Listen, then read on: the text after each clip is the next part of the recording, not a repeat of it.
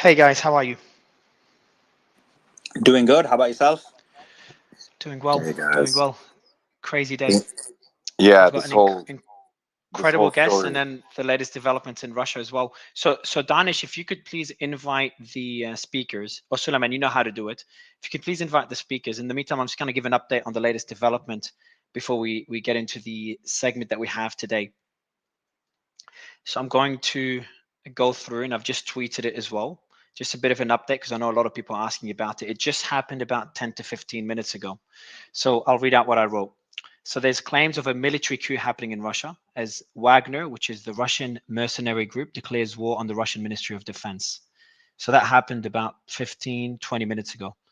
So we're watching, our whole team is watching this very closely. We'll be covering this afterwards. We'll be covering the developments live if they continue. We're trying to verify everything. So I'll read out what we know so far. Despite the Russian, so Yevgeny, who's the head of the mercenary group Wagner, he's accused Russia of bombing his military sites in Ukraine. So the defense ministry initially claimed that there's no truth to his claims. And but the gentleman said, Wagner, Yevgeny said that 25,000 mercenaries would take part in a military coup organized by him. And he said the following: those who destroyed our guys today, who destroyed tens of thousands of lives of Russian soldiers, will be punished. So when he says tens of thousands of Russian lives, he might be referring to the entire war here, or he is. Igor, who's an ex-Federal Security Service member, or he was the head, stated, quote, the military coup attempt has begun. Multiple sources are claiming that an emergency statement is being prepared by Russia's Ministry of Defense. Other sources are claiming that Russia's National Guard is on alert or on high alert. Evgeny or Prigozhin, he sent an audio message about 30 minutes ago now, or less, 26 minutes ago. Details start emerging. The Ministry of Defense urgently arrived to Rostov in order to conduct an operation to destroy Wagner. He used artillerymen and helicopter pilots covertly to destroy us. My thoughts on this is either Yevgeny is falsely claiming his camp was bombed, but there must be a pretext for something, or the Kremlin's attacking Wagner. You know, they've been sparring for a long time, or this is all an accident, and the Yevgeny's is overreacting. And other developments before we begin the show today. 9 minutes ago, Putin is aware of the situation unfolding around Prigozhin. All necessary measures are being taken. That's according to the Russian press secretary. And 2 minutes before that, or 2 minutes after that, according to the National Anti-Terrorism Committee, the allegations spread on behalf of Prigozhin, have no basis. And they say, in connection with these statements, the FSB of Russia initiated a criminal case on the fact of calling for an armed rebellion. We demand that illegal action be stopped immediately. The Ukrainian sources are saying there's infighting among Russian troops. And also, lastly, a minute ago, Prigozhin's statement was labeled as a case initiated as a call for armed rebellion. That's again to the Russian national anti-terrorism community. So we'll be watching this story very closely. Otherwise, we do have an incredible guest today. We have the former Prime Minister of Pakistan joining us, Imran Khan. It's been an honor to have this organized. And we've been preparing for this all week. It's probably the show that I've prepared to the most. And Sulaiman was pretty surprised when we had a call and I told him what I've prepared for. We will keep this away from politics as much as possible because it doesn't matter on what political side you're on. What is happening right now in Pakistan is beyond what I expected. And I knew there's a lot going on. I've been watching the news, but I did not know how deep the censorship was and how polarized the country is. And we all talk about the establishment. Sulaiman is one of the most vocal people I know talking about the establishment, and we me and him fight a lot about it. And he talks about how much influence it has, and I kind of dismiss it in a way. Well, in Pakistan, it goes to a whole new level. I know some people like to compare what's happening in Pakistan and to Mr. Khan to what's happening to Donald Trump, but as I've said to them, it's another level. What's happening in Pakistan is something that is very far from a democracy in the US, and you struggle, or at least some people struggle to call Pakistan a democracy. Now, there's two sides to this. Others say this is democracy in action, but a lot of people cannot neglect, at least in the last few weeks and months, that it's difficult to call it a democracy. But at least that's my personal opinion. Suleiman, Danish, would love to get your thoughts on what I've said so far and the space we have planned today. Yeah, for me, I think the largest or majorest issue was what you're referring to, and that is censorship. And the second aspect of it that is highly concerning is that where a political party or those who are in power use that power to essentially ensure that their rivals are unable to stand for election, which is the case for Imran Khan. And the second thing is that they prosecuted to such an extent both the members of the party as well as their family members. That's what was surprising for me. To the extent where you are basically ensuring that the person who has the largest number of following is unable to stand in a fair election. The second aspect of it, what I found completely baffling this week that I only found out about, was that Imran Khan had not only been completely censored in the media, but more than that, they weren't even able to mention his name. I just find that highly ridiculous. And we would never have this kind of scenario in the Western world. So those are just a couple of initial thoughts that I have that I found that are problematic. In Just addition to that, imagine on the sorry, last point. I'll let you finish, Suleiman. On the last point you said, I just want to highlight it. The last point. Imagine talking about Trump, but none of the media outlets can mention Trump's name or Biden or anybody, or we cannot say it here. We can say, I think the way they say in Pakistan, and Suli, I want you to continue your thoughts. But imagine in we're speaking here and we call Trump the father of Donald Trump Jr., or we can't say Donald Trump Jr. either, or the ex-member of the TV show Who Wants to Be a Millionaire. But Suleiman, continue, please. yeah, and just to continue with your analogy, the shocking part was where family members are targeted. So it's like, for example, Eric Trump or Melania Trump being targeted in the same manner, just because you don't want him to stand. But not just that, people in the party. So, for example, imagine, like Giuliani's family being targeted, and so that's the extent of which I found highly shocking this week when I've looked into the issue. I I appreciate think this. Danish, your initial thoughts? Danish, Yeah, I'll give you initial thoughts and I'd welcome Mr. Khan on stage. But first, Danish, would love to get your thoughts on the show we have today. what's absolutely challenging in this moment is seeing how the Pakistani people are being treated during this whole issue. The economic meltdown that has occurred over the past few weeks, how internet has been put down in Pakistan. And, we've got to take a second back and say, wow, like this is what's happening to the Pakistani people right now. So I'm beyond honored that, Prime Minister Imran Khan is here to talk about his experience. I will start with the intro. So, Mr. Khan, you are the former Prime Minister of Pakistan, and arguably, or in my opinion at least, you're the biggest name in the country right now. You faced multiple assassination attempts. It actually took me a while to search and find more information about all of them. There's been so many. And the most recent one was less than a year ago, where you were shot in the leg and almost shot in the head. You're currently facing over 150 charges, including treason, corruption, murder, and terrorism. You were ousted, some say overthrown, just over a year ago. This was the first time in history a prime minister in Pakistan was removed through a no confidence vote. You're also currently facing 2 arrest warrants that are non-bailable. That was only issued 2 days ago. And we've also heard that your lawyer was possibly kidnapped 6 days ago. I would like to welcome you on stage, Mr. Khan. It's a pleasure to have you, and I appreciate you making the time. Would love to get your thoughts and the latest developments, especially on the latest developments, Mr. Khan. Mario, it's a pleasure being on the show. I look forward to your questions. And your introduction, long introduction, was pretty accurate. So I look forward to your questions. My questions will initially focus on you as a person. But before doing so, everyone in the world, Pakistan is a nuclear power. It's the 5th most populous country in the world and has the 6th largest army in the world, with some say hostile neighbors. Mr. Khan, how did a country with such a large population and such a large military, how did it get to where we are today? And where do you see Pakistan heading? Well, Mario, look, in the 60s, when I was in school, Pakistan was considered one of the fastest growing economies in the developing world, and especially in Asia. It was given as an example of a country which was ahead of the other countries in development. And Pakistan's development model was taken by other countries like South Korea at the time and Malaysia. So where did we go wrong? We went wrong if in a lot of things we did wrong. We didn't pay attention to our human beings. Countries develop when you develop your human beings, invest in your human capital. But where we went wrong is that we never ever had rule of law.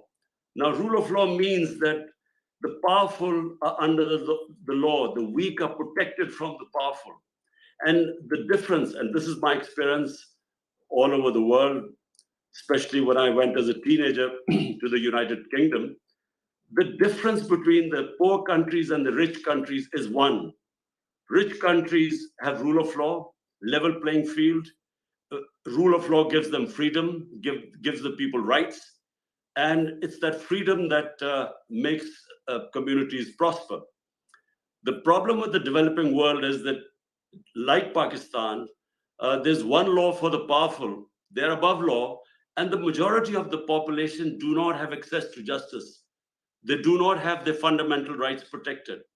And as a result, they don't have a level playing field.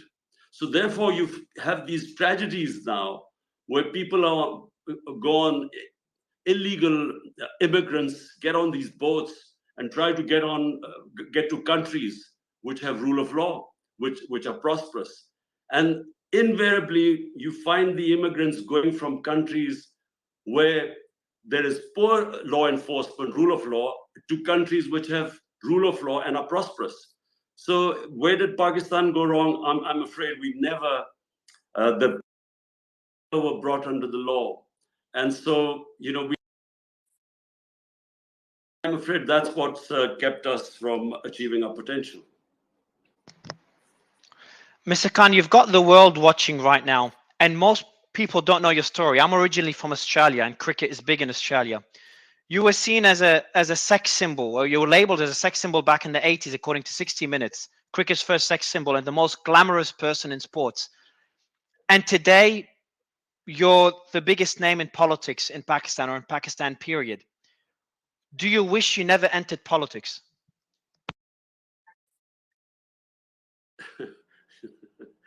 Look, Mario, this is not how I planned my life. My life was, from the age of 9 years onwards, I always had a challenge in my life. And so cricket, at the age of 9, I decided to become a test cricketer, play for my country. And because I watched my first cousin, he performed very well in a match my mother took me to watch. And from then onwards, I wanted to be a cricketer. So life always had a purpose, and it always had a challenge. So when you try and reach the top in your country, the top 11 players, so that's a big struggle. And then once you get there, to stay there is another big struggle. So my life as a cricketer I learned so much from playing international cricket. Because you see, for all those listening right now, look, what does sports do? International sports, you can only succeed if you are able to take the knocks, if you're able to pick yourself up from a defeat.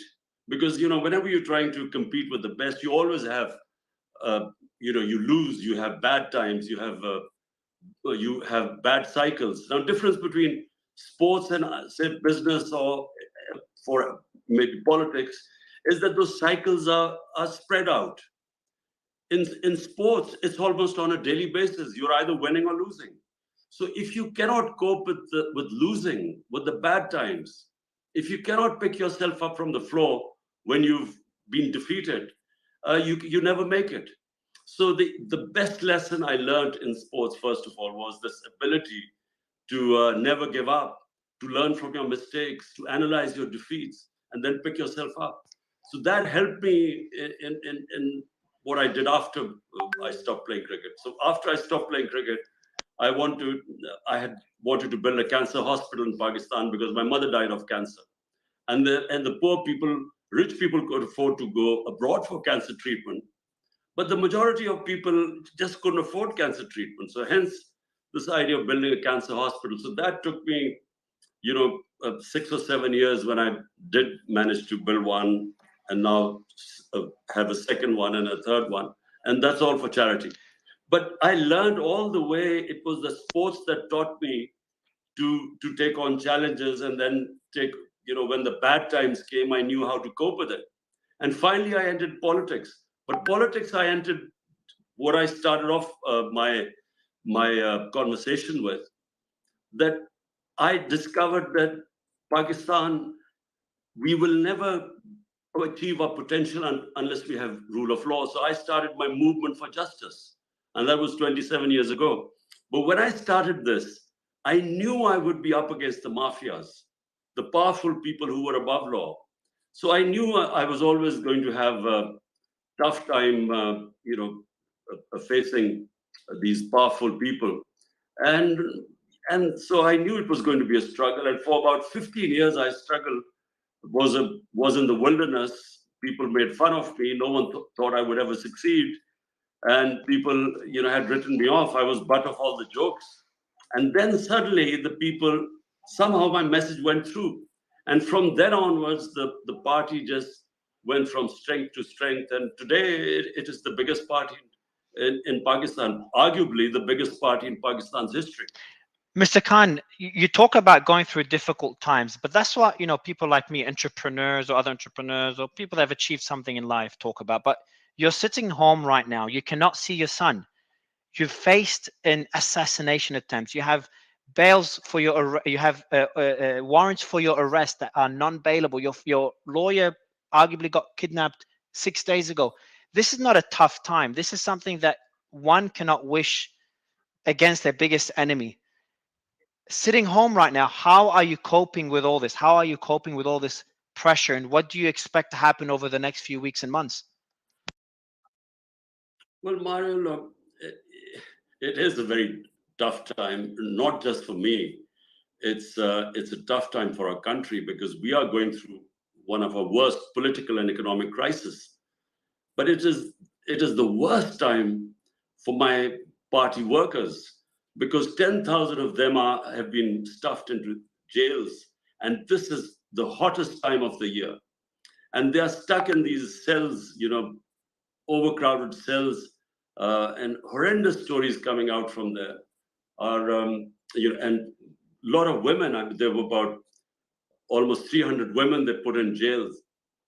So they are going through the worst time. I mean, I'm still in my house, although I expect to be, arrested maybe in the next 10 days. I'm mentally prepared that they will put me into jail because I already have 170 cases.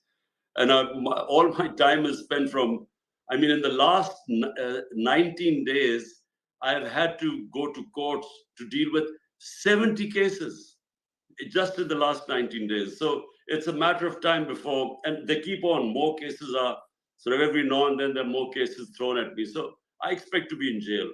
But the country at the moment is going through one of its worst economic crisis, but also political crisis, because no one is certain where we are headed. And you said you expect to be in jail, or do you accept, as in you're mentally prepared to be in jail? Because that was my next question. When I talk to your team, a lot of your team members are outside of Pakistan. They're having family members harassed. Many have them arrested. We've had the Pakistani interior minister said either us or Imran Khan will get murdered. Are you mentally prepared to be in jail, sir? Look, let me first explain again to the audience the situation in Pakistan. What happened was that my government was removed almost 14 months ago. And it was the ex-army chief, who was then the army chief. He then conspired with the current prime minister, and they removed my government. So although it was the best economic performances in 17 years, it's all in our economic survey that our last 2 years, our economy performed the best. Our growth rate, and the country was moving in the right directions. Anyway, he removed our government. But what happened was that they expected the army chief and the people who conspired with him, they expected that once the government is removed, it would be the end of my political party. But something unexpected happened in Pakistan. On 9th April 22, my government was removed. On 10th April, for the first time in our history, hundreds and thousands of people came out in the streets protesting. And not my party workers, but just people came out in the streets. So something what was unexpected by the army chief or the military establishment happened. And from then onwards, they thought that it was a matter of time before this bubble would burst and people would stop supporting me. But then in the by-elections, out of 37 by-elections, despite the establishment, everyone favoring the government parties, 12 of them on one side, we swept 30 out of 37 elections. So that's when my life became a threat. That's when the first assassination attempt took place, because the popularity kept going up. They then thought to remove me from the scene by assassinating me, and I was very lucky to survive it. And after that, there was another attempt on on the 18th of March, another attempt on my life. So I was lucky, I have faith in the Almighty. I believe that death is in Almighty's hands. We try and take precautions, but eventually, when the time comes, you go. So I have conquered my fear of dying. But the thing is, the government parties and the establishment, they do not want to see me in power. So hence this crackdown has taken place where they've virtually trying to dismantle my party. But the problem they are facing is that you can get rid of the leadership. You can even try and tell, the sort of pressures they are putting on our leaders to leave my party, or even our ticket holders to leave, not stand on our ticket. I mean, it's never happened in Pakistan before. Such naked fascism has never taken place in this country before. But what is happening is that the vote bank is intact. In fact, the vote bank is growing. So they have a problem now. Even though they can get rid of, some of our senior leadership by pressuring them to leave the party, but the problem is the vote bank is increasing, if anything. So this is where the dilemma is. What do they do next? I think they will put me in jail. They'll try to disqualify me. That is where we are headed right now. But, it's not going to, even whenever there are elections, my party is going to win the elections. So even if I'm in jail, the party is going to win the elections. So, answer to your question, Mario, yes, it's a very tough time. Toughest time for me in my 27 years of politics, probably in my life, 70 years of life. But it is much worse for my workers who are now stuck in this heat and these cells and jails and not being fed properly. That worries me much more. Mr. Khan, I've got a question that relates to something you mentioned, and then we'll go to my co-hosts.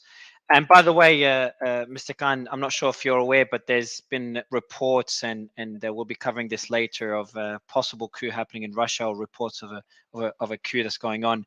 You probably heard about this news, but something I'd mentioned to you, since you're with us here on stage, and we have the chief of Wagner that's mentioning some.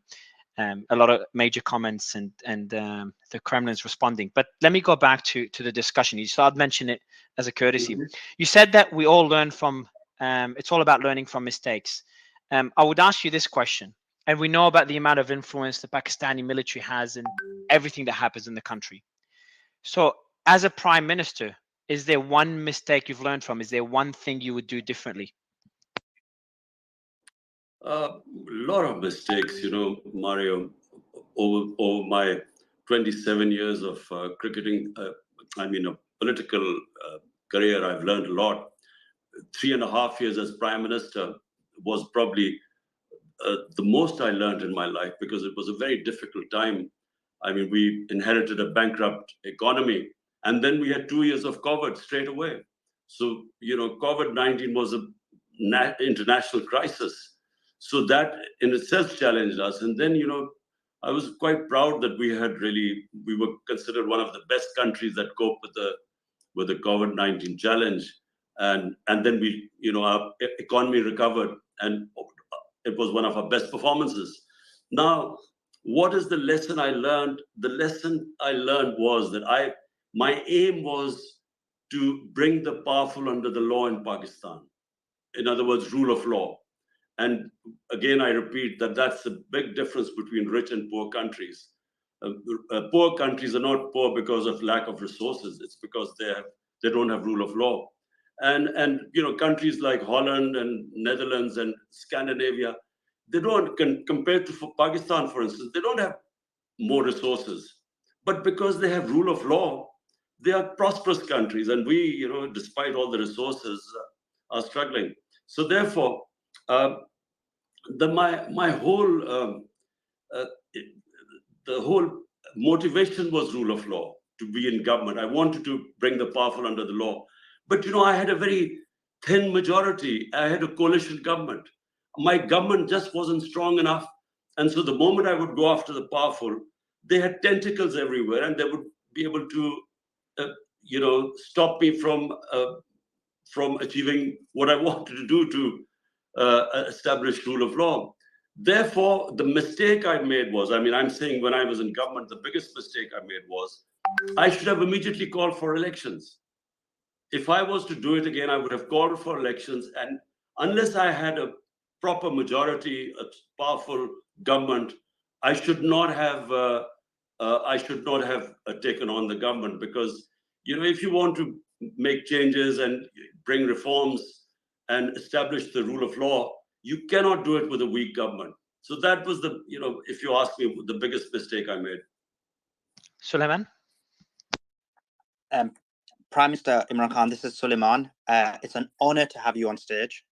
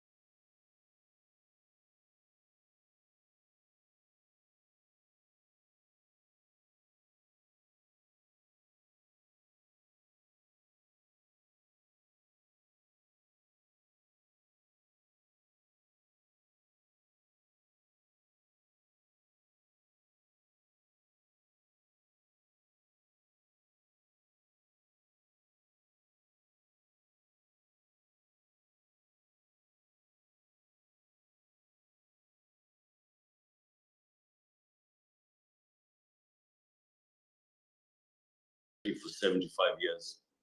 So therefore, I had to work with them. Work with them means the army chief. And, for a while, the relationship worked.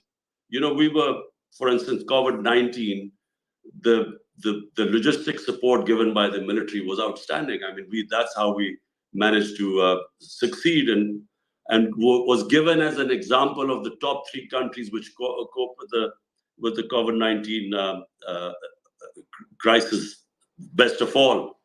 But the problem happened when the army chief decided to switch horses. So why he decided, I still don't know. My hunch is that it was because he wanted an extension, and he was assured an extension by the current prime minister. But so he's best supposed to answer that question. What happened? So recognizing that you can't work without the military establishment. Although in the future, let me just say, correct you in the future, what needs to be done. Look, in any management system, the person who has the responsibility must have the authority. If you split the two, no management system works where the authority is someone else has the authority and someone else has the responsibility. So an elected prime minister is supposed to have the responsibility, but unless he has the authority, the governance system doesn't work. So in our case, as long as the army chief was on board, things would happen.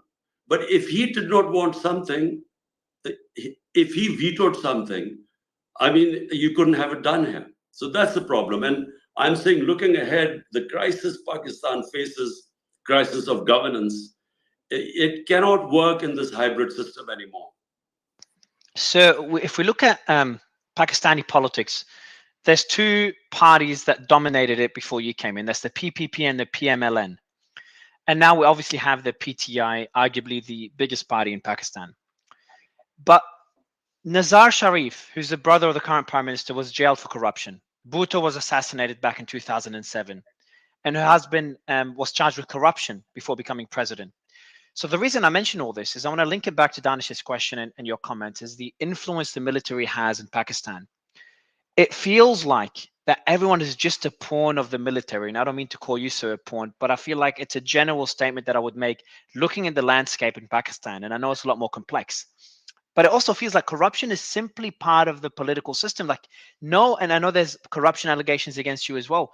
It just feels like no president, nobody in Pakistan within the government could avoid being charged with corruption or avoid playing by the military's rule. Is that a fair statement? Look, let me first say one thing. My government was the only government not removed, not because of corruption. Other governments, when the 2 main parties in the 90s, they were removed twice each for corruption. And the corruption charges against the 2 main parties we inherited them. When they were in power, these corruption cases against them were made then. One of them was the famous Panama scandal, where there was an expose of offshore accounts of various heads of world leaders and ministers. I don't know whether you remember the Panama scandal in 2016. So that's when their properties came out in London, and the Sharif family's properties. So we inherited this all in 2018. Now, my government never was charged for corruption. So the army chief afterwards gave a statement saying something ridiculous, like he thought that I was dangerous for Pakistan and that's why he had me removed. But the point I want to make is, look, corruption is a symptoms when you do not have rule of law. If you have rule of law, you don't have corruption. So, and why does corruption destroy the developing world? Because the powerful are the ones who are stealing the most money and siphoning off abroad to offshore accounts. There's a report by the Secretary General of the United Nations. It's called the Fact-I Report. And he got economists to find out why the poor countries were getting poorer and the rich countries were getting richer. And according to the report, now this is Mario, just listen to the startling figures. $1.7 trillion every year are siphoned off by the ruling elites, illegally, money laundered out of their countries, going to Western capitals, to offshore accounts. $1.7 trillion every year. And there are about $7 trillion of money parked into these offshore accounts from the developing world. So what is happening is that the ruling elites, because they don't have rule of law, the powerful are above law, they manage to get away by plundering their countries. So the poor countries are getting poorer and the rich are getting richer. And one of the reasons why you have these immigrants sort of dying to cross over to the rich countries is because the rich countries don't do anything about it. Because they benefit from this inflow of capital, they don't try and stop this. And I try to raise this at the United Nations. So in Pakistan, the reason why we have not been able to convict the powerful, although there's so many cases of corruption against them, is because weak law enforcement. The powerful always manage to get out of it. And the problem also is that we had the General Musharraf. Now he spent billions of rupees trying to have these two families convicted because he removed them on corruption. And just when cases were maturing, he then does a deal which was called the NRO, the National Reconciliation Ordinance, and he gave them immunity. And so therefore they were back in power for the next 10 years.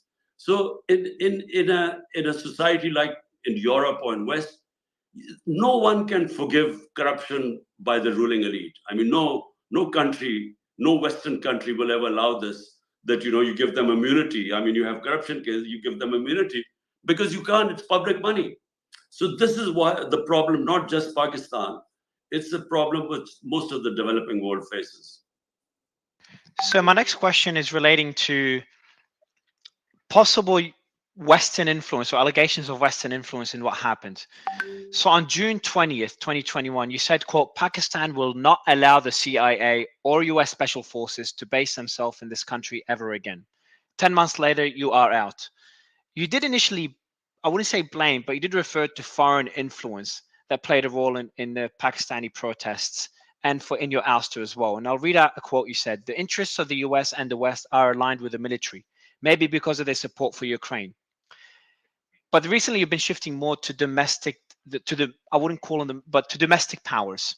How big of a role do you think the US did play in your ouster versus domestic powers?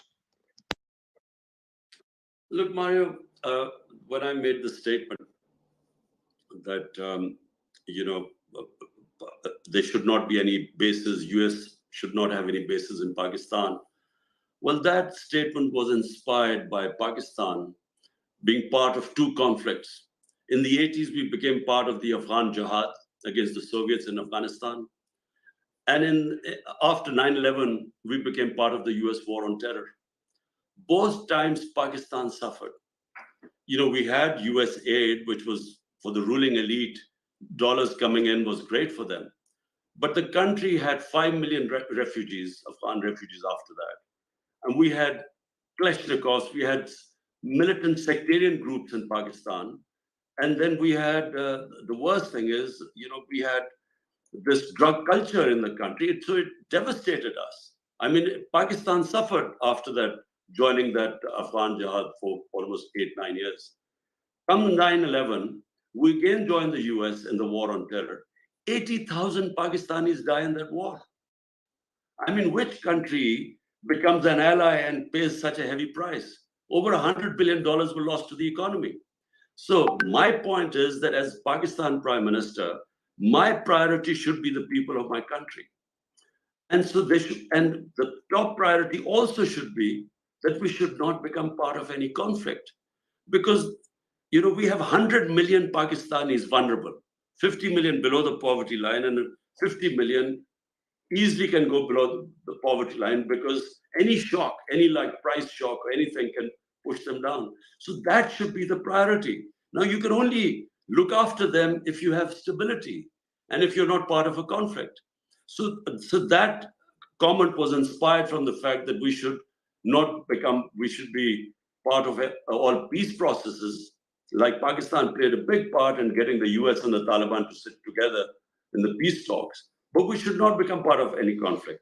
Now, what you say about, what happened, in the ouster of my government. Now, what happens is, I'll just narrate you the facts.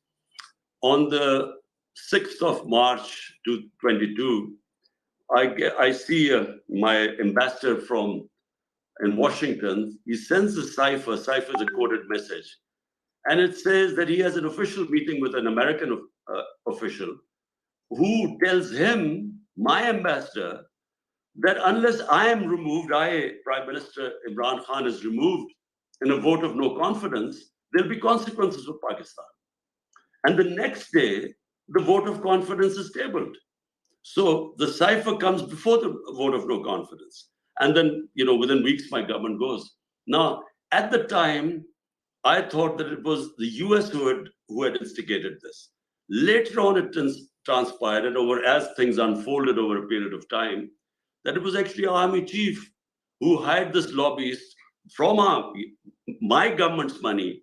He paid him $30,000 to lobby against me that I was supposed to be anti-American and the army chief was pro-American. So that came out later on. And so how did I correct myself? Because I then realized that it wasn't really, this didn't originate from Washington. It was actually from Pakistan, this conspiracy to remove me, where he then fed the Americans that I was anti-American. So that is how it unfolded. Suleiman? Prime Minister Khan, as you know, most of our audience is largely from the United States. And so to continue on with the point that you made just now, how do you envision a relationship between the United States and Pakistan, considering the complexity and the challenges faced by both countries? Look, Pakistan should always have a good relationship with the US, simply because not just that the US is a superpower, but Pakistan's biggest trading partner. I mean, Pakistan our highest exports are to the US. But not just that, the most powerful expatriate Pakistan community are the Pakistani American community. So we should always have good relationship with them. And so if you ask my point of view, I mean, whatever this cipher and whatever happened, for me, it's all in the past. The thing is that it is important for us to establish good relationship with them. And by the way, I had very good relationship with the Trump administration.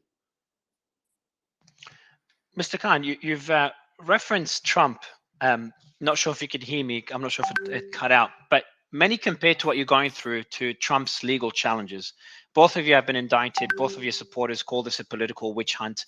I would not call that comparison, because what's going on in Pakistan is significantly more serious, in my opinion, to what's happening in the US. But what will be your message to any Trump supporters that make that comparison? Look, it's completely different. What's happening and I'm not fully aware of the cases on Donald Trump, but mainly because, as you pointed out, my situation right now, all my concentration is really dealing from a day-to-day basis. It's a sort of game of survival right now here. But I can tell you that the cases against me, if this was happening in the United States, there would be a public uproar. You could not, I've been known in this country for 50 years.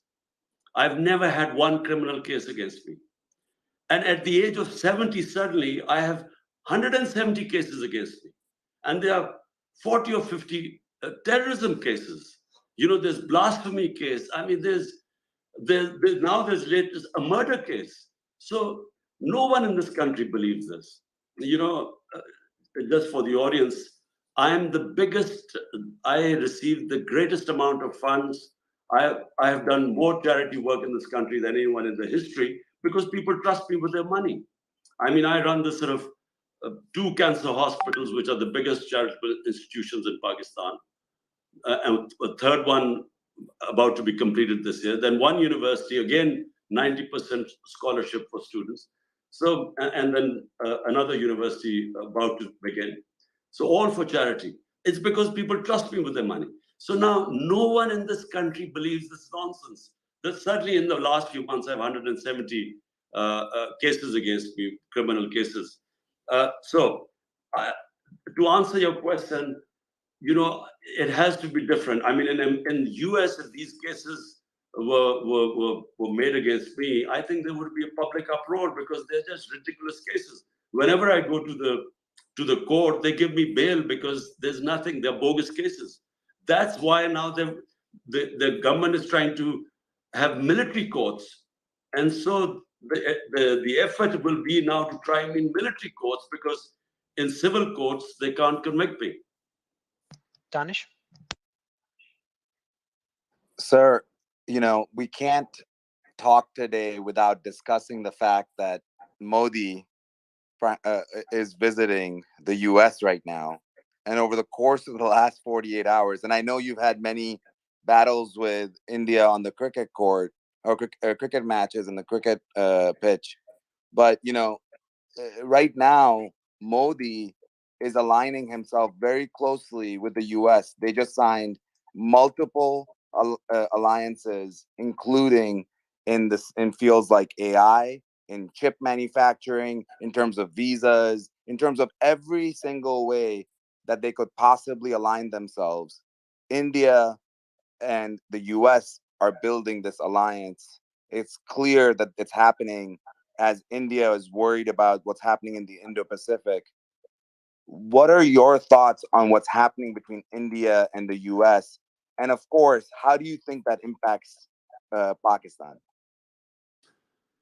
Well, look, it's good for India. Clearly, this alliance is very beneficial for India. And I see the US interest in this alliance because, the containment of China.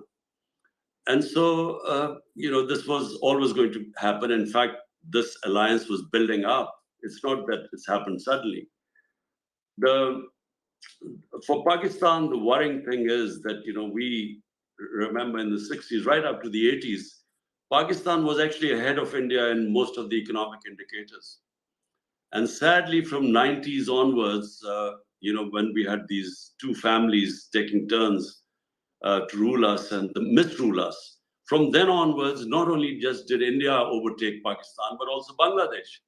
And that's painful for people like us because we know that when we were growing up in the 60s, there was so much optimism in this country because, people had confidence in themselves because they felt that we were the country which was outstrip all the other countries in Asia.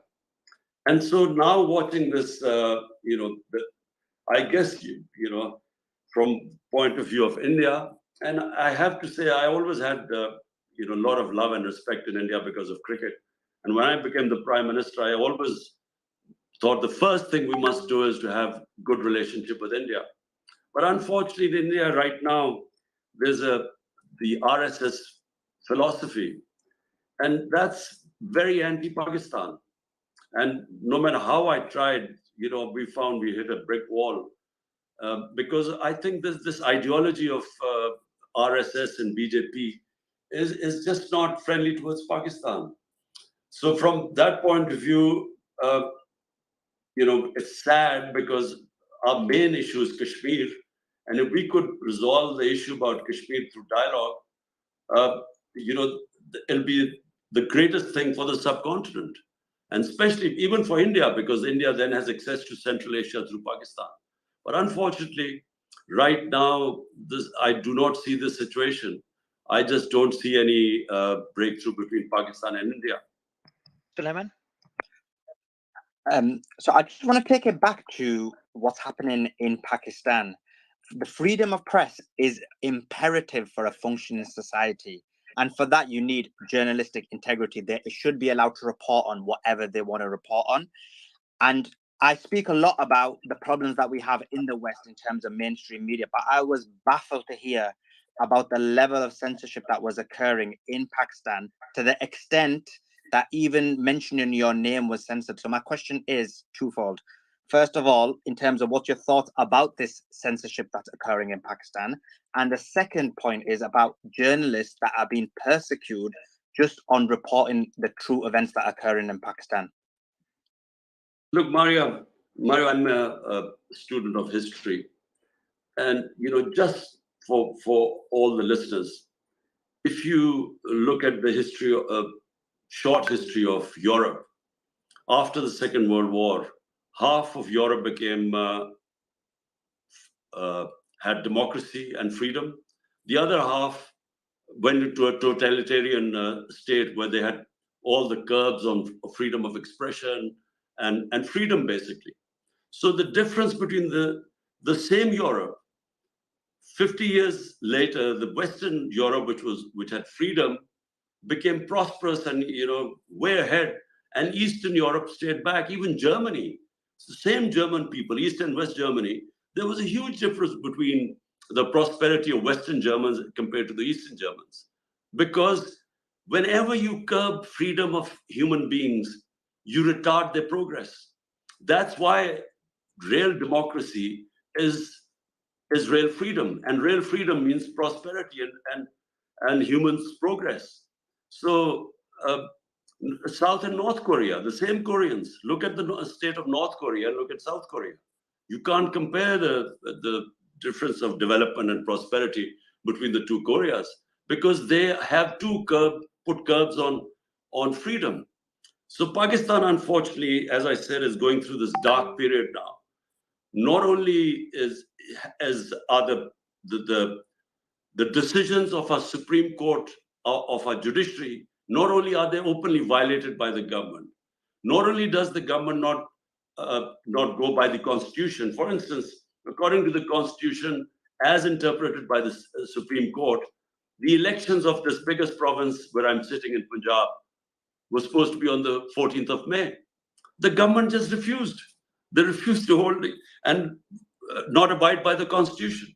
And similarly, right now, I mean, our people go for bail, the courts give them bail, and then they get picked up by the police and on charges on other issues. So complete violation of fundamental rights going on right now.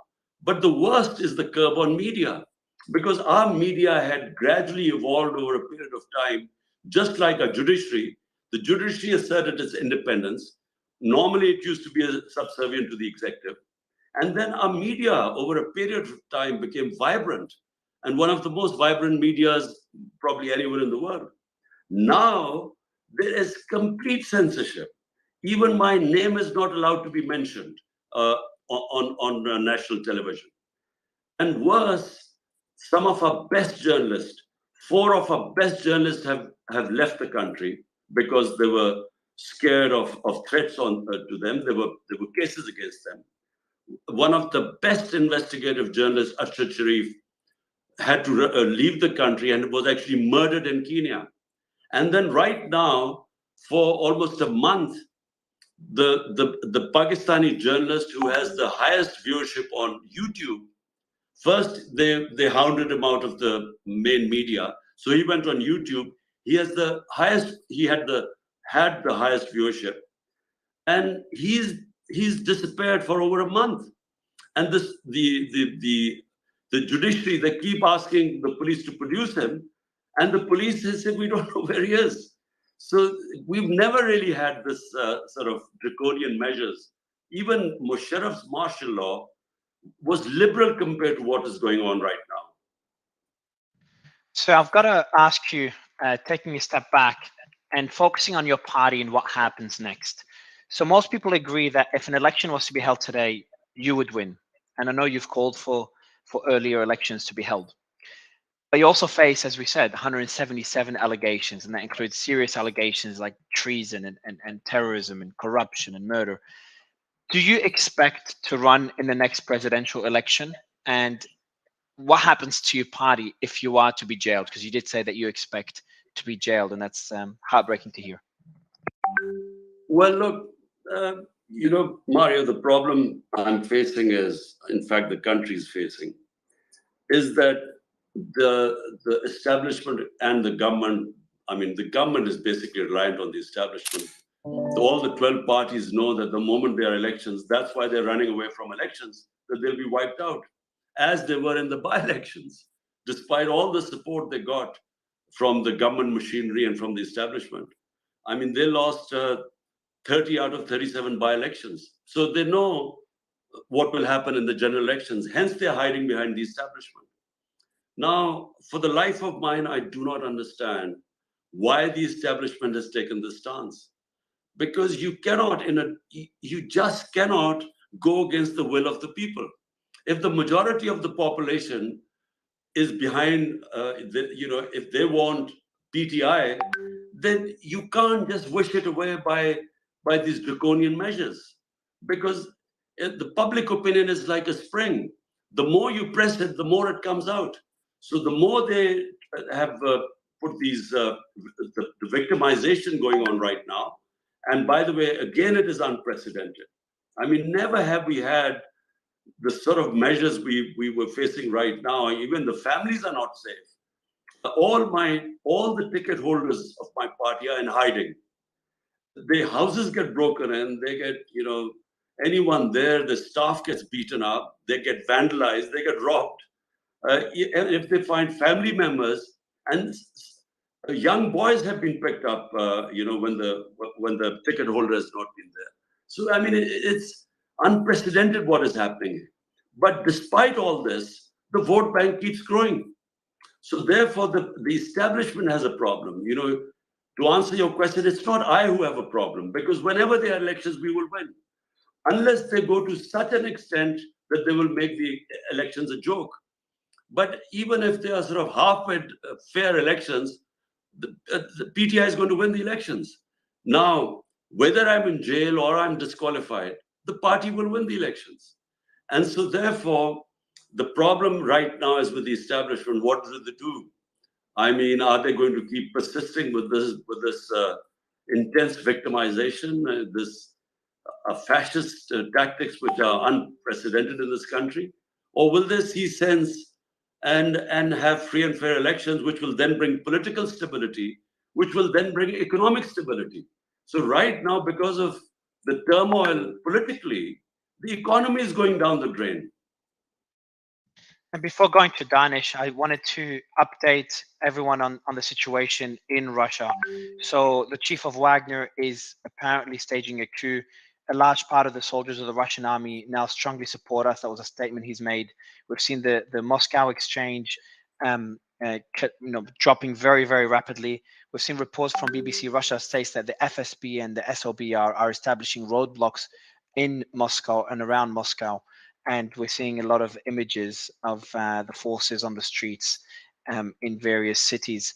And we also see there's a criminal probe. The FSB has mentioned that there's a criminal probe into calls to stage an armed mutiny after the comments from Wagner. So that's a quick update there, and that will be covered next on the show. Danish, go ahead, sir. Oh my God. Well, we're praying for people, the regular people in Russia, I guess. I was going to say, sir, one of the big points that you have brought up today and that, you talk often about in your speeches is around the establishment. Often the establishment, for people that are not paying attention, seems like this boogeyman, right? This group of people that are responsible for all the bad things that happen in the world, But when you talk about the establishment in Pakistan, you're very specific about the two families, the army, especially certain parts of it, and the ruling class. But you've also previously mentioned about the global establishment. And I think for a lot of the people, we have a global audience, most of it in the USA, but a really global audience. When you talk about the global establishment, who are you really referring to? I mean, we're seeing what's happening in Russia right now, where we know what's been happening around the world. When we'd love for you to define a little bit more of what that global establishment is. Well, look, I haven't really spoken about the global establishment. I specifically talked about, this one incident where I had the cipher. I mean, imagine my own ambassador sending me this message that a government official is saying, get rid of your elected prime minister. Imagine how insulting it was. I mean, I thought I was really furious, not so much as that there was a conspiracy going on, and just the arrogance and how insulting it is for a country to find some official sending a message to the elected prime minister. So, but look, if you have public support in your country, then basically it does not matter. No one can really do much against it. The problems happen when the political engineering can be done, when you have 2 or 3 players and then one gets picked up because they're supposed to serve your interests more. So then that establishment can come into play. But right now in Pakistan, when people say, look, you criticize the US regarding the cipher, and now you're asking for help. I'm not asking for any help. I don't want help from anyone else, from outside. I mean, either the people of Pakistan will elect me, or if they don't elect me, that's fine, because they have already given me enough respect. But all we want from the Western world is that they should stick to the values they preach, which is about promoting democracy, about freedom of expression, about rule of law, about human rights, talking against custodial torture. All that is happening right now in my country. They should just speak about the values they preach. It should not just be when you want to criticize Russia or China that you bring out these things of democracy and human rights. It should be wherever, and especially in a country of 250 million people, when you see that the democracy is being dismantled, they should speak out, because this could have consequences later on. So, as we speak, we are getting reports from the audience. And by the way, for the audience, the purple bubble at the bottom right corner allows you to comment and chat to other audience members. Our team is going through all the comments to find questions for Mr. Khan. In the meantime, we're getting reports, and we've been getting them for a while, and I think it's worth mentioning. Due to this space, internet services have been slowed down in various areas in Lahore by the government. So we had this report by multiple sources. Obviously, I'm not in Pakistan to be able to verify, but it wouldn't be surprising. And we did talk internally about attempts to crash this space. We did talk to Twitter's team to make sure that they do help us in the background, that nothing goes wrong. Otherwise, I will go to Sulaiman for the next question. I mean, first of all, I think I'll ask a question in a second, but I'll just ask Imran Khan, what's your thoughts on what Mario said in terms of this censorship? Because I know that the internet has been removed during various times in order to make sure that you can't access the public. Look, this is what the government is trying to do, and this fascist government, because really, I repeat, under General Musharraf's martial law, I was in the opposition. I actually went to jail for 7 or 8 days. But I never experienced these sort of fascist draconian measures, what is happening right now. This is unprecedented. And the problem is that they don't realize that the world has changed because of social media. So I'm completely out of the mainstream media, but because of social media, I can still get my messages through. And so all these tactics don't work anymore. They used to work at one time, when during General Zia's martial law, General Ayoub's martial law, there was complete media censorship. And you actually could get away with it because we had no other source of information. So we would believe whatever I'm talking about when I was growing up, we would believe whatever the government-controlled censored papers and television would say. But now everything has changed. The rate at which information goes viral is so rapid, it just cannot be controlled. Sulaiman? So another question I have is, you mentioned earlier about 2 families who have essentially been ruling Pakistan and taking turns in terms of owning the leadership of the country. And obviously you were an outlier where you rule the country, which wasn't those 2 families and wasn't the military. If you're not given this opportunity to fight the election, do you think that this is going to be the end of any form of democracy in the future, and we'll continue to have the status quo? Look, we're on a genuine crossroads. I mean, we now face at one point a complete destruction of our democracy where we are headed. Because remember, when the constitution is just violated by the government, I mean, for instance, the constitution is clear that when you dissolve a government, and we dissolved out of the four provincial governments, my party was in power in two of them, which is 70% of Pakistan. So when we dissolved our governments, the constitution is clear that elections have to be held in 90 days. Well, the government refused. The federal government refused to hold elections. Now, this is unprecedented. It does not happen in a democracy. Secondly, right now, all fundamental rights are being violated, and the police openly flaunts them. I mean, the judges, for instance, ask the police to bring in the people who they have put in jails. First the police doesn't respond, and then when they bring them, the judges give them bail. They're immediately taken. Some other charges are levied on them, and then this media, total ban on media. I mean, I can't. My name cannot be mentioned on the media. I mean, this also has never happened before. So we are heading towards a blind alley now.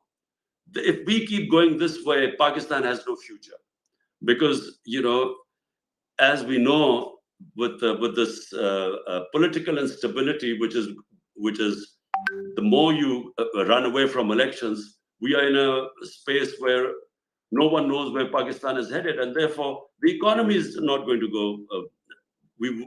We have no way of picking up the economy if there's no political stability. So that's one way, and the other is free and fair elections. Allow the people to decide who they want to govern this country, and then once a government comes in with a proper majority and the backing of the public, then conduct sweeping reforms, reform and governance, establishing rule of law, bringing the powerful under the law.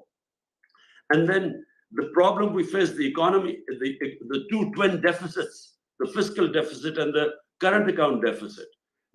Unless we make sweeping reforms, cutting our expenditure, raising our revenues, which needs governance reforms, unless we do that, we are not going to be able to get out of the mess we are in right now. And so that needs political stability, which can only come from free and fair elections. So, talking about stability, what does your relationship with the new army chief look like? If PTI were to win the next election and you become prime minister once again, what would that relationship look like? Because we would expect that relationship to be in good working order for there to no longer be any clashes. Well, at the moment, I'm afraid there is none. Although I've constantly asked for dialogue with the army chief because he holds the power. I mean, the coalition of parties are basically puppets now. So I've asked for dialogue, but unfortunately had no response from his side.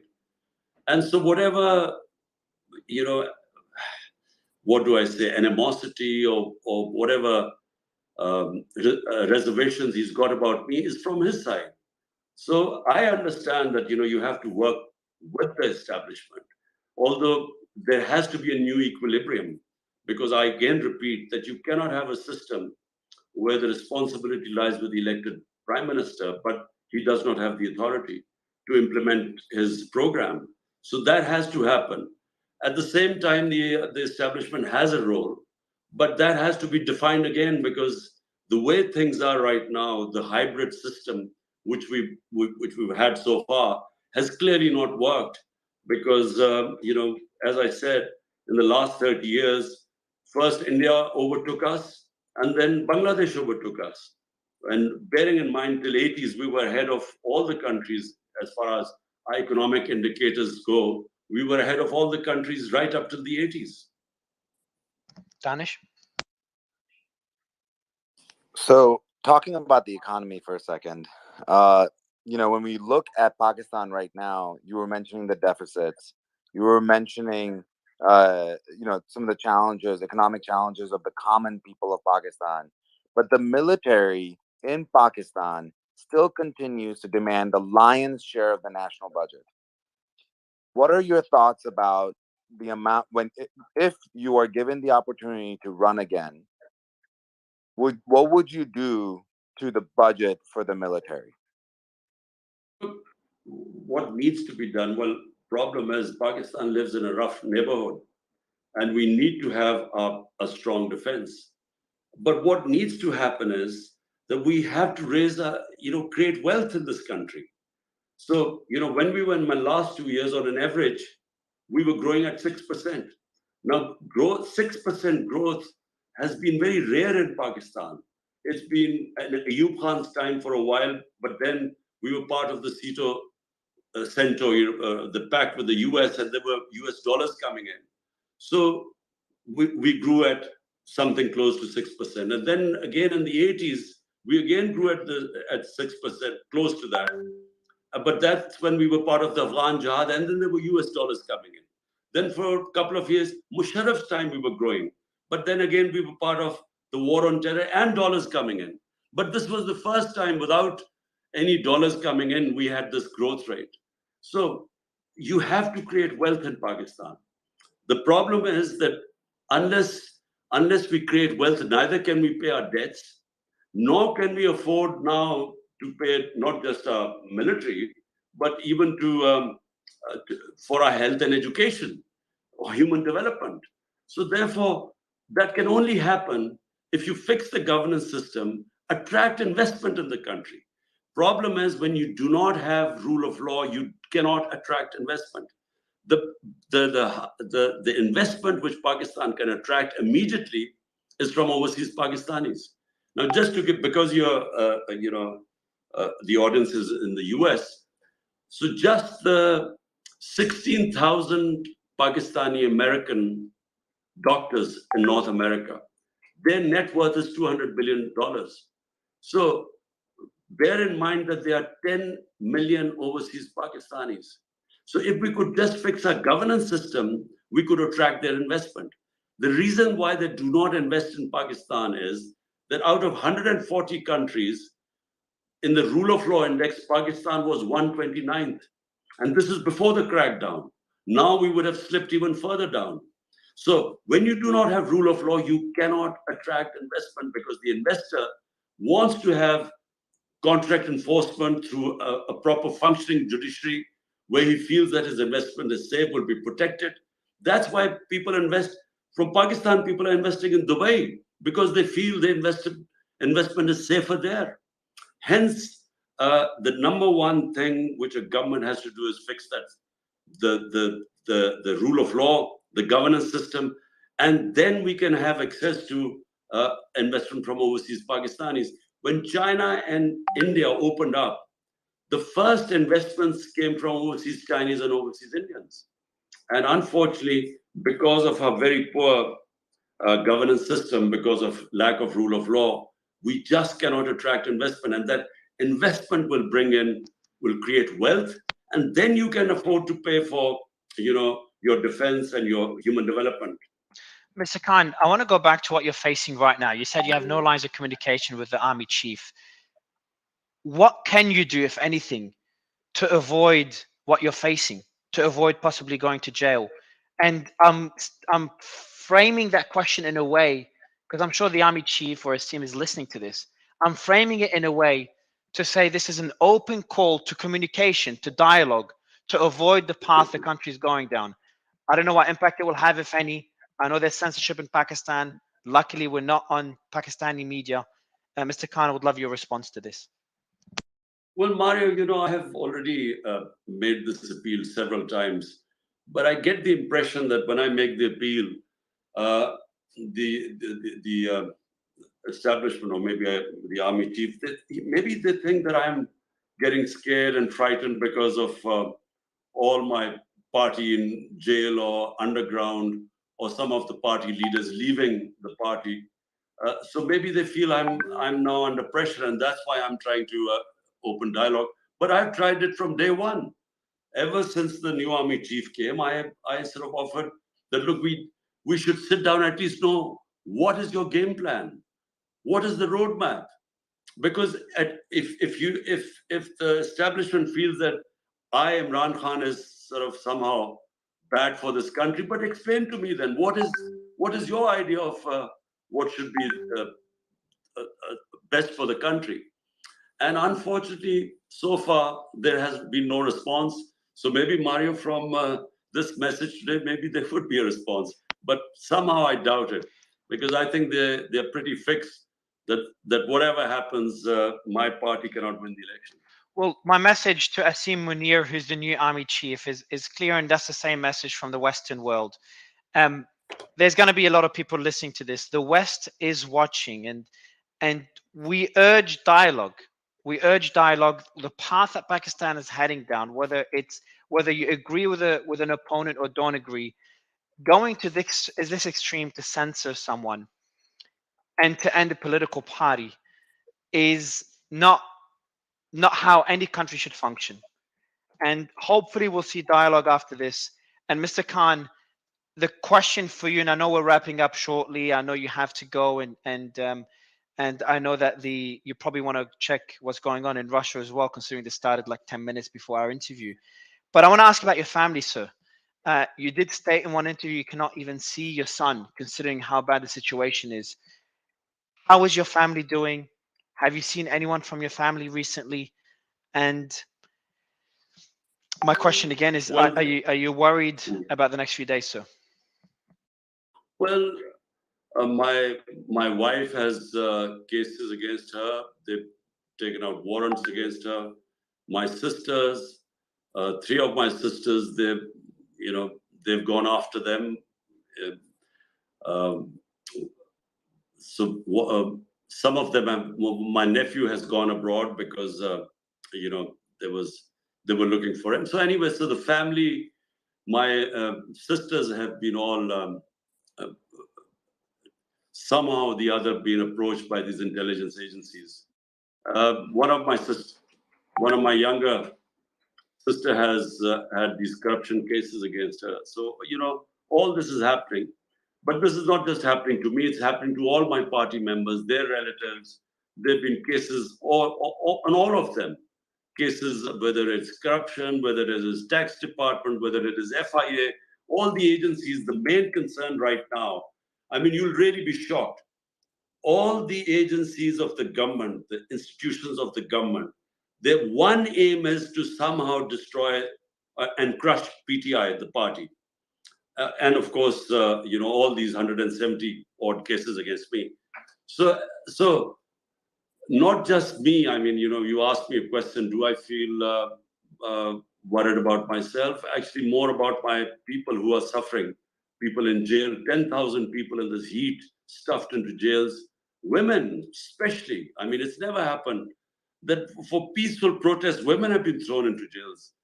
And then, you asked me about my sons. There's no question of me asking them to come over right now, because it is a very, for families, this is a very scary time if they happen to be affiliated to me or my party. Suleiman? So we did have plans for congressmen and senators to come immediately after this, but due to the escalation in Russia, we're going to just field a couple of questions, and then we will allow the ex-prime minister to basically go, finish the interview. And I just want to urge, before you go to the question, I just want to urge again, everyone listening, everyone in Pakistan, everyone around the world, obviously peacefully, but pressure, especially people outside of Pakistan, because Pakistan is doing enough. Attention and pressure should be placed on Pakistan to function as a democracy. The censorship and the political witch hunt, and this is what a witch hunt looks like. This is what a witch hunt looks like. Shouldn't exist in any democracy, and we should not accept it, even if it's not in our own country. But go ahead, Suleiman. Yes, I just want to go to Sarah for the first question. She's worked in US politics for a number of years as a businesswoman, and she engages in politics and current events. So Sarah, please go ahead with your question. Thank you so much, Suleiman. Prime Minister Khan, you stated earlier that you expected to be in jail within the next 10 days. Do you feel that you would be released soon after, or that you would remain in jail until trial? Look, I'm not pushed about the cases because, whenever they go to court, the cases they're all bogus, frivolous cases. the thing is, I think, well, let me tell you what they are thinking. I mean, what will happen, God alone knows, but they're thinking that, look, if they put me in jail till the elections, then at least my party will be wiped out. And so once the elections are over, then they could let me out. I think that's the thinking right now. Suleiman? Okay, let me go to Khaleesi. Khaleesi's been engaged in Pakistani politics for a number of years, so Khaleesi, go ahead. Thank you so much, Suleiman. You have many supporters in listeners, Imran Khan, who'd be delighted to see me on the panel with you. My question is, how do you see the future of Pakistan over the next 2 decades? Because geopolitically, there are a lot of changes in terms of the BRICS alliance and other factors. So if you were Prime Minister, how do you see that changing? Look, in my 3.5 years, I remember 2 of them were taken by COVID-19 and the impact it had all over the world. And basically, a trade really stopped in those, especially 1 year, everything stopped. So in my brief stint of 3.5 years, I feel that Pakistan has tremendous potential. And I repeat, in the 60s, when we were growing up, this was the happening country. I mean, there would be students from Middle East, from everywhere coming to study in Pakistan universities. In my school in HSN, we had Malaysian princes and people from all over the world coming to study there. So this was, a country with great expectations. And I feel that if we can fix our governance, and I repeat the word, justice, the difference between countries is countries have justice, rule of law, a level playing field, the weak protected by the strong, from the strong by the justice system. The famous saying of Churchill, when Hitler's forces were on the borders of, had conquered France and were on the verge of invading or thinking that they would invade Britain, and the, bombing raids were taking place over London. So people approached Winston Churchill and asked him, will we survive? And he said, look, something strange. He replied, and asked the question, are the courts in Britain giving justice? And the people said, yes. He said, then we'll survive. Because justice is the big thing which differentiates countries throughout history. If you look at the Roman Empire, there were Roman laws. If you look at the rise of the Muslim, when they led the world, it was based in the state of Medina, where it was based on rule of law. So gave people level playing field, liberated the people from the powerful. And that's always the society's fortune. And then I give the example of East Europe, Europe when it got divided between the East and West. And the countries that had democracies just took off because free people take off. And so the problem we face right now is, I repeat, we have to have rule of law. If we have rule of law, this country will take off. Why do our people have to go to seek employment all over the world? Because we just cannot give them the administrative system, the governance system, which would create jobs in this country. And the bottom line is we have been ruled by a tiny elite which has hogged the resources of this country. Elite capture. They have captured the resources and they do not allow, they just do not give freedom to this country to achieve its potential.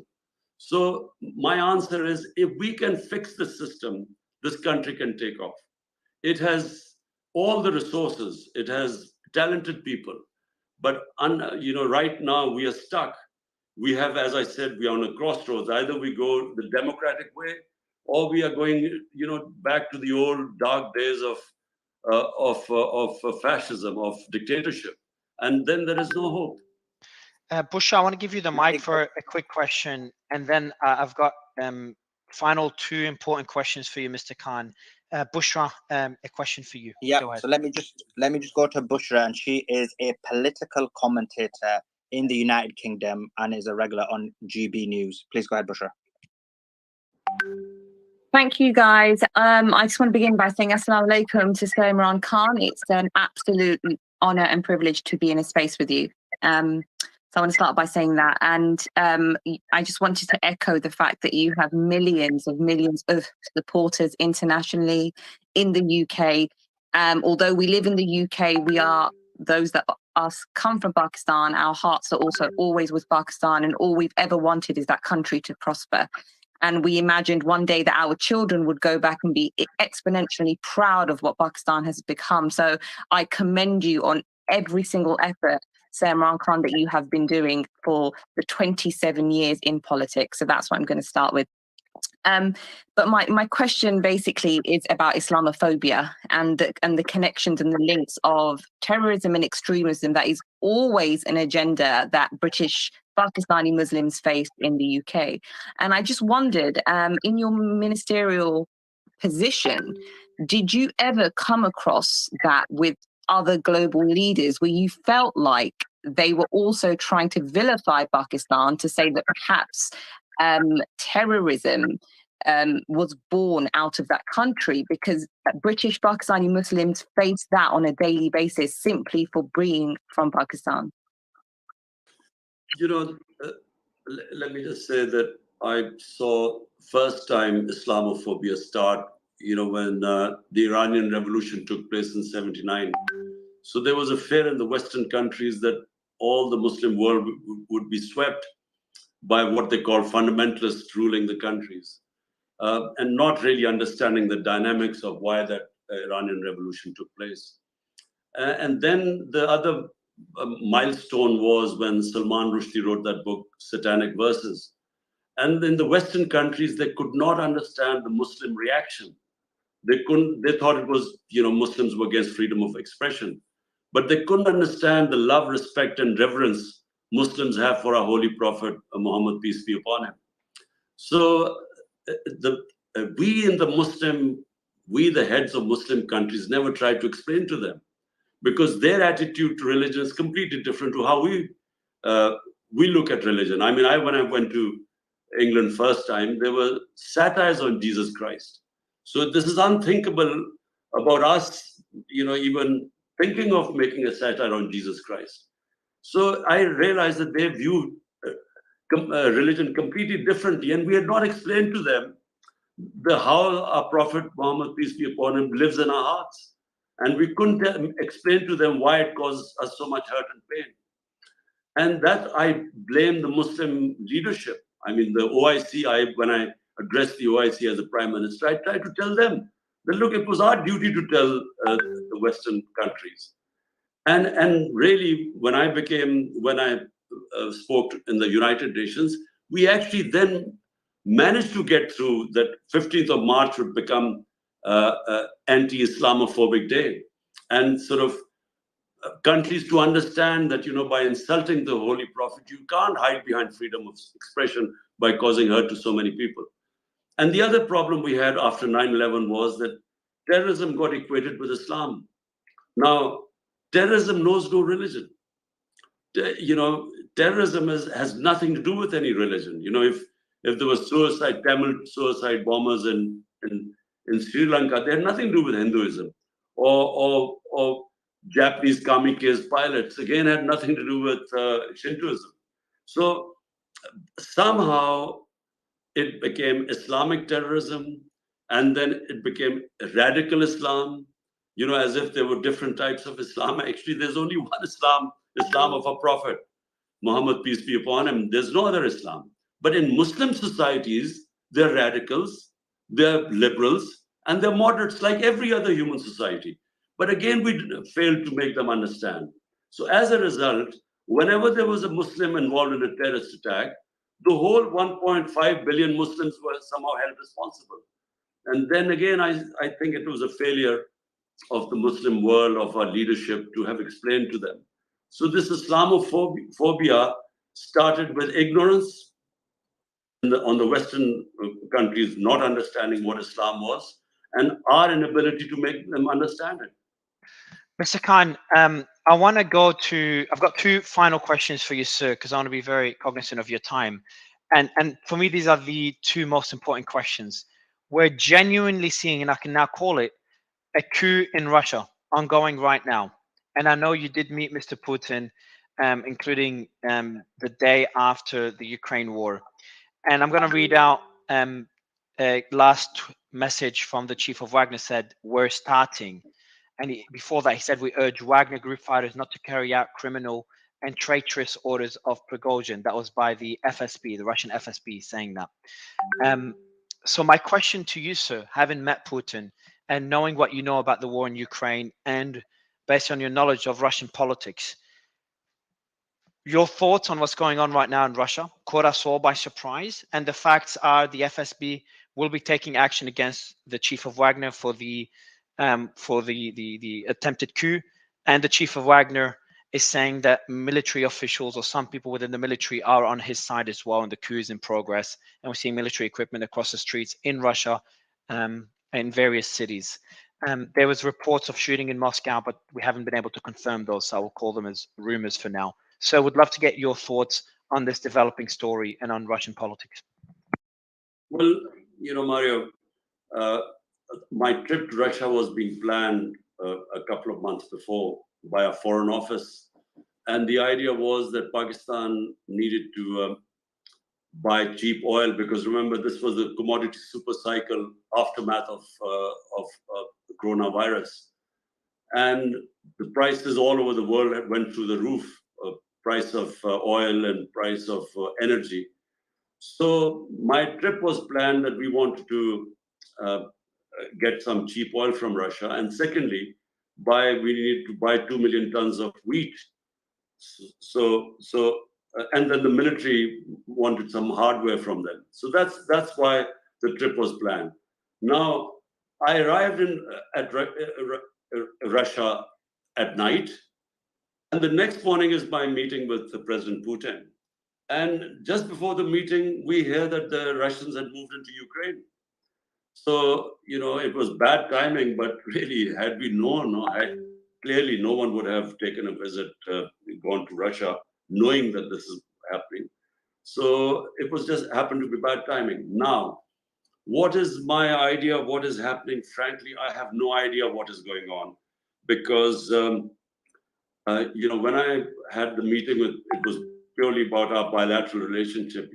As I said, we wanted we wanted gas pipeline built by the Russian firm. So it was purely bilateral. But I did ask him what did he feel, when I heard that he had moved into Russia had moved into Ukraine. How long would it take? Because I'm basically very anti-war. I have always, as a student of history, wars are always miscalculations. You always have people, men starting war, and then once they start the war, they don't know when it will finish. And this is always based on miscalculation. All great disasters in military have been miscalculations. So I asked President Putin, I said, how long would he think this would take? So he was very confident, maybe 4 weeks. But then he said 4 weeks, but then he did say, but you never really know in the war. So what is going to happen now, I have no idea. But, if I was in his place, I would never have started a conflict. Because, in Pakistan, we have seen, this war on terror. I remember General Musharraf telling us, when he was taking on war on terror, I asked him, how long do you think we will be involved in this? And he said, matter of months. And for 15 years, we were involved in this war when 80,000 Pakistanis died. And same, so I'm not a big believer in solving issues through military conflict. And so my final question for you, you've been incredibly courteous with your time, especially at such a sensitive time, and you're the victim of extreme censorship. We know Elon is working hard to fight censorship, and Twitter Spaces is one way of doing this. We've covered a lot of topics that would not generally be covered by mainstream media in the West, let alone by media in countries like Pakistan. So my question to you is, would love your thoughts on what Twitter is doing to fight censorship, what other people in the West and around the world are doing to fight censorship, and lastly, and most importantly, your thoughts on this journey, this experience on this interview on Twitter Spaces, and the discussion so far, Mr. Khan? Look, Mario, the Twitter is for me right now. I mean, it was my main way of communicating because there's, as you know, I'm completely banned on all mainstream media. So were it not for Twitter, I would not be able to get my messages through. And also, I do record my videos, and they go on YouTube. So for someone like me, I mean, we are grateful for this ability to get our message through, because and frankly, the worst thing that can happen to a country is when you put brakes on freedom of expression, because once you stop criticism in a society, the society has to go down. Let me say, as a cricketer, I mean, I wasn't the most talented, but I was more successful than others because I was my greatest critic. And I would always read reviews of people who I valued, whose criticism I valued, because that's how you improve yourself. So when a society deprives itself of criticism, it is only one way it is going to go: downhill. And again, I repeat the example of countries with democracies. The better the democracy, the more the country prospered. The more freedom you give to a country, the more it goes up. And the more you clamp down on expression and fundamental rights in a country, you destroy its future, because you destroy its freedom. And only free people prosper. So, though throughout if you look at the history of mankind, it has been a constant struggle for humans to be free of controls. If you look at the British history, it was Magna Carta which started putting curbs on the power of the executive, and then sort of gradually the democracy evolved. We in Islamic history, we started off a very democratic societies where we had the executive was firmly under the rule of law. And that's how we started. We ended up moved towards monarchy, and our freedoms disappeared. Whereas in the Western countries, you had a French Revolution, you had the American Constitution, you had the British Parliament, and moving towards democracy. So we went the other way. Now Pakistan stands at the crossroads. We really have to protect our democracy, which is our freedom. And if the country, if we as a people in Pakistan, if we can rally and save our democracy, we will save our future. So this is really where we stand right now. And I'm very pleased that, Mario, I got this space, Twitter space, and I'm glad that you're fighting against censorship.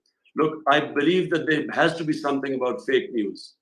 Fake news has to be countered because, this is an industry now, fake news. But freedom of expression has to be preserved. Well said. Mr. Khan, a real pleasure to have you. For everyone listening, before I wrap the space, we will be ending this space so all the media can listen to the recording. They're waiting for the recording, and that will only be possible when the space ends. And in 4 to 5 minutes, we will start a new space to cover live the coup that's happening in Russia. The team is ready. Otherwise, most importantly, former Prime Minister of Pakistan, Imran Khan, such a pleasure to join you, and our thoughts are with you over the next few days. Thank you, sir. My pleasure, Mario. Thank you. Thank you, sir. Everyone else, we'll see you in a few minutes.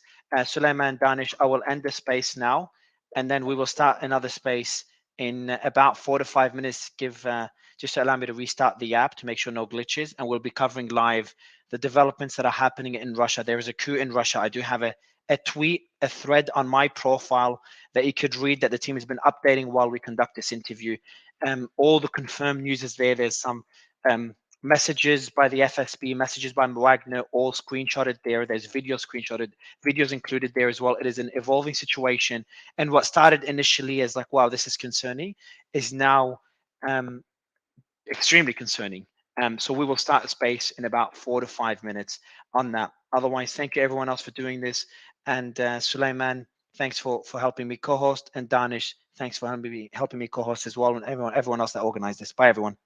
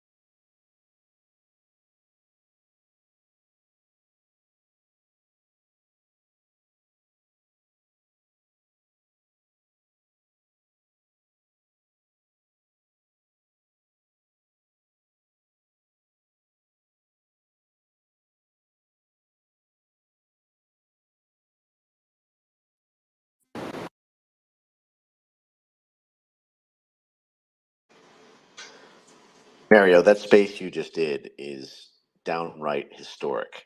I think I probably speak for half of the world when I say that is an incredible thing that just transpired, and is probably one of the most like marquee examples of the power of this medium and this platform to penetrate state control over media. I mean, holy crap, man! Congratulations. Very kind of you. Thank you so much, Mike. Appreciate it. It was so difficult to also run considering what's going on in Russia. That was because I was preparing for this space, going through all my notes, and then all hell breaks loose in Russia. So it was really hard to do, but it was such a. I'm glad it went well. I was really worried. I'm glad it went well. It was totally seamless from the listener perspective. I'll say the questions were on point.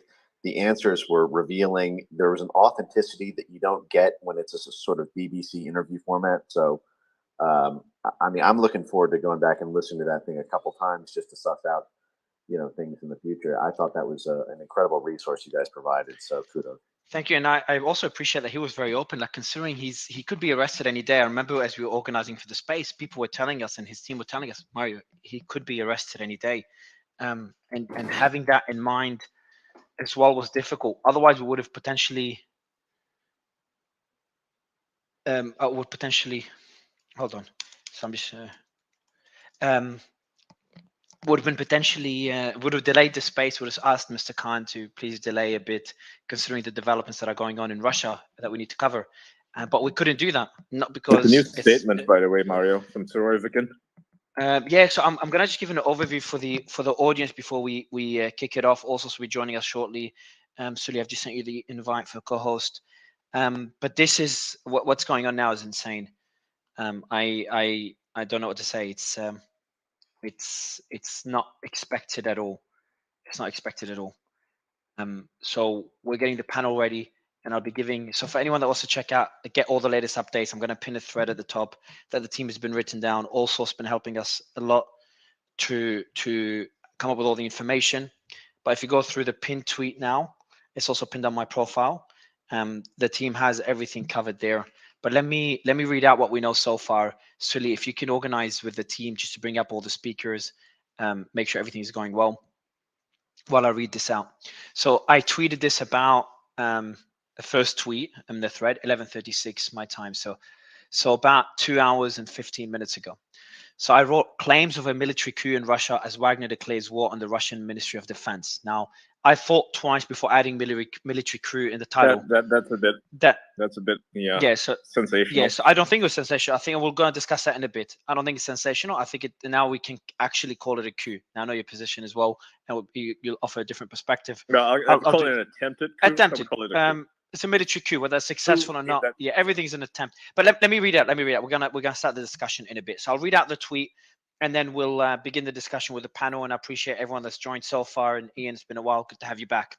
So Yevgeny Prigozhin, who's the head of Russian mercenary group Wagner, has accused Russia of bombing his military sites in Ukraine. Now, when I first read this, I'm like, this must be an accident. But yeah, otherwise, if he's making it up, there must be some sort of intention in making it up, in fabricating the story. And if it's intentional, that's pretty crazy as well. So the Russian Defense Ministry claimed that there's no truth to these claims by Prigozhin. But Prigozhin said that 25,000 mercenaries would take part in a military coup organized by him. And he read out, those who destroyed our guys today, who destroyed tens of thousands of lives of Russian soldiers, will be punished. So Igor Girkin, who's an ex-Russian Federal Security Service, and he's very polarizing, has stated that the military coup attempt has begun. We saw the text message as I was writing the tweet. Multiple sources are claiming that an emergency statement is being prepared by Russia's Ministry of Defense. And that statement, I think, has come out. I'll continue reading the thread. Other sources are claiming that Russia's National Guard is on alert. Prigozhin, in an audio message, details start emerging. He said the following: details start emerging. The Ministry of Defense urgently arrived to Rostov in order to conduct an operation to destroy Wagner. He used artillerymen and helicopter pilots covertly to destroy us. So this is a message by Prigozhin. I'll continue the thread. I've got my thoughts on that tweet as well, but I won't read them out now because there have been developments since. So afterwards, Putin's aware of the situation unfolding, and that was confirmed by the Russian press secretary. According to the National Anti-Terrorism Committee, the allegations spread on behalf of Prigozhin have no basis. And they said, in connection with these statements, the FSB of Russia initiated a criminal case of the fact of calling for an armed rebellion. We demand that illegal actions be stopped immediately. And then we've got reports as well. So afterwards, I'm going to skip a few points because I had more updates since. A large part of the soldiers of the Russian army now strongly support us. That's what Prigozhin has said. The Moscow exchange dropped over 3% already. Russia's FSB, there's reports of shooting in Moscow, but we didn't put those in because those are rumors and likely fake news. So we didn't put those in. Russia's FSB security services launched a criminal probe into calls. So we talked about that already. And that was confirmed from an insider at Wagner. An insider at Wagner has confirmed that Prigozhin is making a move. There's images of the situation in Rostov as well. So reports from BBC Russia that FSB and SOBR are establishing roadblocks on the Moscow, Voronezh, and Rostov-on-Don highway. A Wagner channel wrote the following: all military personnel of the RF armed forces who do not want to join the cleansing campaign will be considered collaborators who have gone over to the ho-holes, and we will deal with them accordingly. I don't know what they mean by ho-holes, or that's a typo by the team. Yeah, that's what it says. Weird.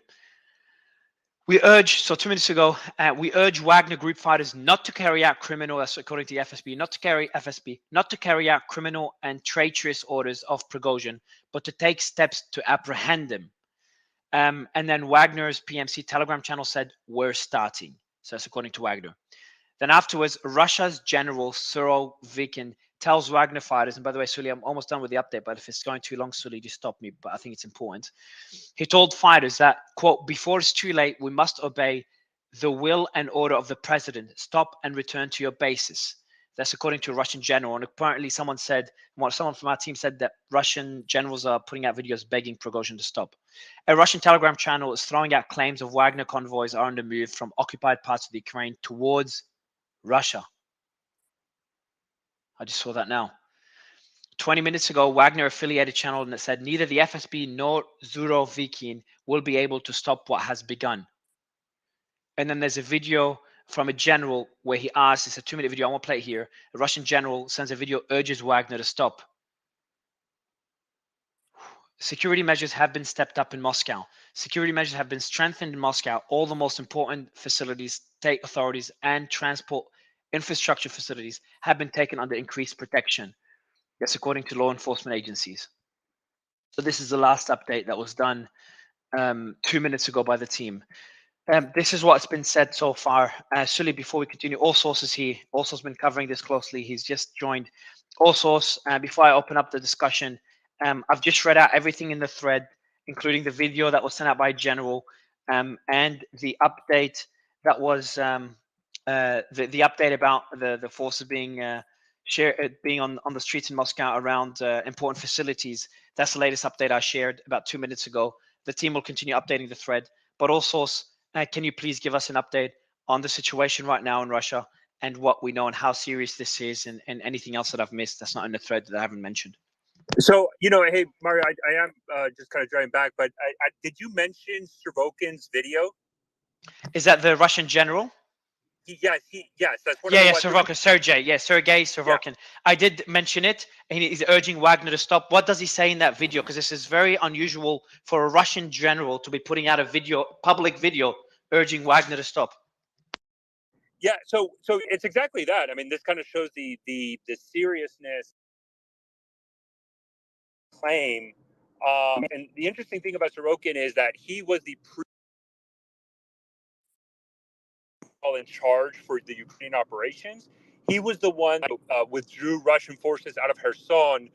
He was then replaced by Gerasimov, the current Russian military, basically their equivalent to the chairman of the Joint Chiefs of Staff. And but Surovikin was then placed as kind of Gerasimov's deputy. Gerasimov was a lot more keen on launching offensive operations, and he was kind of the head of the winter offensive that the Russians did. But this video statement kind of indicates that, okay, look, a lot of the Russians, and let's be completely real, Mario, a lot of your tweets are coming from Russian sources. This is Russian military bloggers, Telegram channels, We are getting Russian media reports. This is one of the few times that for the almost entirety of everything that is going on right now, it's almost purely Russians coming through. We did get a report that, and I believe Sorokin's kind of touched upon this. Again, this is all breaking, everybody, so we're trying to...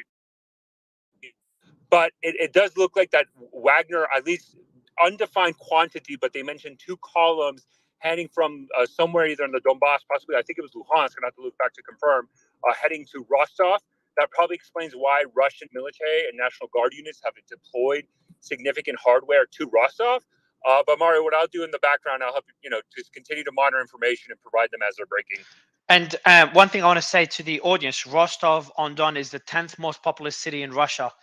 This is where there's, I've got videos in the thread of military equipment on the streets. It's a pretty large city, and I'm just checking out how far it is from Moscow. What do we know? Rostov is also the headquarters of the Russian General Command. And I think most people that they say Gerasimov and Shoigu were currently at Rostov today. Wagner accuses both the Russian Minister of Defense and the Chairman of the Joint Chief of Staff, basically Gerasimov, of being in Rostov. But that's a huge military headquarters for Ukraine. And what's the situation in Rostov, and why is Rostov constantly being mentioned? I think there's a concern that maybe Wagner's going to go there. I think that's what. Why would they go? Why would they go to Rostov? Well, if they want to because that's stage a coup, that's where the command is.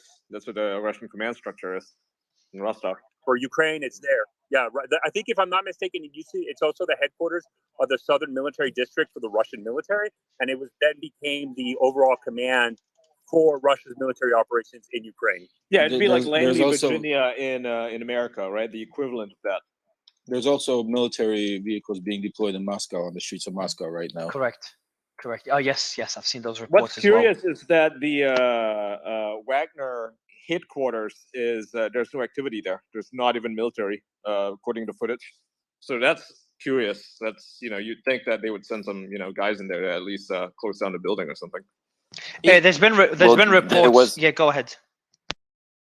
I think I was going to say exactly what you were going to say, Mario. That there was unconfirmed reports that the Rosguardia units were en route to Wagner. I've gotten reports they've already arrived. So they've already entered the headquarters. Go ahead, Lev. No, I was just going to confirm that. Absolutely. Yeah. So if anyone has breaking news, just unmute and mention them. I have a team that's checking all the breaking news now as well. But my question is, okay, hold on. So just I know, Mario. Sorry, just one quick thing. I know there's reports of the Russian military going, or the National Guard or Special Forces going to Wagner headquarters. That is not confirmed. I think there was videos that shows it's still pretty quiet in St. Petersburg right now. Correct. I just want to preface that's not confirmed. Okay, so what is the also, Christian, another question for you. What is the best case and the worst case scenario of what we're seeing right now? So the way I see it, this is initially I thought this is, and we said that in the group behind the scenes. We're like, hey, this is Prigozhin just doing what he does best and over-exaggerating things. The chief of Wagner over-exaggerating everything, and we thought he did that back when he said he's pulling out of Bakhmut, and when he made that video showing dead bodies and asking for more ammunition. So we dismissed it as Prigozhin being himself. That was the initial thoughts. Now, where he's pretty explicit about pretty much a coup. He's described it as a coup, as a military coup, and he's asking. Back. Mario, he kind of walked the whole coup thing back. He's now calling it a march for peace. Okay, perfect. When did that come out? About 45 minutes ago or so. I think he's saying March for Justice. Yeah, March for Justice. I think he's not. I think the exact quote. Okay, that's a bit different. Yeah, I think it's a kind of a euphemism. Yeah, March for Justice is this is not a different than peace. It's the March for Justice, and that will be back in Ukraine or something. So look, when Mario told me about this, I didn't think that it could be a coup. I just thought it's an over-exaggeration. Maybe it's some kind of like false flag. But Ian, like, what's your thoughts? Because I know you've got a more Russian perspective. Like, what's your thoughts about like what's actually happening? I mean, judging from all the Telegram people I talk to, like a lot of the journalists and bloggers, military bloggers and stuff, people are confused. Like there is a lot of doubt going on. Like it could be agitprop. Prigozhin, he has been well known for agitprop, as we saw in Bakhmut pull out, which never happened.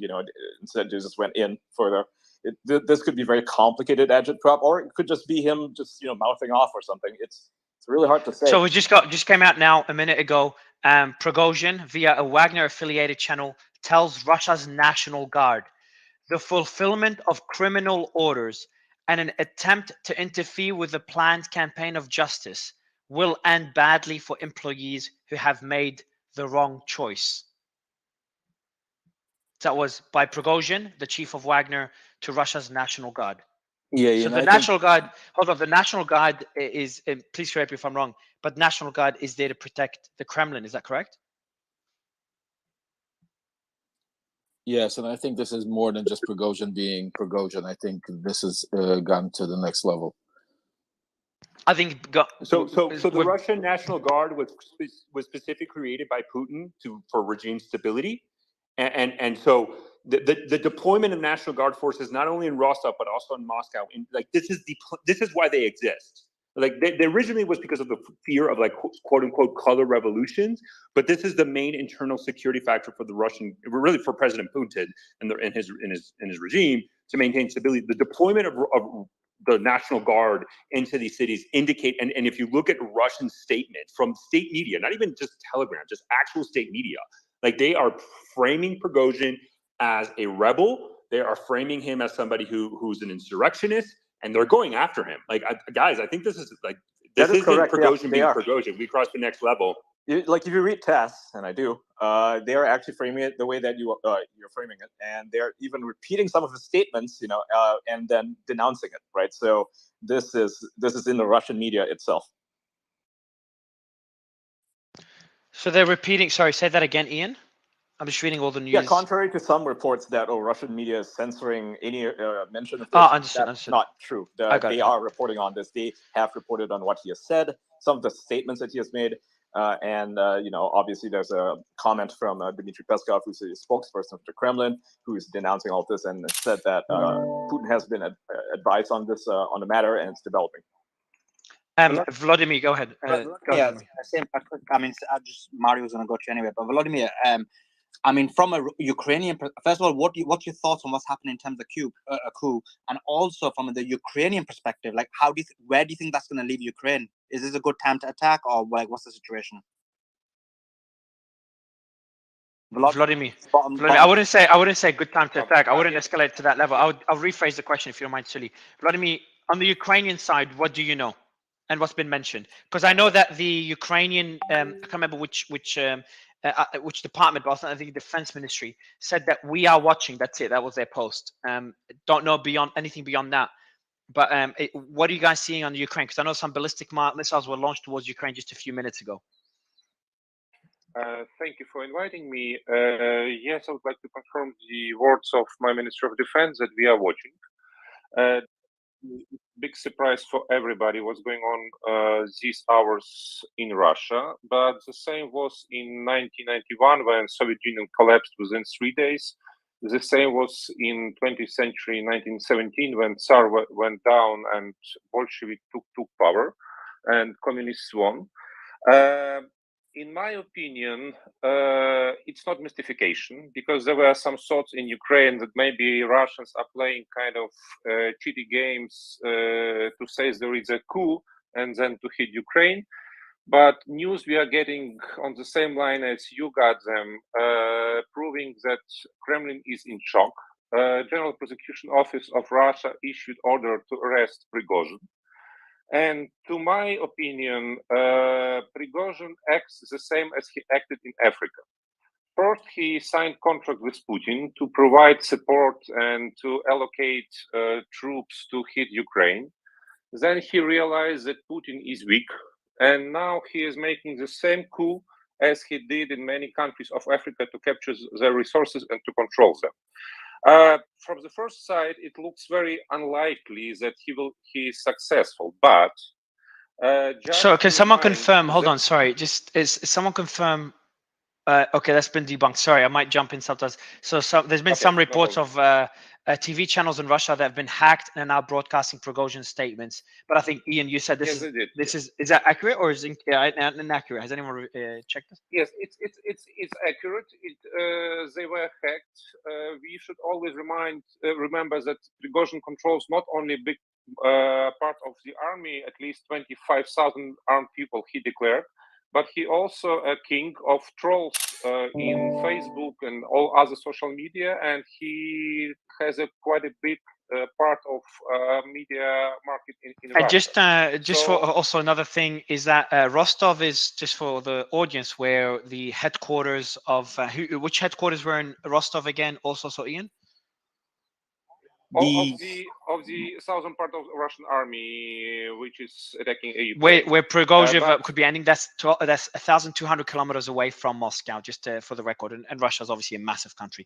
Go ahead, Vladimir. Yeah, but just to end my thoughts, I believe that Prigozhin feeling that Putin is really weak and situation is Russia is out of control and they're about to lose the war.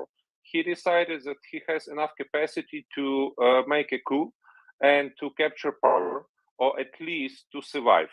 Because 2 weeks ago, he was under huge risk that his campaign is over, not only in Russia and in Ukraine, but also in Africa. Right now, he is like a last man standing, trying to say that I can beat Kremlin. And it's not a trick. Looks like that he's do it in real So we life. have someone. Mario, just I need to share this. Sorry. So the Russian First TV channels, so like one of their main channels in Russian TV, announces an emergency news release soon. And there's kind of speculations that will Putin make an address or what's going on, but Russian TV is going to make an emergency broadcast session soon. So we've got a message here from someone who's, look, I wouldn't say credible on credible on the Twitter scene. So not, but I'm not going to release their identity. So they sent this message, which I find hard to believe. But I'm gonna read it out. I wish I could give it a lot of info on the current situation, but it's not safe for me. I, like many others, remain anonymous because of what we do online is dangerous. But know that this is a Kremlin game. Take it from a Russian. I know when the Kremlin is up, and when when the Kremlin is up with its own stories to divert the Western attention from somewhere else. Something bigger will occur in Ukraine in the next few days, probably. Prigozhin did the same back in May, but it was a lie. The West is literally falling for the same trick. I find it hard to believe, and David, you seem to be giving thumbs up, but I find it hard to believe this is a Russian trick because it's gone beyond that. It's like we usually doubt things as a, what they call it, false flag attack or just some political maneuvering, but to have military equipment on the streets, to have messages of a rebellion, and I've read out some of those messages earlier, and to have TVs hacked with messages of Prigozhin, I think we're past, and obviously the FSB putting out a statement against Prigozhin, a general putting out a video speaking to Prigozhin, tell him to please stop. It's hard to make that argument now. But David, I know you will be making that argument. But before that, all sorts of, if there's any breaking news, just jump in. And if anyone wants to speak, feel free to put your hand up. Tira and then David. Tira? Yeah, back in May, as we just discussed, when Prigozhin was in Bakhmut, and he said, I'm leaving if I don't get X, Y, and Z, I'm going. And then it turned out that it didn't happen. I think he was feeling some pressure then. I think Russia, if my understanding is that Russia had asked or actually said that they would be signing contracts with Wagner, either with Wagner as a whole or with Wagner individual recruits. And I believe that has threatened Prigozhin and his control of the group. And I think that might have been something that has led to this. I can't answer whether this is all a false flag. I don't think it is, but I do agree that basically Russia's trying to push Prigozhin into a corner, and maybe he's taken the bait. John, go ahead. Then David. Sorry, David. I'm just going to get John to jump in. I have a little news quickly that just came please out. Go ahead. Please, yes. All of Rosgvardia officers in the central military districts have been summoned to the units on high alert in the middle of the night. And we got to remember that the Rosgvardia reports directly to Putin, not the Ministry of Defense. And so this is a military group within the Russian army? What is their responsibility? It's the National Guard. It's the National Guard. It's the National Guard. I was on high alert. Before going to John and David, Dr. Gorka, good to have you, sir. Mr. Gorka, can you hear me? Yes, I've got you. Thank you for having me. Sebastian, have you seen the latest developments in Russia? Yeah, I have. I just landed in the UK not long ago, so I've been catching up and listening to to your reports, and I have to say, whoever that anonymous source was that you quoted about 2 minutes ago, I am fully on board with that. So this is, not only is the general rule for any kind of situation of this ilk that all initial reports are false or cannot be taken on face value, but this is, the idea that this is a classic, a deflection, maskirovka, or desinformatia to prepare for something happening somewhere else is incredibly likely. I cannot, I don't have secondary sources in addition to the one you quoted, but this kind of tradecraft is absolutely typical. So, but we've seen, but we've seen reports. Yeah, but Wagner has said we're starting. We had a general, so neither the FSB nor Sukovin will be able to stop what has begun. That's by Wagner as well, by Prigozhin himself. He did also say to the National Guard, like, if you guys stand in our way, do not stand in our way. I can't remember exactly what he said to the National Guard. We know that the National Guard is on high alert. We do know that security measures have been stepped up within Moscow. We have a General Sergei Surovikin, who put out a video asking Wagner, urging Wagner to stop. The FSB asked Wagner personnel to not obey Prigozhin and instead apprehend Prigozhin. So while your argument, now that I've told you everything that I've just said, do you still think that this is a possibility? Because there's too many things happening. No, not at all. Look, you just have to look at basic numbers. The idea that the guys that do the wet jobs, do the dirty work, a small PM. So we have so we have Ukrainian media says a Russian military base is on fire right now in Moscow, in a Moscow suburb in Fryazino. That just came out now. I'm gonna put the video into the thread. And Mario, both could be true. I mean, as far as this could be a coup attempt, and there also could be a massive attack on Ukraine coming up. I mean, one has nothing to do with the other.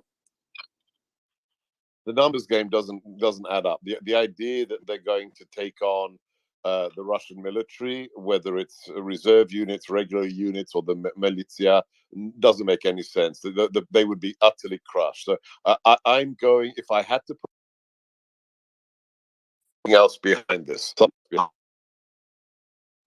I'm gonna listen. I'm gonna keep listening now.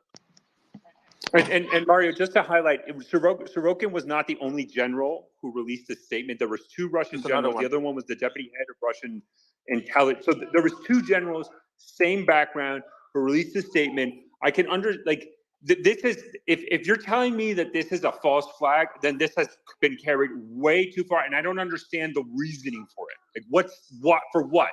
Like, it just doesn't make any logical sense. TASS wouldn't release those statements. Like, nothing would have gone through. Like, this is carrying way more. And the issue about Wagner is that Wagner has a lot of influence within a lot of Russian military units because of what they achieved. And this didn't come out of the blue. I mean, Prigozhin and the Russian Ministry of Defense, specifically Prigozhin against Shoigu and Gerasimov, have been battling each other heavily on the propaganda side in the information space. This is not. This measure is kind of surprising, but the tensions have been building and building and building to the point that Prigozhin just yesterday or today released a video basically annihilating any claims. The Russian talking points for invading Ukraine, he basically said, is bullshit. Right? Prigozhin I think he is just done with Shoigu and Gerasimov, and he's taking these extreme measures as a response. Absolutely, all source. And he's also not planning on taking over Russia with 25,000 troops. His game plan is to recruit and have overturn other U.S. military, your Russian military to come on board. That's how a coup happens. I think also just I like the idea of skepticism here, but it is a trend, right? We're seeing ramping up tension between Shoigu and Prigozhin. I think no one would suggest that beef isn't real. It's real. And I think what we can say for sure is the impact isn't good for the Russian military. If you're like a 19-year-old Russian conscript kid and you're in a trench and you have a rifle that is twice your age, you're looking around, there's strung out, conscripts from the military. There's also Russian Spetsnaz. And you're starting to see, the most decorated and successful Russian military commander come out and say that your commander-in-chief is a crook, that the story about Nazism isn't real, that the goal of the invasion of Ukraine is actually to carve up Ukrainian territory for the benefit of these oligarchs. What are you going to start thinking? You're going to start looking around, like, what's the impact? And how many people does it take for panic to set in? I don't think this is good for Russian soldiers on the front. I think this is something that would make them feel less than secure. And Prigozhin is well liked because he pays better, and Wagner is better equipped and better armed. I agree they're much smaller. Mickey, sorry, I just got to break in for some more news. Okay, this is just initial. This is an initial report. It's not confirmed, but this is an initial report. Not only are we seeing roadblocks on major highways between Rostov and Moscow, but we're getting the first reports of possible clashes between the Wagner and National Guard units. And so I'm just going to read it straight, and Mario, I'll share it later on the group chat. The first clashes between advanced groups of the Wagner PMC moving towards Russia, towards Moscow, and units of the Russian National Guard just occurred on the Rostov-Moscow highway near Koshaki Lahiri. I'll share it in the group chat. Sorry, go ahead, Mickey. Mickey? I would just make one quick point, which is it's true that Wagner's. Can I hear? Can you not hear Mickey, guys?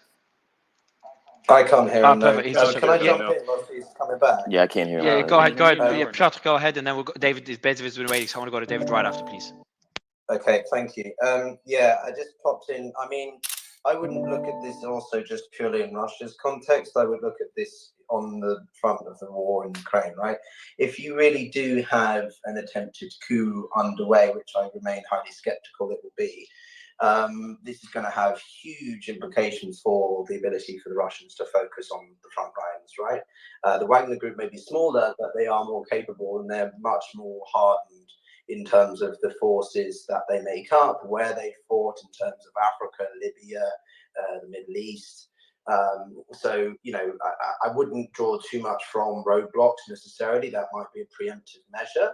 Rostov is also one of the wealthier parts of Russia. It's where Sochi is and where a lot of Western Russian investment has been in the past few years with the Olympics and so on. So I think this is going to be really interesting to see what happens with the next couple of days with, you know, because Ukrainians might benefit from it. And equally, just keep in mind that the Russian media may be, you know, heightening this to garner some kind of, you know, role in information war. They've still got a major conflict going on. It's all about perception. It's all about psychological warfare. So that I would also keep in mind. And then the very last point is that, you know, Prigozhin and Shoigu, Shoigu's always been a bit of a, he's not the most competent defensive minister, if I'm honest, and Putin's had a pretty poor relationship with him in recent months. But Prigozhin has, you know, really positioned himself as someone who I would never expect Prigozhin to have the capacity to be a state leader.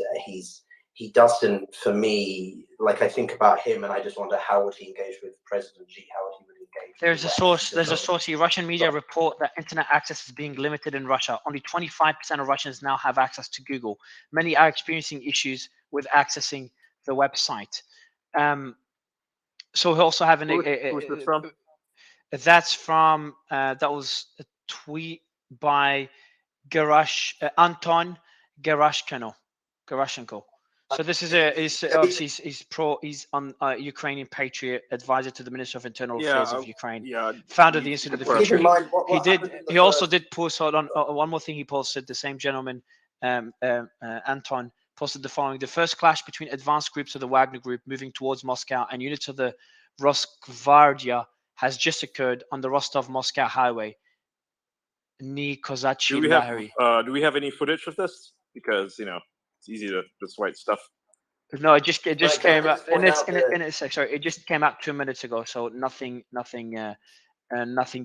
Go ahead, Piotr. No, just 30 seconds. I just want to point out that in the first, you know, few days of the war, couple of weeks, you know, there was a lot of internal craziness with the shutting down of apps and you know, Clubhouse was one of the only few ways Russians could actually communicate. So this may again be just a statewide preemptive measure. I don't know how much that might translate. So there's combat aviation in the sky above Rostov that was just mentioned, again reported by the same by Anton as well. And this one does include a video. We'll add it to the thread. The thread is pinned above. Everything's there. And the video is going to be there of Russian aviation in the sky above Rostov. Rostov's in the south, where the Russian Ministry of Defense put out this statement: we're taking advantage of Prigozhin's provocation. No, taking advantage of Prigozhin's provocation to disorganize the situation. The Kiev regime in the Bakhmut tactical direction focuses on the starting lines for offensive operations of the unit of the 35th Marine Brigade and the 36th Mechanized Brigade of the Armed Forces of Ukraine. Servicemen of the Southern Group of Forces defeat the enemy with air and artillery strikes. So that was by the Russian Federation Ministry of Defense. So we also have a new speaker, Igor Shushko. Igor, good to have you. I will go to David and I'll go to you next, Igor, because I know you did a whole thread on Prigozhin. You'll be covering this story pretty closely. I'll get David to quickly comment because you've been waiting for a while. Then I'll go to you right after Igor. Go ahead, David. Sounds good. Thank you, Mario.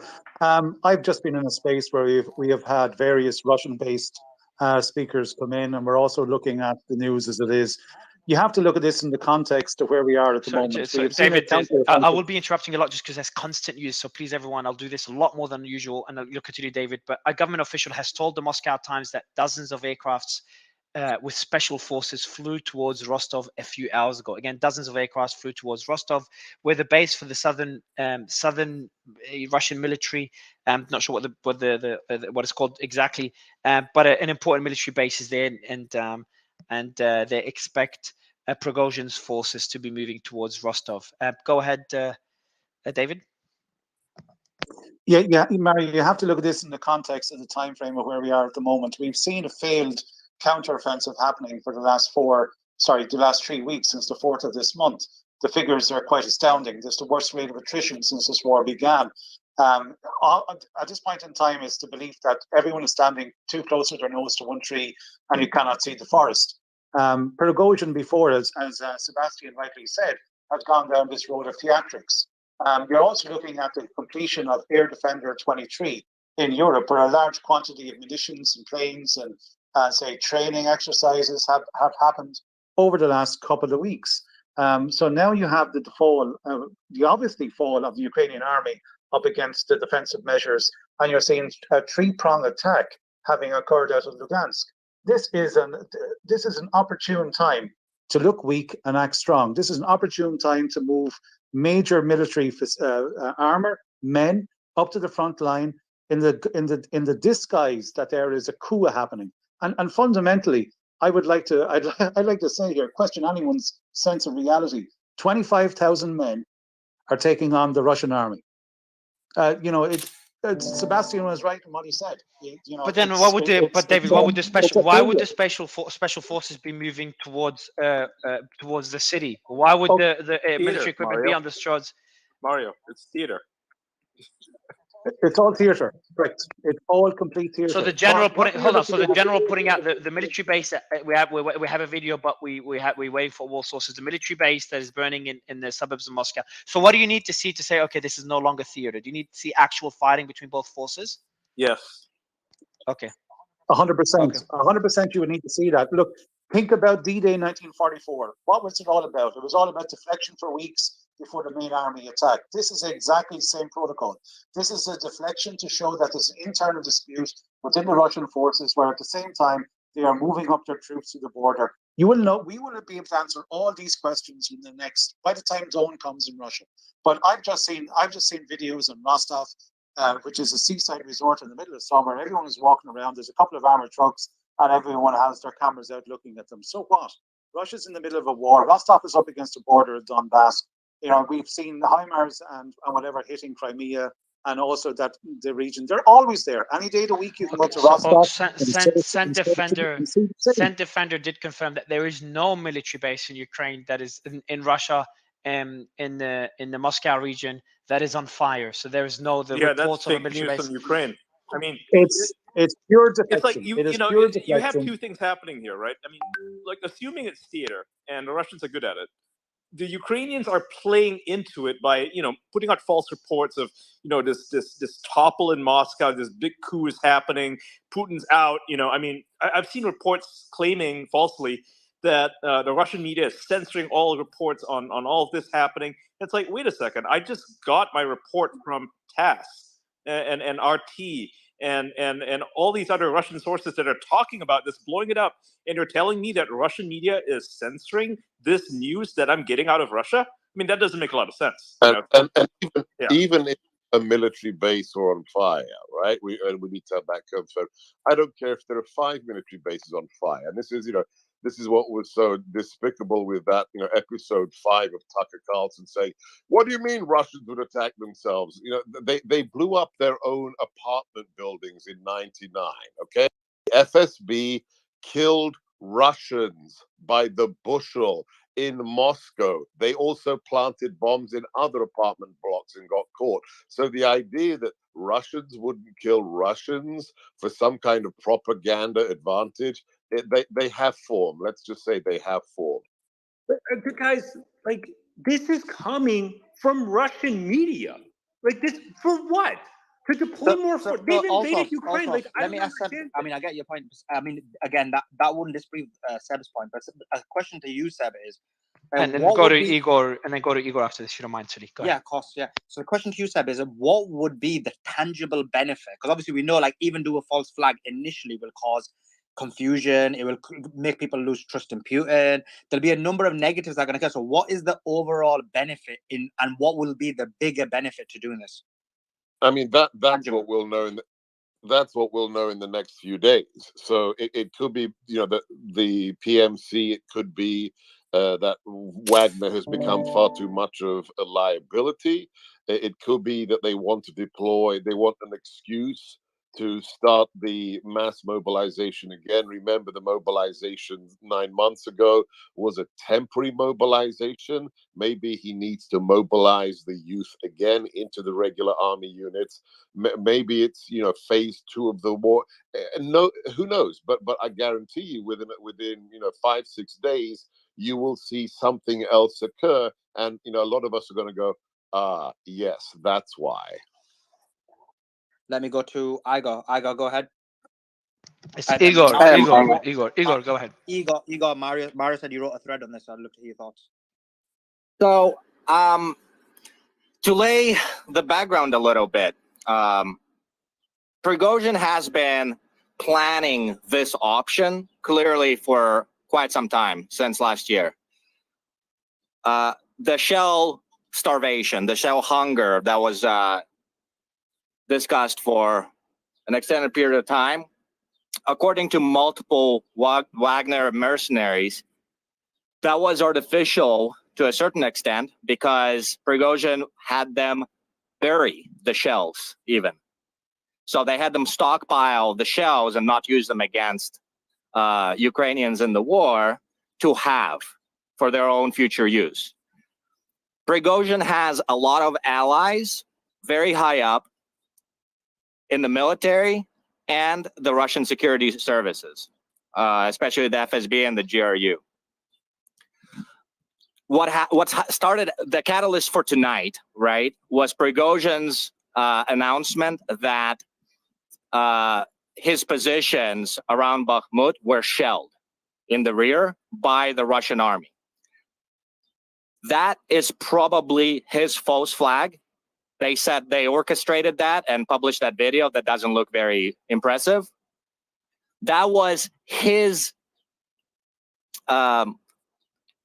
chosen timing to start this attempt of coup. This isn't something that he's been planning.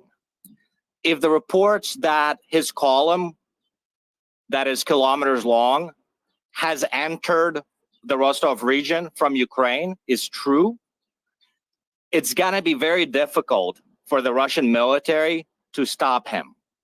There were also earlier this evening reports that Russian soldiers around Bakhmut were shooting at other Russian soldiers and deserting to Wagner.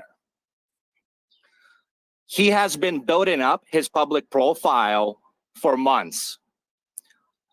His target audience in Russia are the ultra-nationalists, the core support for Putin. And he's been able to eat away quite a bit of that due to Russia's incompetent execution of this war. I would not be surprised if he has a lot of mercenary groups and cells throughout Russia that he's going to be able to activate. And they've already probably been activated. It's not just the the Wagner mercenaries that are sort of visible on the ground in Ukraine. Clearly, somebody inside Putin's regime is backing him, and it's no longer Putin. We can only guess as to who that might be. But this attempt of a coup is very real. And to try to claim otherwise based on everything that's going the on, Ministry of a Defense, little laughable. Ministry of Defense did put out a statement. It was on the main Russian TV channel. The Ministry of Defense confirmed the situation. They told Wagner to stand down. And they also said the video of the strike on a Wagner camp is, they called it a production. So Yeah, for sure. I think it was fabricated, right, by Prigozhin because he needed that the initial ignition to be able to claim that he's justifiably starting this insurrection. But he chose that. And the US official, they said they're closely watching the situation. One of the officials said this is real. That was reported on CNN. So also the main training base that belongs to Wagner, it was earlier this evening surrounded by the Russian riot police, OMON. And there's probably some kind of a showdown happening there. The thing is, Wagner shares that military base with a special operations unit under MOD, which has been continuously through the previous months accused of laundering military equipment to Wagner. So that's a GRU unit, Russian military intelligence. Igor, what about the argument? And that's a very valid argument. How the hell could Wagner, which is it's a big mercenary group, but it's still a mercenary group. How could they stand up to the might of the Russian military, despite being weakened in Ukraine? We're still talking about one of the biggest militaries in the world. Sure. So this is the plausible way. He has certain key people, including very high up at the MOD, that are on his side. There are also people that are probably in the wait and see mode to see who begins to gain an upper hand in this conflict, and they might switch sides. You know, that exertion of power, that display of power is what's going to further attract allies within the system. So whatever mercenaries he has right now and whatever equipment they have right now, they cannot go and storm the Kremlin, obviously. But if they have allies who are able to switch entire companies, battalions, regiments of Russian soldiers to his side, then it becomes quite possible. Igor, so what would that look like? Because I can't believe we're even having this discussion. I'm genuinely pretty shocked that we're having this discussion. Before asking what it would look like, can you tell us a bit more about Prigozhin? From the outside, for people that don't know his background, he seems like a crazy guy that says some crazy shit that leads a mercenary group. But how intelligent is he? How tactical is he as a person? Because I know you've covered him. You've done a whole thread on him as a person as well. Igor, Igor, if I may just jump in, sorry, just before you kind of provide your opinion, I do want to repeat that the Russian broadcast that I mentioned earlier, that it just finished, the Russian media, this was nothing new, but it's a full-blown attack on Prigozhin. I mean, the Russian media is 100% attacking Prigozhin. This is a widespread condemnation by Russian state media. That's all it was. Attack against Prigozhin. Like, I think Prigozhin went rogue based on everything we're seeing from Russian media. They went rogue. Sorry, Igor, go ahead. Okay. So quickly, one point that's important to make. This evening, Russia's prosecutor general announced charges of insurrection against Prigozhin personally. Sorry, you broke up. Sorry, continue, Igor. And so, important thing Another important data point is that there are reports that Russia's Ministry of Defense has been taken over by the Special Operations Forces in Moscow, the headquarters for So the MOD. Ministry of Defense headquarters were taken over by the Special Operations Group. Who is that group, and who leads that group? How loyal are they to Putin, their leader? Yeah, so that group is under the command of Major General Valery Flustikov. What's interesting is you go on Wikipedia, he doesn't even have a Wikipedia page in English. But he's a major general, so he's under the MOD. But that development in itself is quite bizarre, right? The entire MOD headquarters are now under the control of these special operations forces under Major General Valery Flustikov. Right now, we don't know what he's thinking. And why is it that he took over control of the headquarters? There's military equipment rolling in and being stationed all over Moscow as we speak. The operation is called Operation Fortress. Russian media says the source says there's panic in the Kremlin. That's according to Russian media. So Anton Gerashchenko, the source says, the source from the Russian media says there's panic in the Kremlin. No one can reach Putin. Right now, the Kremlin is negotiating about something with General Governor Duman. Some people in the Kremlin from the presidential administration are finding out about a possible emergency regulation. This is all pro-Ukrainian propaganda you're talking about. This has nothing got to do with what's going on. Khaleesi, I'll let you, hold on, David, I'm going to get you to speak. Khaleesi, if there's breaking news, just jump in if it's breaking news. Mario, I don't know where you're getting your sources, but I'm not seeing this anywhere outside of Ukrainian media. Yeah, so I'm mentioning the sources. So everyone taking from a grain of salt. As I've mentioned, Anton Gerashchenko. We have limited information. So the source is Anton Gerashchenko, who sent this information. He is very pro-Ukraine. He did send screenshots of the messages, but we don't know who this so, I mean, how reliable is he? Is he in Russia?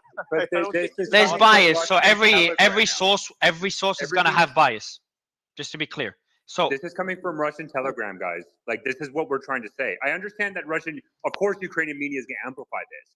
But like, if you look at the Telegram channels that are posting this with the vast majority, this is coming from Russian Telegram. Yeah, but which ones? Which ones do you have like hundreds of them?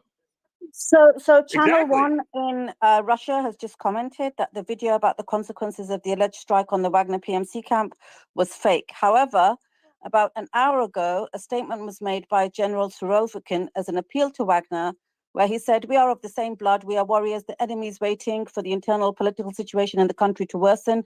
You can't play into the hands of the enemy. It's necessary to lay down arms and return to the places of deployment to solve all problems only peacefully under the leadership of the Supreme Commander-in-Chief." So there's a bit of a conflictive statement there, because on the one hand, they are appealing to Wagner. Take a look at that. I'm sorry to budge in. You take a look at that video and how he's saying it and just his body language. That's a hostage video. So General Surovikin is a big ally for Prigozhin. He's the one that got demoted for sending a ton of, basically embezzling a ton of Russian military equipment to Wagner.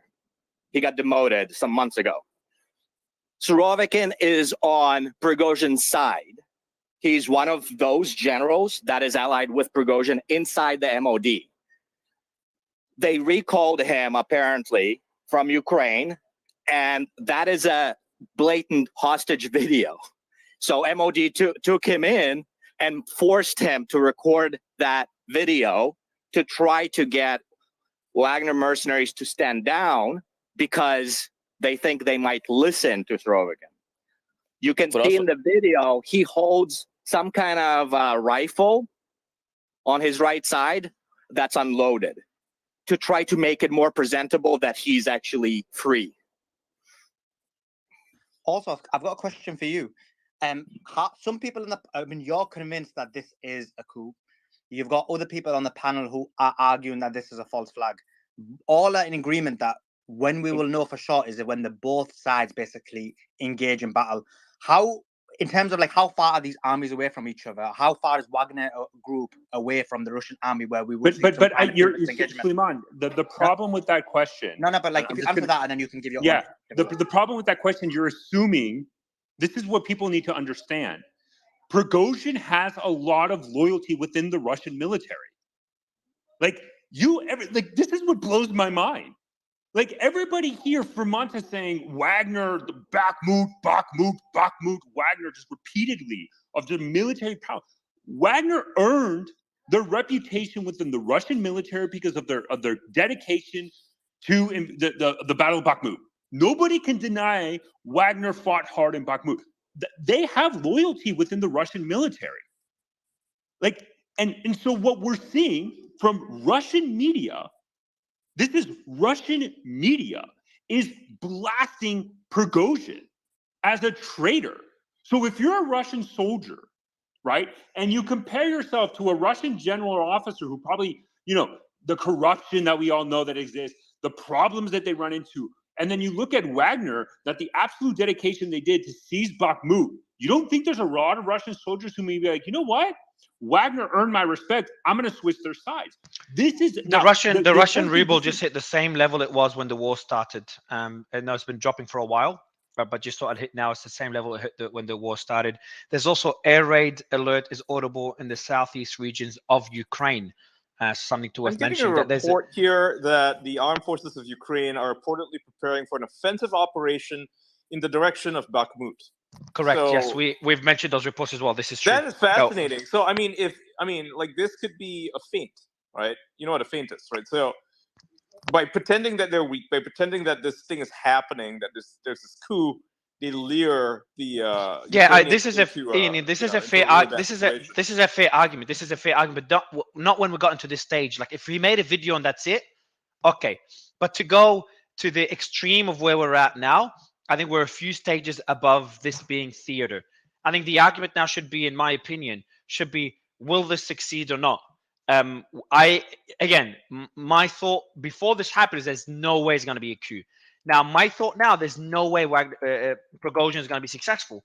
But then again, if he has alliances, we saw that the rapid response forces, I think you mentioned, Igor, there are rapid response, what do you call them? Rapid security forces. They took over the Ministry of Defense's headquarters, which is... Those are also special operations forces of Russia. Yeah, So those are special operators. Okay, so what did you call them? The Special Operations Forces? Yeah, SSO. SSO. All right. So the SSO took over the MOD offices, the Ministry of Defense's offices. And then that's why I asked you a question before, and I'll ask you again. I want to know more about Prigozhin himself. How intelligent, how tactical of a guy is he? I want to know the brains behind all this. Is it just some crazy nut going extreme out of emotions? Or, as you said, this was tactically prepared, and I think your other panelists said it's been prepared for a while, and we've seen weaponry smuggled to Wagner.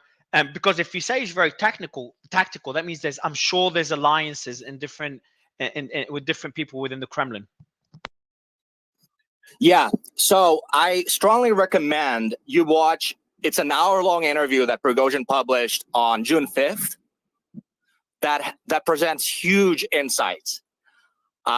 He's extremely eloquent.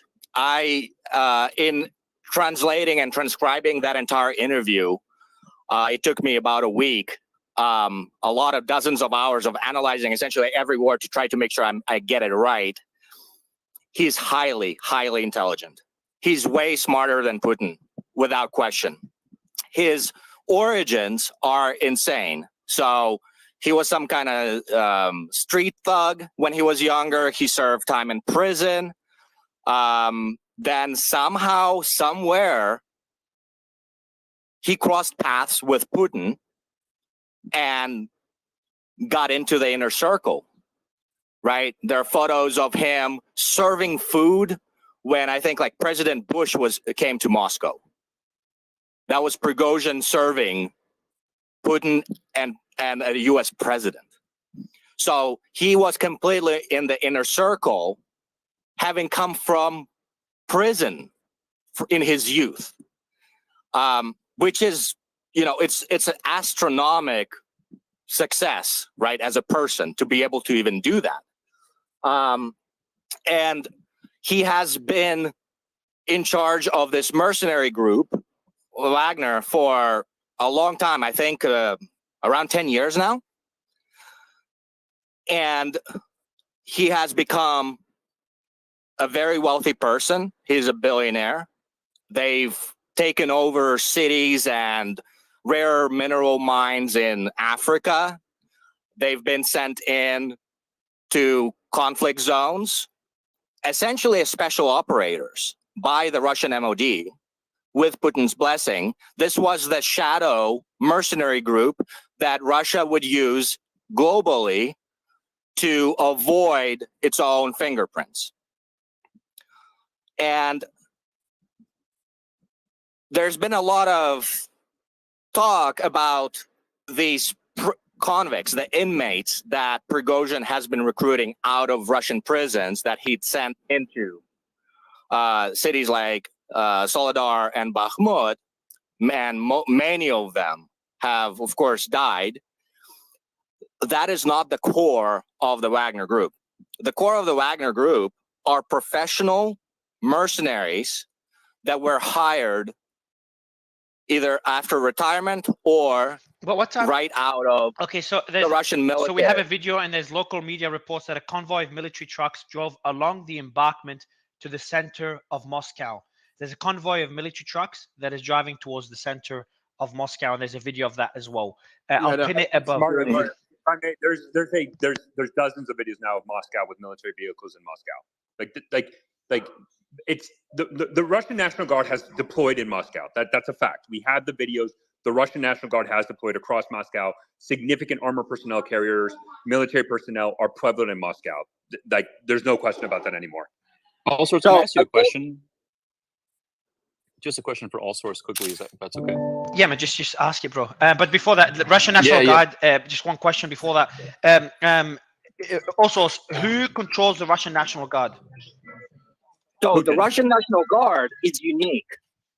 It was established by Putin, probably also about 10 years ago. They are subordinate directly to Putin and Putin only. No, but not Putin, the Ministry of Defense. But Igor, Putin talks to someone that carries his orders. Who is that someone? Do we know? The commander of the National Guard. I don't have. So, because I don't know how the different previous. I don't know if anyone's researched previous coups, but from my limited experience, the National Guard turning on their leader because they defend their leader. They usually are the last level of defense. If the National Guard turns on a leader, I have a breaking piece of news here. The Russian security services are urging the fighters of PMC Wagner to avoid criminal actions ordered by Chief Prigozhin. And they are now taking measures to detain Prigozhin. Yeah, wow, so I don't think that's going to work, right? So Prigozhin actually about an hour ago made a public call for addressing directly Rosgvardia, that's the National Guard, to switch sides to him or suffer his wrath.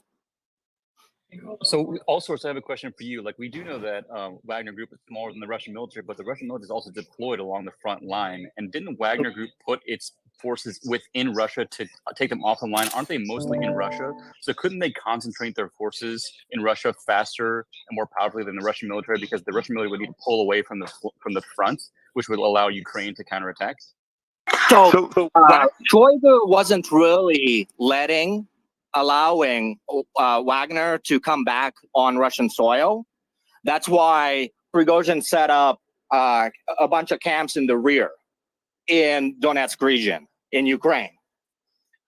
But today, it's now a different story because there are reports that Wagner did enter back into Russia, which is what Shoigu was afraid of.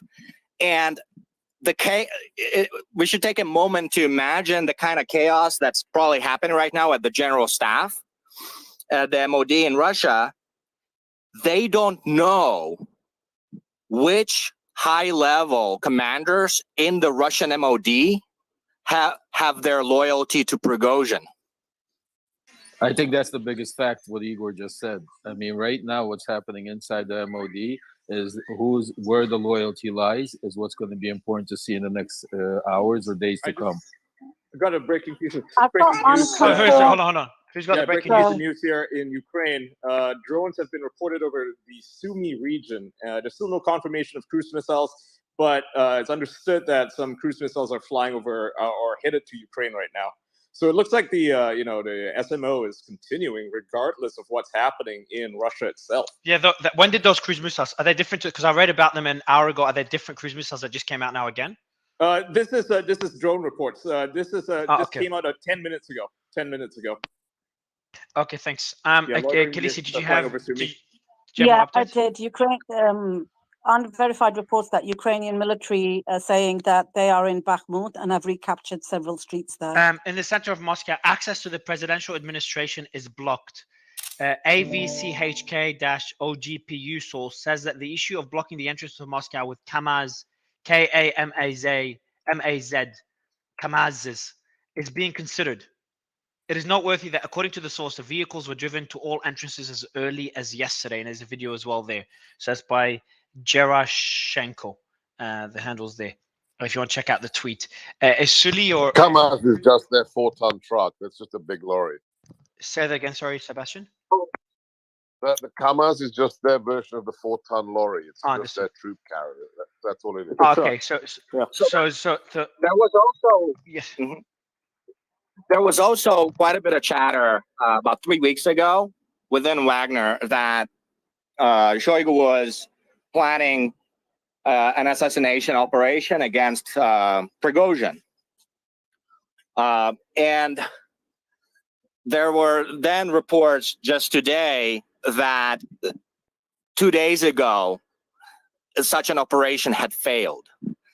So that the timing of all this is pretty interesting because apparently around a day and a half ago, so 36 hours ago, all the military units and security services were activated on high alert in Moscow. Right, so there was something already. They knew something was going to be happening. When possibly, right, if these reports are true, if they were to fail to assassinate Prigozhin, which reportedly they failed. And so right now, Prigozhin is clearly, he's quite untouchable because of all the alliances he has that are within the regime itself. So he would have leaks of such operations that might be against him. He would have his own people that would know. He has his own intelligence service. He even in that interview claimed he has access to satellites. So it's a very extensive reconnaissance network and spy network that he has within Russia. And he's quite militarily capable. David, I had no idea that he's had that much power, that much influence. Yeah, David, go ahead. Like, because I'd never looked at the Wagner in such a way. I didn't understand how much, and the team is sending me old photos with him and Putin. Right? I mean, assuming this is an attempt at a coup, I think this is his last stand. I think he knows that his days are numbered. Assuming this is not fake, right? Assuming it's not fake, I think that he knows his days are numbered and that he has to do something. Otherwise, he's gone. Right? He's going to go to jail or something. So. From now until morning time in Russia is probably the most critical period. So even in the central military district, which is far away from, any border with Ukraine, it's like in the middle of Russia. There was all the Rosguardia officers were raised on alert to come back and report to their units in the middle of the night.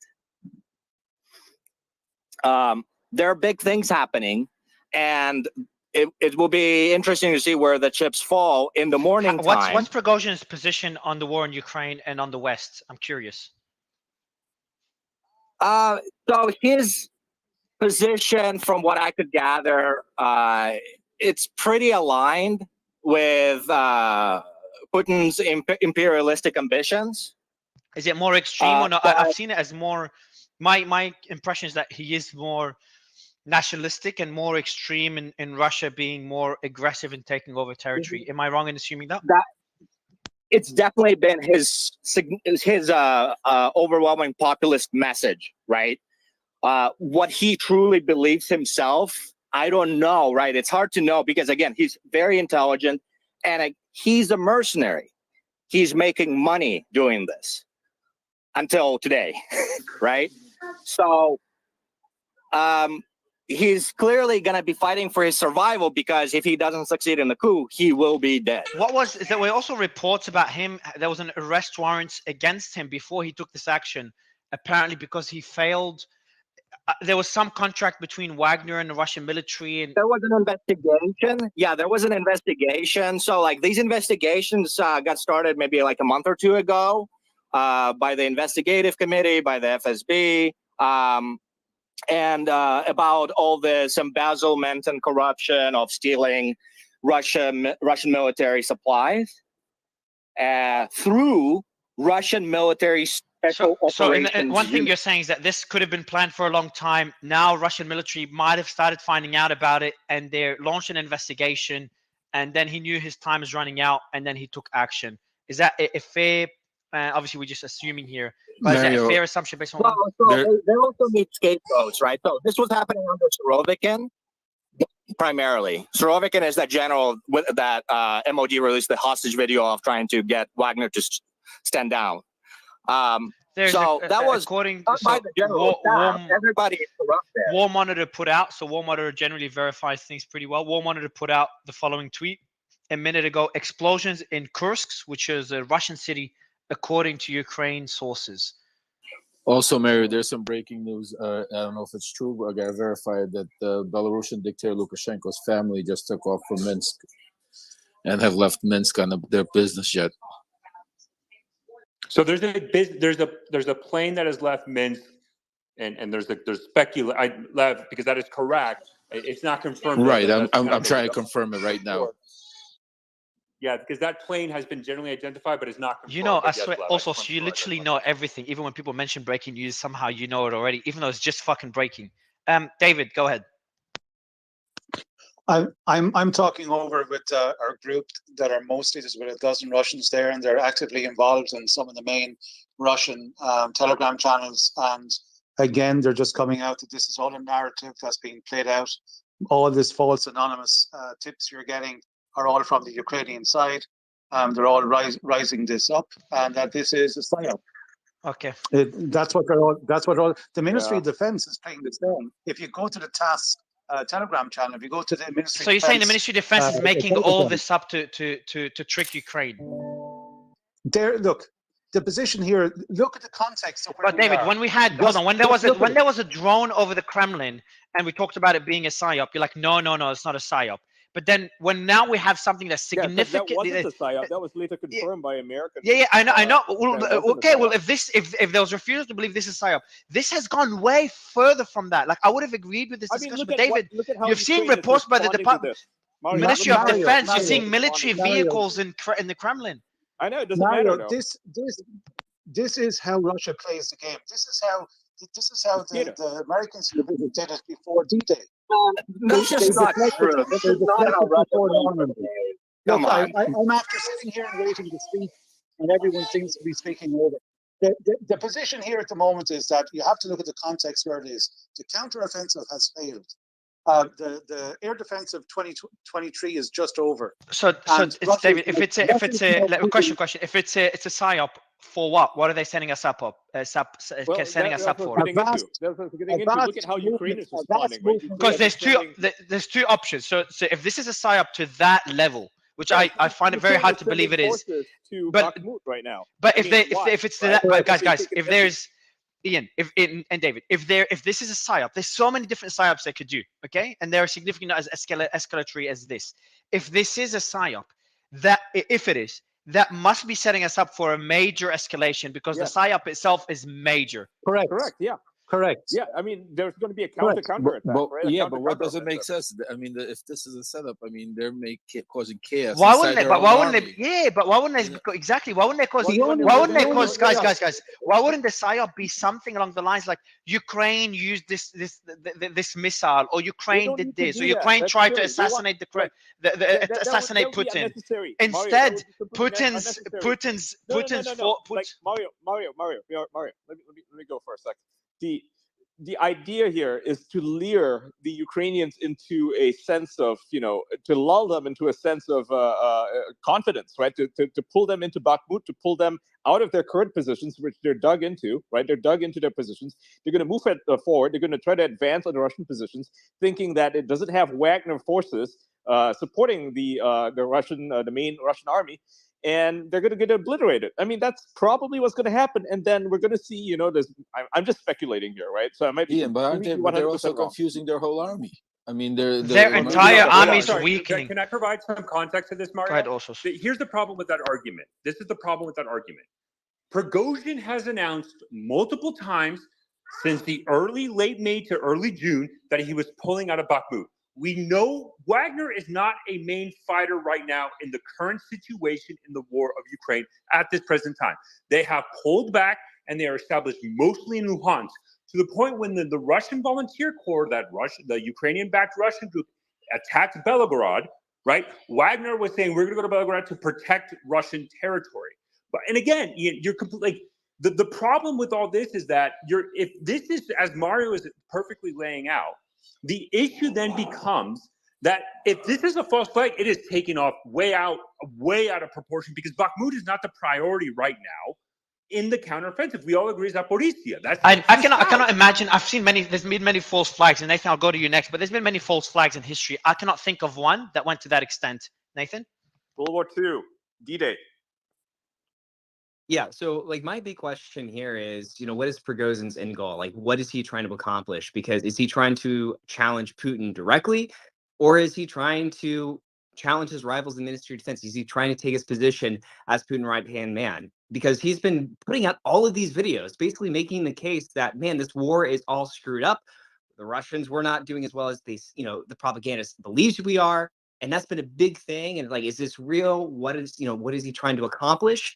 And that really makes me think that there's some intra-elite competition that's going on here within Russia.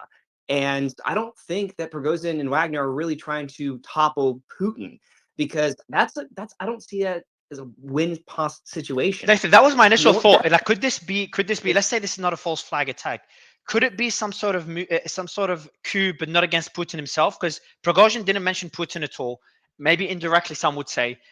Could it be an internal coup? But then I can't imagine a coup happening when there's a leader. When there's a leader, everyone just goes to the leader. There's a lot of tit for tat here and there. But there can't be a coup if the main leader is not being targeted. Not a political coup, Mario. Like, if anything, if it is a coup, it's not against Putin, it's against the MOD. That's what it's But if it is the MOD, you don't just go against them militarily. You talk to Putin. Putin will not accept anyone. Yeah. Why can't you? This coup is definitely against Putin himself. That's beyond any question, because Shoigu and Gerasimov report to Putin. They're his soldiers. Which soldiers are you referring to, Igor? Shoigu and Gerasimov. And it's Putin's military. It's not anybody else's military that Prigozhin is now going against. Prigozhin is just trying to save his ass right now. Yeah, Prigozhin is urging Rosgvardia soldiers, National Guard, to switch sides to him. Those soldiers don't even report to the MOD. They report to Putin directly. And what is their position? The National Guard.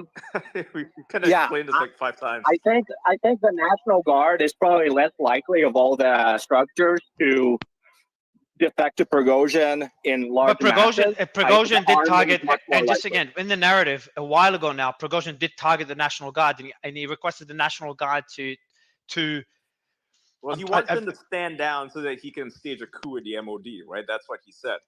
And he wants them to stand aside, right? Stand back and stand by. No. He wants them to join them. He wants them to Oh join yeah, him. yeah. Right, yeah. To switch But I sides. don't really see that happening. Hey, I got some breaking. Sorry. So Prigozhin just announced that their fighters have crossed the Russian state border in Rostov, and they have faced no resistance. Again, Prigozhin. Let me say this again. Prigozhin is saying that his forces on his Telegram channel has entered Rostov and they have not encountered resistance. I don't know if that's true or not. He's saying Who said that? Who said that? Hold on, before Prigozhin Jackson, that. before you go, hold on, also before you go. So I got also who said that, and then Lev Alpha more clarity, and then we'll go to Jackson. Okay, Lev. It is true. It is true what Allsource is saying. What he said is that they have moving into Rostov after a strike happened on their position. He said Wagner is not killing children, while Shoigu is by sending them en masse to the front line to die. I'm still trying to make sense of it, but there is a recording that's come out, so that is breaking news. He said Prigozhin came out and said that this is happening, but I mean, we got to wait for the visual evidence. He said that he wanted to do a march, not a coup, whatever that means. But the questions I have, and I don't know if they've been addressed, but they seem like pretty big questions to me, are what is Prigozhin, what does Wagner think that they're going to be doing marching towards Moscow without any air support or air defense coverage? And then the other big questions that I think everyone should ask about regarding whether or not this is an op or it's real is, I mean, Russia's creating defensive operations around Moscow, but Rostov is 13 hours away. Generals are putting out videos for Wagner columns to stop, despite the fact we haven't even seen video of this. And the Kremlin hasn't even called for the direct arrest of Prigozhin yet. So, like, it all seems very odd. They did. They did, absolutely. They called for his arrest, or they launched an statement. anti-terrorist investigation. They've called for his men also to turn. The Ministry of Defense asked, and the general that put out a video. The Ministry of Defense asked for Wagner personnel to apprehend, not only not to go forward with Prigozhin's request, but to also apprehend Prigozhin's. That was about. Surovikin said that, or who said that? Does anyone remember who exactly said that from the MOD? So let's keep in mind, Prigozhin chose this timing for this war with Shoigu tonight. It was his choosing of the timing. Prigozhin just said that who he and his says, men will. What if he does have Go ahead, sorry. air support? What if he does have air support and air defense? What if he prepared those things as part of this planned coup, which clearly he has been keeping open as an option and planning for months? And Igor, what if he has some air force on his side Igor, in the Russian and I army? just through some of my sources confirmation also that this was a failed attempt on assassination, and that's what caused it to go this quickly. He wasn't planning to do it now, but because of a failed assassination, he chose now to start this. Well, no, he was planning it for a long time, and that's why they tried to assassinate him, but failed. Yeah, I think this is what Lev is saying, that he's been planning this for a while. Yeah. Yeah, he's been planning it for. Breaking news, we are now entering Rostov. The conscripts who are guarding should leave. And that's from Prigozhin. And he also said that when we crossed the borders, the border guards hugged our soldiers.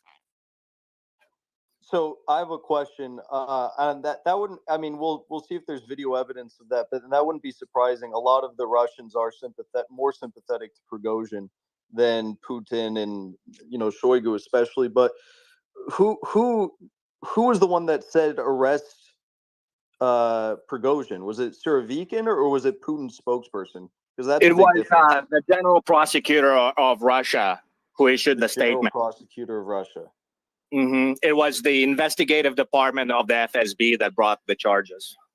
Sorry, just one more statement. I'm so sorry to interrupt. The White House National Security Council have said regarding Russian developments, we are monitoring the situation and will be consulting allies and partners on these developments.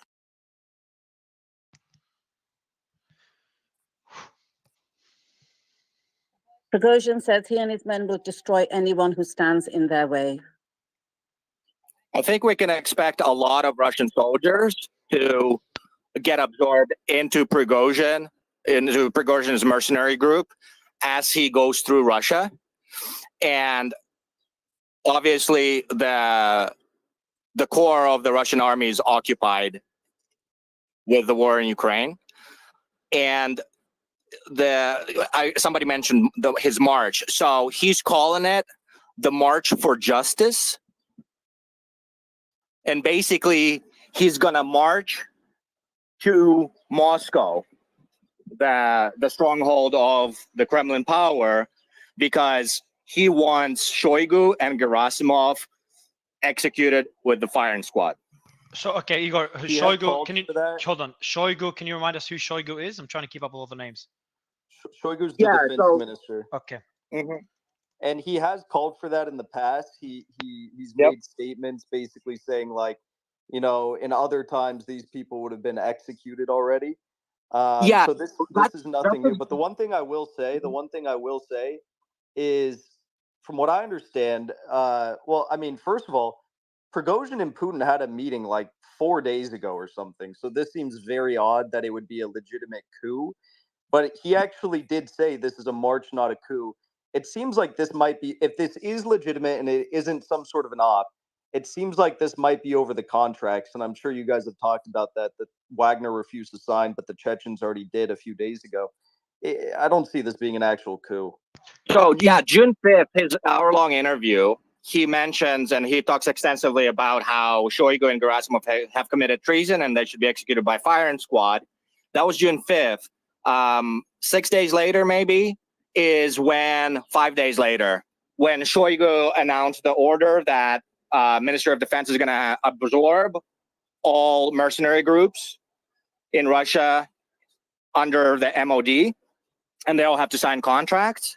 That was in response to Prigozhin's public statements to kill Shoigu. And so,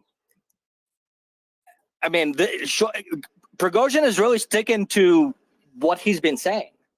He discussed at length what he's going to do if the leadership at the MOD doesn't change, and now he's actually executing on it. One possible trump card he might be thinking of pulling is when he demonstrates to Putin, who reportedly has ordered Prigozhin to be killed or taken, but neutralized. What he might try to do is, once he shows that he's superior to the MOD and to the Russian army on Russian soil, he might be thinking that Putin will then give Prigozhin the defense minister position.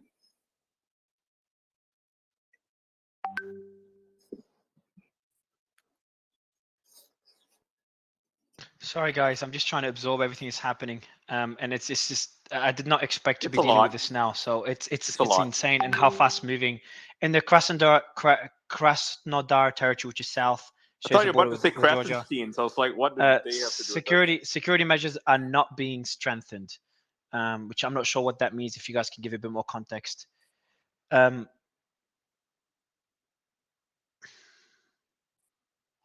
a It's a lot. video This been is released real. of there's a video been released of air defense engaging drones over Kursk a short while ago. Over where? Over and what? that Sorry, was Khaleesi, over where? over Kursk, Kursk. I don't know if I'm pronouncing it right. And that was after reports of explosions in Kursk, according to Ukrainian sources. So air defense are engaging drones. Is that a Ukrainian attack on Kursk? Because that seems likely. We don't know. I would assume so, but we just got to wait and see. But I would assume it's a Ukrainian attack in response to the cruise missiles and drone strikes against Ukraine that's currently happening. So I've got a question. So I said that Putin didn't call for the arrest of Prigozhin yet, which I think would be a big deal if he did. And you guys said that he did. I looked it up. The prosecutor general's office has not called for the arrest. They said that they are launching a fair legal assessment of the actions. When was that? When was that, Jackson? This was, let me go back to the article. So this article was posted 2 hours ago. And then I saw a Reuters report also from 2 hours ago suggesting that FSB was calling for urging Wagner soldiers to arrest Prigozhin, but I saw no quote. and no verifiable posts linking that to the FSB. It was just that the FSB urged Wagner to arrest Prigozhin. So I think that's a really, really big part of this story, whether or not that has legitimately been called for yet. So if it was legitimately called for, what Yeah, it's would important to confirm these things because there's a lot of mixed So reports. Russian media has stated on multiple occasions that they've initiated an investigation against them, and then the National Counterterrorism Department or Center, I can't remember right now, it's slipping my mind, of the Russian government has also called for that, an investigation, and they're portraying Prigozhin as an insurrectionist, basically. I mean, that's what they're going. They're going to state for an investigation, and then they're demanding Wagner-backed forces not to support him. And then the Russian MOD released 2 videos of Prigozhin and Sorokin and another Russian military general, the deputy head of the Russian Ministry of Intelligence, begging Prigozhin and Wagner to stop. Like, I've seen all of it. I've seen all of it. I'm just saying that you could have all of that and it be an op. Well, hold on, Jackson. I'm just confused. Why is the arrest of Prigozhin important? By the way, there's reports in various groups of Prigozhin. People are saying that Prigozhin, not people, sources are saying Prigozhin's going to die tonight. But that was 5 minutes ago. I don't think it's worth mentioning. What sources? But why? Yeah, exactly. I don't think it's worth mentioning. Look, in this case, there's going to be a lot of sources that we can question, and this is all breaking We should and come evolving back as to we this speak. 24 But hours let me, from now Jackson, when all the just dust let is me. settled.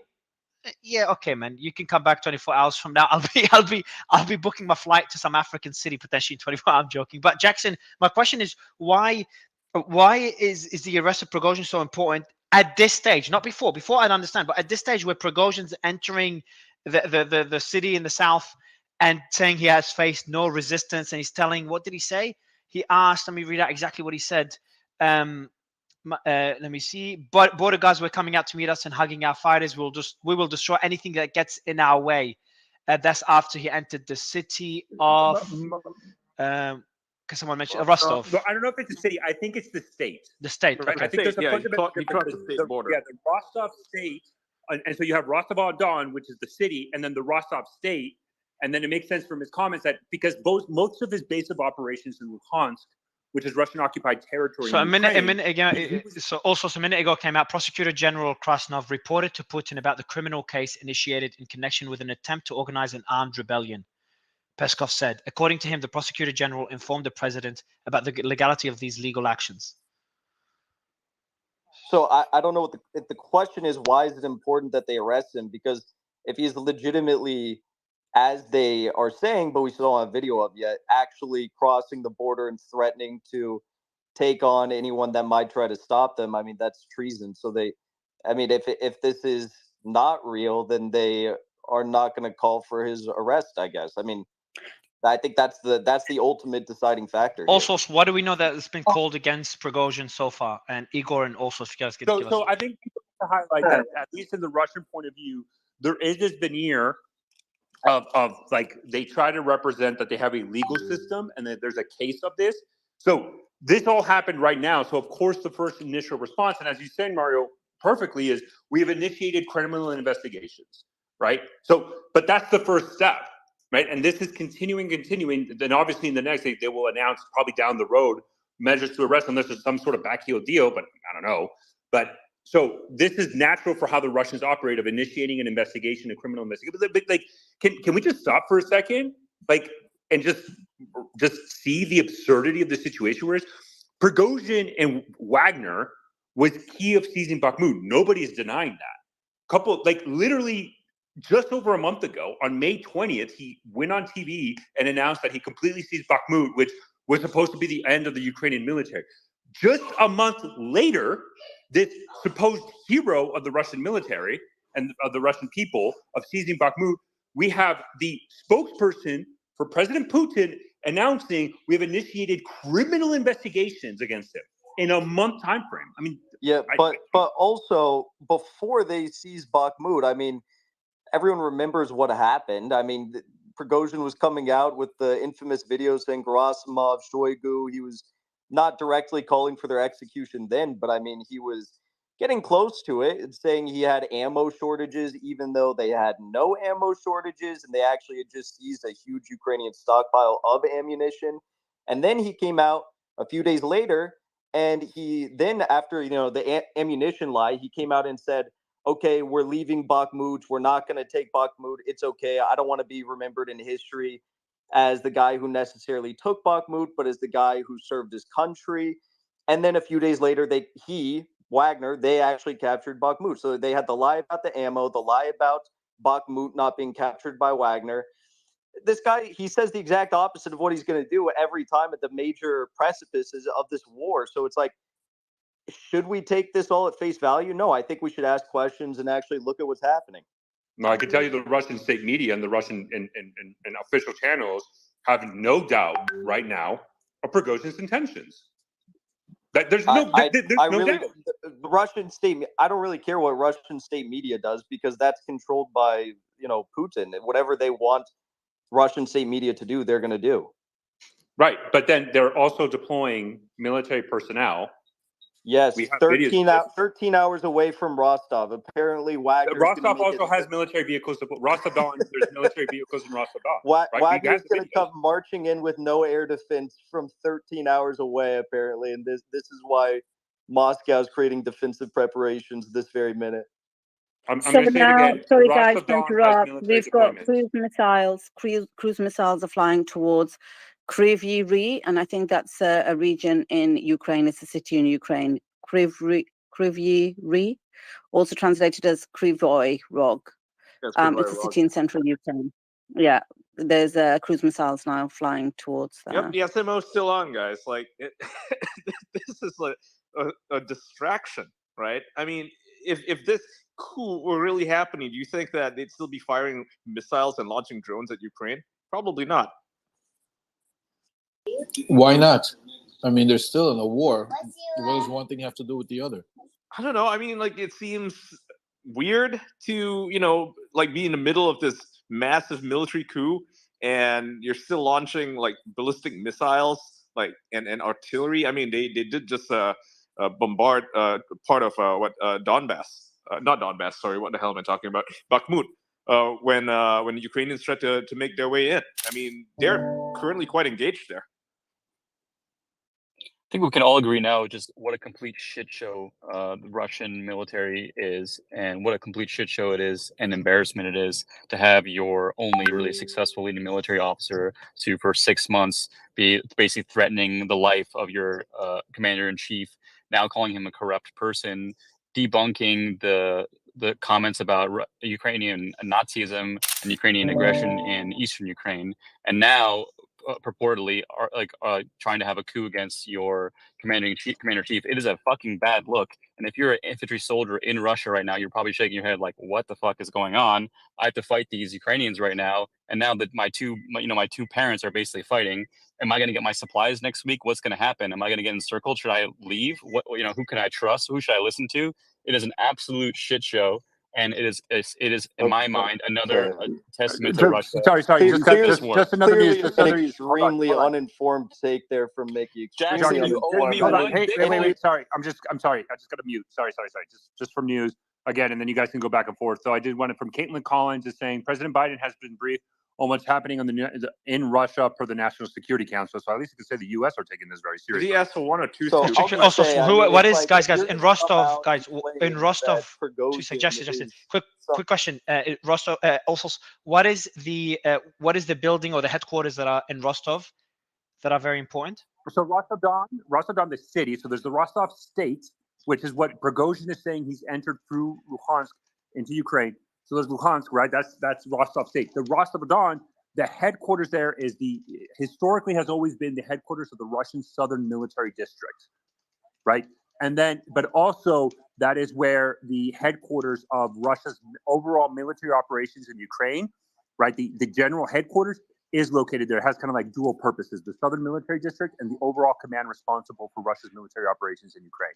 Okay, okay. So the one thing go ahead, Jeff. I'll say is someone a few minutes ago put forward the Prigozhin statement. The Prigozhin statement is real. He said he crossed into Russian territory and they were greeted, but we still haven't seen any photos or videos of this allegedly 50-kilometer long, Wagner assault column that's headed towards Rostov. So it's like we first need to see the video. Second of all, whatever Mickey just said there was crazy. I mean, like, first of all, you know, Prigozhin hasn't come out and directly talked about Putin, from what I understand, in a negative light ever. In fact, 3 days ago, he was just having a meeting with Putin. He talks poorly against Gerasimov and Shoigu. And also, you said that Prigozhin is a military, commanding military officer. Prigozhin is not an officer. He's not a general. He's not a commander. He's not a captain. He's never had any military position, and he doesn't even within Wagner today. So I have no idea what you're talking about. Frankly, I don't know how you even are, you know, an authority in this space talking about today's very critical events. It's just propaganda. My man Jackson, first of all, you owe me 1 Bitcoin because you made a bet. You're just trying to hide and deflect from that. Everybody knows it. And you know, Prigozhin is respected by the Russian military. He earned his stripes in Bakhmut, number one, but number two, he pays more than everybody else. There's a lot. The Russian special forces, people who leave the Russian military, all want to work for Prigozhin because he pays better and his military is much better equipped. He is very popular and well respected as a fighting commander, and I think that is not controversial. Well, he's a cool guy. You know, but I'm aware of all of that, but I'm aware of all of that, but it was just, I found it interesting that you said he was a commanding officer when he holds no formal military position. And that's basically where he's coming at with all this stuff, you know. Whether it's real or not, I guess we'll see. But the argument from those who believe it's real is that, you know, he's not in the military. He's not chained to this military hierarchy, and therefore he wants to change it and he wants to disrupt the system. But I've leaned more of the belief that I don't know if this stuff is as real as they're trying to make it out to be. So, guys, we now have cruise missiles going over the third region of Ukraine, which is Kirovrad region. I believe I'm pronouncing it right. But as Jackson says, it could just be as part of the ongoing conflict and not related to this. But just letting you know.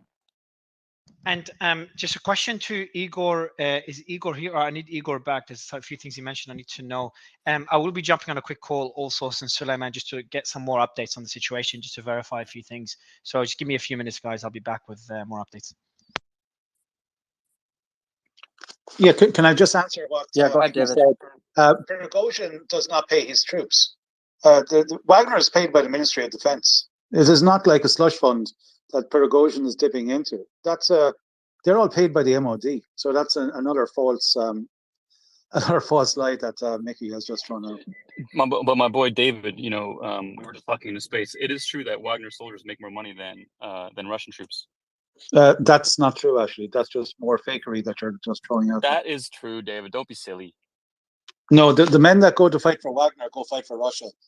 If you watched any of the interviews that have been, Jackson doesn't agree with you. Sorry, I did not overspeak you, Mickey. You're right, Dave. You're right. If you look at any of the interviews that were given by the members of Wagner, what they fight for is Russia, and they are not paid more than any other member in any of the other forces, including the Chechens or the LPR, DPR in Russia. That is just another false lie put out by your type of propaganda. I'm sorry to tell you.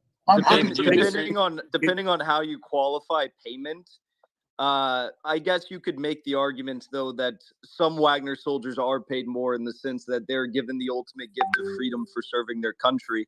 A lot of these men that fought in Bakhmut were they were to be serving lengthy prison sentences, as we all know, and they were said, if you go and fight for 6 months in Bakhmut or wherever we need you, you will get the gift of freedom. So I think that for those men, yeah, they are receiving more than the other soldiers, but that's a unique circumstance. Just keeping in mind that just some breaking news, just from the breaking news group. It says the FSB say they allowed Wagner to cross the border. Astra sources. The outlet also claims that the order not to oppose the movement of Wagner PMCs across the border came from the FSB. There was no resistance to the penetration of Wagner fighters. They were quietly let through. So that is from Astra sources. Any video or photos? Jackson, I think the issue you're going to run into, though, we have to. So two things. One, it's 2:30 right now in the morning in Moscow, right? But what the funny thing is that we're in the early hour, like it's 2:30 in the morning in Moscow. And if you look at along a lot of these routes and these highways, we're already getting reports on Google Maps of traffic jams and highways being closed because of roadblocks on Google Maps. Like it's showing there right now. And so I think we're going to have to wait. I think Ian brings up a good point. The situation has to clear up in the next 24 hours. And obviously right now there's a lot of statements like Suman said of the FSB. I think they're trying to save face, which I don't know why. I think they're just trying to say, hey, we let them through, because what Prigozhin is saying, let's not forget that the border guard allowed them to go through. Also, like a genuine question, like why haven't we got any images or videos? Because it's Bro, it is happening live. It's happening. I'm going to respond to this. I'll respond to this because you can't take a camera's banned at that time. It's 2:30 in the morning, but let me just say, we're getting tons of videos from all these cities across Russia where there's military preparation going on, 13 hours away from Rostov. And then in addition to that, all these soldiers, we've seen it throughout the entirety of the war. Anytime they're in some sort of large scale military column and it's all beautiful looking and stuff, either side, Ukraine or Russia, they've all got their phones. They're all videotaping. They're all, sending it to their sources, to various Telegram channels.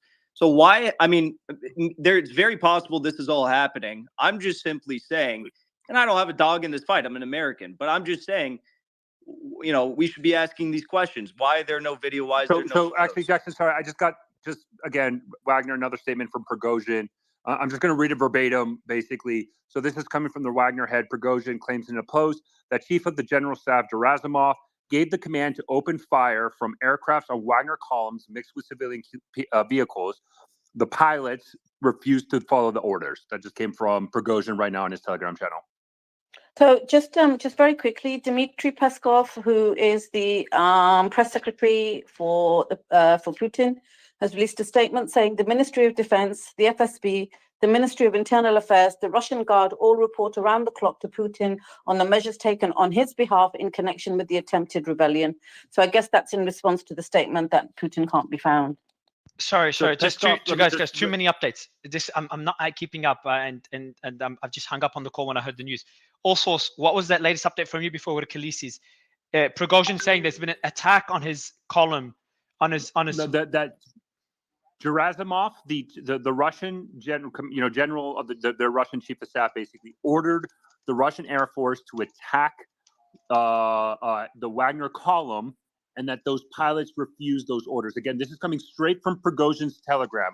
We have no way of confirming, but Prigozhin is claiming that pilots were ordered to attack his column, and that those pilots. Okay, so Prigozhin is saying that the Russian chief of staff has ordered his pilots to attack Wagner forces, and the pilots refused. I'll play devil's advocate here yet again. So you mean to tell me that Prigozhin, who's had a months-long feud with Gerasimov and has called for his execution, is somehow now receiving the internal minute-by-minute communications of Gerasimov to Russian pilots about how they're going to target the ongoing column of of Wagner fighters crossing the border? Like, that makes no sense whatsoever to me. Because Gerasimov is hated. But how are you going to tell me that Prigozhin is getting these minute by minute? Prigozhin could be making this up to show that the military is turning. He is just to show that the military, in my opinion, to show that the military's. Maybe it's true. If it's true, that's concerning. If it's true. So it just shows that the Air Force, that the FSB but Prigozhin might have people on the inside. Exactly. We don't know what relationship we have. We all don't know what Prigozhin has planned over the last few months. And I love this. We're all like Hitler's chickens, just speculating here. Yeah. Okay. Well, if you don't want to, and I'll also say that it wouldn't be Gerasimov that would be demanding. First of all, it wouldn't be Gerasimov that would be demanding this. It would be Putin calling for this, and they don't have to use fighter jets. They could use. So Khaleesi, just quickly. Sorry, go Jackson.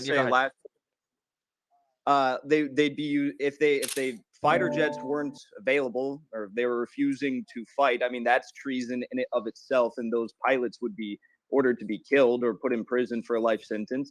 They could use missiles. It's just that statement doesn't seem accurate.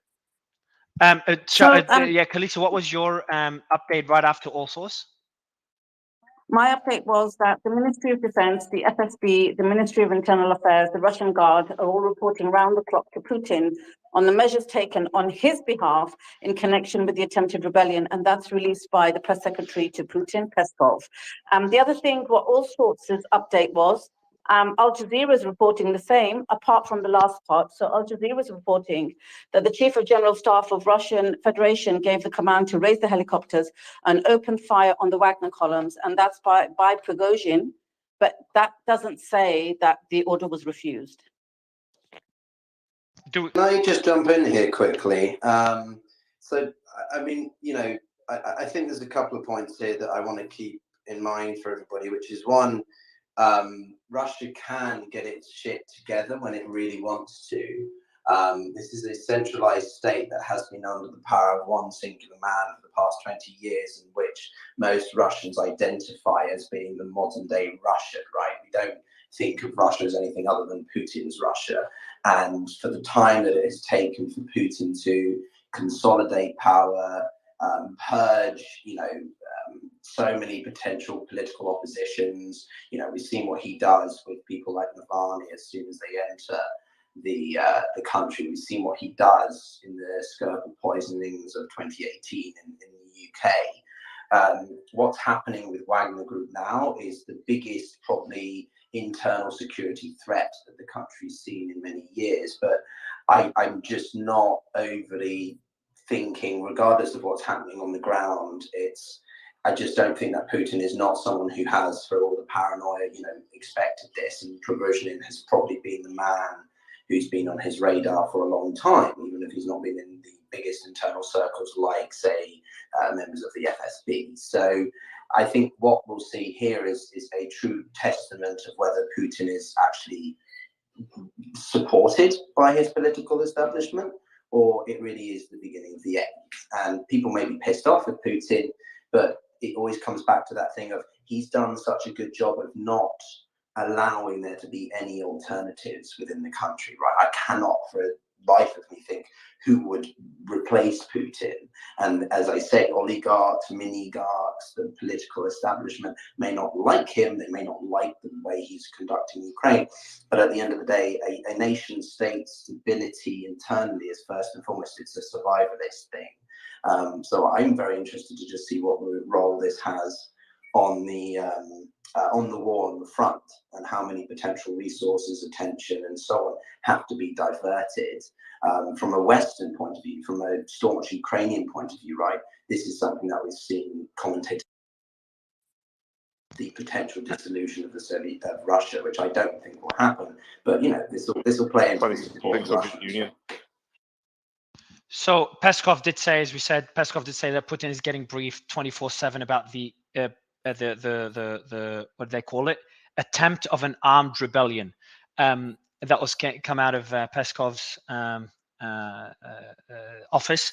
And this kind of answers the question, again, we don't know what to believe or not to believe if we're in the middle of a coup, so we don't know what to believe or not to believe. But this does answer the question of what we said earlier, that no one could reach Putin.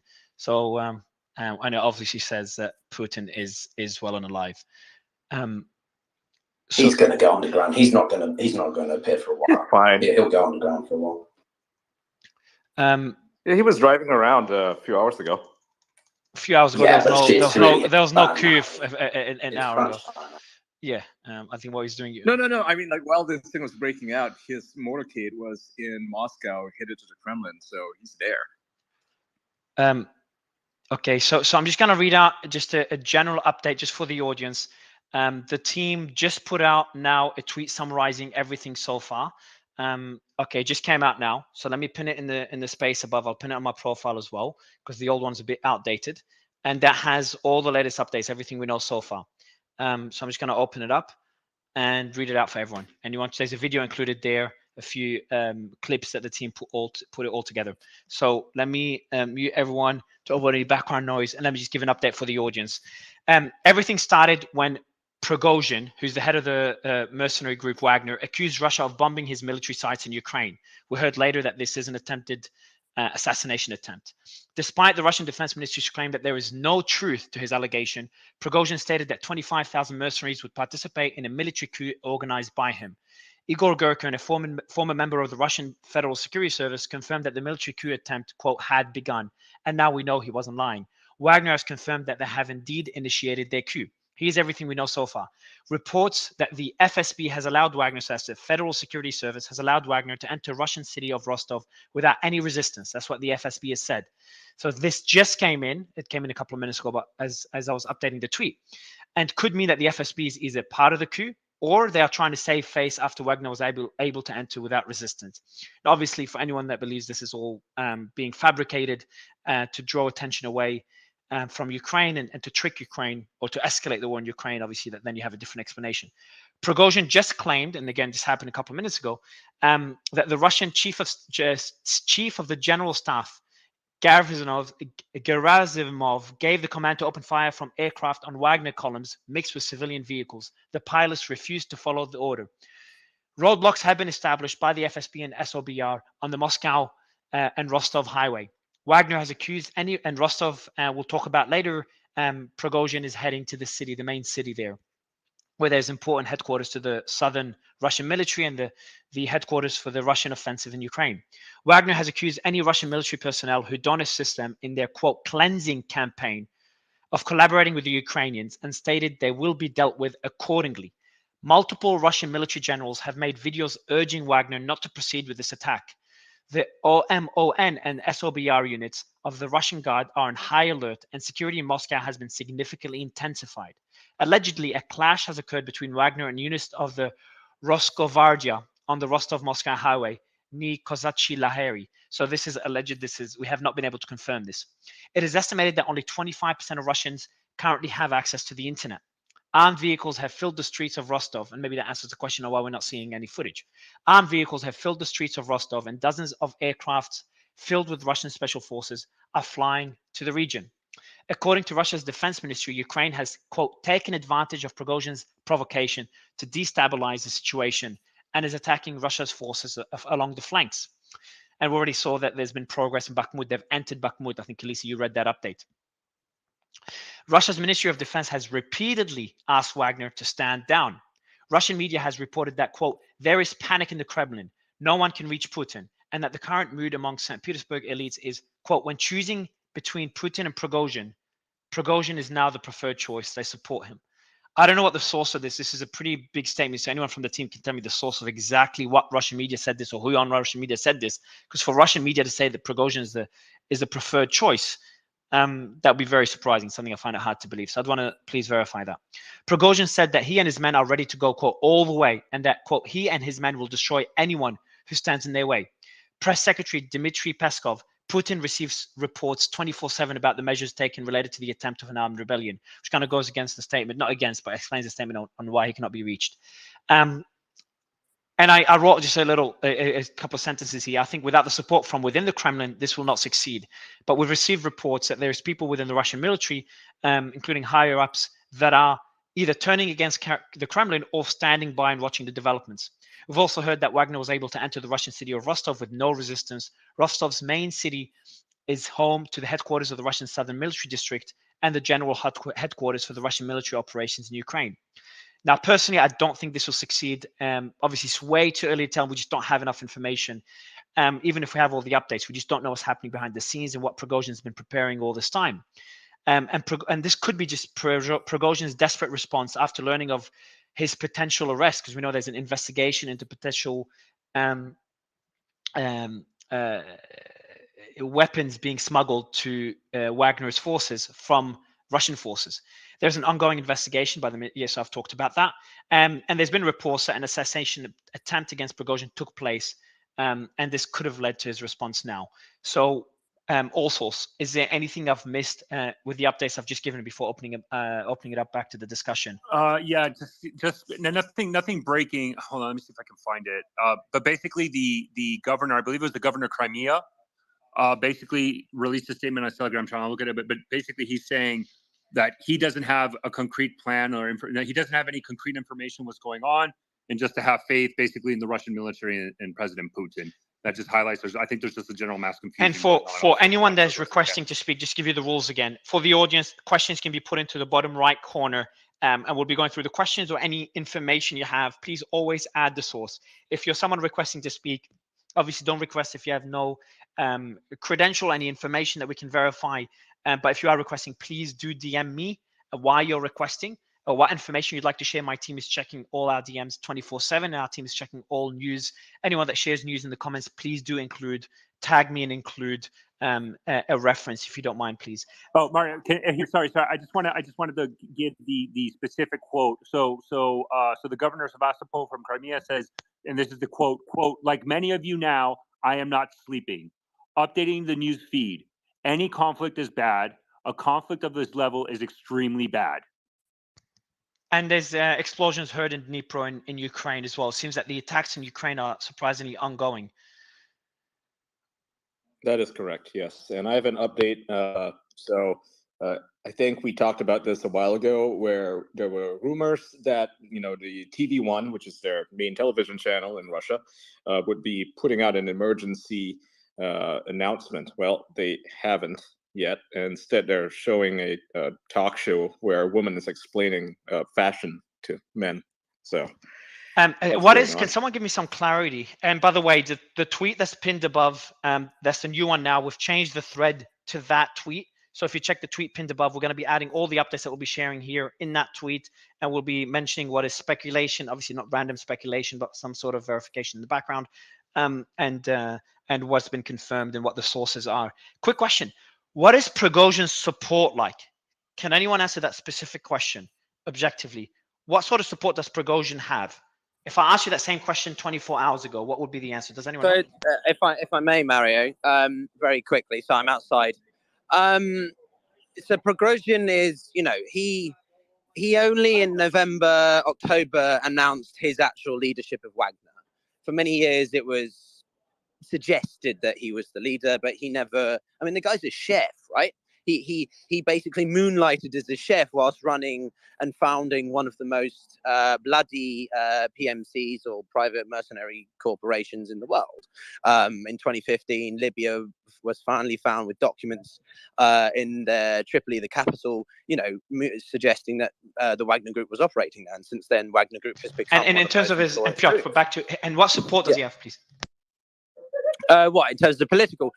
Well, nothing on relations of Putin. I mean, the guy is seen as a very competent, perhaps, military leader.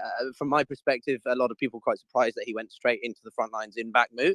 But in terms of political, you've got to understand that being a general is one thing, but if you don't have the political support and, more importantly, the will of the people, then it's not going to carry you very far, right? Does he have the will of the people, Piotr? No, I don't think so. And that goes back to what I said a minute ago, which is that modern day Russians have, particularly in rural Russia, right? So my grandparents in Novosibirsk, a large proportion of the material that they watch or consume is state media. So Tacit News, Interfax, these are the main media organizations. And Prigozhin is not going to have been able to manipulate the minds of Russians or influence the minds of Russians, if you want to be less negative, to support him. So I cannot see how Prigozhin has that ability to win round the people. Power transitions, particularly in a country that is more autocratic, are never easy. It's not a transition of power in a democracy. It's a transition of power from, I mean, look at Sudan, right? The attempted coup in Sudan. Look at any coup, Myanmar, for example. These are all very difficult situations. And the military in Russia is powerful, but it's not a country that's been run by the military historically, whilst Sudan and Myanmar are. So I don't personally think that even if Prigozhin was able to... cannot succeed without the military, though. It can't. But what I'm saying is you've got to look at the historical context of the country. Has the country been run under a coup for a longer period of time? Russia's never been a militarizedly run state. It's still had a king. It's had an elected individual or someone like Lenin. He's not a general, though. So I cannot suddenly see how a coup in Russia led by Prigozhin would result in Prigozhin becoming the president of the Russian Federation, personally. Maybe he has more than that, but again, a lot of this. Someone from my team did say, where is it now? Where do you put it? That Prigozhin has a lot of backing. He has the same number of social media followers. He only started on social media recently. Has a similar, if not the same, number of social media followers or engagement as. I'm just trying to find the message that he sent me. As Putin himself. So he does have the support of the people. So I'll read out the message here. Prigozhin started on social media 14 months ago, and he has nearly as many followers and engagement as Putin. He has the backing of many people. I'll just say that I don't know if I believe those social media stat numbers, but I mean, Putin's like one of the most famous men in the entire world. He's probably up there, top 3, top 4. So I don't know if I believe those numbers, but I will say a lot of the Russian soldiers and reservists that I've talked to, they love Prigozhin. They think he's a bit of a loose cannon. But someone asked the question, what does the military and political leadership think about Prigozhin? Because that's a different question. And from what I understand on that front, most believe that he is not befitting of kind of being in that club, if you will, because he rejects and outright refuses to follow the just classic military doctrine that you don't even need to be in the military to understand that hierarchy in a military must be respected and followed at all times. And, you know, in Bakhmut, he publicly renounced that doctrine, and you know, nothing really came of that. So that's a question if that was an op or that was real, what went on there. But just one last thing, Piotr said that he's a general. No, Prigozhin is not a general. Again, he's not an officer, commander, captain, anything. He holds no official military ranking and never has.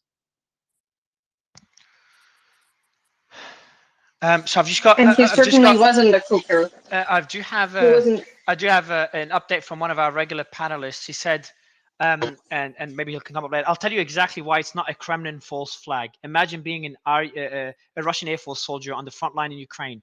This instilled disarray and confusion across the entire army. This is the last thing you would want to do as a false flag. And another message, another comment they sent through: Rostov-on-Don is a hub for the entire Russian military operation in Ukraine. That's why Wagner being in that city is important. They're not in that city again. They're in Rostov, the state, and not Rostov-on-Don, which is the city. Important to note this on the space. So that was just mentioned right now by one of our regular panelists. Many of you would know. Also, another thing by Austin Defender. There still has been no visual evidence that Wagner forces or columns are on the move tonight in the Donetsk and Luhansk region of eastern Ukraine or in the Rostov region like Prigozhin is claiming. We are still in a wait and see phase. So this is very important. We do not have any visual evidence of all these claims, which is something that I think Ian or someone else mentioned earlier. And it's important to note that. I mentioned that. And I'll also say, although it was afternoon when this took place, and right now it's 3 a.m. there, when Belgrade was invaded, some people, you know, with this story today, they're saying, well, you know, it's 2:30 a.m., it's 3 a.m., and these are like border towns. Well, the very hour that we saw the Ukrainian Russian defect opposition go into Belgrade about 3 weeks ago, we got video updates from just Jackson, just remember we did have reports that only 25% of Russia has access to the internet. That was about an hour ago. We don't know if that's still the case, but just thought I'd update that. Okay, well, I mean, it's so that, I mean, I've seen that, but I mean, how do you even prove that? We can't. So again, that's why I said reports. It's very hard to prove a lot of things being mentioned. NetBlocker tracks. So NetBlocker is able to track live data on internet restrictions. They are extremely reliable, and they have reported at least a lot of websites are no longer accessible on Russian internet and have been blocked by Russian authorities. So that is true. So they're saying a lot of websites aren't accessible on Russian internet. That's the claim that we're using to suffice that only 25% of Russians can access the internet right now. So I'm going to read exactly what the issue is, confirmed by NetBlocks. And I'm only going to say confirmed. And if NetBlocks says it's confirmed, it's confirmed. Confirmed. Metrics show that the Google News aggregator platform has become unavailable for many users in Russia. The incident comes amid high tensions between the Wagner paramilitary group and Moscow. That is the only thing that they've been able to confirm, which indicates that at least from the internet access, it is being restricted by the Russian government to its citizens. Now, does that translate to 25% of Russians cannot access internet? Until NetBlocks confirms that, I will not make that confirmation at all on this. Could there just be an outage in Russia to Google News? Because I'm not hearing any reports of any other websites being inaccessible, just Google News. I just shared it on the Nest. Right. Julia, go ahead. Yeah, I just wanted to address the question about the Prigozhin, how Russians generally favor him. Actually, he enjoyed quite, great response from a lot of Russian citizens. I've seen it in comments, I've seen it in streams that I watched, in a lot of Telegram channels. But actually, I can see right now it's changing in real time. So like I follow up, a bunch of war correspondents, and I see the comments. A lot of people actually turning on him. Some of them still support A lot of him, people, but sorry, a lot of them are like a lot of people are turning on who? Sorry. on Prigozhin because they don't want that infighting. They don't want this civil war in, and a lot of them actually cite 2014 coup as an example, and they say, "Well, we don't want something like that. If Prigozhin wants to play this game, we don't want that." At the same time, Prigozhin was right for with a lot of things, especially talking about Shoigu. Shoigu is very corrupt. His family is very corrupt too. That's undeniable fact. But if we take words of Prigozhin at face value, what he said in the past about Shoigu, he was right. He was right about a lot of things. But what he said before, he has no intention to run for president. He has no intention Who to doesn't? Prigozhin? actually harm Russia. Prigozhin? Prigozhin, yes. Yes, he said it in the past. I follow him like pretty much consistently. So if we take at face value what he said, and he said a lot of truthful things actually, something that I've been reporting on like for maybe a month, right? And a lot of people were disregarding that because they say, well, it's just a show, it's just a trolling on his side. But actually, it's correct because some other people, those who were actually fighting on the front lines, they were saying what Prigozhin has been saying for months at this end. So that's when I heard from Prigozhin, I said, okay, well, this is true because I already heard that before. So we don't know what's going to happen. Julia, I don't think that he has intention. Yeah, I've got a question for you, and like you were just answering it, but I will mention a question just for everyone that just joined, and asking questions we already have covered before. Everything we've discussed so far is Can I just share some news yeah. before you ask Yeah, the go question? ahead, please. So I just want to read. There's a long Telegram post. I'm just going to read the quote. This is from a Telegram channel based on Rostov. They're saying several Mi-8 helicopters have been raised into the skies. All our air defense points have been ordered to be ready. In addition, it is necessary to strengthen foot control of the police patrol in the city. I mean, this is just the Telegram translation, but what the gist of it is basically in Rostov, we are seeing from the local Telegram channels there are indicating increased military activity, the utilization of Russian helicopters, and we do have video footage of already published prior a couple hours ago and still current of Russian military units active in the capital city of Rostov-on-Don. So this just adds to that. Sorry, go ahead, Mario. So one second, I've got an update which says go ahead, Khaleesi. I also have one after Khaleesi. Cruise missiles are flying towards Kiev. Okay, So I got a breaking news here. Prigozhin came out and said, now not just Gerasimov, but also Shoigu ordered to attack the columns on the civil highway. So that's Prigozhin pretending that there's some sort of a war happening in Rostov at the moment. Again, with still, I mean, like we're what 30 minutes, an hour after the claim that they entered, and we still have no photos or video. True, and I do want to mention, Lev, what's your news before I just mentioned some thoughts here. I have a very close source in Moscow right now that's telling me that they have confirmation. I'm gonna try to get. He doesn't want to relay his name because he's scared for his life, but basically that there are portions of the FSB that are showing loyalty to what's his name, Prigozhin. Okay, that's like claiming that Jackie Kennedy killed or was involved in the killing of John F. Kennedy. That is the most ludicrous claim I've ever heard. The FSB is the most loyal group of people probably on this earth to one man. And how do you know that, Jackson? How do you know that? Like, how does your fact? Years of Russia. Years. I think I have a lot more years of Russia and a lot more contacts in Russia. So you're than coming you here did. and you're citing an anonymous source claiming that quote So far, unquote all my factions. so far. Wait. Quote unquote. Jackson. Let me just finish. You're claiming that quote unquote factions of the FSB, the sole body in Russia that is entirely in whole, completely loyal to Putin, without citing what these factions are, how these factions rose up, how they have contact with Prigozhin or Wagner, a group that they don't really have any contact with. You're claiming that they are somehow loyal to Prigozhin over Putin? Absolutely, and you'll see that come out in the next couple of hours or maybe even a day or so, but you will see. Okay. Good stuff. All right, so I've just got yeah, does anyone have more updates? Any breaking news before I share some information? No, just wanted to address that quickly regarding the question about if FSB actually is loyal to Prigozhin. Wagner Group is actually full of ex-military, ex-officers from various police, FSB, military, whoever.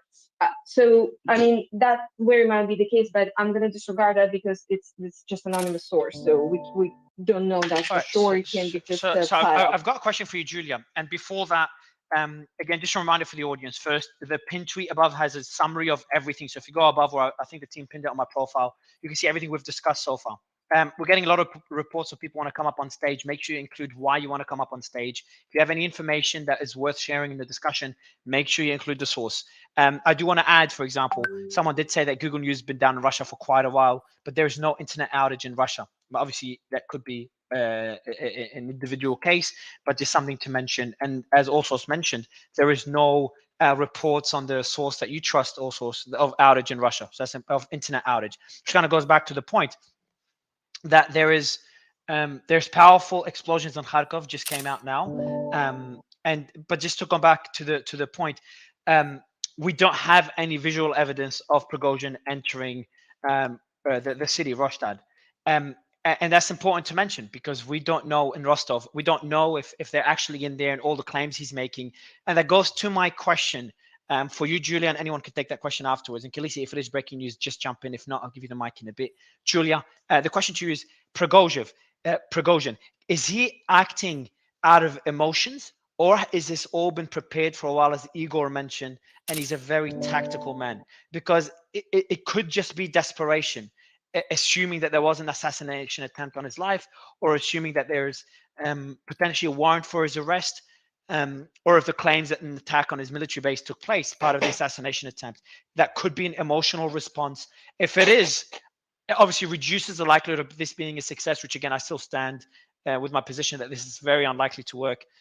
But again, I have no clue now. I just want to remind people that zero footage. Ian, yeah, I think I mentioned there's zero footage. Yeah, Julia, I'll let you respond. Yeah. So I think it's not just emotional response. I think that Prigozhin came to that decision a while back.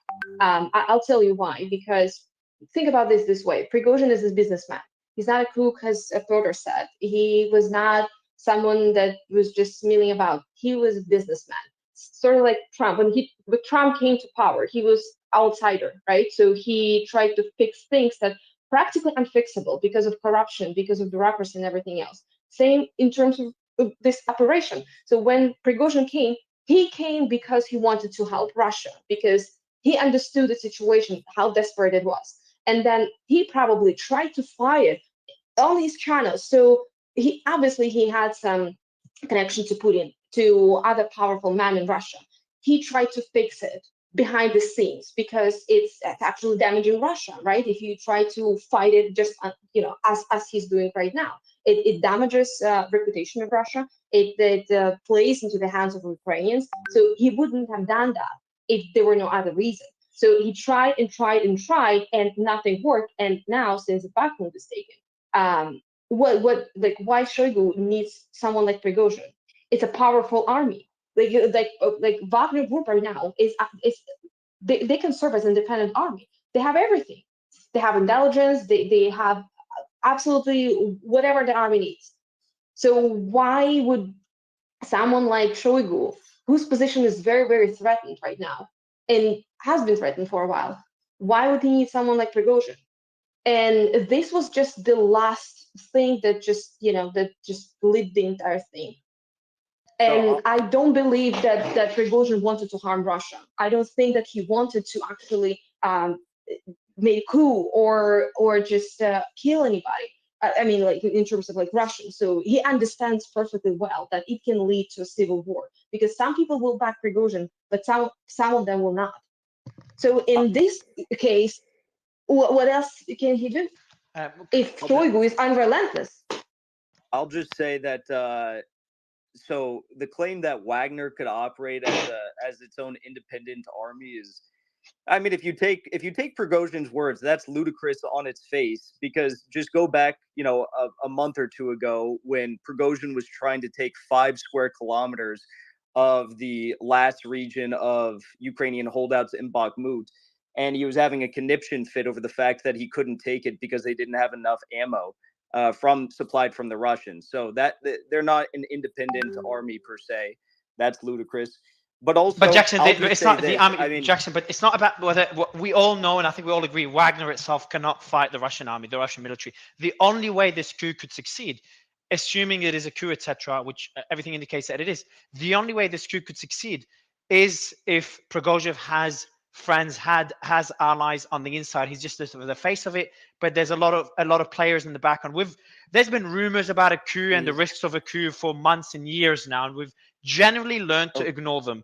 But Mario, I got some breaking news. There's just I'll just say one thing to that. So- I mean, this quote Mario. unquote coup. I don't want to call it. I don't. Sorry, sorry, okay, Jackson. go ahead, Ian. Yeah, You just can a mark breaking the news, breaking Jackson. news. Sorry, Go Jackson. ahead. Yeah, just a breaking news. I'll give you the mic right after. Sorry, Jackson. Go, Ian, quickly with the So breaking news. there's, Khaleesi and Ian, go ahead, and then we'll Yeah, go to there's Jackson. explosions over Kiev, and there's been three Tu-22 bombers airborne, and there's powerful explosions over Kharkiv in Ukraine, and I believe the bombers have been airborne from Elena Air Base. Thank you, Okay, Khaleesi. so Ian, that's was there good. more? Ian, was there more? But yeah, my piece of news is not related to Russia, but it's worthy of a space perhaps afterwards. The DNI, that's the You're talking about the report about the Wuhan lab? Yeah. We'll The be potential covering. links between the Wuhan Director of Institute of National Virology Intelligence. and We'll be origin of covering it. COVID-19 pandemic. They've released a full report. Yeah, we're going through it now, and we'll be covering that. Obviously, we'll be covering this for now, but we'll be Hey, covering can I that. make After. a, Yeah, well, hold on, can I make a Michael, point right about after Jackson. Prigozhin? Yeah, Michael, right after Jackson. Jackson, go ahead, sir. So all I was gonna say was that we're calling this a coup, I guess, but it's the first coup I've ever seen that's completely digital and paperwork in nature. I mean, so far we've been told that there's been the calls for arrests against Prigozhin. That turned out to be bogus. No one's called to arrest Prigozhin except for Reuters. We've seen that there's been claims that Wagner has entered Russian territory, except there's no video, no physical evidence of this. And then we're also we're just being told all these lies. It's like there was another lie as well that we countered in this space as well about this all. So it's like, Which other lie? when are we gonna? We come don't know. back So to Jackson, we don't know. logic and Jackson, rationality here? well, I don't know if it's irrationality. No one said that Putin's in New York right now talking to Biden.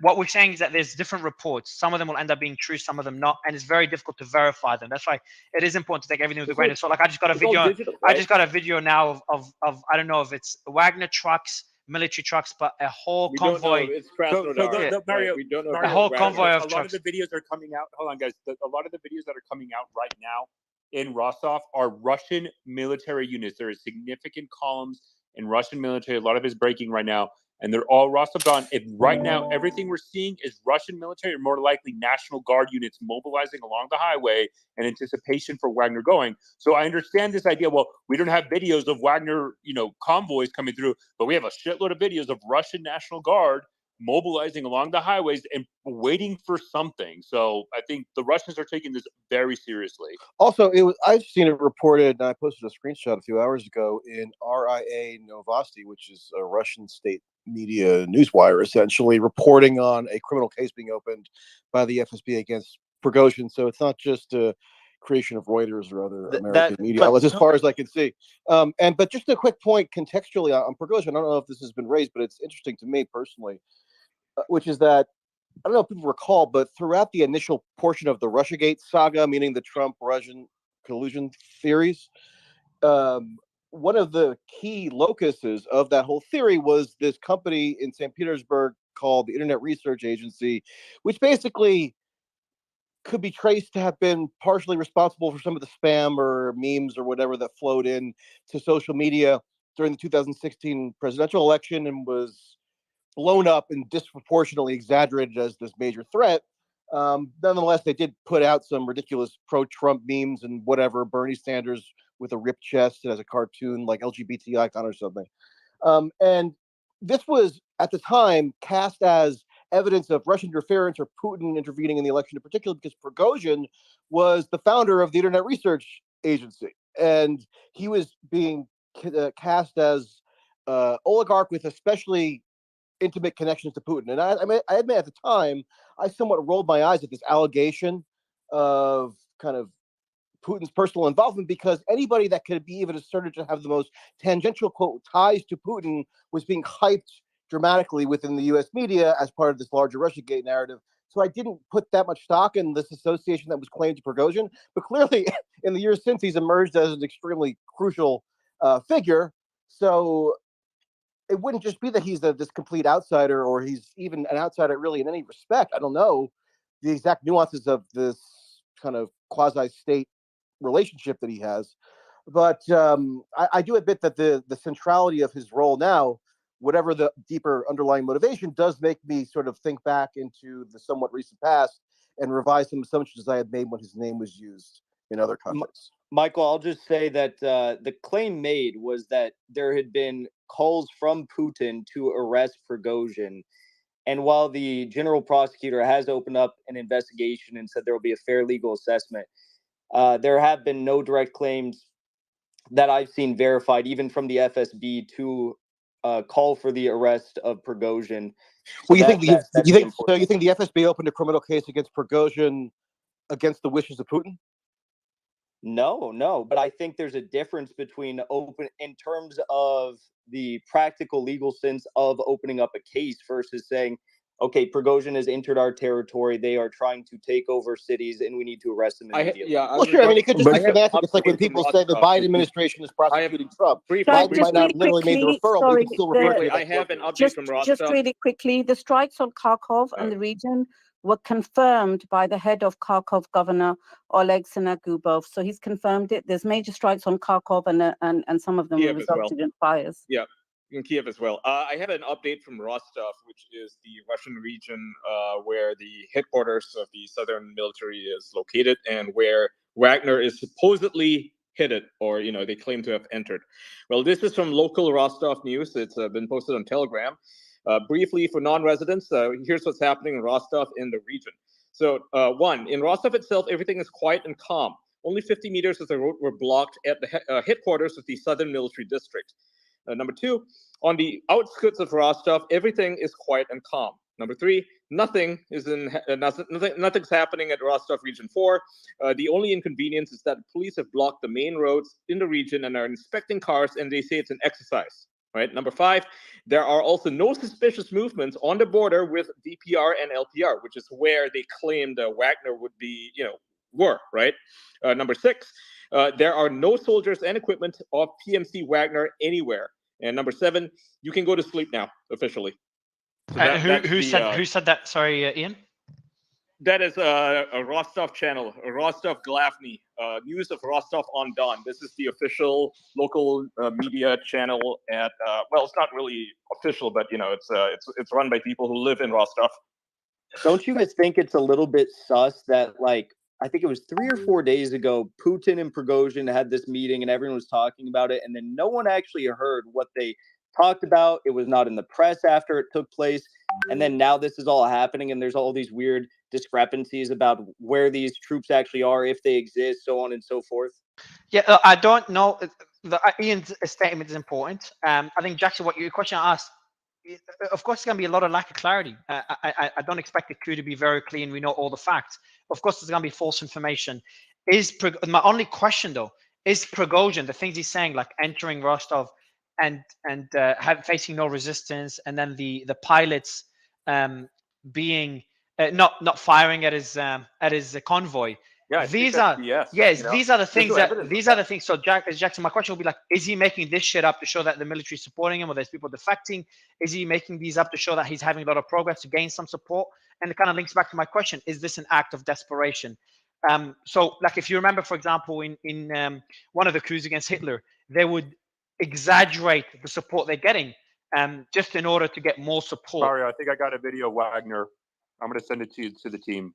Okay, what's in the video? Of Wagner going in Russia. I'm trying to just give me a second, but it looks like I just got it also, source.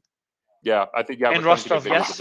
Yeah. Yes. Of Wagner entering Rostov, and to answer. I'm getting videos. I'm getting videos of trucks blocking the road in Rostov. I've had 2 people send it so far. Same video, same road being blocked and being turned around. So roads are being blocked. Those are in Russia. Russian military more than that's Yeah. National Guard. This is Yes, different. yes. This is completely Yeah, this different. is I'm this gonna is say yeah. Guard. Yeah. Yeah, I never said this is the Wagner. This is roads being blocked. Nothing to do with Wagner entering the city. This is Yeah, roads they're not to being civilians. blocked by Wagner itself. No, You gotta nothing to do clarify with that. Wagner. No. Well, I don't think it is. Can I just ask?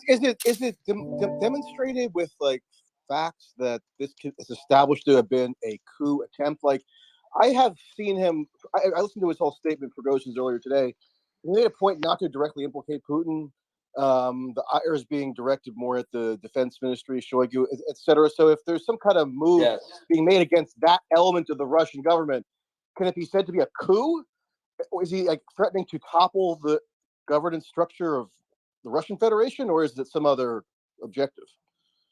He literally said it's not a coup. This is a march for justice, whatever that means. But we've seen no march yet. We've just have And we've you got actually- videos now of the quote unquote march into the city of Rostov by Wagner's group. So they're in the city of Rostov, which is the headquarters to the southern, to the military No, campaign. I don't know if it's the city, Mario. It could be not the city. state, Sorry, I because keep saying Rostov city. is Sorry. not the state. We don't It know is that. the state. We don't even know if it's. Prigozhin didn't say he's in the city either. So the state. Confirmed to be Wagner, or it could just be Russian military, like regular military. It's being that's a good point, Ian. It is being claimed as Wagner, but again, Ian, Who's claiming? Who's claiming also? Who's the source also? Let me see if I can get the actual source who the where it was posted. Give me a second. It just seems like this whole thing is a lot of claims, very, very outlandish claims where we think, oh my goodness, this is the end. And then like 10 minutes later, it's like, oh, there's actually no evidence. Oh, Jackson, you got to stop doing it. Jackson, hold on. Jackson. What, like, I don't understand. When this is happening live, we say if we know what's confirmed, what's not confirmed. But if this is an ongoing coup or a military campaign, we just cannot know exactly what has happened. We cannot have full clarity right now. If I had a phone call to the Ministry of Defense and to Prigozhin and to Putin, I'd definitely get you confirmations. So we're trying our best. I like that you're mentioning that this is not confirmed. This is important. Mario, you're right as well. But also on top of that as well, there's certain incidences where there's valid questions to ask. So, like for example, we have been getting reports now for hours, and there was previously a valid question to ask that why we're not getting videos. Now, also saying that we're getting videos, so now that's going to add more substance to it. We're going to add confirmation. As opposed to the argument that it's 3 o'clock. Yeah, but I want to give, and I want to give, true, but I want to give, let me give credit. Let me give credit to the point that Jackson's making is that all these are claims. This could end any minute. Now the claim of this not being a coup is obviously getting more difficult to make. But the question earlier was like, hey, this must be not a coup, or Prigozhin's over exaggerating. And then a few hours later, we're talking about Prigozhin entering the state of Rostov. So this is escalating pretty quickly, and yes, we don't have. We'll tell you what is verified, what is not verified. Definitely good to question everything. So I mean this with all respect, Jason. Mario. Sorry, 1 second. Just a quick update. Sure. Thank you, Julia. So the 3222 bombers have launched X-22 missiles from over the Black Sea. And as we speak at the moment, the X-22s are flying towards Dnipro.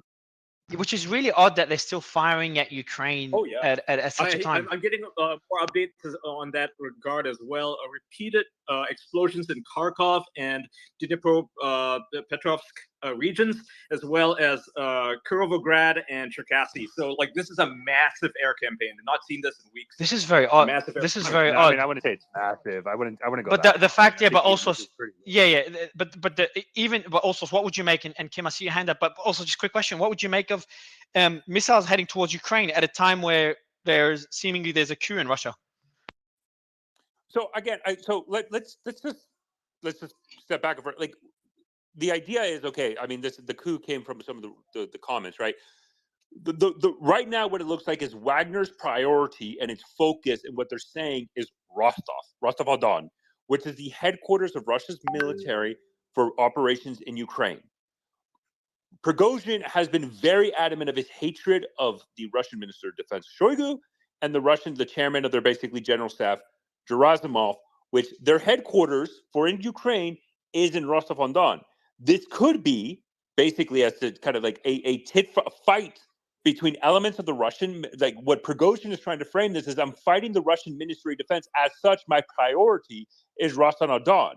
This could be a coup. This could be an internal conflict between segments of the Russian state Wagner and the Russian military. But this all broke, and I think though, just because it's happening, yeah, missiles are flying. There's still a war going on, of course. But that just because there's a war, to say, well, because there's a war and there's explosions in Kharkiv and Kyiv, et cetera, means all this is kind of BS. I think that's a stretch when we have all this evidence and all these videos coming out from the region saying something is definitely happening there, and and we just can't ignore it. But if it is this internal factional dispute among elements of the Russian state, then it would be a misnomer to reflexively characterize it as a coup, right? I mean, yes. something Well, we don't know, but it could lead we to don't that. know that coup is Not, the correct like, descriptor. Well, again, but people, I think we're trying to find a definitive answer to frame this. When this, how long have we been? Like 3 hours? This literally started happening. So, and by the way, for 3 hours we've been here, we've been getting a lot of information, a lot more than what we generally get. So also, just quick question, Des. I'm going to read something out before going. Explosions have been reported in the Solomansky district of Kiev. So Kiev itself is being hit right now by missiles. Okay, so also, can you just check the latest message in the breaking news group and mention the source? I'll read out what it says, and you read the source so you could you probably know it. The situation in the center of Moscow is calm. There is no military or other armored vehicles on the squares and streets. RIA Novosti correspondent reports. Okay, so that's from the RIA news outlet, who walked through the streets of the night capital on the route from the Russian State Library on Okhotny Riyadh, near the building of the State Duma, on Boloshaya Dmitrovka, near the building of the Federation Council, on Lubyanska Square, on Ilyinska Street, and finally near Red Square. People are walking calmly. There are not many of them, as usually happens at night on weekends and weekend days. There are no armored vehicles at the Federation Council and the State Duma either, as well as on other central streets and squares. There are no additional police squads to be seen. There are no signs of tightening security measures in Moscow, as some media outlets have previously claimed. Night cafes and restaurants are open. There are no restrictions for cars. Ground public transport operates as usual. So just want to mention that update, and I wouldn't expect anything more in Moscow this early on. And this is not another military entering Russia. This is an internal coup potentially. I do want to just mention one thing. Look, from what I've seen, or everything I'm seeing right now, I do think this is a coup. I highly doubt this will be successful. I think there's a lot of emotions behind it, or desperation rather than emotions. A lot of desperations from Prigozhin behind this coup. Now, what we don't know is who else is helping him from the inside, if anyone. And if the more support he's getting internally, the more likely he is to succeed. And our thoughts are with obviously everyone in Russia, and hopefully this doesn't lead to any escalations in the war or any deaths. But Jackson, go ahead, and then we'll go to Kim. Mario, I've got a question for you. Why, and there may be a good reason for this, why do you keep referring to it as a coup when Prigozhin himself literally came out after his initial remarks and said, this is not a coup. Putin, fair point. But Putin, no, wait, let me finish. He said this is a march for justice directed at the evil leadership in the MOD. So why do you call it a coup? A special military campaign by Putin was called a war from the beginning. You could have said, why are you calling this a war when Putin himself, the president, says this is a special military campaign? So my answer would be, if Prigozhin is actually conducting a coup, I don't think he will go out and call it a coup. That's my thoughts.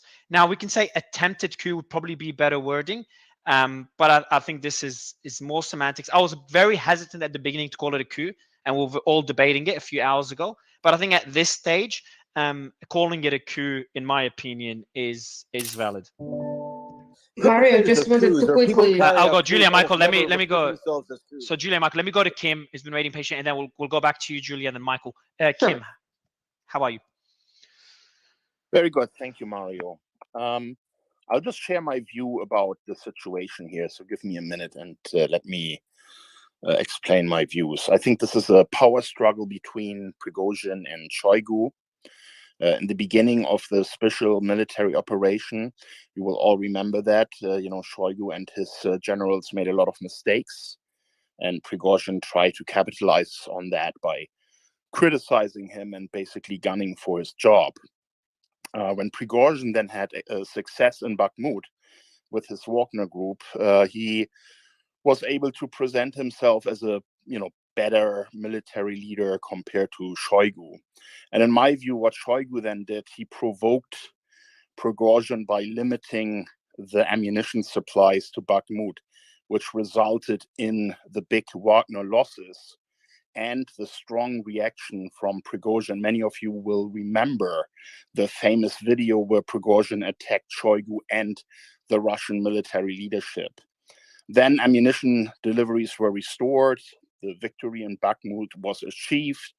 But the video outburst by Prigozhin was counterproductive for him, in my view, because the Kremlin and the senior political leadership in Moscow saw him as a loose cannon who cannot be trusted.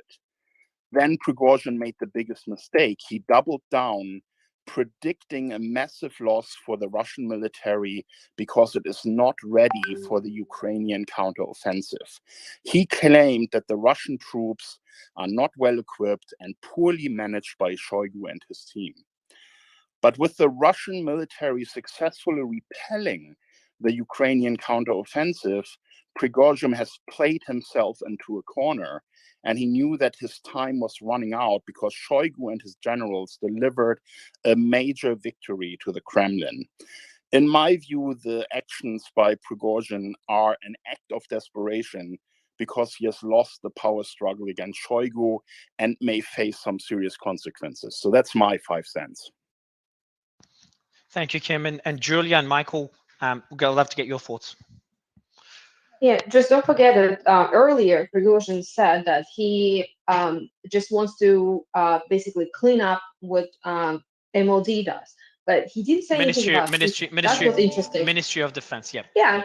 Yeah, but Yes, this is a good point, Julia. Sorry, I'll let you finish, but this is a good point. He did not mention Putin. Like, linking Putin to all this will be more implying, because he does indirectly mention the people responsible, people in charge, etc., without mentioning Putin's name. Not sure if he's doing this tactically because Putin still has a lot of support and he's going step by step, first focusing on Ministry of Defense, not about Putin, and then obviously targeting Putin. Or it could be, as many mentioned, internal. But I just don't understand why. Like, again, there's a president there. If there is battles between internal forces, no one would do something that would go against the president's orders. And we know Putin's pretty ruthless on anyone that doesn't follow his orders. Mario, No, he actually said. And hold on. Sorry, I just want to read the latest from Prigozhin. Sorry, just quickly. This was posted 8 minutes ago. I'm just going to read the entire thing. 8 minutes ago. So the head of the general staff. This is straight Prigozhin's audio message. The head of the general staff is not coming down. The head of general staff is, by the way, is Gerasimov. So the head of the general staff is not coming down. Quote: a mistake of any African dictator is to do airstrikes at civilian areas. Right now in the air are 2 planes, numbered 523 and 546, that are trying now to deal these strikes. Remember, lads, the motherland will not forgive you for strikes at your own territory. You should have the courage to strike the enemy territory when our infantry is moving. Thus, the speculations saying that we are interfering with someone's fighting on the front are speculations. We do not interfere with anybody. We interfere with criminals saving their asses who destroyed around 100,000 soldiers, Gerasimov and Shoigu. So I think this kind of goes to the point, the fight between Wagner and the MOD, Gerasimov and Shoigu. Sorry, go ahead. I think I interrupted you. But isn't That's okay. I mean, this is limited and to... he said, just finish quickly. So he actually said earlier that president's administration in every other aspect, they're going to proceed as usual. So he has no intention to actually remove Putin from power and just install himself. He said that's his beef is specifically with Shoigu and Gerasimov, and I think that's for a good reason. Yeah, but let's understand something. We're saying that Putin is going to allow him to go in there and take away his Ministry of Defense without Putin saying okay. Yeah, so you don't do that. Exactly. This is crazy. Yeah, you don't go to a department in a company and start trying to take out the executive from that company. You go to the CEO. There's a way of doing things. So it just doesn't make sense. While I understand, I just feel it is more likely to be tactical in not mentioning Putin, because it just does not make sense to go towards people that listen to Putin. They follow Putin's orders to go against them militarily. It also wouldn't make sense based on what Prigozhin said in his statement today. He wasn't making a limited tactical critique of the workings of the defense ministry. he was saying that the entire pretext for the war itself was fraudulent and that the war was orchestrated by mentally ill scumbags. I'm not trying to be histrionic. This is what he said. But then you convince Putin. But then you that convince. would clearly But get around Putin, wouldn't it? Michael, you convince Putin to remove them from the office. That's how you fight an internal battle against someone else in power. Mario, the reason why he's not mentioning Putin by name is because Putin's very popular in Russia, and This he's is trying what to I've confuse mentioned. the people. This is what I mentioned. He's trying to confuse the people by saying that there's people. He's trying to say that there's people inside Putin's regime that are scumbags. And So then he gets support. So he gets support unless Putin comes out publicly and calls for the support of Gerasimov and Sergei Shoigu. If Putin goes out there publicly and mentions support for them, but then you have Prigozhin openly saying no one should support those two, and I will go against anyone that supports those two people, the defense minister and the chief. And we're not talking about random people. We're talking about the defense minister and the chief of the general staff of the Russian armed forces. So these are people that report directly to Putin. Mario, sorry, just one quick update. Channel 1 in Russia reported the criminal case was opened, and the Russian Federal Security Services have opened a criminal case calling for armed insurrection against Prigozhin because of that, and they have initiated criminal proceedings against him legally and under Article 279 for the organization of an armed insurrection, and it carries imprisonment of between 12 and 20 years, and they've reported that is a criminal case now, and they are asking for his arrest. Where's Krasnodar in Russia? It's near the it's near the border with Ukraine. Let me get you the exact. Okay, we're seeing. I think it's in the south. I think doesn't it? I don't know if it shares a border with Georgia from memory, but I could be wrong. And we're just seeing armed military vehicles, a convoy of military trucks carrying soldiers. It's not just Moscow and Rostov Krasnodar. It's generally, I think the furthest east we've seen is Moscow. I know you shared that RAI. I mean, we have all the videos of people need to understand Moscow's a fairly large city, and the concentration of Russian military forces and the National Guard is basically the center of the kind of the political power. And these might be roving, so they might not be there permanently. But we do have video of that Rostov, Krasnodar, and again, those are the three main areas we're seeing Russian military activity. And it looks like from Wagner's point of view, what they're trying to focus on again is Rostov-on-Don. That looks like is the priority, and that's what Prigozhin has been saying. And we know that Prigozhin's military cannot do much. The only way that this could logically end up succeeding is if we see other factions of the Russian military support this. Well, the only way it succeeds is if he's got somehow he's got the Air Force on his side, because if it's not, he'll get annihilated. Can I jump in here? National Guard doesn't have to be the Air Force. Could be the National Guard. Could be. Go ahead, Mario. The problem is the vast majority of the Russian military is in Ukraine. They're fighting a war. Can I go, if possible? Yeah, go ahead, Piotr, and then Patrick. You go ahead. Thanks. So to keep in mind what's happening in Russia, you have to think about Russia's geography, its demography, and a lot of other sciencey stuff. So I won't go into that. But basically, 70% of Russia's population is west of the Ural Mountains.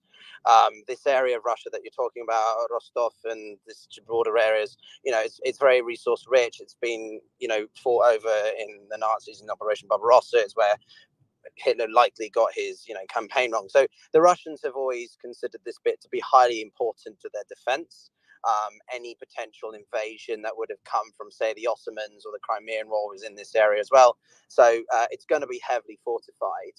Moscow is a city, a super mega city of about 15 million people. The fact that the drones got and struck the Kremlin in May was, massively shocking, but also an embarrassment for the Kremlin. So the Wagner forces may be better trained, although a lot of them, I think we should keep in mind, are convicts. They are, going up a highly, highly likely some of the best trained forces that Russia has. We've seen a lot of conscripts going into Ukraine, but I find it highly unlikely that Russia's going to be not, keeping some of its best forces in case there was a cross-border conflict. Thank you. So, I would just say keep that in mind when you're talking about it.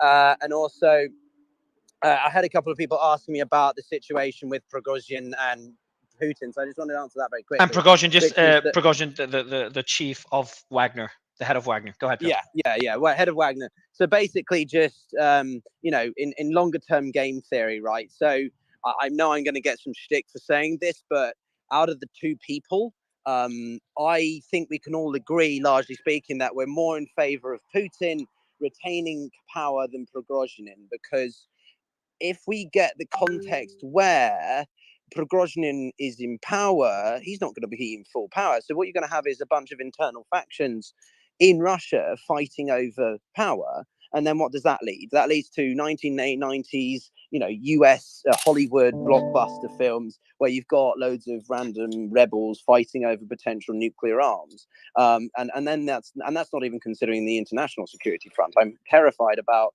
what this means for potential. You know, basically what I'm saying is the US has been briefed on this, right? And the US, at the end of the day, Biden may hate Putin as much as I do, but you still want a no one wants instability, whether you love Putin, you hate Putin. I said this to my partner. Yeah, exactly. No one wants instability in Russia is never a good thing for the rest of the world, and likely for Russia. Go ahead, also. Khaleesi, just to confirm, did you mentioned already that the Prosecutor General of Russia issued an arrest warrant for Prigozhin, right? You already stated that. Yeah. Channel 1 in Russia reported it all sorts, and somebody transcribed the channel. So I was So to Jackson's point, there has been an arrest warrant officially for Prigozhin from the Russian government. So what does? Can we get a link from that? Can we get a link for that? Because I saw the Prosecutor General's initial report, and it did not include street webcams. Sorry, if you can send him the link, Khaleesi, that would be great. So there's footage of one of the roads blocked in Rostov. Also, street webcams in Rostov are disabled. That just came in as well from War Monitor.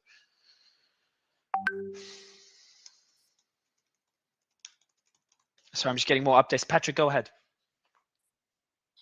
Hey, thank you, Mario. I appreciate sorry, just Patrick, worst time, but what I will do, Patrick, and then I want you to do the same thing afterwards, is I'm just getting some people asking like, what is going on? They just came in, they haven't been following the news. So what we're seeing, and I'll actually read it out from, the team did a good tweet summarizing everything, so I'll read it out from there, but I'll be quick. So we are seeing what looks like an attempted coup in Russia by Yevgeny Prigozhin, who's the head of the mercenary group Wagner. I think a lot of you would know him. We saw that he made the claim that there was an attack on his base by the Russian military in Bakhmut. And then we saw the first person to call this a coup was Igor Girkin, who's a former member of the Russian Federal Security Service.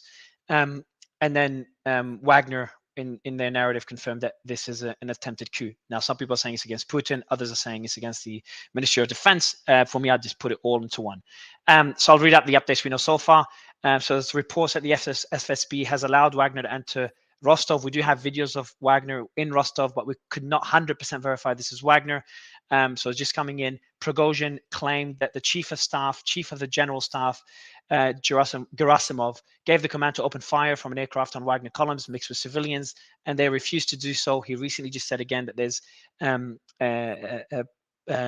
we've got aircrafts that could be striking, and he's asking them not to attack the motherland. Roadblocks have been established around the Moscow-Rostov highway. We're seeing military movements in various cities across Russia. We've had footage about all this.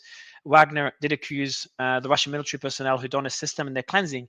He accused them of collaborating with the Ukrainians and stated they will be dealt with accordingly. We have multiple Russian military generals that have made videos urging Wagner not to proceed with this attack.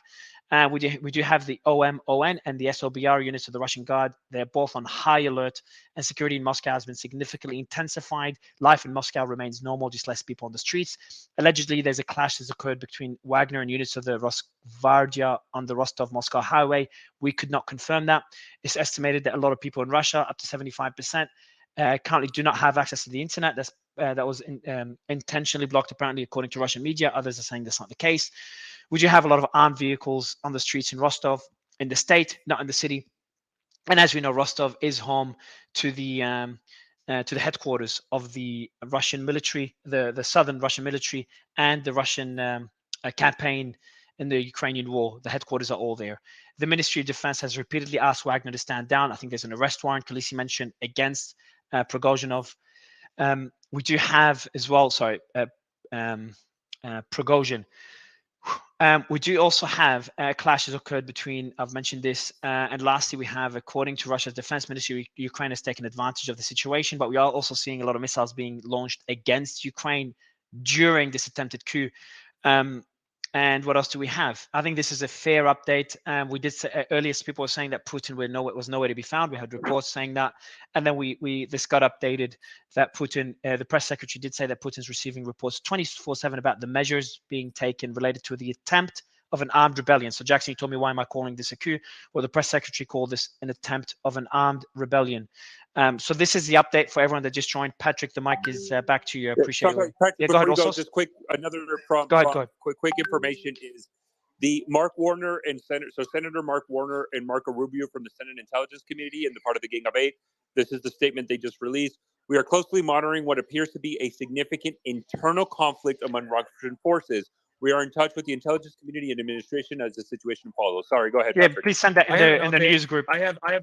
Mario, I have a brief update regarding the planes that he referred to. He claimed that three Tu-22M3s were going to attack Russian forces on Russian soil. That Russian forces. I think it means Wagner forces, not Russian forces. No. Yeah, Wagner forces. Yeah. Sorry, yeah. That's completely false because they were, and this is something you can track on a satellite. They were flying over the Black Sea and they launched X-22 missiles towards Nikolaev, and that's where they hit. They hit Nikolaev. So they hit I've got Ukraine. some breaking news too. More breaking news to debunk the coup claims. So the footage claiming that there were Wagner vehicles moving south on the M4 towards Rostov, and they said that there's Google traffic data to confirm this. OSINT Defender, who's a pro-Ukraine account, really good source on everything Ukraine related. They said that the footage from the Rostov region appears to show the almost exact same National Guard trucks from the Russian Federation. So they say they're skeptical that they are Wagner forces in those videos. This doesn't mean So this Another might quick update. just quickly. The access. The press secretary did call this a military rebellion, but I think your statement is whether Wagner did enter Rostov, and OSINT Defender's claim is that video. I'm going to check which video. Is not in Rostov, so I appreciate it. Yeah, I need to confirm this. Also, go ahead. I need to confirm this. I need to confirm something, but I think we might have also footage of firefights. But hold on, let me look into it. There's footage that the access to Red Square has been blocked, and they basically guard it. And there's more PSB around it, but it's completely empty. So I just seen the video. Okay, Patrick, we've all jumped in just with various updates and me giving a general update. So I appreciate you being patient, Patrick. Also, when you verify this, please do share. Patrick, go ahead. Hey, Mario. Thank you. Yeah, look, I hope everyone's having a good evening. I would be personally very cautious about jumping to any conclusions early about what it is, especially consider the source of all the claims and all the sources of those claims, especially anything coming from the United States side. My personal experiences with all of these things, any U.S. media or any U.S. politicians have zero credibility in any hyperbolic or hyperventilating claims or insinuations that they're having in a situation like this. Now, I don't know how many people, you can show a show of hands, how many of you have been to Russia, have visited Russia, understand it as a country. My impressions, my brief visits to the country is you can't just march in and do a coup in a country like Russia. Aside from the fact it's a UN Security Council, it's a serious country. You can't do that without widespread support within Russia of the entire, I'll go down the list. You need the civil service, you need the military, you need the Duma, you need the media, you need the National Security Council. You need thousands of people withstanding, okay, and high-ranking people. And even then, you would still need the people, the population behind such an effort. And you're talking about a president right now with 75% roughly approval rating, or somewhere in that sort of vicinity. So I think it would be I think it's a silly thing to jump to a conclusion to, and I realize that there are things circulating. There are serious statements, certainly by the Kremlin spokesperson, but they would treat it seriously because it is serious, but not in the sense that this isn't a banana republic when you can just topple the government. And I think this is a projection that a lot of people in the West like to make on Russia, that it's a bumbling state with a bumbling military. This is basically the shape of the propaganda that's been plied over the last 18 months. Prigozhin probably will be brought to heel over this, but and the state will take it seriously. But you're talking about somebody who has serious political aspirations. I do not see the Russians turning on each other, especially with so many people that are invested in the current conflict. Okay, this isn't just a fly-by-night operation, but that's how it's presented in the Western media. So people within the Western milieu will read anything like that. So Prigozhin just mentioned the military helicopter just opened fire on Wagner's convoy and was shot down by Wagner. This was according to Prigozhin. Mario, check the video I sent. Okay. Like notwithstanding, having seen a lot of stories over the years, I always wait and then try to look at what really sticks after 24 hours, because there's a lot of disinformation. There's 3 different psyops at play here. One is the Prigozhin psyop. The second is possibly the Russian psyop. If you noticed, Russia has launched massive airstrikes and missile attacks at the exact same time this has happened. And if you remember with Bakhmut, Prigozhin did a whole demonstrative video rant, and at the same time, this some would argue that this sort of gave the Ukrainians the impression that it was a good time to sort of charge forward in Bakhmut, and it wasn't a good time to charge forward, and the results were disastrous for Ukraine. The other psyop will be the one coming from the United States and NATO, which will be trying to characterize this as some kind of major destabilizing event. Can I in a sec, sorry everyone, just quickly. The video of all source that he shared, and also so you can check the sources because it's a pretty serious video. But according to the video, and also you can mention the sources afterwards, it shows sounds of shooting from Rasved, from the Aksai district in Rostov, in the Rostov region.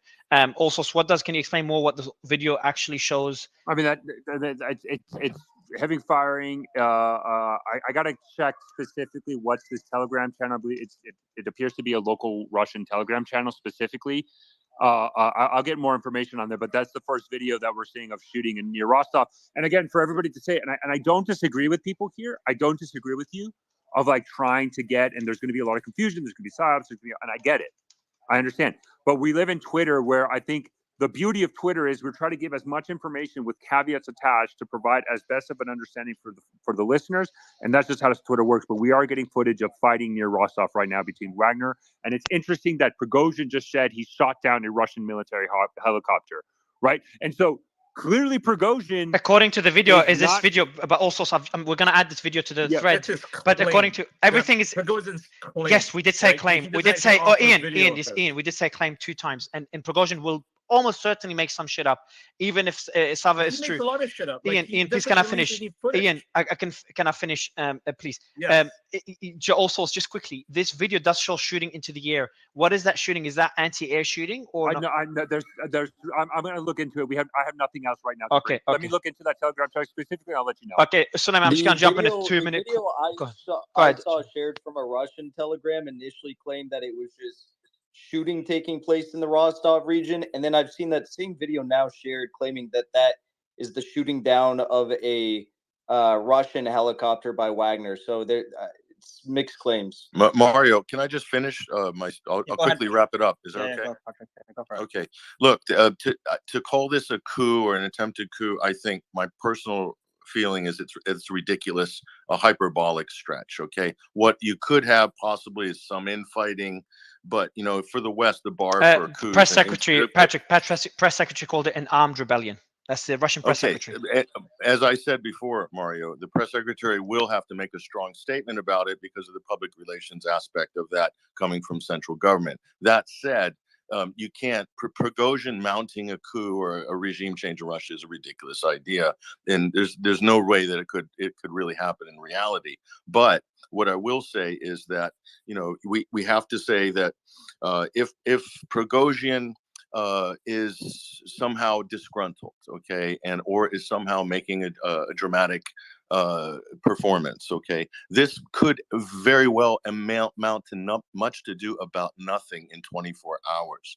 So I'm just saying, having seen some of these things play out in history, in recent history over the last few decades, I always wait, especially the Turkish coup was a good one in 2015. Always wait 24 hours, and then you can really see what's actually happened and what happened and what didn't happen. I would not call this a coup. There's no way there could be a coup d'état in Russia. I have some updates. Zero Zero possibility. All right, Ian, go ahead with your update. Go for it, bro. Yeah, I have some upgrades from Ukraine. Updates from Ukraine. There have been explosions in Kryvyi Rog, explosions in Kiev, and several cruise missiles are now headed towards the western regions of Ukraine, according to various monitoring channels on Telegram. There's an explosion in Kiev that's been caught on surveillance camera. There's also footage on the ground of buildings that have been hit in Kiev. There are new explosions being reported in Dnipropetrovsk. This is different than the earlier report. This is a new explosion. There have also been repeated explosions in Vinnytsia and in Khmelnytsky. So this is and also another one just came in just now, an explosion in Kirovograd. So this is a massive air campaign that's currently ongoing. And another update just came in, more explosions in the Dnipropetrovsk and Nikolaev. So yeah, that's what's happening in Ukraine right now. It's being bombarded right now by a massive air campaign, missiles, and the like. There are buildings. Go ahead. Sorry, Suleiman, just very quickly. Residential buildings in Kiev are on fire, and the governor of Russian southern Rostov region has told citizens to remain calm and stay indoors, and that's by War Monitor. Thank you. So, Ian, based on what you said and Khaleesi said, what's the argument? Is the argument that this is a proof or evidence that this is a false flag, or why is that relevant? Why are those? I don't know why exactly, but I personally think it's a false flag. I think this is a way to lull the Ukrainians into complacency, but that's just my read on it. I'm not sure what's really going on in Russia, but I mean, I don't think any of us know. And I think it's more of a way to show that it's not a false flag, and it shows Russia to take the light off of what's going on in Russia and to get the military on the same page. And someone tell me if this is not a false flag, why would Russia be attacking Ukraine? My two guesses. I would agree with that statement. I would agree with that statement. But let me ask my question. Let me ask my question quickly. And maybe I'll ask this question to Ian. Ian, if this is not a false flag, okay? If this is not a false flag, why would Russia be attacking Ukraine? My two, if I want to speculate, my two guesses would be: one, to take attention away from what's happening in, the internal conflict happening in Russia right now, or the attempted coup. That's guess number one. Guess number two, which is way far-fetched, I know some people are saying it, that Ukraine has something to do with this coup, which I find highly, highly, highly unlikely. But would like to get your thoughts, Ian. Again, if this is not, Ian, I think just dropped. If there's a glitch for anyone, just drops this, let us know. He's requesting again. Piotr, maybe you can answer that question. Yeah, so very simply. Sorry. The guys, there's more and more footage coming out of Rostov of reports of shootings. I'm going to share. I've seen the same. I've seen the same video. I've seen I've seen the same. I've seen the same video. Yeah, it's a new one. It's a new one. Okay, I was going to say I've seen the same video shared by different sources now, and different people are saying this is verified. We haven't been able to verify it because verifying things right now is almost impossible. I've included the first video in the tweet. So check the tweet above. It has a tweet under it. It's going to become a thread with the first video. Right? I'll add the second tweet right under it. And if you can mention the sources as well, also, so that would be great, and what it is, so I can include it. Piotr, you were answering the question that if this is not a coup, why would Russian forces be targeting Ukraine? Is it a distraction, or is there some sort of involvement from Ukraine, which I highly doubt? Yeah, so I'm in Poland and I'll be going into Ukraine in the next few days. There is no sort of noise here at the moment about concerns of Russian airstrikes, well, potentially into Ukraine. I think it would be absurd to suggest that this was a false flag operation. The Russians like to use false flags like the West does, but to do it on your own home, on your own soil, around your capital is pushing it too far. If the Russians really are doing that, then they are absolutely on the grounds of desperation. So I think it's absolutely unfounded. So there's the video. So the video that also sent me Prigozhin did say they've shut down a Russian helicopter shooting their forces. The video does show it's an unverified video of a helicopter supposedly firing at Wagner troops in Rostov. So go ahead, Piotr. Well, I mean, again, I think that there's a lot of fog of war here. I agree with Patrick occasionally, and I'm going to agree with him that I think it's too early to tell. I'll ask you everyone. It's a good reminder, but just for everyone, I'll tell you what we all know. A lot of things are unverified. We don't know a lot of things. There's a lot of fog. Everything will be clear in 24 hours. So these are facts we know, and they will remain no matter who says what. But yeah, continue, Piotr. I'm watching that video, right? The one that claims, well, there's multiple claims of what this video is. It claims that there's mass shooting in Rostov. It's what's the date on this? Do we know? I mean, they're claiming it's now, right? But correct. This is it's claiming now. Do we know who the original source is? Like who originally posted this? So I know, at least the Telegram channel. I'm trying to look into the Telegram channel. It was posted there, and then that same Telegram channel shared another. So the video of the shooting, and then the video of the helicopter. I think it's coming from the same. At least from one of the Telegram channels that shared it. It's probably being distributed more from than just that one. But again, Ian, I mean, I think it's to your point. Honestly, the only real way we're going to get more confirmation is probably we're going to either, if there are more videos comes out, but also we're going to have to wait until tomorrow morning to see if we can get commercial imagery. I mean, that's the only definitive proof we're going to get that something is going on is probably commercial imagery. So hopefully tomorrow it's a clear day and we can get that. But I mean, again, Prigozhin is claiming he shot down a Russian helicopter. So now he could be lying out of his ass. I'm not denying that. But I think we have to take a word of belief that Prigozhin is saying people that right now he's fighting the Russian military. That is what he's actively claiming on his Telegram channel. Yeah, I mean, if you look at the video of them supposedly shooting down a helicopter, you do see a rocket or at least a missile, right? Like a man-bat being launched into the sky, but you don't see if anything is being hit. Yeah, that's very interesting. I mean, another thing about this is, Lev, let me go to you on this. Kalisa, have you got some breaking news? No, I just wanted to add on that the governor of Rostov, Vasily Golubov, in his Telegram channel has given a further statement about the current situation requiring maximum concentration of all forces to maintain order, and that law enforcement agencies are doing everything necessary to help residents in the region.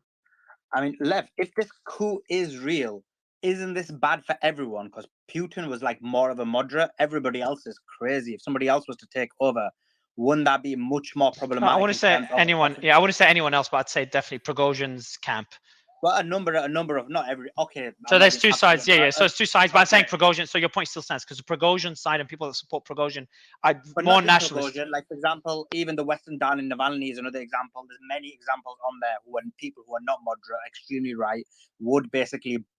There's more of a chance that this war would escalate significantly. Yeah. So, Lev, isn't this a problem for everyone, even Ukraine, if there is an actual? Exactly. Good I question. would agree with Suleiman here. Yeah. Oh, Suleiman, you're 100% right. This would be a major problem, but I would say this is an attempted coup, and I don't think he's going to succeed. I'm going to agree with Patrick. If you've ever been to Russia, for this coup to succeed, they would have Prigozhin would, even though I think he has lots of different supporters in a lot of different areas, but a lot of these people play both sides of the game and are in the waiting, standing by, watching to see what's going to happen, and they'll jump ship to wherever the power is going to see what succeeds. I think I wouldn't even call it a coup, buddy. I just don't think this is even a coup. It's just a lot of. And we have a source that's saying the attacks on Ukraine, which we're talking about earlier. We've got an army intel officer, not Russian or Ukrainian army, but U.S. Army intel officer, who just sent us a message saying these airstrikes on Ukraine were all scheduled before the uprising. They take time. So in other words, these airstrikes were scheduled before the developments we're seeing now, and they just haven't been paused yet. Continue. Sorry, I think Lev was Yeah, speaking. Piotr. Yeah, Piotr. I agree with you. It's difficult to say it's a coup, but again, you're going after all of Putin's inner circle, so it's basically going after Putin. You understand how Russia works there, even though he's not naming him by sorts. There's no way he's expecting to go overturn the MOB or any other resources or FSB or any National Guard without actually, discrediting Putin or actually hitting Putin below the belt. So he knows Putin would have to respond. I think it's still early. I think we still have to wait to see how Putin responds and when he comes out and what he says. And I could almost guarantee he's going to come out in support of his inner circle against Prigozhin. And like I said, I don't think he will succeed, even though We're seeing footage. We're seeing footage of more heavy equipment reportedly, so it's unverified again, reportedly being transported in Rostov, and we're just seeing tanks moving on the It seems highway. like it's from early evening because it's really light out in these videos of the heavy equipment being moved. It seems like that happened like hours and hours ago. I'll send you the video. I'll send you the video, Ian. I'll send you the video, Ian. Sorry, go ahead, in Jackson. Russia right now, it's light for most of the day right now because of the nature of its position on the earth. But Mario, I want to bring up one thing I was thinking about. You were bringing up the point that the Kremlin spokesperson was saying that this is an attempted armed rebellion, therefore we can qualify it as a coup. But I think even from Prigozhin himself, we can determine based on his statements that it might be a attempted armed rebellion if this stuff is all actually happening, which so far we've just seen unverified videos. It's a Telegram, attempted rebellion as far as I'm concerned right now. But wouldn't this just be an attempted rebellion against Gerasimov and Shoigu and not necessarily Putin, the guy who we had a meeting with 3 days ago? And that doesn't necessarily mean he's trying to coup Putin. Yeah, so it's a good point. So we were discussing this earlier. So if you wanna remove someone from power and you're disagreeing with someone, if everything's functioning as normal in a normal government, you would go to the leader and say, hey, this person has to leave, or you do some political maneuvers. When you've got military equipment and calling for the ouster of someone that reports directly to Putin and follows Putin's orders and fighting the Russian military, then I think it's past the stage of having a clash with Sergei Shoigu or Gerasimov. But he would position it. But he would position it as such. It would be, if he was smart, he would position it as such because that would get more support and then put him in a better position to challenge Putin. Now, again, I don't want this coup to succeed, and just to point you on my position because I think, like or hate Putin, it's not good news in any way. But go ahead, Jackson. I mean, Prigozhin literally said this is not a coup; it's an attack. But Jackson, would you expect him to call it a coup if it is? Honestly. Yes, because he doesn't give a single, F about anything. He would lose so much support from the people of Russia. Let me just say one thing. So you're saying it doesn't make sense that he do this, whatever. Well, the guy doesn't make a whole lot of sense as is. He was about to take Bakhmut, and then he was crying about how he didn't have ammo, despite the fact he had just secured a massive ammo storage. Unless he's trying to collect more ammo for what he's planning. Okay, so Jackson, let me finish my point. Go ahead, Jackson. Yeah, go ahead. I'll give you the mic right after. Go ahead, Jackson. So my point is that he was having this whole dilemma of the ammunition. Now, everyone, when this was going on and Prigozhin was making these videos, everyone was saying, dang, maybe there is this issue with the ammunition, but Prigozhin should really be going through the proper channels of the military to get his ammunition if he needs it. And then everyone on the other side was reminding those detractors, saying, well, he's never been in the military. He doesn't respect military hierarchy. He's not an officer, commander, general, anything. He has no official ranking. So, of course, he's going to feel like he wants to buck the military command and just get what he wants when he needs it. This, if it's actually happening, seems like a very similar sort of approach against the military leadership, just in an exaggerated form that he took back when Bakhmut was almost captured. So, go ahead. So Jackson, the reason why he's not saying it's a coup against Putin and he's saying it's against Shogun is because Shogun has worse support, and because of the way he dealt with the war in Ukraine, there's a lot of people in the armed services in Russia that don't support Shogun as much as they would support Putin.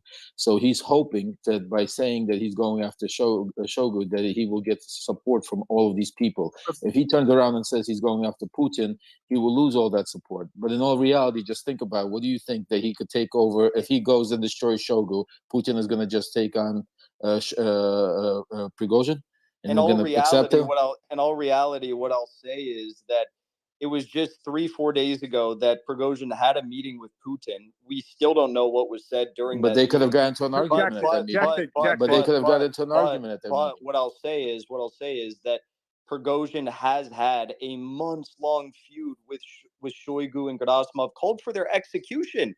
So the idea that, you know, but they could play a role in this. I'm just saying that there's no way Prigozhin is expecting Putin to be okay with this if he was targeting his defense minister and his chief of the general staff of the Russian armed forces. Unless you think Shogun was doing this. Could it be the case that he's, and again, this possibility, he's not mentioned Putin at all, that he's trying to do this to put pressure on Shoigu and Gerasimov to the point where Putin basically removes them, and then he gets. We're past pressure. That first video was pressure, man. He's shooting the Russian military, man. Assuming that these videos are true. Assuming those videos are true. Those videos doesn't mean. I mean, you would have to. But guys, just again for the record, we've seen, Prigozhin said we shot down a helicopter, and then we just see right after a video of a helicopter shut down. There's no verification. There's no, Jackson. I've just said, there's no verification. But I'm just saying things are well, pointing. Let's not say this is happening if we don't have verification. There's unverified reports of fighting true, within Russia. He's passed Rubicon, right? Okay, so if we have confirmation that there's been a clash between the Russian military and Wagner, then we'd all be able to call this a coup, and we're past this not being okay. Well, we wouldn't call it a coup still, but an attempted coup, yes, we would. No, I would not call it a coup. You would not call it that? Okay. No, if this is happening, I would. If that's all that has happened, I would not call it a coup still. Jackson, but listen, Jackson, is this right that you would call it a coup if he maybe called out Putin and said he's going for Putin? That is usually how coups work. Yeah, exactly. Usually coups happen when you target a person, but generally coups don't always happen by saying, "Hey, this is a coup." I don't remember. I don't see most coups saying, "Hey, this is a coup, and we are targeting the president." Generally, things are. Go ahead, hold on. Go ahead. Yes. Since when are there rules about how you attempt a coup? I mean, a coup is attempted, and then what a coup is to be able to take out the person in power, and it's different ways, different times, and different measures. So since when is there a one way or another way of how you do a coup, and you have to announce it, otherwise it's not a coup, Jackson? I mean, what you're saying is basically, if your theory is correct, as you're saying is that Shoigu and the ministers of defense was acting on his own behalf, and Putin was allowing him to go free willy and do whatever he wants, and now he's having a internal war with Prigozhin, and he's just standing on the sideline and watching, both of his armies collide with each other. I would call that a rebellion against the military leadership. Yes. And what I'll say is that as soon as this becomes whatever qualifies it as a red line for Putin, I mean, he's just going to, GPS satellite signal Prigozhin's very movement to liquidate him on sight. This is, I mean, you're talking about the Russian military going up against the Wagner private military company that is supplied by Russia for ammunition, artillery, so on and so forth, even men. So I get that there's a political power struggle, quick update. The situation in the center of Rostov-on-Don, which is the city, that's the main city in Rostov, correct me if I'm wrong also, is also calm. That's according to RIA Novosti correspondent. The overlap is only CNN. Sorry. And CNN just saying that this is an attempted coup. There's been like 2 hours, and all we have for video verification are some random guns being shot into the air during a nighttime in presumably Russia, but no convoy video, no column video, no nothing other than we have convoy videos. We just haven't been able to verify them. CNN has just reported. Guys, can everyone just stop? Everyone, please, can you stop? Okay. No, guys, can you just Please stop. Lev, what's the report from CNN? Lev, you got to unmute, Lev. Please, I just muted everyone. You muted everybody. Lev, you got to unmute to tell us what CNN Yeah. said. Okay. Go ahead. Yeah. You muted. Yeah, I know. Okay. Yeah. Russian generals accused Wagner leader of attempted coup. Russians send armed vehicles into streets of Moscow. So even What? Sorry. What CNN's did? reporting. Can you read out exactly what CNN said again? Sorry, Lev. Exactly. Can you repeat? Russian generals accuse Wagner leader of attempting a coup. Russia sends armed vehicles into streets of Moscow. Okay, Yeah, well, that's just how they worded it. Surovikin and the other generals never said that he's attempting a coup, so I don't know who Yeah, they didn't CNN mention is the word citing at here. all. I They don't just know who told them to stand down. CNN is citing. But I'll also say the convoy video, OSINT Defender posted a side-by-side of that video. No, we with the have. Russian We do. Yeah, this is. Yeah, we do have a few of them, but we haven't shared any because they're not from sources we usually check. They're exactly, because just like all the other videos, they are unverified and they are being disputed. Yeah. Yeah, I But want to make Jackson, a correction what of what do you said, think Mario. Jackson is going on? Mario, Like, I want to make. really Hold wanna know on, what guys. you think Just about the sorry, Ian. I want to go to Ian, and then we'll go to Mickey. Go ahead, Ian.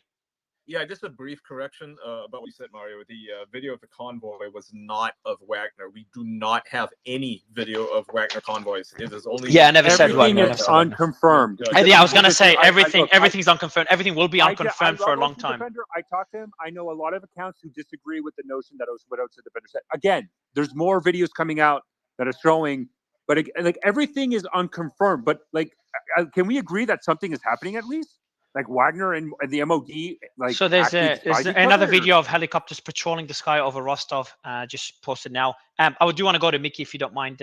Also, Igor is on stage, back on stage, so we'll go with an update from him right after. Mickey.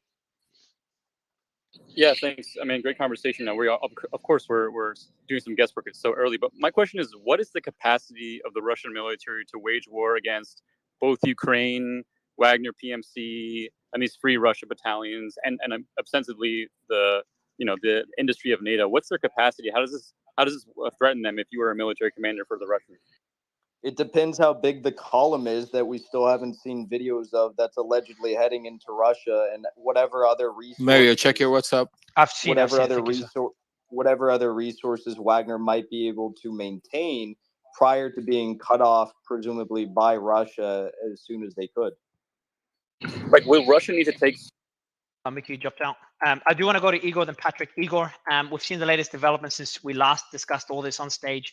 We're seeing unreported videos of clashes in Rostov between Wagner and the Russian military, obviously unverified again.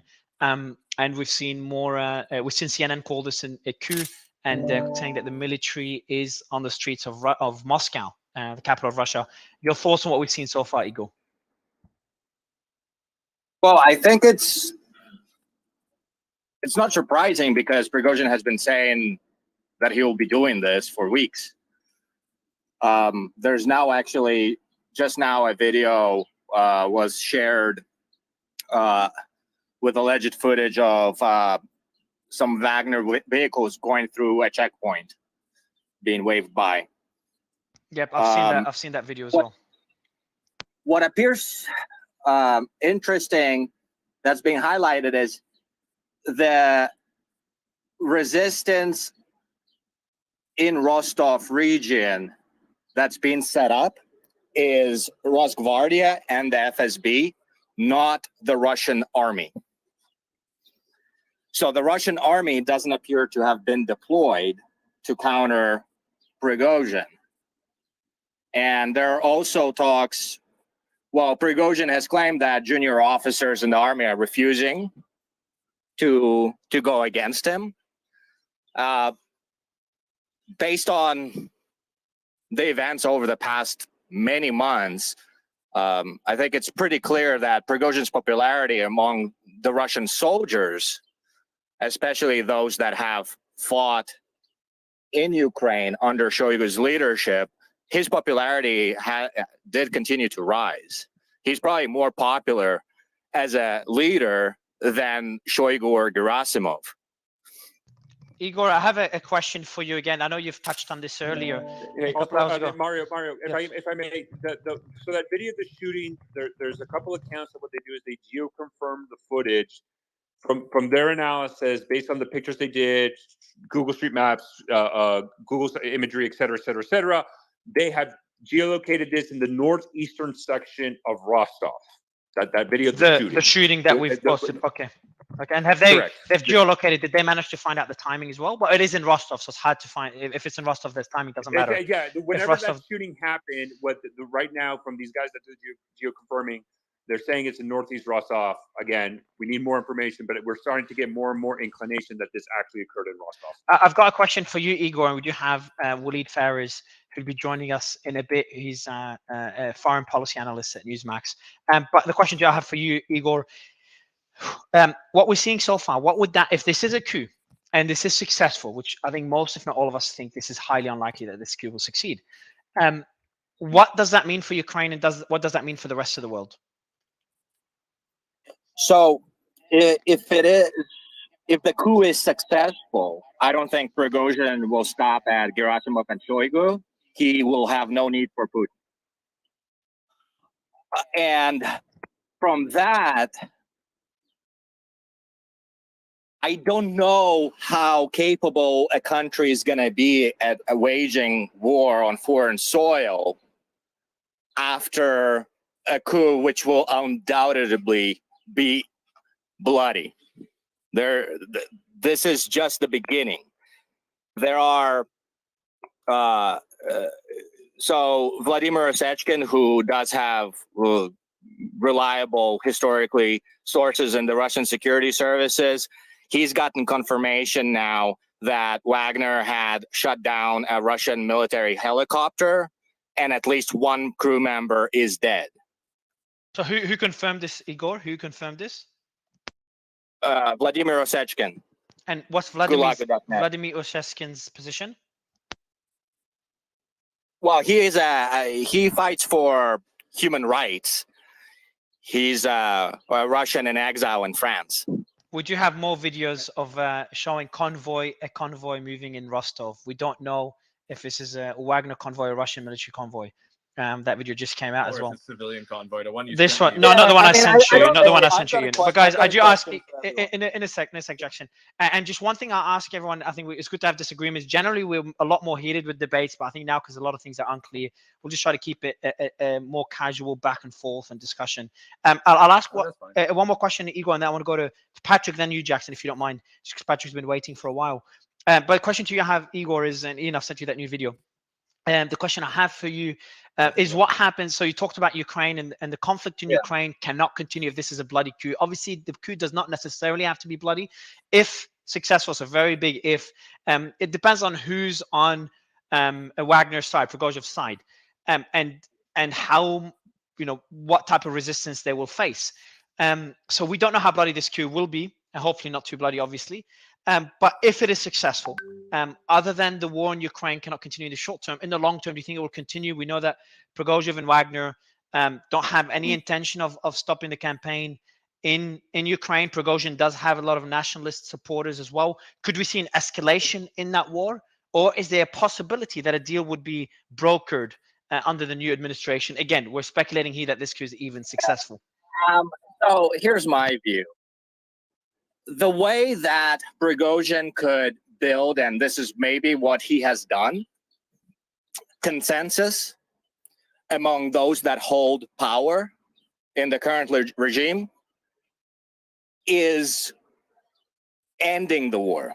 Because this invasion was never popular with people under Putin to begin with. Right, we remember some of those videos from his National Security Council where people were shaking and suggesting, like, let's talk instead of invading. It's possible that Prigozhin has actually created a coalition within the regime who want to end the war because they understand that it's suicidal, and if it continues, it is going to be suicidal for Russia. And this might be their way to attempt to salvage the country to where Prigozhin, if he's successful, then is able to essentially withdraw from Ukraine and make amends that way. Because that's where the real support would be. That's against Putin. Let me go to Patrick. Igor, Patrick, I want to get your thoughts. Obviously, you have other things to say, but also get your thoughts. Do you think the war in Ukraine would likely, again, if this coup is successful? Mario, can I just give an update? I'm Please, so yes, yes, sorry. go ahead.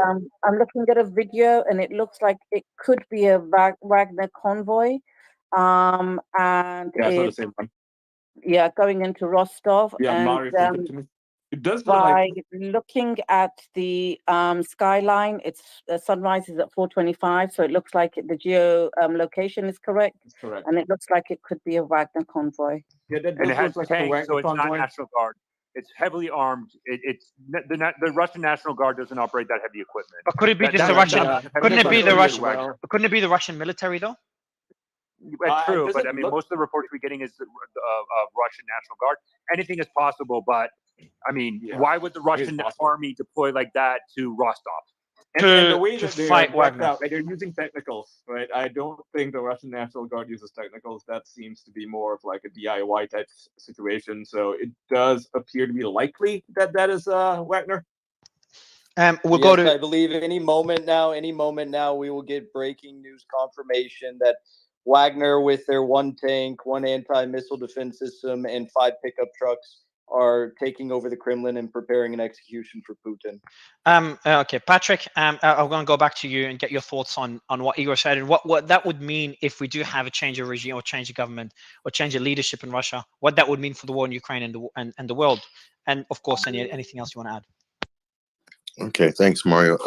Firstly, I don't think it's plausible that there'll be any regime change in Russia. I agree. You know, as countries with a strong central government, you just can't walk in and do coups. It's just not possible. Russia has a very strong central government, a very strong state government, agencies, support, and so forth. Not to mention public support for the current president. But just in general, when you're talking about coups, the only question you need to ask yourself, if you're looking at somebody who's, you know, you're sizing up a potential candidate for somebody who's going to attempt a coup. In this case, if I was looking at Prigozhin, I was saying, where is his political power derived from? Well, it's quite easy to answer that question. His political power derives from the loyalty of Wagner forces under his command, and only that. And only that. It can't be widespread public support because he doesn't have anything near what Vladimir Putin and his government have, despite what some people might insinuate, so forth. But so the question is, would the Wagner, if that was the case, would the Wagner forces that he has, let's say 50,000 to 70,000 ostensibly under his command, would their loyalty for him personally, Prigozhin, be stronger than their loyalty to the Russian state? And it really does come down to that at the end of the day. And I just don't see it. And also, you're talking about a Russian mobilization. Now you're talking about 700,000 Russian troops and reserves. So there's going to be no civil war. Even if they shot down a helicopter here or did this, it will amount to much to do I about agree. nothing I at agree. the end of the day. I agree. It I really think, is. and Patrick, like It doesn't even put a blip on the radar screen, Mario, honestly. Well, let's hope so. I do want to go to Austin, and mainly Austin, like for this coup to be successful, what is really needed? And I think the answer is pretty obvious. There needs to be some support from the higher ups within Putin's administration. Otherwise, there's no way this coup would have much impact, and it wouldn't last too long. But considering the Wagner military entering Rostov and still not having been shut down, and this continuing. And only one helicopter, at least so far we know of, shooting at the convoy and getting shot down, just doesn't show to be much resistance. I would love to get your thoughts on that, Austin. Yeah, sure. Thanks, Mario, for having me on. I think it's important to note. Any chance, Austin? Any chance you can improve your mic? Give me 10 seconds, real quick. Cool. I'll give you 10 seconds. In the meantime, we've got here: security measures have been strengthened in Russia's Lipetsk Oblast. In addition, people should avoid traveling south towards Voronezh Oblast, according to the governor. And then we've got more people saying that this video footage, the convoy, does look like it is entering Rostov and is entering from Ukraine into Rostov, not from Moscow. And they're stating that this is likely to be Wagner, but we still don't know if this is Wagner, a Wagner convoy, or Russian forces, but it's definitely not the National Guard. Austin, go ahead. All right, hoping my mic's a little bit better now. Okay, so it's perfect. Go ahead. Okay, fantastic. So I think it's important to note here we're getting a fire hose of information out of mostly Russian-linked Telegram sources. As we've seen previously in this conflict, these sources do tend to panic. They tend to extrapolate on things or exaggerate, I should say. So I think we're going to have a lot clearer picture of the actual scale of this thing, and anywhere from 24 to 48 hours from now. That being said, I think it's important that we also don't make assumptions in regards to just sort of saying like, oh, it's going to be a civil war. Wagner is this many people. The Russian military is this many people. What's been very clear is that Prigozhin himself has been quite popular amongst the Russian rank and file. And I think an indicator to look at here is when we're seeing deployments outside of Moscow itself, we're looking at Rosguardia and FSB forces, right? Those are internal security forces. What that indicates to me is that Russian leadership is concerned about potential, about favoritism or favorability of Prigozhin within the Russian military itself. In the case of coups generating from a military source in various countries, you tend to see internal security services get deployed to combat them because there's a general worry about further mutinies within the rank and file of a specific country's military. So obviously, if we look at the size of the Russian military and the size of Wagner PMC, the Russian military is far larger. But I think what we're seeing so far is that there is a fear amongst Russian leadership that some of these military units may not be performing up to standard, or their loyalty could be wavering in regards to Prigozhin himself versus Shoigu. So that's what I'm looking at right now. But I think the reality is we're looking at a lot of videos right now that are unconfirmed. Some are geolocated. We'll have a far clearer picture of this in the next 12 hours. So just Mario, I just want to, if anybody wants to do some just more research, if you look at the Google traffic from Rostov and kind of that generic area as well, there is a significant amount of roadblocks, traffic jams. So the videos we're getting, some people have geo-confirmed. So we're getting videos, we're getting these reports across Telegram, and then we're also being able to correlate that and corroborate with that at hours at 4 in the morning where we have roadblocks and traffics occurring along major highways in Rostov. So that clearly shows that Rostov right now is a priority both for Prigozhin and Wagner fighting against the Russian MOD. And we have reports. It doesn't clearly show that, all source. Not even. We do have. It's all insinuation, speculation, and unconfirmed posts. We do have reports of and video footage of helicopters over Rostov, and saying a lot of. We've got 2 videos now of more helicopter activity over Rostov. We just don't have any reports of more shootings. Just watching the videos now, and the first one shows 3 helicopters. The other one shows another 2 helicopters. Mario, it's also an important data point. Rostov has been under a state of emergency for the last 4 months because of repeated drone attacks and other sort of attacks on infrastructure there. Not to mention they're having the Azov Battalion trials in Rostov as we speak. That just started, I think, this week. So that's a high security event as well. So Rostov is very well locked down and has been under a state of emergency for quite some time now. We have Igor on stage. Igor Lopatonok, sorry, sir. Good to have you back. It's been a long time. Would love to get your initial thoughts on what we're seeing right now in Russia, sir. Thank you, Mario. Thank you for having me. First of all, yes, I will agree with Patrick. It's not a coup. It's probably the Peskov identification as a military rebellion is right. Conflict of Prigozhin and Shoigu was well known in Russian media and Russian society for quite a time. And yes, the Wagner is very popular, but this is a private military company, and they have very probably most hardened fighters in the Russian army now. But I don't see that's a big implication for the ongoing the special military operation in Ukraine. It will make only more efficient because, of course, during the peacetime and during the wartime, it's a different leadership supposed to be appointed. Let's see what will emerge from Kremlin tomorrow morning, because so far, that Peskov described that situation as a military rebellion, and they initiate the criminal prosecution against Prigozhin, and Prigozhin has no any word against the Putin. He was only concentrating on the Shoigu and his inability to run the military operation in a proper way. This is my first take, and not jumping on any conclusion, and this is not a coup. I appreciate this. And how would you compare? I want to ask the question to Patrick again. If this is not a coup, how would you compare the difference, Patrick, between a coup and a military rebellion?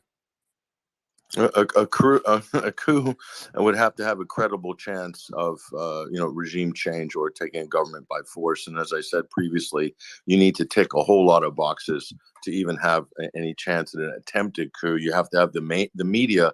Controlling of the media is probably one of the first priorities. That's number one. You need the military as well, or at least the certain level of amount of military leadership on your side. You need a certain amount of security services on your side, on board with it. You probably need a section of the National Security Council. You need all sorts of the police as well. You need all sorts of different actors within the state, within civil society, within government and bureaucracy on your side in order to have, there's nothing like that here. A military rebellion is kind of an ambiguous term. If you have a rebellion within the military, that would be certainly something you could describe this as, but that's not even the case here because Wagner's not within the formal military structure. So then it's all something else. So I think it's very, very far removed from anything near a coup. But there's a conflict between Wagner and the Russian MOD. Can we well, agree on that? conflict, what? Conflict of words? A military, Patrick, a military conflict. Are you saying now there's not? Has anyone shot each other yet? There's been footage of footage of footage. Yes, Patrick. Look, What initially, footage? Patrick, when we say something has been reported, we get concerned. Unconfirmed. Yeah, unconfirmed. So, Patrick, when we say there's this report, we're like, okay, where's the footage? There's this footage. Okay, how do we know this is accurate? Then so I'll go to the next As one. a journalist, Mario. No, with this all is due fair. respect, This is fair. As a So, journalist, yeah, you can't report anything until you have receipts. True. Otherwise, You can say all you can speculation. report and say it's unverified. That's not reporting. That's just speculation. You can say CNN reporting that Prigozhin is vowing to retaliate after being attacked by Russian troops. But Prigozhin can put anything on social media. Okay. so and CNN is calling this a coup. But just go back a step. CNN is not a valid. Okay. This is what we said. All right. So guys, Mario. guys, so I don't know who muted, but usually it's me, but this time it's not. So Patrick, on the footage, just back to the footage. So there's a footage of a shooting in not the city, but the state of Rostov. The Rostov, sorry. So they're shooting footage of shooting in Rostov. Then minutes later, we get reports of, or minutes beforehand, Prigozhin is saying that they were shot at by a Russian helicopter and they shot it down. And then a bit later, so all source confirmed. There's people, and also can you talk about the geolocation of that footage? What was confirmed? So what? Again, because apparently the word "confirm" now is very, very tenuous in this space. What people that geo-confirm videos across this entire war, the right now is that this is northeast of Rostov-on-Don, the city. It's kind of the northeast where this footage was taken, the video of the shooting, which would generally match, I believe, that the kind of that highway that kind of enters from the Luhansk area, Donetsk area, basically Donbass to Rostov. But again, like to Patrick, okay, if you want to put journalistic standards on this, fine. What is absolutely undenied at all by nobody is Prigozhin has basically declared war on Shoigu and Gerasimov. I mean, he's going after them. A war of words. That's a fact. A war of words, all sorts. That's not war. That's not okay. war. Well, war of words. That's So, fine. well, all we have, it's a war all of we words, have but that's is kind like of a big deal, regardless. No, it's not. All we have is some random OSINT nerd that's saying that this is allegedly north of Rostov. It's like, for all we know, there could be some babushka with an AK shooting at these pickup trucks coming in from Wagner, and then they Is it shoot fake back. that the Russian no minister, idea what that the this Russian is. You're government just has put an assuming arrest and warrant? making these extremely dangerous claims about a very important subject. You know, another point to make here is what we know is, because I think CNN's been mentioned. So CNN calls it a coup. Mercenary chief. Fox News says. Fox News says for people that hate CNN, there's Fox News. For people that hate Fox News, go CNN. Mercenary chief calls for rebellion against evil Russian leaders. Issues warning as tensions intensify. But go ahead, Suleiman. Yeah. So I'm talking about both Fox and CNN.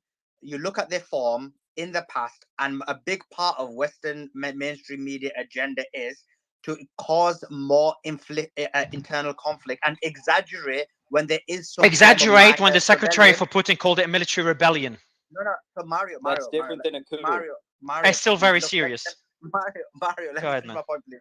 So look, you look at history. You look at, for example, the the WMDs in Iraq. You look at the Arab Springs. All of that was propagated by the media to make something. There was something there, but they exaggerated so much that it became a disaster. The point being made is CNN and Fox are not a source. Now, what they're trying to do is to inflame the situation even more. I'm not saying nothing's there, but their attempt is to do that. But for me, they're not evidence or a source because they are manipulative in this situation. To Absolutely Suleiman's correct. point, Yep. to Suleiman's point, listen, anything CNN is putting out at a time like this with the current actors that are on the stage, you have to think that's the Pentagon and the CIA. You're listening to their talking points memos. Patrick, I'm not Imran, exaggerating. can you I'm please not tell me what exaggerating. is the facts right now that we can confirm? Just please tell me what is the facts right now that is going on between Wagner and the Russian MOD. From your point of view, what are facts from your perspective? Facts are that Prigozhin's said some wild things, and that's about it. Anything else, all to you now. So the Russian government has not opened an investigation against them. Hold on, Patrick. This is unfair. Hold on. You didn't even mention that the Wagner videos telling the generals asking Prigozhin to stop. You didn't mention that. You didn't mention the various reports, even if they're unverified. You didn't mention the. You didn't mention the secretary calling this a military rebellion. When he's saying, "Oh, this is a war of," okay, so if this is a war of words, it would not be mentioned as a military rebellion by Putin's secretary. Listen, even if he made those statements publicly, then obviously he's going to be brought to heel. There's going to be a price to pay for that politically or criminally or whatnot. The same thing would be true if this person was doing this in the United States or any other major serious country. But I think we're going to have to walk back this coup talk pretty damn quick before we run off the cliff. It's very good to not call it a coup, because let me just explain how strong of a term military rebellion is. If you have a platoon of Ukrainian soldiers that refuse to go fight to protect, say, Mariupol, their commanders are going to say, okay, well, if you don't go fight and if you refuse our order, that's a order of treason and we have to execute you on sight. So that will happen. They have their punishments, whatever. But that's not an attempted coup by those Ukrainian soldiers on Zelensky. That's just a military rebellion. Comparing Prigozhin to a Ukrainian media is soldier on the not front saying line. that. They're not saying They that are saying it. They're all saying military they're rebellion. You're listening to CNN. If CNN is saying it's a coup, it's definitely not a coup. Okay, so listen, the term. Look at. I asked for a comparison of that. I asked. Also, I'm going to give you the mic next. I appreciate waiting. I asked for a comparison between the term coup and military rebellion because it's getting about semantics now. The term coup and military rebellion are often used interchangeably, but there is a subtle difference between the two. So they're used interchangeably, but there's a sudden difference. Let me explain that difference. I haven't read this yet, so we'll see what it says, and I could be proven very wrong. And I don't mind. We could call it a military rebellion or a coup. A coup is a sudden, violent overthrow of an existing government governed by a small group. A military rebellion, on the other hand, is a more widespread uprising by the military against the government. So one is a violent overthrow of an existing government, and a military uprising or military rebellion, which is what the Kremlin called it, is a more widespread uprising by the military against the government. So if you want to call military rebellion, this is nothing. Well, the definition is an uprising by the military against the government. You said, Mario. I think both definitions don't fit, but probably coup's the more closer one. Go ahead, Austin. Yeah, so I think it's important to note here. I mean, generally speaking, when it comes to like a large scale rebellion in the military, it's referred to as like a mutiny. So that's, I mean, it's either between that. It depends on what the goals are. If the goals are regime change or, changing leadership in a specific element of the state, I think that's what should be sort of focused on here. But I think what's important to note when looking at attempted coups or attempted mutinies or things like that is not only how sort of foreign news covers it, but how does like state-sponsored news cover it as well. Generally speaking, a joke amongst myself and some of my colleagues is you can tell if a coup is going well or not, whether or not the state news anchor is still on there saying it's not a coup, or they've been replaced with someone in camouflage who's also saying it's not a coup. And so I don't expect we're going to see any sort of change from like official Russian media sources on this, because, well, it's been claimed that sort of the objective of Western media is to aggravate this. The objective of state media within Russia is to downplay it as much as possible, right? So I don't expect we're going to be seeing anything other than everything's fine, it's small scale, right? But to me, I think that's an indicator that even they are still trying to assess the size of this. What we do know, if factually, is that there have been criminal charges levied against Prigozhin. We know that there are reports of physical conflict between Wagner and Russian forces.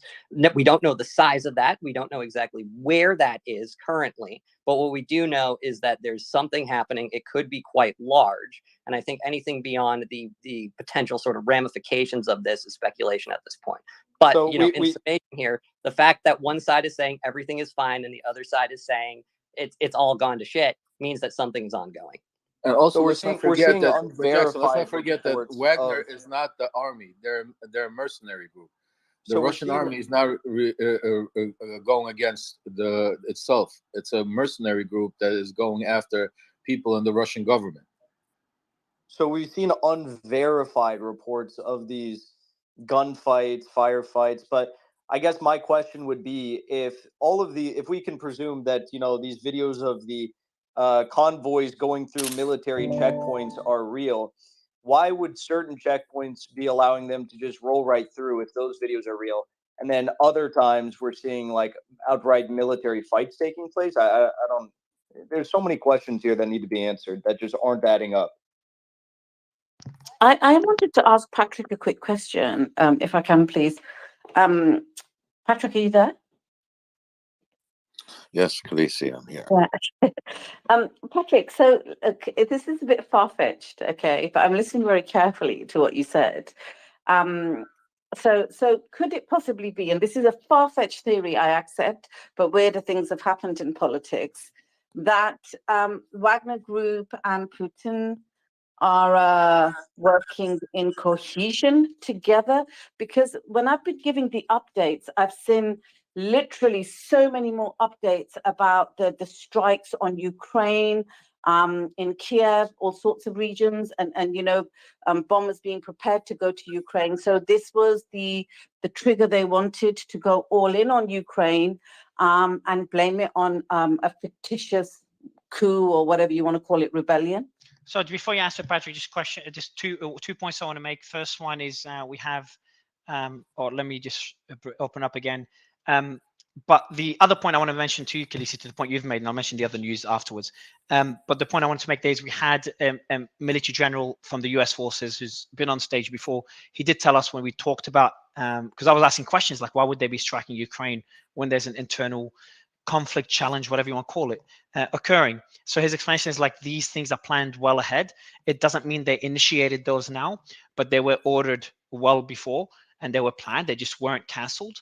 And there is no serious escalations in the strikes in Ukraine, at least not yet. But valid question on the way. I just want Patrick to go ahead. Yeah. Thanks, Khaleesi. Look, I wouldn't second guess the Russian government. And also they do public relations very differently strategically as well than European countries do, than America does. They think differently in terms of what their objectives are, what they want to get out of any particular situation. But I will hearken back to Prigozhin's very demonstrative outburst during the whole Bakhmut farrago with shell hunger and all that. And it did provide a great media distraction. Also, kind of gave the impression that the Russian Wagner forces were weak, and maybe this was a good time for Ukrainian forces to surge into the remaining areas of Bakhmut, and that turned out to be a disaster for the Ukrainian armed forces. So, I'm not saying that that's the case here, but I honestly, this is war, and you have to treat everything in the information space as a potential psyop. It's all part of war. Let me just mention RT, which is funded by the Russian government, has called this a coup, an armed coup, and they called it a Wagner armed coup attempt in Russia. And there's a whole piece on this as well. So this was by yeah, of course. I'll just send you to the thing now. It's on their homepage actually, I think. But let me send it to you now, Ian. Just sent it to you. And I want to go to the piece of information that I want to share earlier about just getting constant flow of information. Where is it? Just 2 seconds, everyone. All right, it's in the DMs. All right, there's the link. So this is by... They put armed coup in quotes. Yeah, exactly. Yeah. Armed coup in quotes. They are reporting everything that's happening right now. Interesting. Yeah, I mean, this goes contrary to the claims that Russia is censoring the news, because they're clearly not. So I want to go Wagner Group. So Visguard 24. Now, obviously, it's not 100% trust. I will trust them less than the other mainstream media you guys love to hate. The Wagner Group has launched a military coup and are now fighting against the Russian army. Around 30,000 Wagner soldiers have now taken control of a large area north of the Russian city of Rostov. A Russian helicopter has been shut down. So that's by a Visguard. That was a while ago now, but I just thought I'd read it out. And they are the least trustworthy source on the planet. I gotta Yeah, say, again, I definitely got a wouldn't. video of Go ahead, also. Sorry, I got a video of it looks like a T-72 just driving all the way around Rostov with heavily armed infantrymen. That looks like a BTR. So let me send this to you guys. But Jesus, this is ridiculous. This is in Rostov-on-Don, apparently. Send it to me too. Yeah. Yeah, I'll just send it to you. I'll forward it to you, Ian, on WhatsApp. I do want to go to Austin again. Austin, if we do see this escalating, and I'm going to bring up new speakers, if we do see, how could this, if you compare this to other coups, how could this evolve? How could this escalate? How would it look like? So the wild card here, and what we haven't seen many indicators on until those reports of, so Jackson was speaking earlier about reports of some convoys getting waved through, other ones being sort of stopped. The worry here, at least from the Russians' perspective, is that there's a sense of divided loyalty within the military towards Shoigu or Prigozhin, right? So if we do see Russian military units or Rosguardia or whatever, waving these convoys through, it's not a matter of them taking a side in it, but them basically saying we're staying out of it. That presents a clear sort of threat to what the internalized Russian response to this will be. In regards to escalation, it's going to depend on, if we see more reports of, kinetic conflict between Wagner forces and Russian state forces, for one, and two, what do those locations look like? Rostov in particular is important because it's a major logistics hub for the current Russian war effort in Ukraine. That being said, it's obviously not where, the head of government sits. So locations are going to be really key in determining what the motive here is, whether the motive is to have a stronger place at the negotiating table over the potential removal of Shoigu or Gerasimov, or whether it's for something like regime change. At this point, I think it's more so the former than the latter. But again, we have a lot of evidence that needs. But Austin, can I ask you this question? Also, Let's say, go ahead, also. Go ahead, please. Go ahead. No, go ahead. So here's my question to you, Austin. Let's just say that Prigozhin's objective, right, is to remove Shoigu and Gerasimov, who the main and only reason why those two people are still in any position in the Russian Ministry of Defense is because of Putin. If Prigozhin is successful in removing those two military figures, you're basically stating that Prigozhin then controls the country. Even if Putin is president, he has the army. He managed to remove the Ministry of Defense and the chairman of the general staff of the Russian military through force. In what universe is Putin then still president and notionally with the power if the two main figures that are in power right now in the Russian Ministry of Defense are removed because of Prigozhin? Putin becomes the figurehead. Prigozhin then becomes the powerhouse. It's clear as day. That's a good point. I want to interrupt briefly with news from Russia. So the Russian social media network VK has blocked one of the statements released by Prigozhin's press service on their platform. The post now states that the message is not available in Russia and is based on a decision by the Prosecutor General's office. There are also claims that some news about Prigozhin's latest steps are being blocked by Yandex, which is their version of Google. And so it looks like they are, at least some social media companies are blocking some of the messages that Prigozhin is trying to send. That's Russian. So we did mention that earlier, but you're talking about Russian social media companies, correct? Russian social media and Russian search engines, yes, they are blocking some of Prigozhin's messages. Not all of them, but some of them are being blocked. So I want to ask my next question. Mario, look at the video I sent in the I did see it. And you could mention what the video is to the audience before I ask my question. Mario, can I just give a really quick update, please? NBC News reported, and they've got a video for it as well, 20 minutes ago, that Wagner boss says Russian military chiefs lie to Putin and the public. Yeah. I haven't watched the video. No, I've seen those reports before, and he's made those claims before. Before I ask my next question, and also I want you to update the video. What's the video? Yeah, go ahead. Yeah, the video shows, and I shared it there, and if you guys want to post it, and I shared the photo is from the Google Street Views of the exact gas station where it is, but it's in Rostov-on-Don, and it shows T-72 tanks with other civilian vehicles, and then followed by an armored personnel carrier, and then heavily armed men traveling out in Rostov, just openly, willy-nilly, along the city. Like clearly there's a significant military activity currently occurring in Rostov-on-Don right now. And we have video with the Google Street image that confirms the location of that area. So the question that I have is a question I've asked earlier. And my position on this, I generally don't take positions, but my position is I don't want this coup to succeed, if you want to call it a coup or not. We've got RT now also calling it a military insurrection. I don't want it to succeed. Doesn't mean anything about my position on the war or on Putin. I just think any instability in a country like Russia is not good news. It's not good news for Russia. It's not good news for the world. The coup could end up bringing peace, and it could end up with positive results, or it could end up with significantly worse results. It's just not a risk. It's just not a risk. I'd probably lean to the opposite more likely, but it's just not a risk I'm willing to take. I would like the world to be facing. But keep in mind what Prigozhin himself said, right? He said that when he's done with Russia, he's going to refocus his energy on Ukraine. So it would ramp up the war, the scale of anything, you know? Yeah, exactly. So my question would be to also, so you can maybe touch on it, but mainly Austin again. What would happen to Russia if Prigozhin, took power? And what would happen to the war in Ukraine? What would happen in Russian foreign policy and its relationship with the West? And taking into consideration, Russia has the most nuclear most nuclear warheads in the world. Austin? Yeah. So yeah, number one, I understand that there are some folks talking about, should this escalate, there's a possibility of loose nukes based upon Russia's, massive nuclear stockpile. I'm not currently very worried about that. I think no matter who comes out on top here, whether at the negotiating table or via force of arms, I don't expect Russia's nuclear forces to really take a side in this, nor do I expect Wagner to really go for that. I feel like that's an escalation that bears far so Austin, on that question, I want to add one more thing. You know how we talked before on when will, and by the way, just for the audience, I'd love to get your sentiment in the comments, your sentiment on us calling it a coup or not, and your thoughts on what's happening so far. Anyone that wants to come on stage, DM me and the team will check the request, tell us who you are. And any new information, put it in the comments, tag me, and make sure you include sources when possible. But Austin, back to the question. We've talked about when will Putin, when will Russia or Putin cross the red line? In other words, use nuclear warheads, whether tactical on Ukraine or escalate further.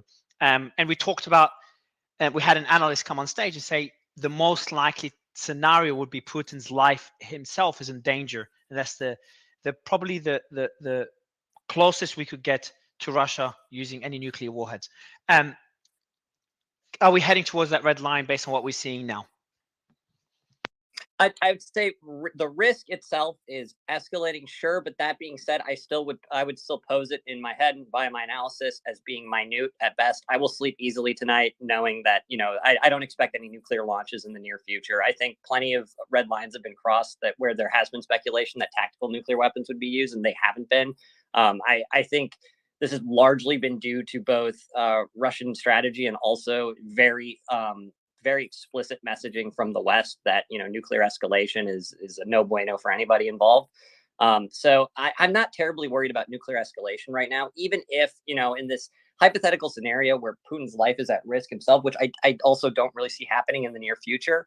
I don't know if anybody would follow in order to initiate a nuclear launch in that event, right? When the jig is basically out. There is new footage out from Rostov and the streets of Rostov showing what appears to be Wagner driving a BTR, a T-72, and a bunch of technicals loaded with soldiers and an MRAP, which I think is probably captured from from the Ukrainians, through the streets of Rostov with zero resistance. They're just driving to the street. I'll send it to you, Mario. Thank you, Ian. So what I'll reiterate as a quick last point here is what is important to note is why Rostov is important, and that's because it's a massive rail linkage point and logistical base for Russian troops already deployed within Ukraine. So if Prigozhin is looking for a bargaining chip, then Rostov is a massive one. So would you have, and I want to ask my question again, would you have troop movements in the center of Rostov now? Also, can you check? Yeah, tanks and armored vehicles have arrived in the building of the Ministry of Defense of the Russian Federation in Rostov, and the streets are blocked. And it appears to be, it's unclear if they are Wagner, but I think they are, possibly. Who knows? Yeah, I can see those videos. There's tanks and armored vehicles at the building of the Ministry of Defense of the Russian Federation in Rostov. And all the streets are blocked, and it's a very clear video. Yep. basically with everything that's happening, minute by minute, we're getting more and more reports that this is an attempted coup and there is something going on, and everything that Jackson and Patrick are saying is nonsense. I want to move away. I want to move away from There's these. actually, I want to. wait. I got one thing I got to say. Don't There's do that. actually Go ahead. there's zero evidence that this is an attempted coup, but let's continue. All right. So I I want to. It could very easily be, Russian military itself. Yeah. No, but also the point is, look, the issue is this. Like, I agree. We're getting more and more images, right? And it's adding more information. At the same time, that's the good thing about this panel. We're getting pushback. So it's not like the mainstream media where there's propaganda from one perspective. You're hearing all sides. And yeah, there's more information coming out and you're hearing the other perspective. So, I mean, I think that's fine. Sorry, Absolutely, Mario. Suleiman. And I would ask Jackson and Patrick to start showing some evidence that this is So all please, Lev. I want to go, but I want propaganda. to avoid that back and forth. Just in this case, at least, just because it's just an evolving story. And I've got a lot of respect for both you and Hold Jackson. on, Mario. Yeah, go ahead, Patrick. Mario, can I respond to Lev because he See, levied that directly? please, yeah, and then Lev, don't respond back. Go ahead, Patrick. And I want to go back Yeah. to the video. Just the video is from War Monitor, and War Monitor tends to verify, and he makes correction if it's not verified. So War Monitor included video showing tanks and armament. We'll include it in the thread above. It's pinned above with updates on everything for the audience. And I'll give a general update in a bit as well for anyone that joined recently. But it shows soldiers walking with 2 tanks and various other military vehicles that arrived at the building of the Ministry of Defense of the Russian Federation in Rostov. That's at the Ministry of Defense building in Rostov, and the streets are blocked. Patrick, go ahead. Yeah, just a quick point of argument on debating. Lev said to show evidence that there's not a coup happening. That's a logical fallacy, Lev. The people made a positive claim that there is a coup happening. So all I'm doing is asking for evidence to prove that positive claim. That's all. That's just basic critical thinking. Thank you. I appreciate that, Patrick. So yeah, I'm just gonna include those videos in a bit. In the meantime, what I'll do is I'll give the mic to maybe All Source. If you can just give us a general overview of everything we know so far, how it all started, 2-3 minutes, how it all started, and all the way up to what we know now, if you don't mind, All Source. Sorry, Mario. Yes. Also, can I just say really quickly? War Monitor's posted another video, and he's saying the troops in Rostov are Russian, and it's a very clear video. Okay, so the troops. So the first video. Tanks and armored vehicles are at the building Ministry of Defense. Okay, yeah. So he doesn't say. Sorry, so yeah. He does not say this is Wagner tanks, and I read it already. I didn't say Wagner. So we don't know if this is They're Wagner. not Wagner. Yeah. They're Russian soldiers. And War Monitor Okay. saying these are Russian soldiers at the Ministry of Defense. Yeah. And it's important to realize that and it would take longer for Wagner troops to arrive to the city, to the Ministry of Defense, if they ever do. So yeah, and War Monitor did post those videos. Everyone could see them there. But yeah, also if you could just give us a general overview. So yeah, government of Southern Russian. 4 seconds ago, government of Southern Russian Voronezh region urges residents to avoid the M4 motorway leading to Moscow. Go ahead, Suleiman, and then also give it. I would love an update. No, just to clarify, I mean, I think it's obvious what you said, but I just want to clarify. So you're saying it's the Russian military, are you saying, or just the Russian, or is it Wagner Group? Russian. So the tanks, the videos that also, War Monitor posted, and everyone can check War Monitors with an S. He posts a lot of updates along with OSINT Defender and other channels. And he showed tanks on the streets in Rostov. I think that's one you referred to, Ian. And then it shows troop movement in the center of Rostov as well.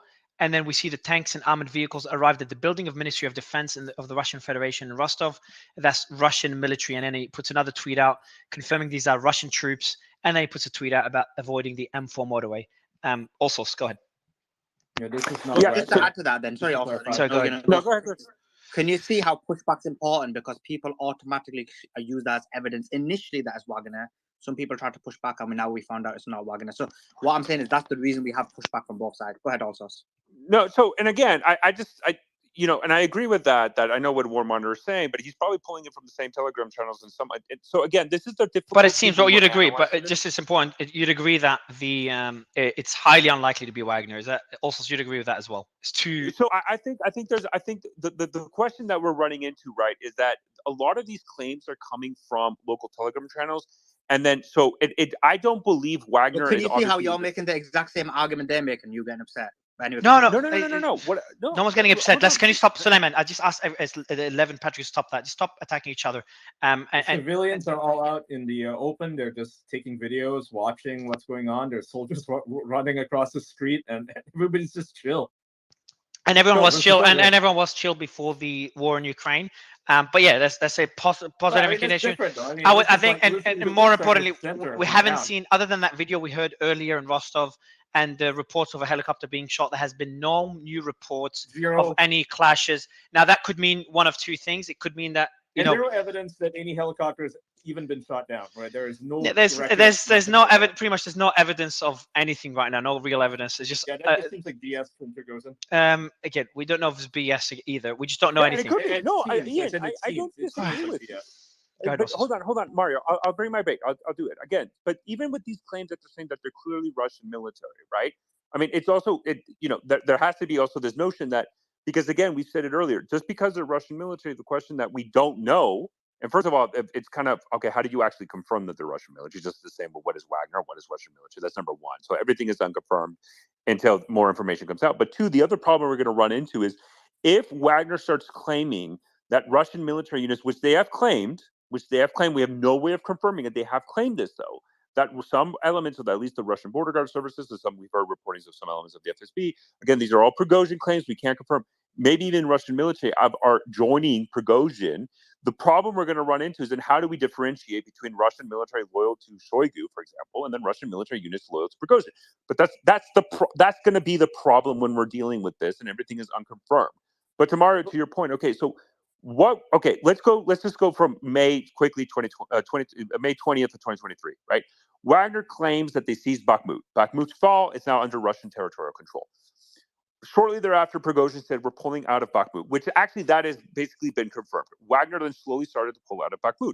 But it felt like the Battle of Bakhmut caused enormous amount of tensions between Prigozhin and then the Russian Ministry of Defense, specifically Shoigu and Gerasimov. Shoigu is the Minister of Defense. Gerasimov is the chairman of the General Staff of the Russian military.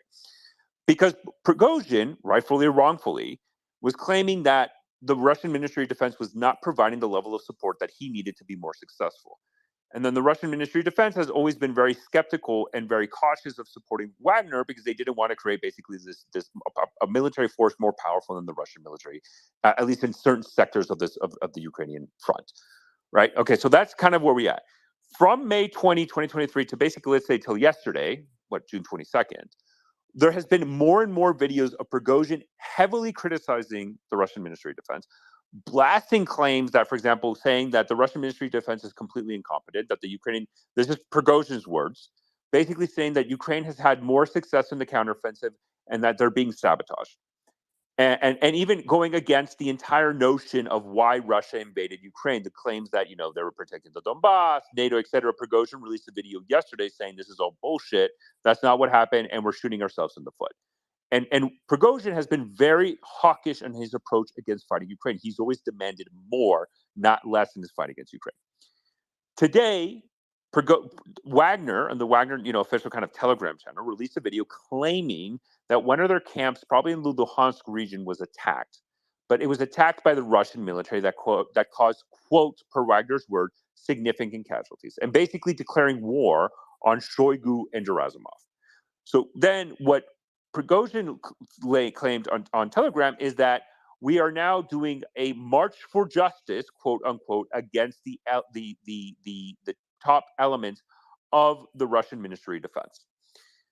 The Russian government basically responded and in summary stated that what Prigozhin is doing is an armed rebellion. That's basically the core theme that they're saying. They started with initiation and investigation, and now they've ordered an arrest warrant against Prigozhin, right? From there, we started getting claims both from local sources in Rostov, as well as unconfirmed reports from Prigozhin and even some Russian military bloggers of Wagner then advancing to Rostov-on-Don, which is a key city in the state of Rostov that serves prior to the war, Russia's invasion in 2022 against Ukraine, was the headquarters of the Southern Military District of the Russian military, and then it was also now the headquarters of the overall Russian military campaign against Ukraine. And Prigozhin has said he had a convoy and he was launching an offensive against Rostov, or he's marching towards Rostov for a march for justice. That is, I think, is kind of undisputable. That is all what we have. From that point to now, in the last couple of hours, what we're getting is a significant increase of Russian military activity and deployment of forces, both National Guard and what appears to be Russian military, Russian army personnel in Rostov. Specifically in Rostov, mostly we saw Krasnodar as well, which is further to the west of Rostov, and then north in Moscow as well. Wagner claimed to have shot down a Russian military helicopter. Prigozhin also claimed that the Russian Air Force was ordered to do an airstrike against the Wagner convoy, which they claimed that the Russian Air Force pilots and those did not get involved. And then we got footage about an hour ago of first shootings and fighting in about the northeastern sector of Rostov. And from there to now, what we've mainly seen now that is basically dawn in Rostov is mostly what appears is Russian army activity. It's hard to really confirm one way or another. Being very prevalently active in downtown Rostov. I would agree that if we're getting footage right now of the actual city in let's say the downtown area, that's more than likely Russian military and not Wagner, because of the importance of how that of Rostov serves for the overall invasion of Ukraine. So these footages that we're getting out that appear to be in downtown, and most of these will look like are getting geo-confirmed, I would suspect that those are Russian National Guard and army. More in the outskirts, because there's also footage of these tanks and vehicles and convoys in the outskirts. There is a possibility that that's Wagner. But the problem we're going to run into about this is that, unfortunately, unlike Ukraine and Russia, let's say in Zaporizhia, where generally Ukrainians wear yellow or there's definitive identifier based on uniforms, Wagner and the Russian army, for the most part, operate the same equipment. Wagner has different uniforms than the Russian military generally. And it's also difficult to kind of understand because sometimes we've seen Wagner being in Russian military extremely well equipped, and we've also seen them not very well equipped. Also, So can I ask you? Let me ask you a question if you don't mind. Also, the fact that we haven't seen more reports of clashes, is that a concerning development? Because if let's say we know, and obviously we don't know anything for sure, but let's say we assume the same way we're assuming the tanks at the Ministry of Defense are Russian tanks, we're assuming that Wagner forces are at least in the state of Rostov. So assuming that, and not having any more reports of clashes, what does that mean? Does that mean that there are factions of the Russian military that are supporting Wagner? Because otherwise we'd see the Russian military crush Wagner relatively quickly. I mean, we can't jump to that conclusion because the vast majority of the Russian military right now is prioritizing the war in Ukraine. I mean, that's what's going on. And so the other thing, Mario, to your point, is that dawn is breaking. Generally, when what we've seen, in this war, now that is daytime. First of all, we also have to assume is that if Russia's base, we don't know how long they've been planning this, how much forces they managed to deploy inside of Russian territory. But you also have to assume if the assumption is that they push from Luhansk, right, the Wagner, to go to Rostov, that's going to take hours and hours and hours. And what we've also seen in by just Google Maps traffic, right, we've seen roadblocks being established along a lot of highways. We've seen roadblocks, traffic jams, etc.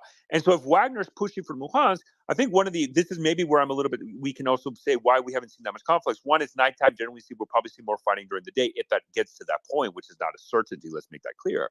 But second is, I don't think Wagner, unless they really did this under the radar, which I don't think they would have, secretly got thousands of troops into Russia territory without nobody noticing.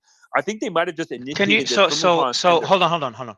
Also, yeah. If you can see the footage that's being shared in our group, you could see people soldiers in the city of Rostov, and they're pointing. They're all looking at a location like they're engaging there, and then they're pointing the gun there. We don't have any footage or anything of them shooting. But can you look at those photos? Because we talked about this being the Russian military. Can you look at those photos? Tell me how you would interpret it. So if anyone listening, they just I can give a first glance here. Please. Well, also takes a look. So what I'm looking at, so you're looking at the initial photo is about 5 guys, right? I'll add you to the breaking news group that we have. 3 soldiers. Another one has 1 soldier. Another one has 5 soldiers in the street and pointing guns. I'll send them to you on WhatsApp now. So you can see it. And then if that's the same ones you're looking at. That was from the War Monitors Telegram group. Yeah. We're looking at the same thing. Okay. So in this case, what I'm seeing right now, number one, the kit is inconsistent amongst all the soldiers, which means, so kit amongst the Wagner group is inconsistent. That being said, kit is also inconsistent amongst Rosguardia, or the Russian National Guard. What I will say is, in one of these photos, there looks to be a tiger, which is, the Russian equivalent of basically like a Humvee or an MRAP.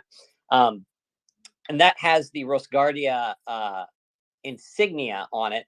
So my first guess is that these are Rosguardia because of the inconsistency of kit and also that tiger. But that being said, and I think this is something that Allsource kind of hinted at earlier, it's going to be incredibly hard for these next couple of hours for identification unless Wagner decides to put Wagner patches everywhere to denote themselves as different, because they're running very similar kit. They're running very similar camo patterns. And so, keep an eye out for patches or armbands or something that would differentiate someone. But as of right now, I'm going to say 60% these are Rosguardia units. No, you know what? If I'm going to respectfully disagree, yeah, with go ahead. Austin, Also, go ahead. The Rosguardia is the Russian National Guard, and here's why I would disagree. So those are the pictures. Austin, look at the video, right? What that shows, this video shows, because that's the pictures, but there's the video. First of all, you're pointing a rifle. Like, if you're securing something, you're not pointing a rifle at a building. That means there's a threat, right? You would generally try to secure the area with presence. Just that your physical presence is what you do to secure. But if you see the video, what they're doing is they're securing, like they're basically setting up a perimeter, and you're seeing mobilization of forces going around, right? What in about Rostov. the Rosguardia truck? There's a Rosguardia truck. There's an MRAP. Right, but again, this is it's again, Ian. I don't just like this is. So we don't know. Yeah. So we don't exactly. We're just all trying to speculate what's happening here. But what you're saying also is there could be the Russian military. So it could be either Wagner, which we all don't think it is, or factions of the Russian military taking over the building. So even if the Russian military, it's just the tactics they're using. Okay. So I want to posit hold on. Also, Ian, I'll give you Ian. Just let also finish. Ian, also finish what you're saying, and then go straight to Ian. What if they're, the soldiers there are being told they're performing an exercise? Is that possible? But this is being distributed widely through Russian Telegram. We're getting all this from Russian but sources. What the soldiers, America does this all the time, right? Where they do exercises. But it could be. Going to do a military exercise? I would. Let's just say it could be. Yeah, everything. It could be anything. Okay.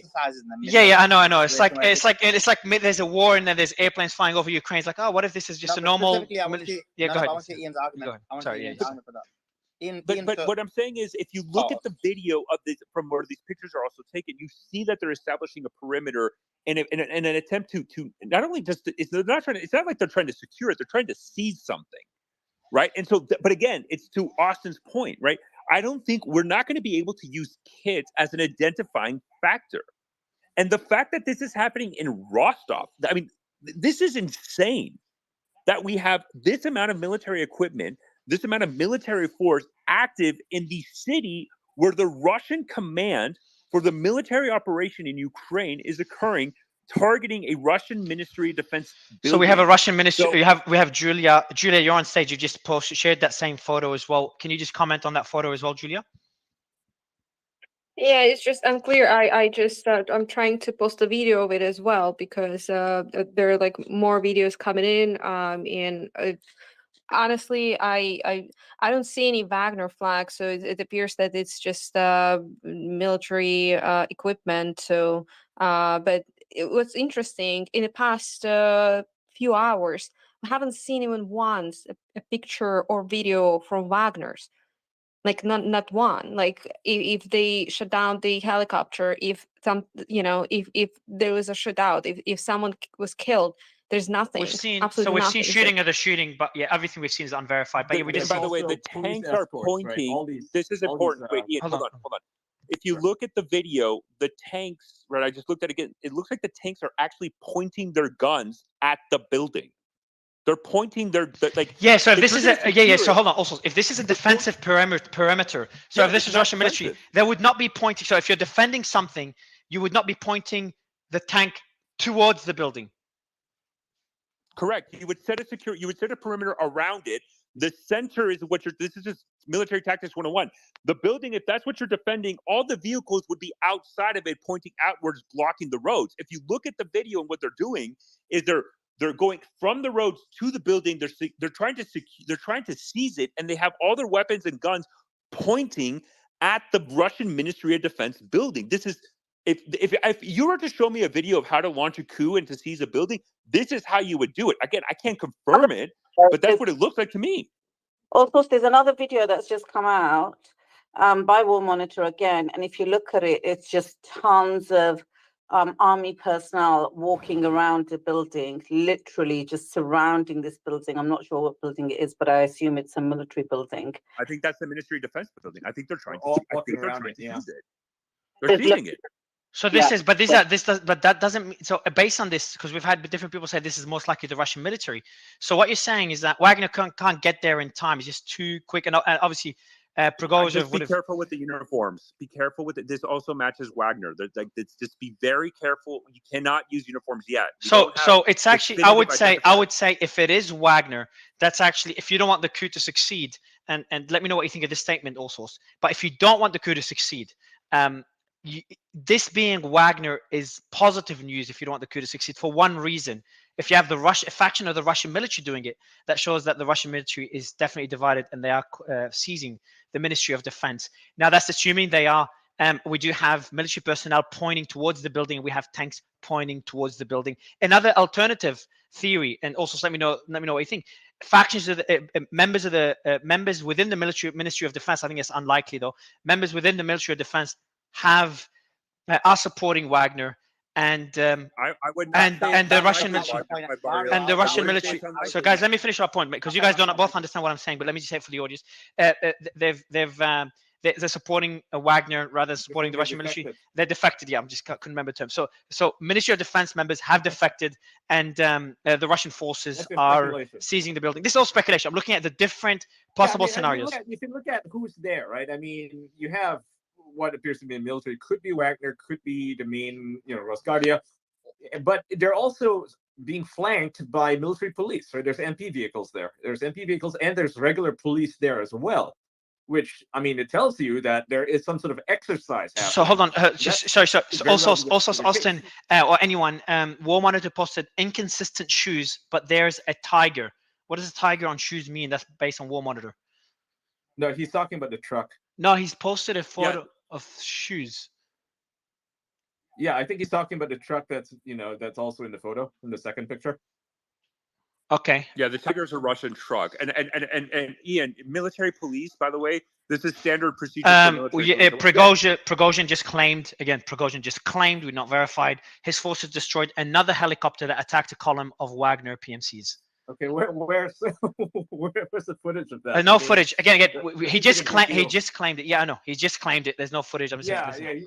Where's the footage of the first one from like 2 hours ago? They claim they shot down. This is all bogus. Okay. Yeah, I can't even find that. Like, there would be footage by now. There would be wreckage. I mean, a helicopter does not crash and people don't notice. Okay, that came in. Just again, the statement from Prigozhin came in a minute ago. Let's just wait. So after the statement came in beforehand from Prigozhin. Talking about the previous helicopter, like we should have that by. We may have that by now. People, but a helicopter. But I understand. Yeah, I understand. But this depends where it landed, and also if I'm not saying it did happen or didn't happen, but I'm saying if it did happen, you can not have footage and something may have happened. We did have footage of shooting going, and we don't have records or something, right? Eventually, yes. When someone arrives to the record, we should have it. Maybe it happened. Maybe 2 hours from now. And when we'll get the footage of the wreckage, we'll probably say, "Hold on, it's not unverified. This could be anything burning." I really don't think it's happening. I really hope. My statement is, I hope. Yes. I need to provide this. Okay, so the video, what we're seeing. It looks like what the building that they're seizing, not securing, seizing is not Russian Ministry of Defense. It's Russian, like the Ministry of Interior. That it looks like is the target of the operation. Which, by the way, so if you're Prigozhin and you're trying to target, if you're trying to do this rebellion, coup, whatever you want to call it, that is a prime target because the Russian Ministry of Interior would be dedicated to suppress any internal unrest. That's the building that is being seized right now by whoever these forces are, because these could definitely be either Wagner or Russian military that defected to Wagner. We just don't know, but they're seizing the Russian Ministry of Defense building in Rostonov. Could it be an exercise? No. I love you, man, but you can't do an exercise now. You would not do it. Why not? Because it's all ongoing. You don't do an exercise. You do this before something happens, and when it happens, you start acting. But let me. So there are not. Okay, so these are not. So Alexander Vindman posted these are not Russian National Guard troops. This looks like like Wagner troops entering the SMD headquarters. Is that the Ministry of Defense? Also SMD. What's the SMD? Southern Military District. The whole area is the SMD. No, it's a headquarters. Southern military. It's a specific combatant command of the Russian MOD. Yeah. Yes.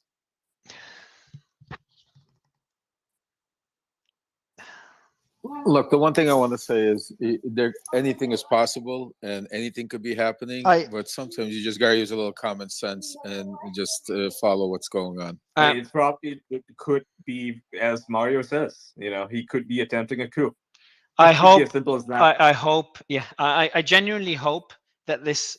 I'm not gonna say this isn't a coup. I'm gonna go past that, and because I was saying that earlier, I genuinely hope this ends soon and this fails, because the unknowns that follow this are just too worrying for me to even imagine. So interesting. Yeah, it's entertaining. It's not dull. Yeah, there's difference. That's worrying. Yeah, that's if this coup was to succeed, everyone loses. This Like, is Ukraine this loses, could everyone. I would say everyone could the world, lose, the but world loses. Minorities lose. Like someone like Navalny and his ilk get in. It's horrendous for everyone. Like, yeah, it could this is be. bad case scenario for anyone. Everything could be. We just don't know what Prigozhin could do, and I hope if he does succeed, which again, Prigozhin, I hope he doesn't, but I also don't. I genuinely don't think he will. But for me, this is the most worried I've been since the invasion of Ukraine. Why are you worried? Why are you worried, Mario? I think the world is worried. It should be worried if there's a change.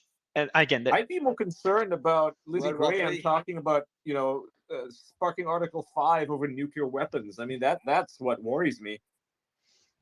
that would worry me as well. But there's rhetoric. That's like way There's bigger rhetoric. than Look, this. there's I been mean, a lot this of is rhetoric about Putin and tiny Medvedev talking about when Russia would use nuclear weapons, the move of nuclear warheads to Belarus. I didn't even do a space on that because I considered all that political maneuvering and political But that's the rhetoric. real concern, right? The- I mean, he's claiming that there's the movement of nuclear weapons to Belarus, not even handing over. Okay, the so weapons, we the have movement Ocean there. Defender. Ocean Defender's confirmed a minute ago. These do appear to be elements of the Wagner Group outside the Southern Military District headquarters, but some of the soldiers are also wearing Rosgvardia patches and National Guard military trucks can be seen, which makes this extremely Right. confusing. So according to Ocean Defender, this is members of Wagner as well as Russian military and the National Guard around the Southern Military District headquarters.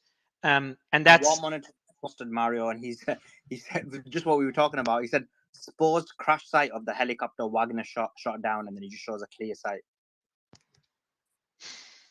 so there's the answer to whoever asked for the footage. Wait, is that actual?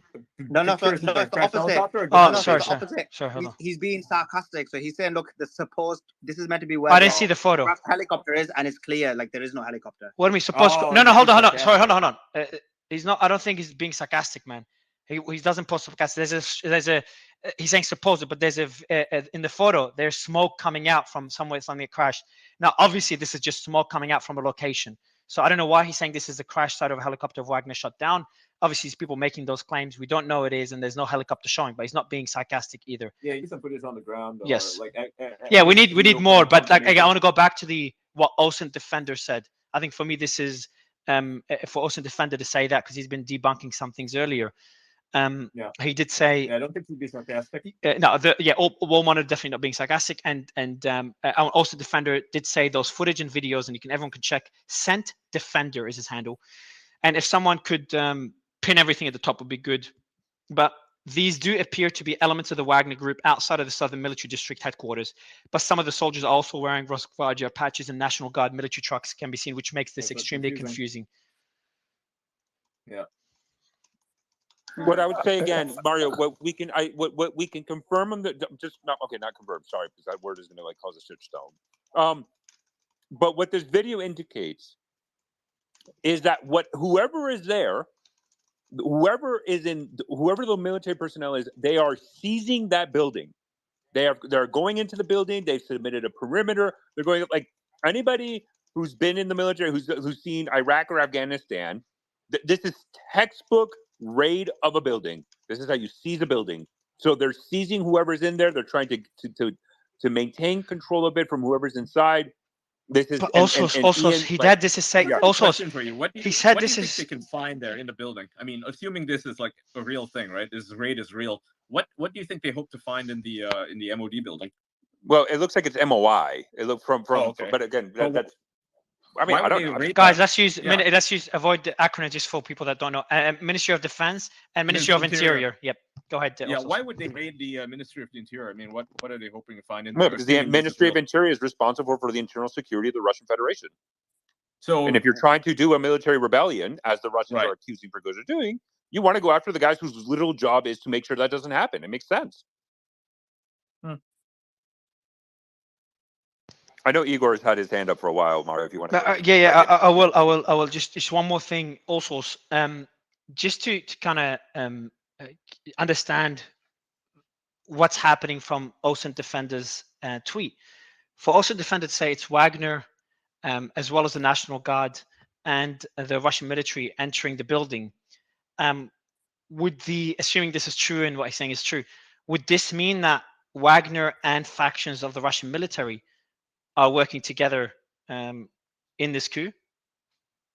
And that's what I was saying could be the scary part. That's why I said earlier, if you remember, when we had those tanks pointing at the Ministry of Interior building or Ministry of Defense building, I said that Russian military and probably setting up perimeter, then it clicked a very obvious thing. If it's a perimeter, they wouldn't pointing guns and the tanks towards the building. But then I said, I hope this is Wagner, because if it is factions of the Russian military, it means, if it's Wagner, this means there's limited resistance, which is concerning. But if it's the Russian military, it's even more concerning because it shows defection among the Russian military and higher ups for them to be at the building already and just pointing at it, and limited. The concerning thing, there's limited battles going on. There's limited resistance. That's what's really concerning. But then to see Wagner and the National Guard, which we said earlier, is impossible for them to defect. Well, to have OSINT Defender say it's the Russian military, the National Guard, and Wagner allegedly entering the Ministry of Interior building, it shows there are defections happening, and they're happening rapidly for them to be at the building already. Mario, if you remember, my sources told me a couple of hours ago, and as I claimed, that there are fractions of the military that are defecting to what's it called, was concerning the Kremlin. So this is just more proof of what's happening. Also, is that a fair assumption? And then I want to go to Igor right after. I mean, at this point, Mario, we're really having a conversation in June 2023 of a possible coup in Russia. At this point, man, anything could be possible. Igor Sushko, he tweeted just now. He said Wagner PMC has liberated Rostov-on-Don from Putin's regime. Hold on. Sorry. Who said that? The guy who was in here earlier, Igor Sushko. Okay. I thought Prigozhin said that. This would be no. I want to go back. I want to go to Igor, who's been waiting for a while. Igor, I'd love to get your hyperbolic. Igor, I would love to get. I would love to get your thoughts on what's happening now. Thank you, Mario. I think we need to think about who Prigozhin is.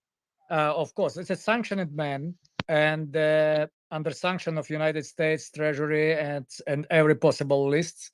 He is a head of private military campaign.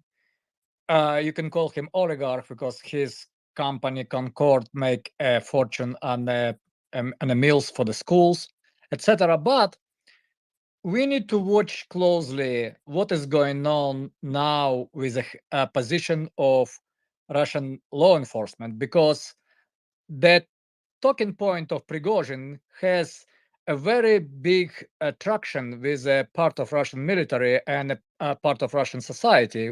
You can call them patriots, who demand more active actions or more, more efficient actions in the military front if they started this operation in Ukraine. So he practically was serving interest of Kremlin for quite a time. Unfortunately, our government completely lost the traction with what is going on inside of Kremlin, what is fraction is there, what is going on, because we all consumed by propaganda generated for Ukrainians and spit out by Ukrainians and consumed and chewed by our mainstream media. What is good to have you so we have an update. We have a pro-Russian account. Sorry, just breaking news, Igor. Yes. An account that's pro-Russian and pro-Putin. Also, can you tell me more about the account? And yeah, it's. I mean, I think you guys know who it is. Ukraine Maps. At Maps Ukraine.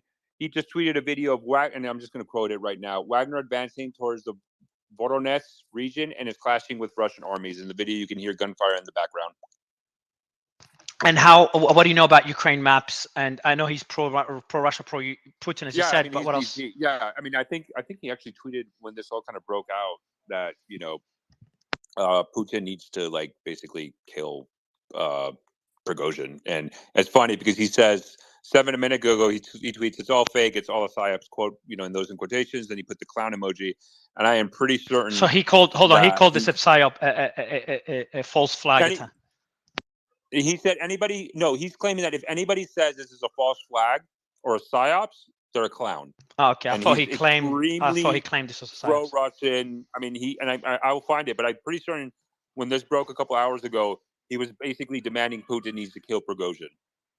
And we have more sources sending that photo of the smoke that War Monitor has posted, saying this is the downed Russian helicopter. But I think this is, for me, irrelevant versus what we're discussing now regarding the building. But Igor, I'll let you go ahead, and we'll jump in more news as it goes. Yes. So we lack of analytics on a Kremlin inside inner circle balance of power, and Putin was so successful in counterbalancing different powers.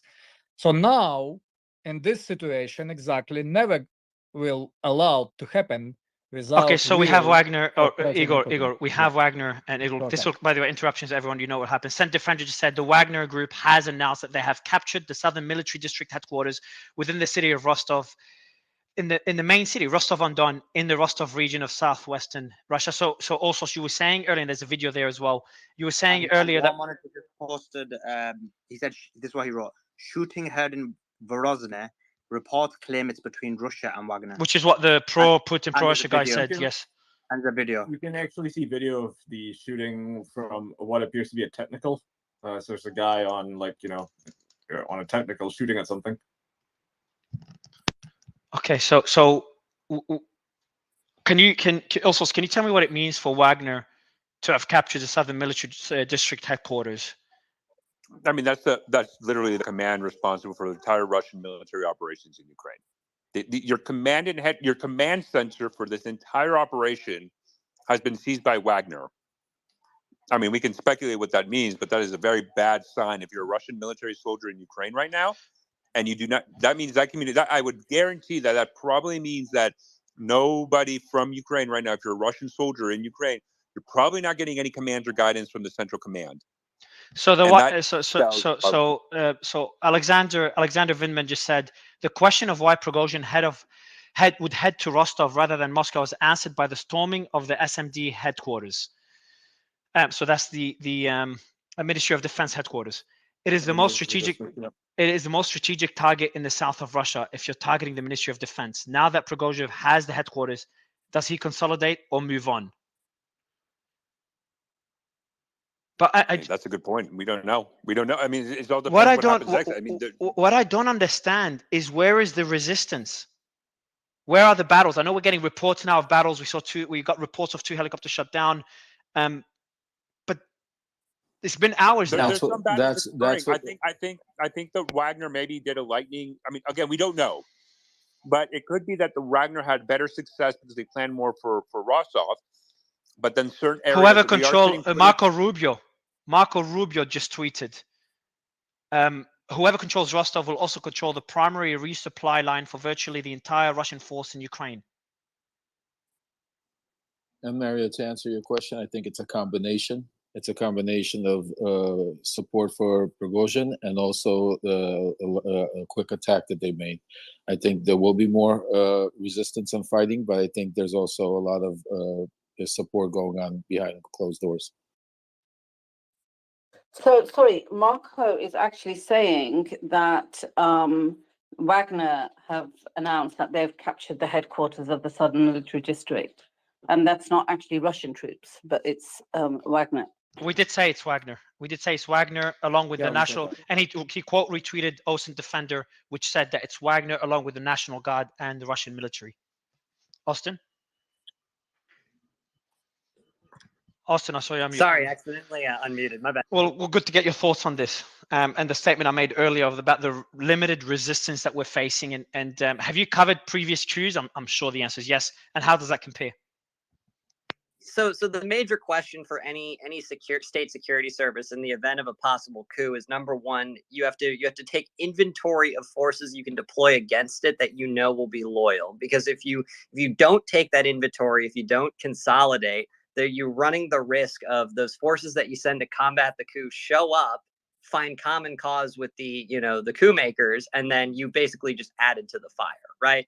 So look, there's a ton of speculation ongoing right now, but it could be one of a couple of different things. Number one is that there are elements of the Russian military that are sympathetic to Wagner moving through, and they're waving them through. They're either standing outside of it or they're supporting it. It's unclear if that's the case. But I mean, if this is Wagner in the middle of Rostov, then clearly they got through some checkpoints to get there. Second part is this could be the Russian military, again, taking inventory, taking stock, but most likely internal security services such as the FSB being like, who can we send there that's not going to just find common cause and then add to, swell the numbers that are already there. So I think it's a combination, right? I think there is general sympathy for Wagner and for Prigozhin within the Russian military. The extent of that and the severity of that and the numbers of that are extremely unclear at this point. So I think what we're seeing from Russian internal security services is that they're realizing the threat is very, very real. And they're either taking time to consolidate and figure out who they're going to send there, or they're still in that early process of like figuring that aspect out, because we've already seen deployments in Moscow, right? And so that's an area where internal security services are far more centralized. You have far more assets to operate with. In Rostov, it's unclear how many they have there, how quickly they're able to deploy. And that's going to be something that I'm going to be looking at over the next sort of 12 to 24 hours. I think the next thing you're going to also start seeing is different people in the military being taken down by Putin and consolidating, because I think right now one of the things they're doing on the inside is trying to weave out who's on whose side, and that's from the reporting that I'm getting. Sorry, I've just it's reading more updates and sharing as well, sending out more invites. Jason, it's a pleasure to have Jason as well on stage. Let me just wait for Jason to load, and I got a question for him. And then Patrick is here as well. Perfect. Jason, how are you? I would love to get your thoughts on what we've seen so far. It's been a while we haven't spoken. Thank you, guys. And I just have two quick thoughts. Happy to kind of join on and off. One, I just wondered. So locals from Voronezh have also confirmed, by the way, there'll be a lot of interruptions, Patrick and Jason, just with breaking news, that a shooting battle is going on in the Pavlovsk sector. And there's a video there as well included. So there's more reports of shootings and battles. So now we're starting to see a bit more resistance. We've seen some shooting before in a video of that. But sorry, go ahead, Jason. No, and I'll just be really quick because I know you guys have this going on. One, I wonder, has the President of the United States made any comment? Is the President of the United States awake? I'd be interested to know that. He was briefed. The president was briefed by the National Security Council on this, and the head of the Senate, and Marco Rubio and Mark Warner, the senators in the intelligence community, both stated that they have been briefed on this matter. Fantastic. And then really quickly, I wrote a piece published early May as the Discord leaks kind of came out with the assessment of the Ukrainian offensive. The first year of this war, the effects of it largely stayed in theater. That was due to, in some ways, incredible luck. We are now seeing the beginning of that, the unwinding of that. We have had outside parties, to include the United States, as parties to this war. Not just, it's not just a proxy war. We are the de facto parties to this war. We have reached the end of when those consequences are going to stay as contained as they are. I think things are going to be a lot more dangerous the back half of this year and into 2024. Thank you.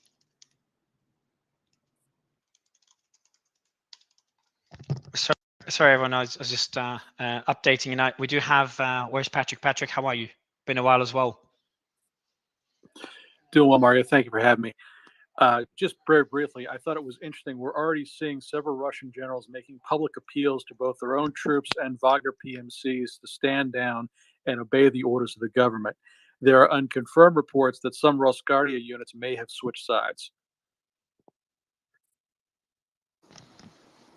Okay, guys, if you see me That's- quiet, yeah, that- guys, Sully and all sorts, if you see me quiet, do take over because I'm just getting a lot of reports and stuff, and I'm just going through the verification me process. too, man. I'm going through everything. It's a lot. Patrick, I've been getting fire hose reports right of now. that also. All right, so what's the reports again, Lev? What did the reports that Patrick said? Can you tell me what they are? There's parts of the Rosguardia group that is switching sides and supporting the Wagner. Yeah, and we've kind of seen that already with the takeover of the Ministry of Interior building. We've seen that among Russian forces, National Guard, and Wagner. So it just kind of the argument, and we have integral answers here as well.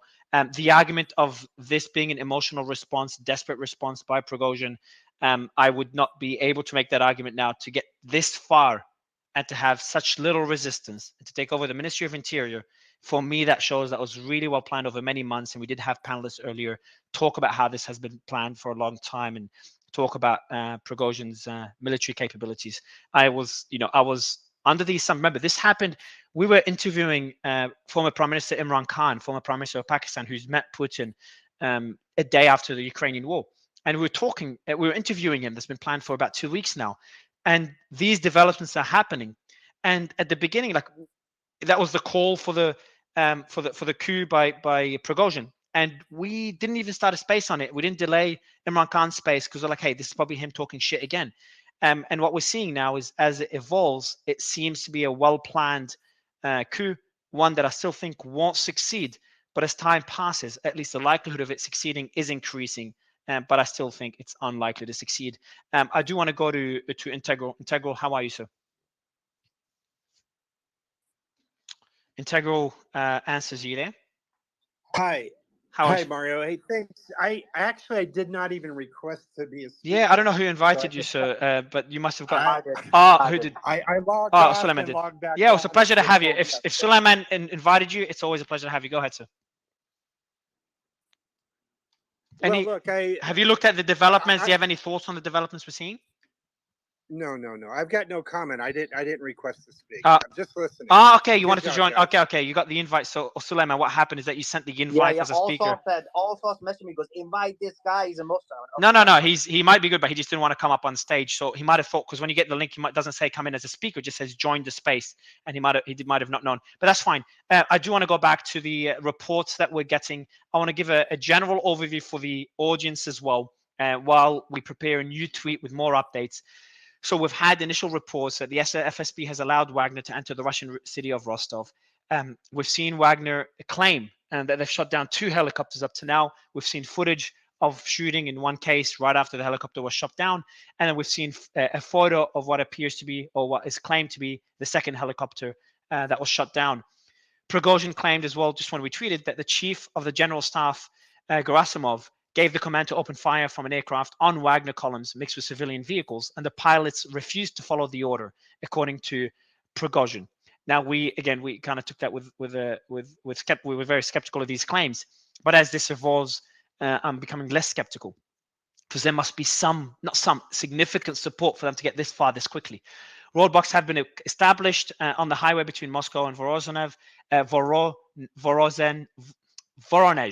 And in Voronezh right now, we've heard as well claims of battles that are occurring between the Russian military and Wagner, which is something we haven't seen in a while. Wagner has accused any Russian military personnel who don't assist them in their, quote, cleansing campaign of collaborating with the Ukrainians, and stated that they will be dealt with accordingly. Again, this all began with Prigozhin making the claim that the Russian military shot his base, and all sorts. We went crazy. We were a bit calmer about it. We're like, Prigozhin must be either an accident or Prigozhin being an idiot again. But that was obviously much worse than anything he said in the past. And from then, we're just seeing constant escalations. We've heard about alleged clashes constantly for the last couple of hours. Mario, yes, just sir. wanted to share this. I shared it in the group in the channel, but apparently there was a Russian local journalist on the ground who was recording the units that we were talking about in Rostov. And what she claims is that the soldiers there reported that they were Wagner. So the guys that we saw in the video from a Russian local journalist, I shared it there. She's kind of like and the other doing a another selfie person recording another video. person also went up in this video as well. So in our group, one other person went up to the soldiers and said, "Hey, are you Wagner or Russian forces?" They said, "We're not Wagner, we're Russian forces." So it just seems that conflicting messages, but for me, it indicates what many things have indicated, that it is factions of the Russian military that have likely defected and that are working along with Wagner as part of this what appears to be a military coup.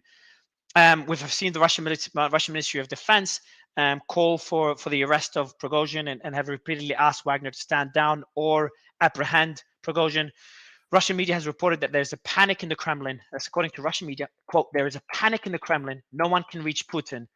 And then current mood. How long ago was this? That was a long time ago. And then we've seen, Mario. and afterwards, yeah, go ahead. Also, go ahead, and then Lev. Go ahead. Also, go ahead. Yeah. So this is on a Russian Telegram channel, tweeted out by Rob Lee. According to a Russian channel, local media in Rostov are reporting that Wagner fighters have cordoned off the Southern Military District headquarters, the police office, FSB office, and the city administration building. Okay, so can you say that again slowly? According to a Russian channel, local media in Rostov are reporting that Wagner fighters have cordoned off the Southern Military District headquarters, which also serves as the overall command for Russia's military operations in Ukraine, the police office, FSB office, and city administration building. This was shared in a Russian Telegram channel as well.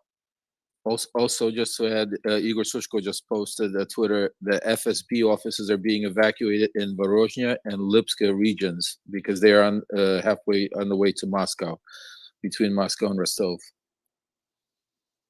Say that again, Lev. Sorry. Oh yes, 1 second. Let me read it so this way. Okay, while you prepare to read it, also what you've just read now, it just shows that more and more headquarters are being taken over by Wagner, and likely along with factions of the Russian military and of the National Guard. Is that correct? Well, I think at this point we should just call them Wagner to avoid confusion. If they defected to Wagner, let's just call them Wagner. Just for No, I think it's important. Yeah. I think it's important to. I think it's important to mention that. Well, that's true. Yeah, because Wagner alone is one thing, but Wagner along with personnel from the Russian military is significantly worse. Good point. Yes. Yeah, good point. But basically, those guys like to use those buildings. Go ahead, Lev. Okay, so FSB, Igor Sushkin tweeted, FSB offices are being evacuated in Vorozhnya and Lipsk regions. They are on Prigozhin's path to Moscow from Rostov. So when the FSB headquarters are being evacuated, what does that mean, Lev? That means that Prigozhin has a lot of power behind him, and he's moving forward. And it looks like either there's not enough support in those parts of the region to stand them off. This is insane how fast this is moving, Patrick. Okay, hey, sorry, another one. From Ocean Technical, over 350 kilometers north of Rostov in Voronezh Oblast, which is what I remember the guy that I shared that was pro-Russian, that he was saying there was conflict in Voronezh Oblast. So that area, that is 350 kilometers north of Rostov. It appears that a separate group of Wagner forces are pushing north on the M4 highway, engaging Russian forces outside of Pavlovskov at the moment. And that's from the video that I showed earlier of the shooting. We have more. It appears it's another Wagner column engaging Russian forces. In what region? It is in Voronezh Oblast, and it's the Pavlovsk city. I'll share it in the group chat so you can geoconfirm. It's 350 kilometers north of Rostov. So there's some more breaking news from Russian media that the governors of Vorozhnya and Lipsk regions are panicking. Lipsk governor Artyominov is drunk and saying that almost no one in Moscow is answering. They don't know what to do. Well, and that's going to be the telling thing. Where is Putin? And I haven't seen anybody able to answer that yet. If he is going to get a hand on this, especially if his troops are shaky, he's going to get out in front of this. There needs to be some public statement. There needs to be some public statement. This is the most important thing when there's a coup. I remember, again, referring back to one of the coup attempts against Hitler, one of the first things Hitler did was start contacting the higher ups to tell them everything's okay, and then come on publicly on the radio and announce that this is a coup. Mario, the reason why he hasn't spoken yet, as I told you, one of my sources on the inside has been saying that he's extremely concerned because he doesn't know who's on Prigozhin's side right now, and they're trying to weed out the defectors before he comes out and starts doing or saying anything. Right now, they're a little bit in panic mode. Okay, so I need to make a couple of calls just for some more information. Suleiman and also, if you could take over the space. Also, can you just give a general overview of what we know so far? I'll be back in a couple of minutes. Just need to make an I important mean, call. it's a coup. This is a coup. This is not. This has been a coup for a while, but this is Yes, a coup with but with this is a significant confirmation. internal support. Exactly. This is more like we're having multiple areas in across Russia from south to north, right? 350 kilometers north of Rostov, of Wagner engaging Russian forces. Now, it's not. I want people to understand something though that is important. Like I don't want people to think the entire Russia's in conflict and war and there's fighting every. No, these are very, localized. But this is They're strategic though, very strategic exactly. points. But this is, if after Prigozhin's statement, I think there is no question in anybody's mind that at the minimum we can call this as a military rebellion. But more and more is pointing at this that now there's more of a Russia because of a coup, because the areas north of Rostov that are being targeted right now. Rostov I can understand because that's where Shoigu and Gerasimov, the headquarters, is located and everything. But more than what we're seeing now in these types of battles that we're seeing, I mean, that's more widespread. Patrick, you raised your hand. Go ahead. And also quickly, just to say, the speed that it's all happening with is the scary part. How quickly this is all transpiring. Well, I mean, we all said that if something like this was going to happen, it was going to go quick. All sorts. If this turns out to be a coup, and I'm not convinced yet that it is, it very well may be. I don't know. The location of it is odd because we don't know where Putin is. Assuming this is a coup, Putin has walked himself into the same situation Tsar Nicholas found himself in. His most reliable troops, the VDV and the Spetsnaz, who he would usually be able to rely on to suppress something like this, have been bled white in Ukraine and are no longer available to him. And if this really VDV and he's in trouble. Spetsnaz still are the most valuable troops to Putin. Right, but they're a shadow of what they were a year and a half ago. They've been rebuilt. Guys, and I'll also say this. So everyone's still calling this a coup. Khaleesi, do you have breaking news? Sorry, Khaleesi, do you have breaking news? Photo now, and it looks quite. I don't know. There's the troops that are in Rostov are lying on the floor, and they're actually shooting. I think they're across the road from the building, but they're lying on the floor, and the guns are pointing in the direction. So it's looking like it's getting quite serious. That doesn't mean they're shooting. That means that they're just staged on the ground. But so everyone's still calling this a coup. The facts still remain. Prigozhin met with Putin a few days ago. Prigozhin wanted Gerasimov and Shoigu out. Prigozhin stated this is not a coup. This has been relatively nonviolent, especially from Wagner's side. It's been nonviolent. And it seems as though it still would make sense that this is a partial seizure of military power to achieve this goal of restructuring the MOD. So far, there's been no sign that Putin is targeted. So, Jackson, is your argument that basically Putin and Wagner Group are working together on this? Why just not remove them? No, I'm not saying that necessarily. I'm not saying that there is a possibility that, like Erdogan's, what was it, the 2016, 2014, whatever it was, it's like a further consolidation of power. But I don't think that's the case. I think that this is literally just Prigozhin chimping out and trying to get Gerasimov and Shoigu out. This is what he said from the very start. But Jackson, the problem with that is that Gerasimov and Shoigu's only reason why they're still in the Russian MOD to this point is because of Putin. They have been extremely loyal to Putin, and Putin has relied on them for the invasion of Ukraine. If Prigozhin is successful, hold on, Ian. If Prigozhin is successful in removing them and removing Gerasimov and Shoigu from power after doing this, then that means that Prigozhin has the power. He has the weapons. He is in control, regardless of what. If Putin can then, at this point, is nothing much other than a figurehead. If Prigozhin managed to completely alter, Jackson, you have to accept this.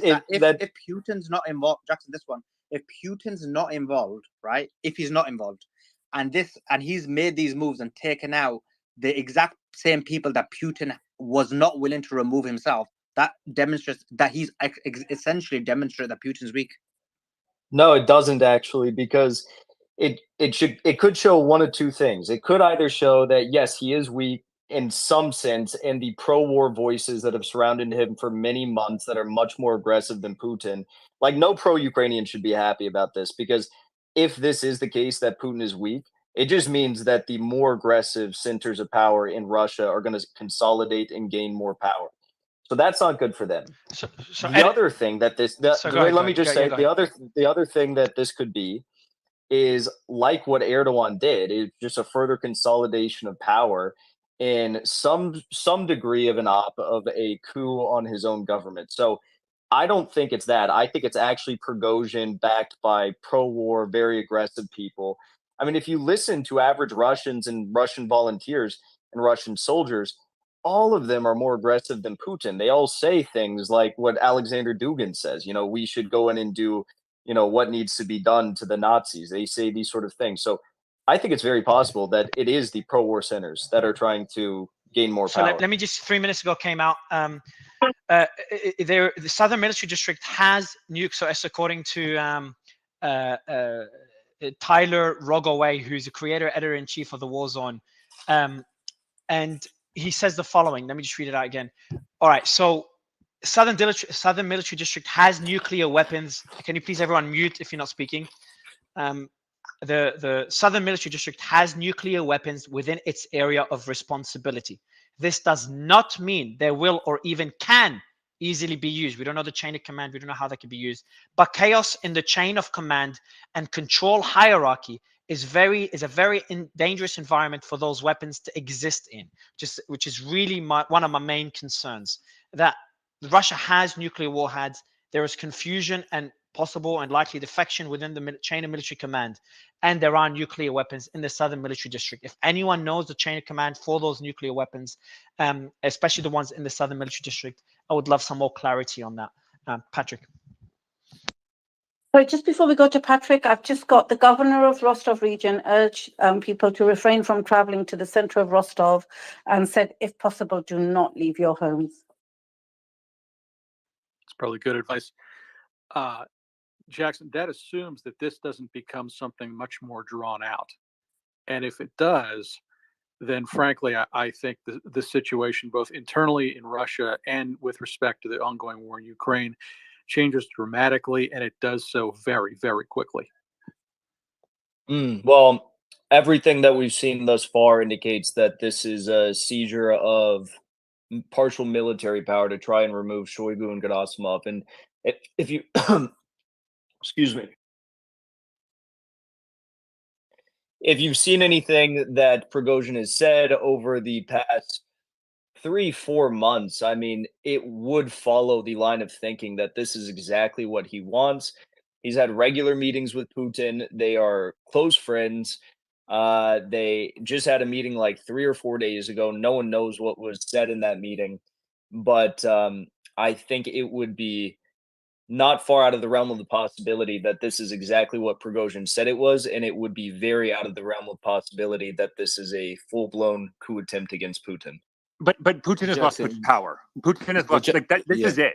Putin has lost power. It could be like he's lost Erdogan's control of this situation country. in Turkey, right, where he consolidated his power by having his basically his loyalists stage a coup on his own government, right? Yes. And then he consolidated power and became even more powerful. Like, look at him right now. He has Are we zero opposition. are we really going to use the Erdogan example for like Putin has been in power for everybody knew Turkey's military had issues with Erdogan, at least certain segments of it. There was never, ever any doubt of Putin's control of the Russian military until recently. And the fact that this is occurring right now, and Putin has done in Erdogan, let's not forget, when there was a coup, elements of Turkey's special forces went to kill him. Erdogan immediately went on a Facebook Live, like on the Turkish news channel, with an interview where they had the phone of the reporter recording where Erdogan said, "This is a coup. Go on the streets and protest." Almost immediately. That's why the coup failed, because the people who were launching the coups the soldiers thought that this was an exercise. When Erdogan came out and said, "This is a coup," The soldiers, a lot of them laid down their weapons, and the protesters took out the streets, inspired by Erdogan's message. That is not happening. There is no doubt that the people who are doing this from Wagner think this is an exercise. They know exactly what they're doing. They're doing textbook military operations to seize control of a local city. Where the hell is fucking Putin? Where is he? We have seen no statements, no videos from Gerasimov, from Shoigu, from Putin, the three most powerful figures within the Russian military chain of command, which, by the way, these three people own the Russian are part of the nuclear launch code and chain of command. Not a single one of them out. Prigozhin, through his audio messages, has been more vocal in providing what he wants to everybody, not only to Russians, but to the world. And what we have to rely on the Russian side is either military bloggers, local telegrams, and then telegram posts from like maybe our governor or a couple of governors. And most of them are like, we have no idea what's going on.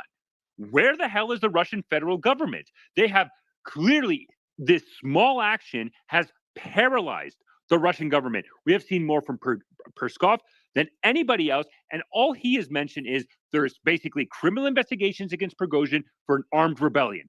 That's it. That is not enough. And if I'm Putin, Wagner has a very, very upper hand right now. And if Russia doesn't change quickly, this situation can rapidly deteriorate if you're for the Russian Ministry of Defense and for Putin. Well, I think you have to ask the question, why do they have an upper hand? And the reason why is because nothing has been done. Nothing has been ordered by the Russian MOD or by Putin himself or the Kremlin. So, you could make the argument, I guess, for some people that hypothetically orders have been made and they didn't follow orders. I'm talking about Russian side here. But from what we understand, I mean, all we've gotten is that Prigozhin said that a helicopter was ordered to shoot at Wagner positions, and that was about it. So we've seen all of the military checkpoints just let Wagner right through. You're saying that Wagner has the upper hand. My question is, if this is something that Putin is trying to prevent, why hasn't he commented publicly? Why hasn't he tried to actually stop any of these convoys with his alleged blockades that they set up? Maybe he can't because. Go ahead. No, guys. So you could continue answering. Lev, go ahead, answer, and also it's fine. Jackson, maybe because of some of those groups are turning on Putin and joining forces with Wagner, and that's why he can't. And right now he's in panic mode, trying to figure out who's loyal to him or not. And then to respond to your also statement that you said that they met 3-4 days ago. So why can't we assume that that meeting didn't go well? Why is it that we have to assume that everything went well? What if they didn't agree on certain things? And that is why right now this is happening, and Putin is right now trying to figure out who he can trust or who he can't, because a lot of the groups internally are switching over. I find it very hard. I find it very hard. Yeah, finish your statement, Patrick. It's Jackson. I find it very hard to believe that well, first of all, it's not necessarily that these, like I said, that these groups are caving to Wagner and moving with Wagner now, in line with them and in lockstep with them. I mean, from what I understand, even the nationalists that support Prigozhin were supporting him and saying that he should try to take this city first because it is primarily guarded by FSB. I mean, there's no real military guard there, so it would be a simple thing to do. That doesn't necessarily mean that they overcame Russian positions. It means that probably, in all likelihood, that there was no effort put forward to try and stop them from actually doing this. So could it be a further consolidation of power in a more aggressive sense? I mean, yeah. Could it be that this is a foolhardy mission of Prigozhin to do something outlandish?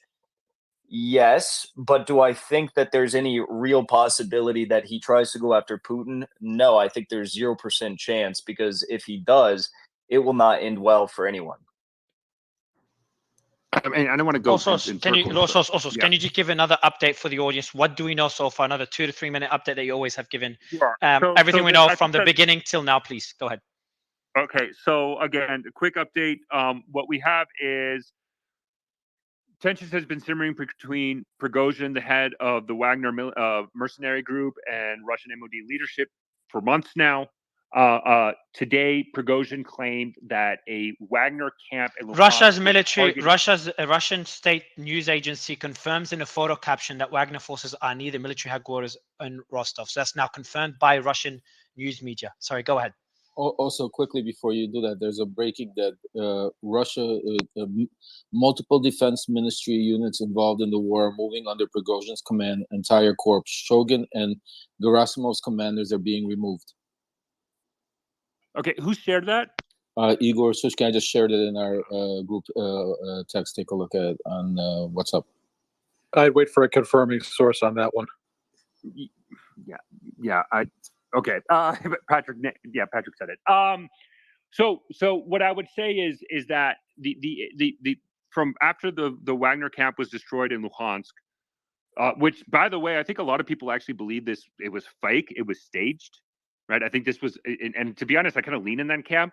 That Prigozhin just used this as an excuse, and then shortly after he did that, he basically went on a war path, declaring war on his Telegram channel against Prigozhin, against Gerasimov, which is the general in charge of the general staff of the Russian military, and Shoigu, which is the Minister of Defense. From there, we started getting reports of Wagner columns moving to Rostov. And then now we're getting reports that even further north, about 350 kilometers north of Rostov, there's heavy fighting occurring right now between Russian army formations and Wagner. So we have reports of in Rostov, it looks like Wagner with what appears to be elements of the Russian army and National Guard switching sides and joining Wagner and seizing key facilities within the Russian. So the Ministry of Interior building. We have the Southern Military District of the Russian military, which is also responsible for the entire military operation for Russia and Ukraine. FSB buildings and administration buildings, right? So it looks like Wagner has basically seized control of Rostov at this point. There was some fighting earlier in the morning. It looks like it wasn't enough, and then now Wagner has basically seized control of the city. From there, further north, we're seeing again heavy fighting. Prigozhin claims he shot down 2 helicopters. Right now, we only have possibly a picture of one. It's not showing the actual helicopter debris. It looks like it is just smoke billowing from Rostov, and people in Russia are claiming that that's the crash site of the helicopter. And basically, the Rostov governor has just basically begged the citizens, stay put. Like, don't leave your house, don't do anything. And a significantly large Russian military blogger just basically stated right now to all his followers, a very influential one, if you see a guy with a gun, do not approach him, stay home. And I think people in Russia, both from state media, Telegram channels, military bloggers, etc., all understand the severity of the situation, and multiple governors in Russia have also claimed that the situation is tense and not much else is known. So also, let's say hypothetically speaking, it is true they've taken Rostov, there's been some defection. Won't they need a significant amount of defection in order to even think about going after Moscow? Just based on distance, air support, so on and so forth.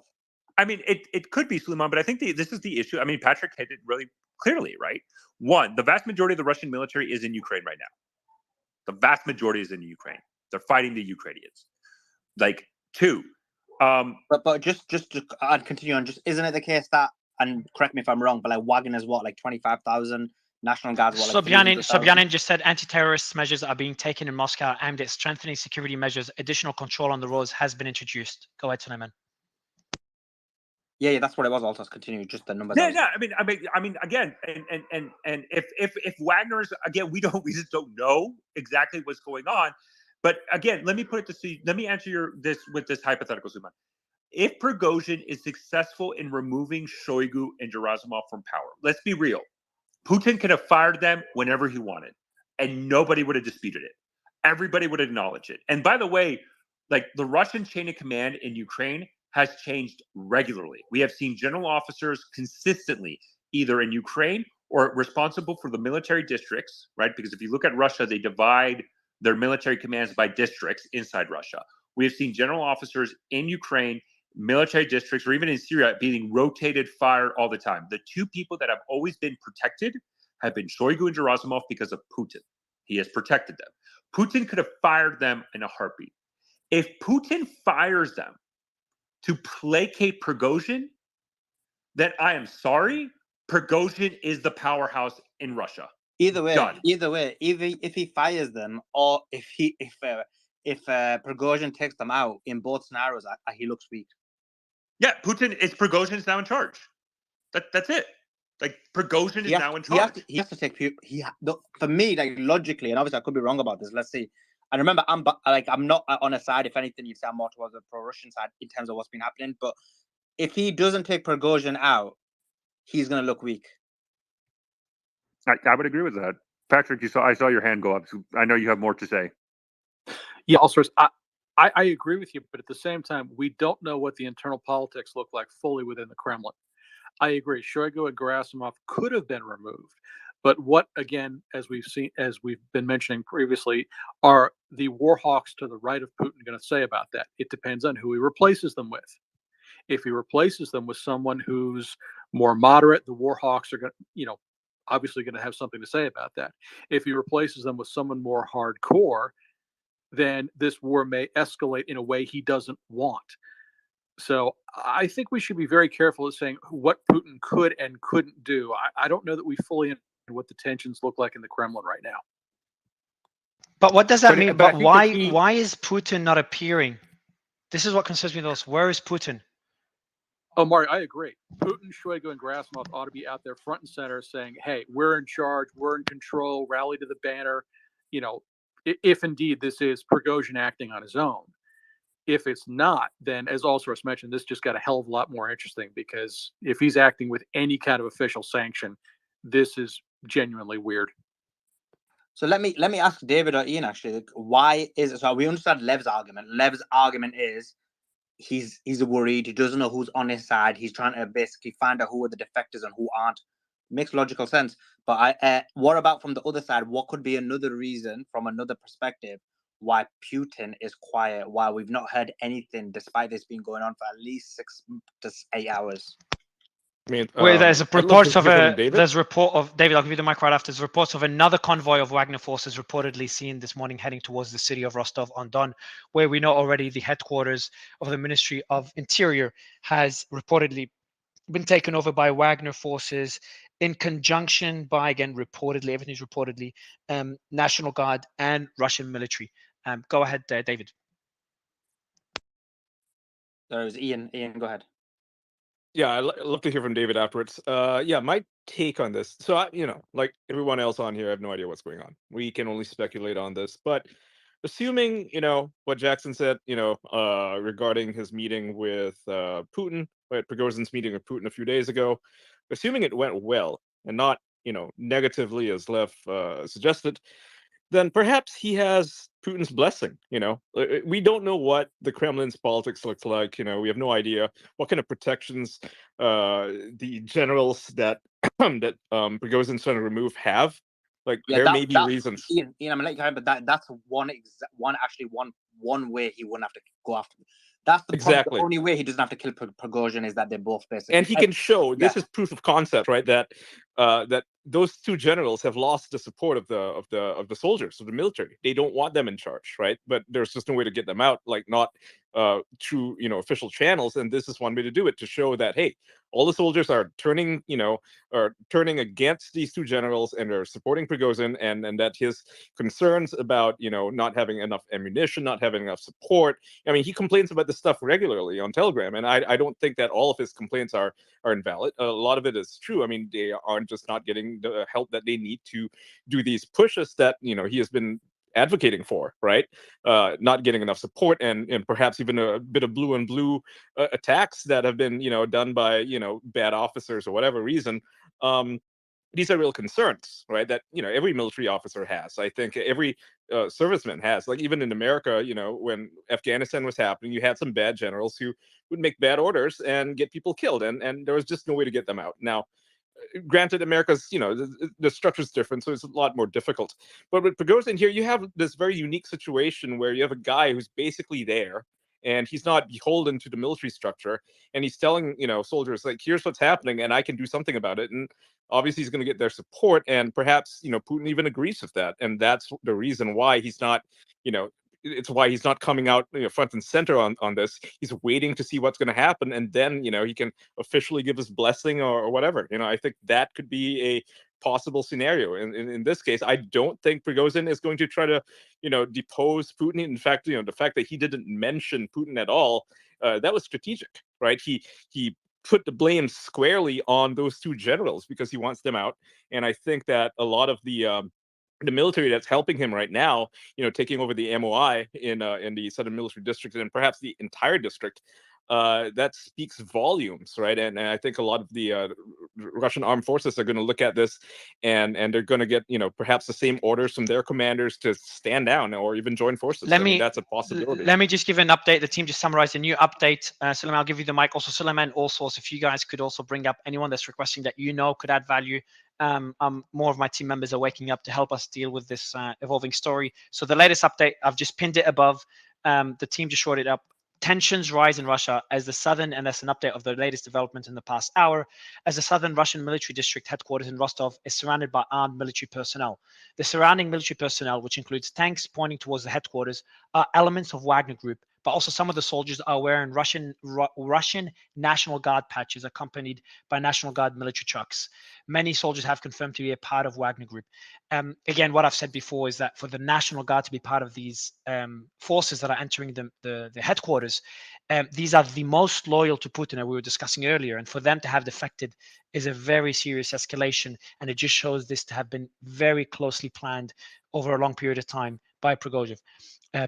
So furthermore, the southern Russian military district has nuclear weapons within its realm of responsibility. Now, this does not mean, sorry. You're losing your voice, Mario. Now, this does not mean that they're easily accessible. However, it does mean that too much chaos in the chain of command could potentially have a very sinister outcome. We've also received unconfirmed reports of multiple defense ministry units involved in the Ukraine war are moving under Prigozhin's command. Again, unconfirmed, with commanders Shoigu and Gerasimov, both loyal to Putin and report directly to the president, reportedly being removed from power. Again, this is definitely unconfirmed, 100% unconfirmed. What is also rather concerning is that we've heard nothing from Putin. This, for me, is something we've all been talking about recently. Why has Putin not appeared publicly?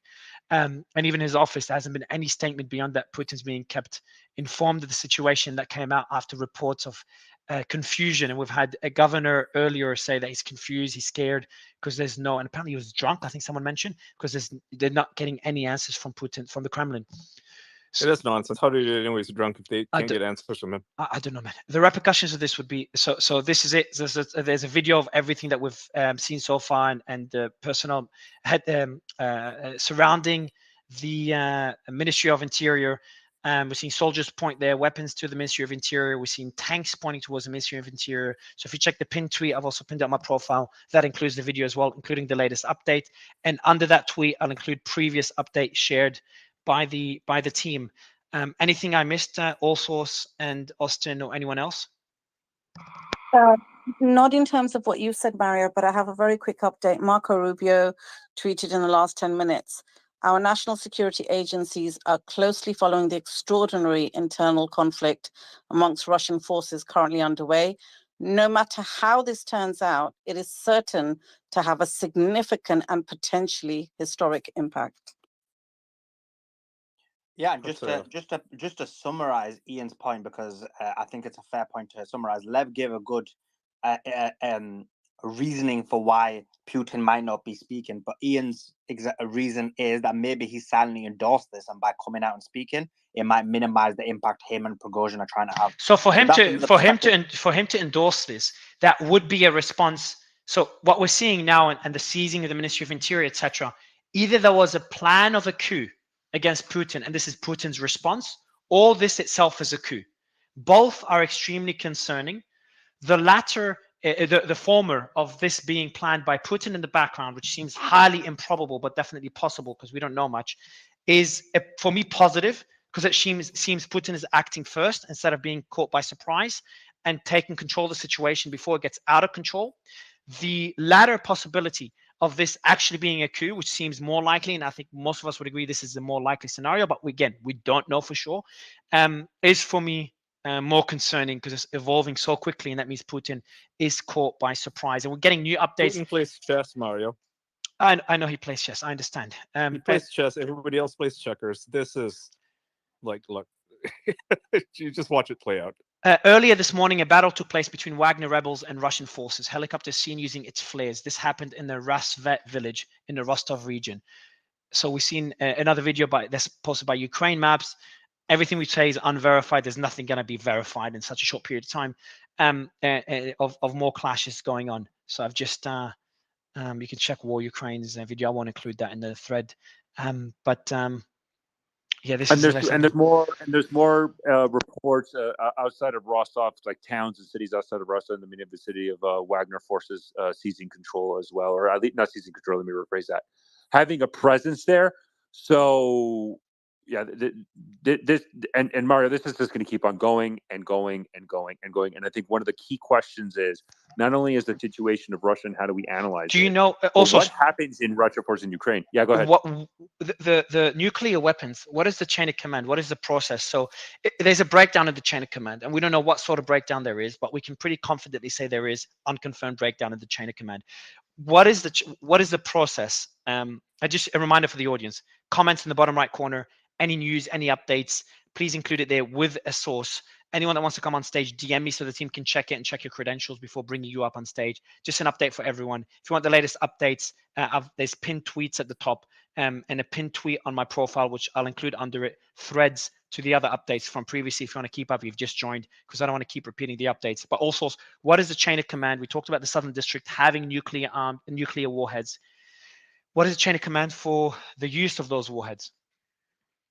So that goes through. I mean, the ultimate. There's a fundamental difference, I guess, from the strategic and the tactical, right? In this sense, but again, the ultimate authority obviously is Putin. Unlike but Gerasimov and Shoigu, and so the chairman, basically the Russian chairman of the Joint Chief of Staff, the General Staff, Gerasimov and Shoigu are part of that chain of command and have access to kind of those facilities. But in the end of the day, it's Putin. Again. This is being here's the situation, Mario, though, right? That I think that is important to highlight, though, when we're talking about this, right? The last thing Putin needs right now is for the international community to be concerned about the Russian nuclear warhead, and I think Prigozhin in the same sense, right? Because let's not forget, right? Like if you're China and you're looking at the situation of what's going on right now in Russia, I'm sorry, if you're Xi Jinping, who strives more than anything absolute control and authority, and you see that your only real partner in the international community, being Russia, is running into a significant and severe internal conflict right now between Wagner and the Russian Ministry of Defense, or elements of it. The last thing that anybody wants is not only to continue to doubt, but now the question of, are your nuclear weapons, control of nuclear weapons, being absolutely gone. I don't think Prigozhin has any interest in this. I don't think Putin has any desire for this. And I want to just put a word of caution that we're not even 12 hours into this. This literally is less than 12 hours, and it's already a floodgate. And this probably is going to continue and continue and continue. And I'm very surprised and shocked that now that dawn has broken in Russia right now, that a video statement, which Putin is very strict in how he does his video, is very choreographed, everything. I think that's one of the reasons why Putin is really well known of kind of like delegating as much as possible. There's this image that he controls everything. He has absolute control over everything at all times, and that's not how he operates. So I think the problem that he's going to run into is that until he tries to get ahead of this, it's going to continue to spiral out of control. And there's going to be a breaking point that no matter what Putin does, this goes out of control. Thank you. I'm just including the other updates in the thread pinned above. Austin, can you just offer a bit more clarity if you have any on the sure, nuclear warheads? I've got a couple. Yeah, nuclear warheads. Okay, so obviously I don't have the specifics on what the command chain for a nuclear launch from the Russian And we've Federation discussed would look and like, we've discussed this, and just for the record, we've discussed this Yeah, a lot for in the record, previous no, no, previous it- space, but it's like a lot of this is not public, so a lot of this is speculation. Understood. Yeah. So no. In regards to nuclear weapons, that order likely is going to come from the very, very top. I'll reiterate, I'm not particularly worried about the use of nuclear weapons right now, if at all, like minimal, less than 1%. That being said, yeah, I think the structure there is very akin to other nuclear states where there's a very clear chain of command for the use of those, and I don't think that's going to be violated anytime soon. That being said, though, I would like to comment briefly on this idea that Putin not making a statement is some sort of like 4D chess. I disagree with that. When it comes to coups historically, it's the onus has always been on the head of state to get ahead of the narrative here. I know there's some conversation about the Turkish coup attempt in 2016. If we recall there, Erdogan came out with a public statement as soon as he could, to the point where it wasn't even, an official statement at a podium or anything like that. Erdogan's statement came from a FaceTime call where the newscaster held up her iPhone to the camera so that Erdogan could tell his supporters to take to the streets, right? And the reason why it's important for a head of state to get ahead of a potential coup attempt is because that sets the narrative of the government. In the absence of that, it goes to subordinate commanders or ministers to try and come up with their own idea on what the strategy is, or to attempt So to Alexander put that narrative out. Vindman just said just a few minutes ago, I've made the drive from Rostov to Moscow at least a dozen times. Rostov is where the Wagner forces have already reportedly taken control of the Ministry of Interior. Voronezh is more than halfway to Moscow. Also, how do you pronounce this so I get it right finally? Voronezh, correct? Thanks, Orsos. Yes. Okay, Voronezh is more than halfway Sorry, yes, that's how yeah, you yeah. pronounce it. Sorry, Voronezh I'm is more than okay. Oh, good. Voronezh is more than halfway to Moscow, and we've heard clashes, seen videos, unverified videos of clashes in Voronezh. If reports of Wagner fighting in Voronezh are accurate, then they are hours away from Moscow. That's by Alexander Vindman. Austin, and then we'll go to Patrick. Yeah, so particularly when you look at, a quick glance at a map of Russia is, the major road linkage between Rostov, Voronezh, and Moscow is the M4 highway. And I have seen reports on my end saying that there have been statements made by local police forces essentially to avoid that highway. If the objective is to get to Moscow, then that's the quickest way to it. Patrick, jump in. No, but how far is Rostov to Moscow? Isn't that like is it 17 hours? Or am I getting that wrong? Rostov to Moscow. Rostov to Moscow, I did mention, what did I say earlier? 1400. 1400. So how many hours would that be for vehicles to drive there? Well, I guess it depends on how fast you're going and how much resistance you're going to face along the way, right? From Voronezh is 6. But hold on, from Voronezh is 6 hours 15 minutes. But what's going on is that they got to Rostov so quickly, to the city so quickly. That was really surprising. So the only way there'll be anything in Moscow right now is if it's not Wagner. I just don't see Wagner getting there anytime soon. I don't think they have the capacity to get there. The only way there is anything concerning that will happen in Moscow would be either the Russian military or factions within the Russian military or the National Guard, which are extremely loyal to Putin, defecting. We did see potentially members of the National Guard defect in the city of Rostov, but we have not seen anything in Moscow. How far is Do we Rostov? know what's happening in St. Petersburg right now? Because that's where Wagner's HQ is. So the last footage we got, so there was reports on Telegram, and this was earlier in the space of Russian National Guard, Special Forces, etc. We're going to go after the Wagner headquarters in St. Petersburg. But the latest footage we got, then I'll look back to get an update on that, Ian, because that's a good But question.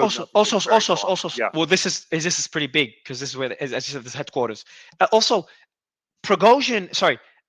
Rostov is 8 hours away from Voronezh, and Voronezh is 8 hours of 6. So how, within an hour from taking over, within less than an hour from taking over the Ministry of Interior, now we're seeing fighting in because it's a multi-pronged assault. Because they have people that are switching sides. That's the only logical answer. It's not a single convoy. Does Wagner have any forces in or near Moscow? That's $1 million question. I don't think Also so. a good question. I think that's what Putin is Also, concerned I want to about. go back to what you were saying about St. Petersburg. Can you complete the? Sorry, yeah, thought? sorry. Go ahead. Yeah. So I'm going to go back to confirm because there was reports that they're going to go after it, that they were sending military, but the last videos we got were hours old right now, showed it was completely calm, empty, no Russian security forces were there. Let me see. I have not seen any updates on that at all across Telegram or any of the media, whatever. So let me see if I can find any updates to see if the Russian military has done anything. But it is kind of surprising, which I think indicates kind of paralysis in the Russian government, that you have Wagner doing multi-pronged assaults across multiple areas in Russia, as Mario perfectly highlighted. It's hours and hours away, and we're already getting reports of fighting there. And it looks like the Russian military not only is not going after the Russian, cannot go after Rostov, has lost control of that, but they're not doing anything against the Wagner headquarters that was recently constructed in St. Petersburg because there's been nothing there. All sorts. I'm looking at a Guys, I love the imagination in this space. Like I've been listening for hours, and you've gone into every single corner of speculation. Keep going; it's very entertaining. I'm looking at a tweet. I'm still here. Yeah, I'm looking at a tweet now from 4 minutes ago, and it says these are Russian military police, UAV, Patriot, and Tiger M vehicles, and a possible URL VVM whatever that is. And that is Mine resistant vehicle. Yeah. Exactly. So just to answer your question, and it's not verified, all sorts, but I'm looking at it now, and it's in the Southern Military District. So again, we have to be very careful when we're having these conversations, right, about military equipment and trying to utilize that to identify. Local traffic police are gathered near the Voroshilovsky Bridge in what now appears to be the Wagner-occupied city of Rostov-on-Don. They seem to be just as confused as everyone else. So Khaleesi, to your point, is that with Russia's Wagner, and again, if there's an assumption that Russian military forces maybe have switched side or whatever, but Wagner and the Russian MOD, the Russian military, basically had the same equipment. I mean, they get supplied the same way, they use the same vehicles and everything. So, which, as we all highlighted earlier, and we spaced, this is going to be a very difficult situation of trying to solely base on video who's who in the zoo, because they all kind of look the same and operate the same way and utilize the same equipment. So Patrick, by the way, TASS is reporting right now that Prigozhin is being charged with armed mutiny right now. So they're charging him with armed mutiny also. And just for the audience, before I go to David, for the audience, can you explain what who TASS is? TASS is a Russian media organization. Yep, I can see the report. Media. I can see the report. Yep. News agency. David, appreciate you coming on. You've been an analyst for decades now. Would love to get your thoughts on what we're seeing right now, David. Yeah. Hey, how you doing? Good, sir. From what I'm saying is that they're starting to use red Z's on their tanks and the white armbands as Wagner. And if you're not seeing any armbands, that's being identified as non-Wagner. And it looks like the police and the Oman and the National Guard of Rostov have switched sides, because I'm watching military police still in Ratnik equipment with Flora gear now have white armbands on, and so they've switched sides. Switch sides in which city? Rostov. Well, that we haven't seen any clashes, and we've seen Wagner at the Ministry of Interior, so I wouldn't be surprised. There has been a clash. Limited clashes. I apologize. Right, and that looks like the coming down the M4. The M4 is home to the 150th, all along the M4 corridor right there, is home for the 150th Motorized Rifle Division. And what I think happened was some units tried to stop them from there, and it didn't end well for them. And so that's a lot of storage facilities. That's a lot of vehicles, a lot of ammo, and a lot of supplies that he would be just dumb if he didn't send a battalion here and a battalion there to secure that area. And what are your thoughts, David, on the fact, and just for the audience, we will repeat an update in about 10 minutes or so to update everyone that just joined. Otherwise, I prefer if you just read the pinned tweet above. It has everything we know so far, and it will be updated regularly. David, just an update, a question for you. Putin not appearing yet in public, nothing coming out of his office since the secretary said that Putin's informed of everything. And that was hours ago. What does that indicate? I can only go off of what some of the Twitter the reliable Twitter people are saying. And he's saying that, or they're saying that Prigozhin has stated that Putin is sick, he is not well, and that's why he moved.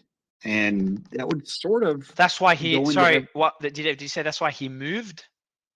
yeah, that's why he did what he did, because if he doesn't move now, he'll start losing troops and losing supplies. Sorry, So David. from, I apologize. I might have misheard you. Prigozhin moved. That's why Prigozhin moved, correct? right. And who's Yes, feeling sick? Prigozhin Who's moved. feeling sick and unwell? Prigozhin or Putin? Putin.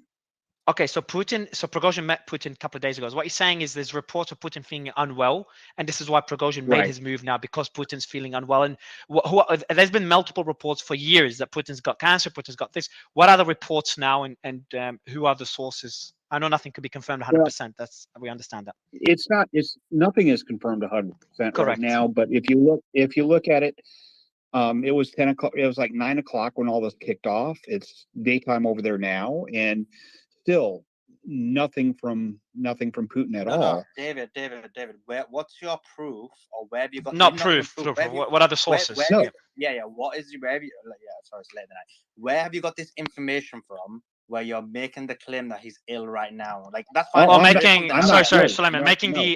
actually, let's make it clear. So where are the sources for your assumption, David? Yeah, not claim, assumptions. Go ahead, David.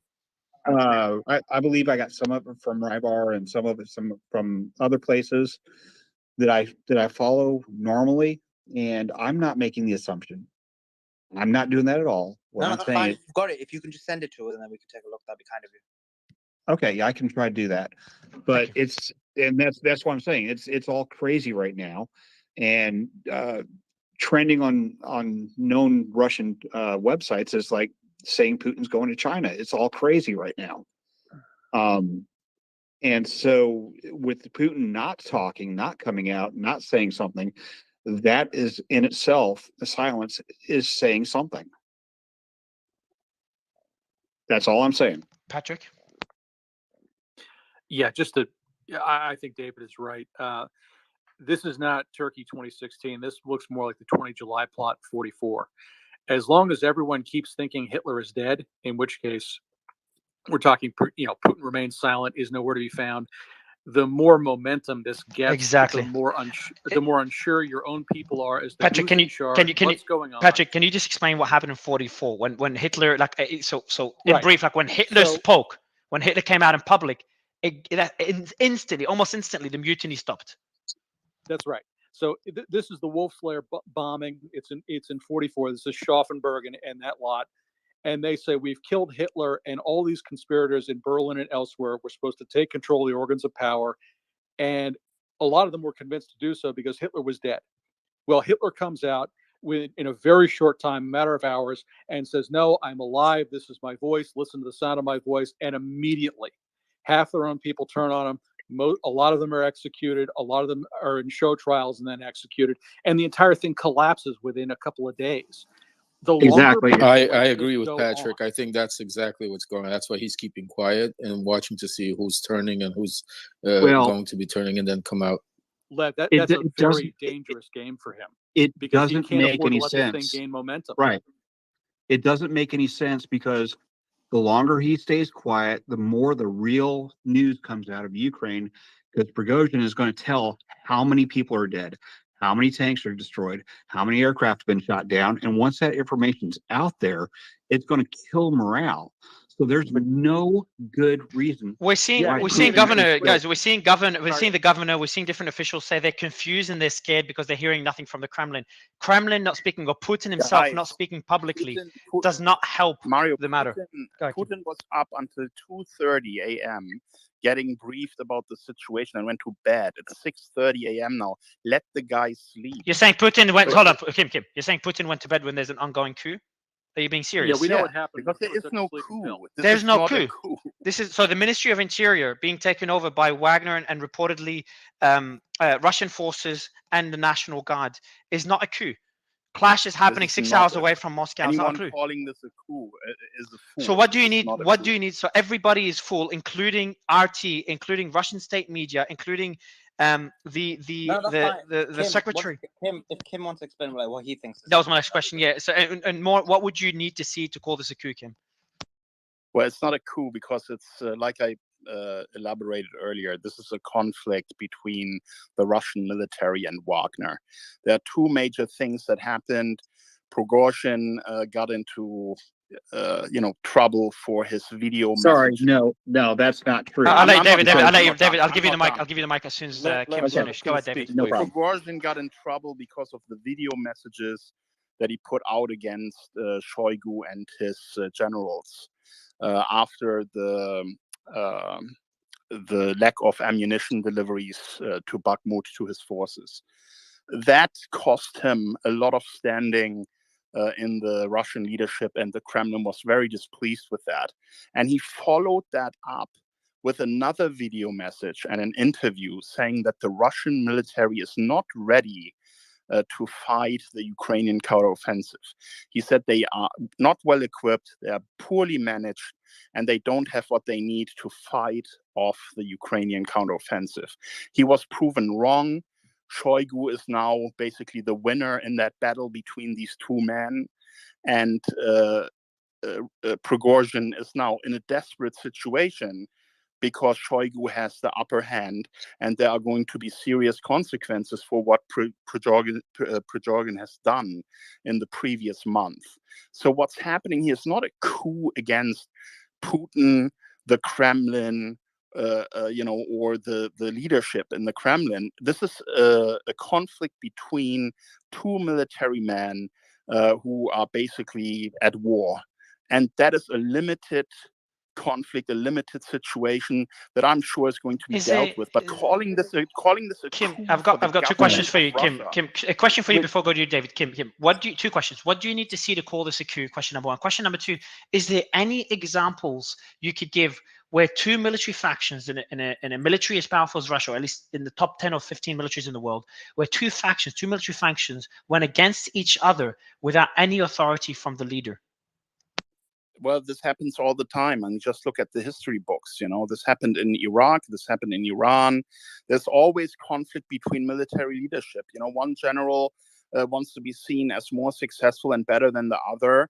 And Prigozhin made his distaste of Shoigu very clear in the beginning when the special military operation basically looked like a total disaster for Russia, and a lot of mistakes were made. And the second question, Kim, sorry, the second question would be, what do you need? Rome, Mario. What do you need? Sulla versus Marius. If we have to go back all the way to Rome, it just shows how uncommon this is. But Kim, my next question: what do you need? It happens all the time. That's the point. It happens No, all these the time. things and are, that's the most again, I mean, obvious just you example. mentioned the example of Rome, right?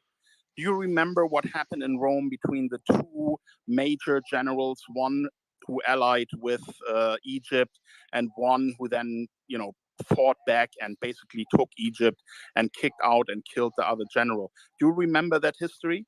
Yep. That was Sulla that's versus exactly Marius. the same. That's exactly the same situation here. It's two military generals that are on each other's throat.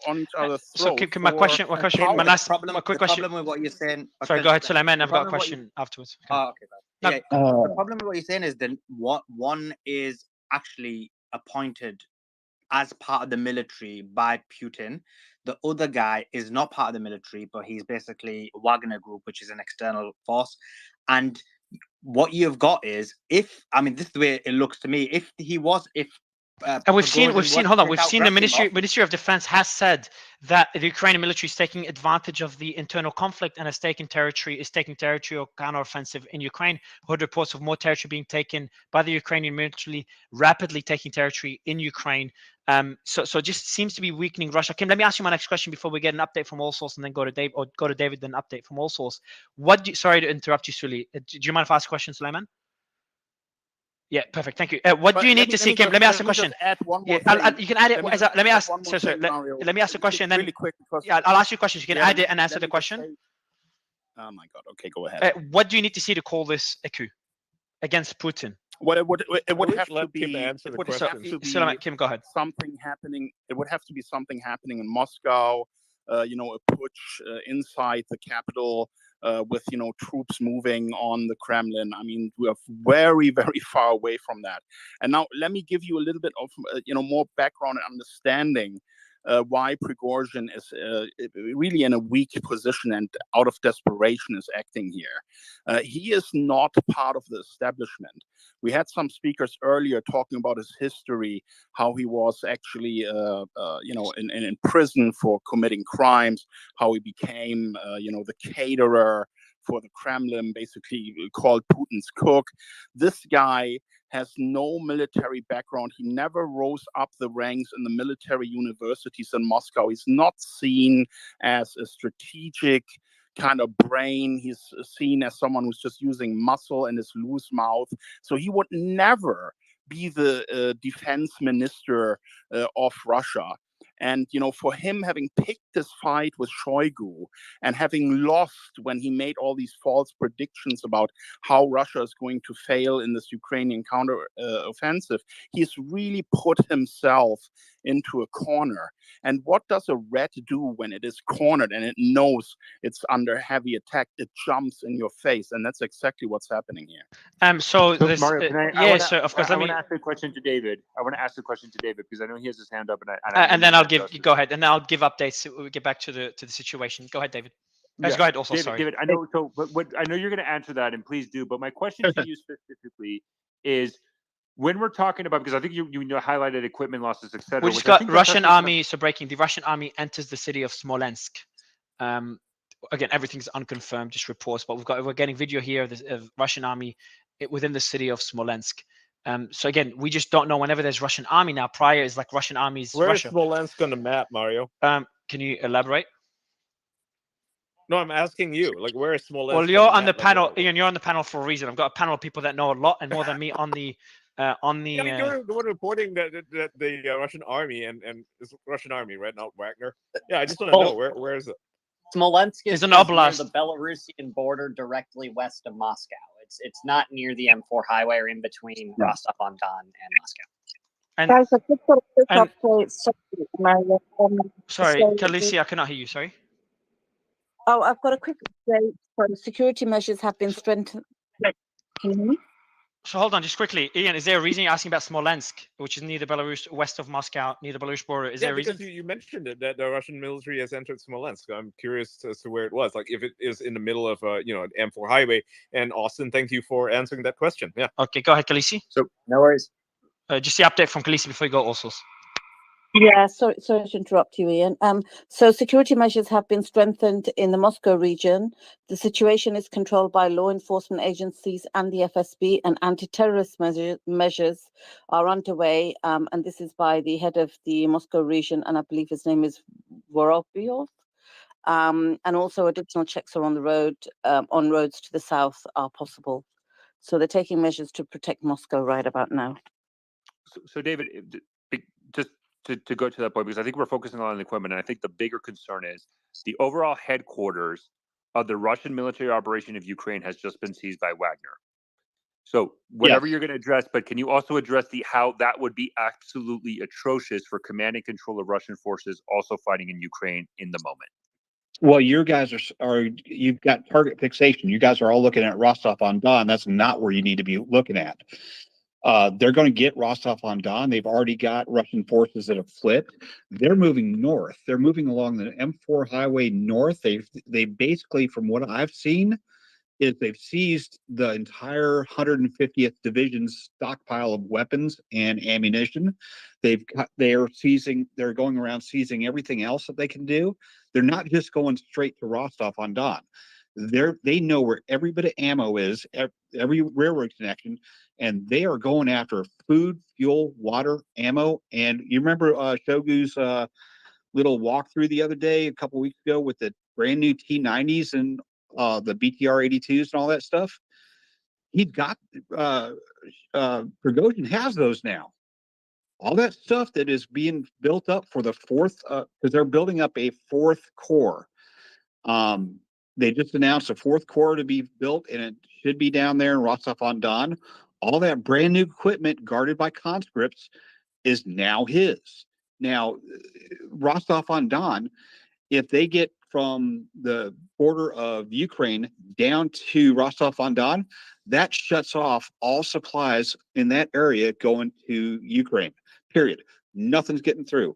Russian forces already lost their huge ammo stockpile the other day, so they're black on ammo, and all Prigozhin has to do is go a couple 100 miles or 100 miles northeast, and he cuts all the rail links off between Moscow, St. Petersburg, and the rest of Russia. So once he just drives a little bit northeast, all the rail lines will be seized, and nothing, no ammo, no weapons, nothing can come from the main stockpiles in eastern Russia to Ukraine or to Shogu. So I got That's a a question fact. for the whole panel here, and anyone with knowledge on this can answer. Why hasn't the MOD responded to this apparent coup? I mean, why aren't they deploying their forces to fight back and retake They did. Rostov or anything? They're moving. I've seen 3 or 4 convoys of Roskarva that have been moving south, but basically there's nothing left in Rostov-on-Don.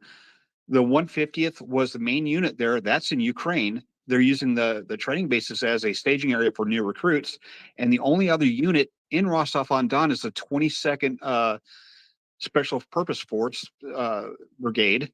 And it looks like they flipped, because I'm seeing video of Russian troops in Flora Digi with brand new equipment, with white armbands, helping Wagner forces secure buildings.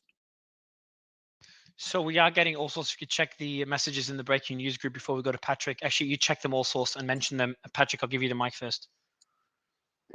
Well, Ian, the other side of that, I agree with David. This may be units not obeying the orders coming out of MOD. It also may be command paralysis, which is common in authoritarian systems, where if you make the wrong decision, especially in wartime, and your boss finds out about it, even in extremis, you may find yourself up against a wall and shot. So we may have a bunch of guys looking around going, what does the boss want us to do? Well, the boss is sick in the next room and nobody's going in there to wake him. It may, in fact, be command paralysis and a combination of what David was just talking about. Also, do you want to mention the updates to the group? Would you like me to? Yeah, I can. Do you want me to read the whole thing? No, you can read the whole thing. There's also so the main point. I do want to read this. I do want to say, I'm going to read from this point, and this is from CNN Mary Night, but this is coming from Prigozhin. So this is kind of the quotes I think that matter. Prigozhin also said his units are, quote, ready to die. And then in quote, again, quoting Prigozhin, because we are dying for the Russian people that must be liberated from those people who are striking at civilian populations, which they just hit in Rostov from helicopters, he said. This comes as Moscow's mayor Sergei Sobyanin said Saturday in a Telegram post that in connection with the incoming information, anti-terrorist measures are being taken in Moscow aimed at strengthening security measures. So I think what's key is, I think Prigozhin is basically saying my people have higher morale, they're more committed to this, and you hit us in Rostov-on-Don, the floodgates are open, we're going after you. Now, he didn't specifically name any leaders whatsoever. We know that he's highlighted Gerasimov and Shoigu, but it's important to highlight again and again and again. Gerasimov and Shoigu are part of President Putin's inner circle. They are there in their positions because of Putin and the loyalty that they give to Putin, and Putin rewarded them with these positions. If Prigozhin's going after them, he's going after the Russian state. Like Shoigu is wholeheartedly subservient to Putin. So also, what about the Telegram channel that the governor of the Kursk region, Roman Starovoyt, mentioned that the air defense system repelled an UAV attack over Kursk? I wouldn't be surprised if that was just a Ukrainian retaliation for the strikes that they did earlier. That could have just been normal tit for tat for military operations that are going on there. I don't think Wagner necessarily did that or launched that. I think that's kind of a stretch to say, because at this point, with how deeply ingrained they're in Russian territory already, if Prigozhin wants to launch UAV strikes against Russian targets, and oh, by the way, Wagner probably has the best information right now of where Russian air defense assets are at. Yeah, I think he would have been a lot more successful. And I then think that was a Ukrainian operation. and then I've sent you through another one, just a link with photos of military equipment moving around in Moscow. Actually, I've sent you through the wrong link. Let me send it to you now. It's in our group as well. Can you tell us what that military equipment is and what it could show? Because we're not looking at basic trucks or even tanks. Give me a second to look at it, and if you want to go to the hands, let me look at it Yeah, and go to the hands. please do. Go ahead, David, and then Patrick. Hey, just one thing I want to point out, that Shogu has no combat experience, no military leadership experience. He rose through the ranks basically being a political officer, and this is really showing how he doesn't know how to react, in my opinion. And this really plays into the fact that all the Wagner guys are combat vets, and they're rolling into town saying, "Hey, follow us or follow the political guys. Here's your choice." And a lot of the units, it appears, are picking to go with the combat, the guys that actually were in combat instead of Shogu that has not been. So Mario, that picture you sent, the one from Max Nefofela from Moscow. This is, well, he quoted Astra. So that one and the main one, those are launch tubes. That looks like the S-300s or S-400s. Those are launch tubes, but they're not prepared to being launched. That's just being carried by a vehicle. But those are launch tubes for the Russian air defense systems.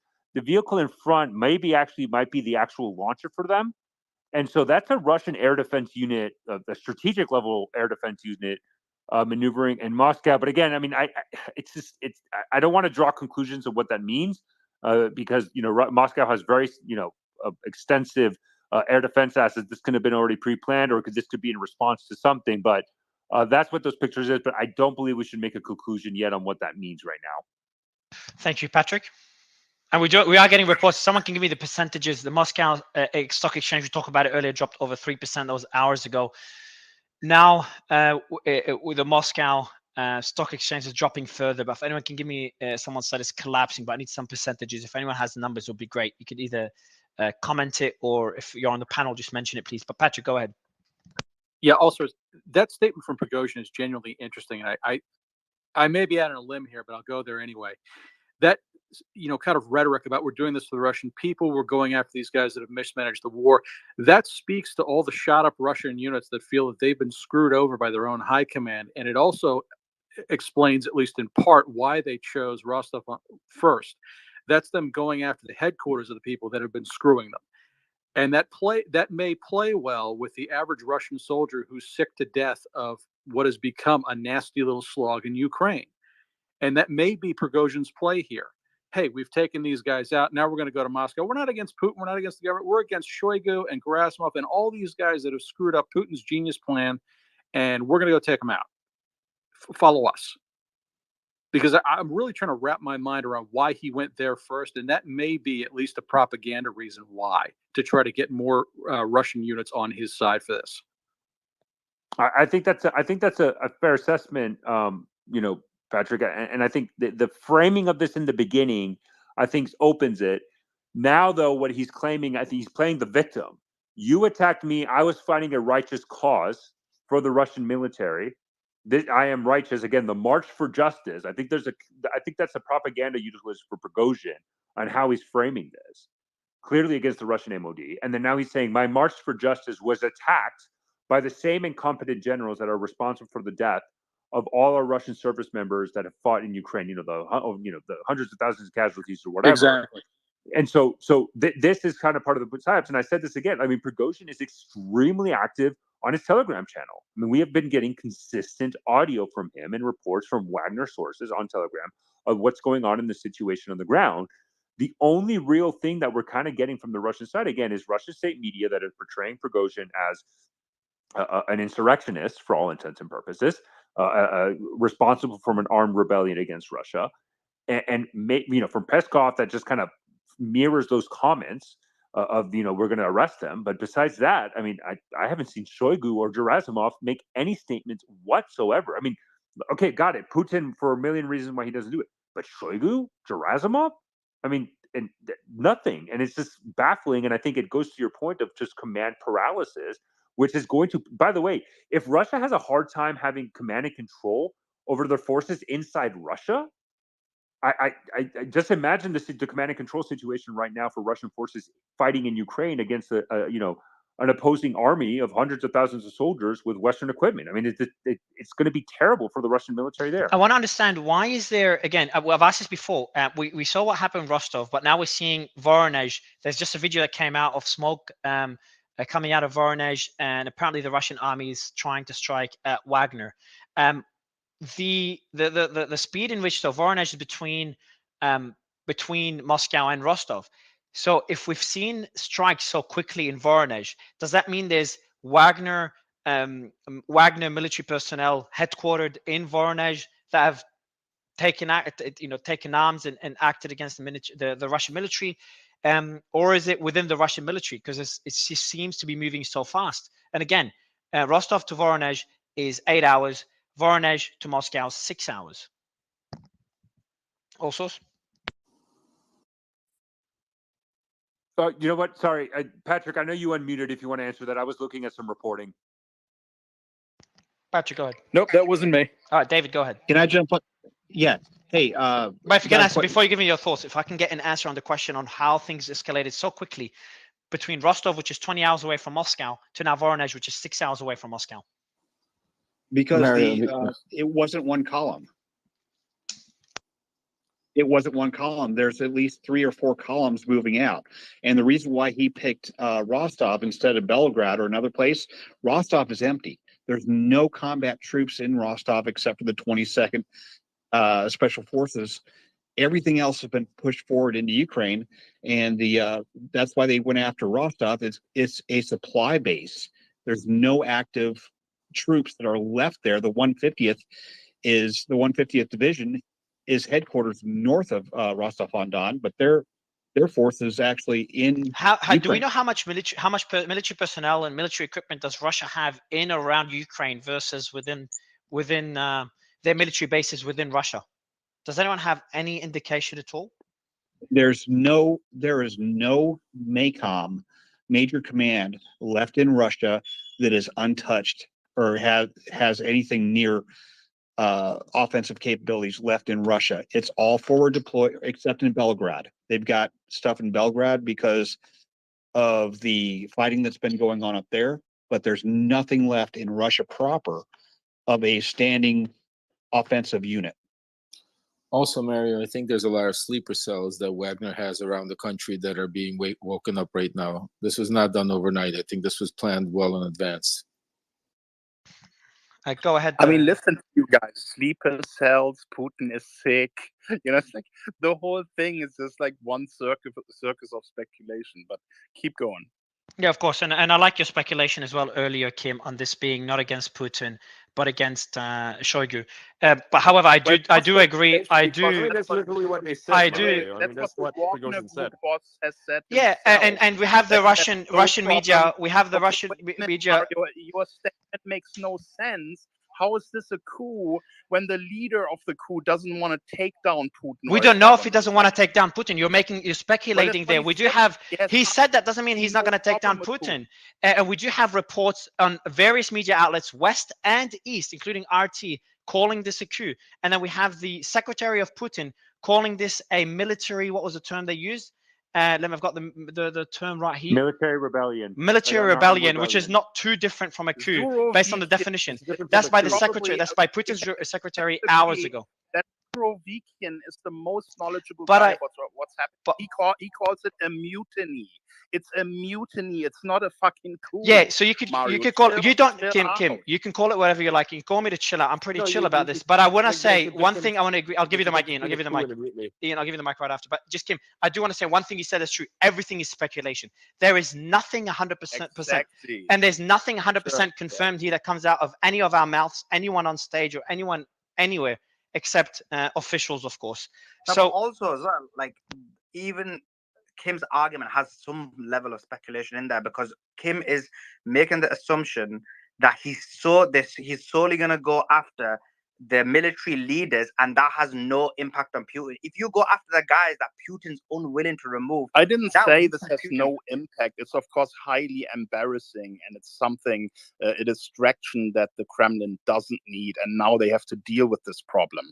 But this is not a coup against the Russian government, and anyone who thinks that this is something bigger just hasn't followed the matter as Kim, deeply can I ask as you a I question? have. I'm just a second.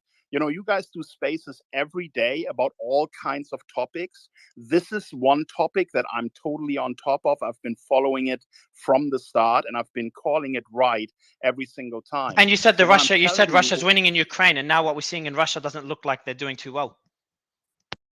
what are you Russia is talking about? winning in Ukraine. What are Where you is talking about, Mario? The Ukraine winning? counteroffensive failed. I'm Where not is saying Ukraine winning in the counteroffensive? It has completely failed, and they That are sounds like some struggling to figure out speculation. what to do next. Go ahead, David. I'm sorry.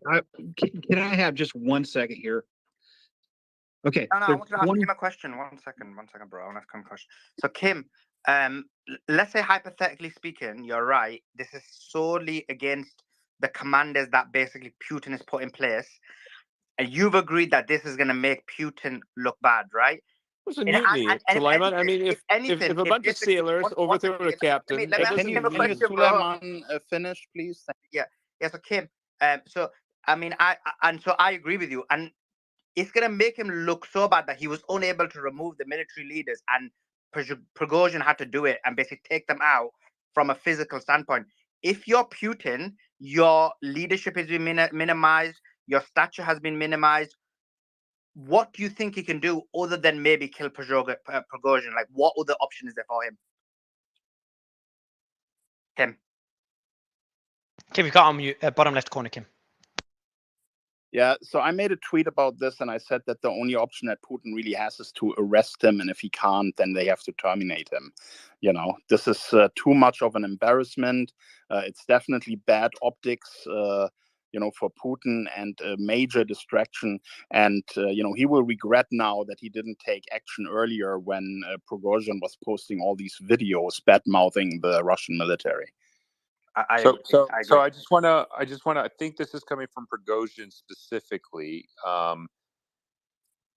So it says Prigozhin says that fighting has taken place with Russian forces when the leadership has given false information. He adds that 60 to 70 soldiers have joined Wagner, and that most wave their hands cheerfully when they meet. I'm going to get more information on this. Do you want to go to David? But can you see the point, Kim? That even though I agree with what you're saying, essentially from Putin's perspective, because what's happening is going to weaken his stature, and people are going to think that and the reason psychologically it weakens his stature is people think that this is an attempt at his leadership, that he didn't have the leadership ability to demote them guys, and this guy had to go after them, and then he has to either arrest or kill them. So I know your argument is not a physical coup, that they're not going to try and kill Putin, but it's I don't know what word you want to use, but it's basically an attack on his leadership. I mean, it's mutiny, right? and by the way, one other reason why this is happening is because Shoigu has made a move on Prigozhin's power by now demanding that Wagner Group has to sign a contract where they are under the leadership and taking orders from Shoigu and the Russian military. So they're basically making moves to take power away from Prigozhin. He is cornered, and that's why he's lashing out. He's basically desperate. And that's fine, because mutiny is a fair word to use as well, because mutiny is a form of rebellion. It is a form of rebellion, and it does make a leader look weak, which is why I'm not saying it's a coup. It's regardless of what the media says. I mean, it's not a huge difference. It's a mutiny, right? Like it's the issue. The issue is that he's not going after Putin. He's not trying to topple the Kremlin. He's not trying to disable the entire Russian government, right? His beef is with the MOD, particularly with just those two people, those two generals. And well, Ian, he is weakening Putin, though. Like literally, this. I know. Right, I'm not arguing but these that are he cool isn't. people. I mean, I don't understand I'm not how that arguing that he doesn't. isn't. Like no one is saying that he isn't making Putin look bad here. And unless he has Putin's exact endorsement, which is possible that he's got his endorsement, but it's unlikely, right? He's going to be dealt with, right? I mean, if he's doing this unsanctioned by the Kremlin and he's just doing it, he will face prison, no doubt. Yeah, Ian, put yourself in Putin's shoes for a moment, right? What is Wagner Group? Wagner Group is basically a private military, but it has also helped Russia a great deal in the different battles that they were involved in, in Syria, now in Bakhmut.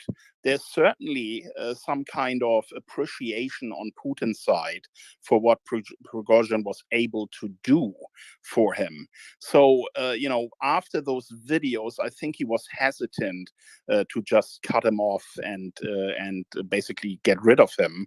And now he's paying the price for that, Prigozhin is really stabbing him in the back, is making a huge drama that the Russians don't need, and it's not going to work well for Prigozhin. That's what I think is going to happen. I agree with you, Kim, 100%. I think, just my own gut feeling here. I think Prigozhin, he's acting in a sort of like a bipolar kind of manner, and he will be dealt with, because this is pretty intolerable. If he didn't get Putin's sanction. I think in a sense we're kind of splitting hairs, right? Also, from a leadership perspective, right? When you look at the dispute between Prigozhin and Shoigu, as a leader, you may feel tempted to use that, to have both of them highly motivated to perform to the highest degree and really provide leadership in their forces, so that they can show that they are better than the other. In a way, this may have worked out for Putin, but unfortunately now this is escalating to this war between two military heads that can't stand each other. Exactly. Yeah. I mean, it's competition. It breeds excellence, and you do this as a CEO in every company, right? You love it when your heads of department fight with each other. Come on, man. Really? I'm agreeing with what Kim said. Like, look, I mean, pitting up these two guys against each other, it works out. It usually works out. Look at but Grand Theft Auto, and my understanding, I know people who work there. They all hate each other. The heads of department hate each other. But in the end, you get good results, right? And sometimes it backfires.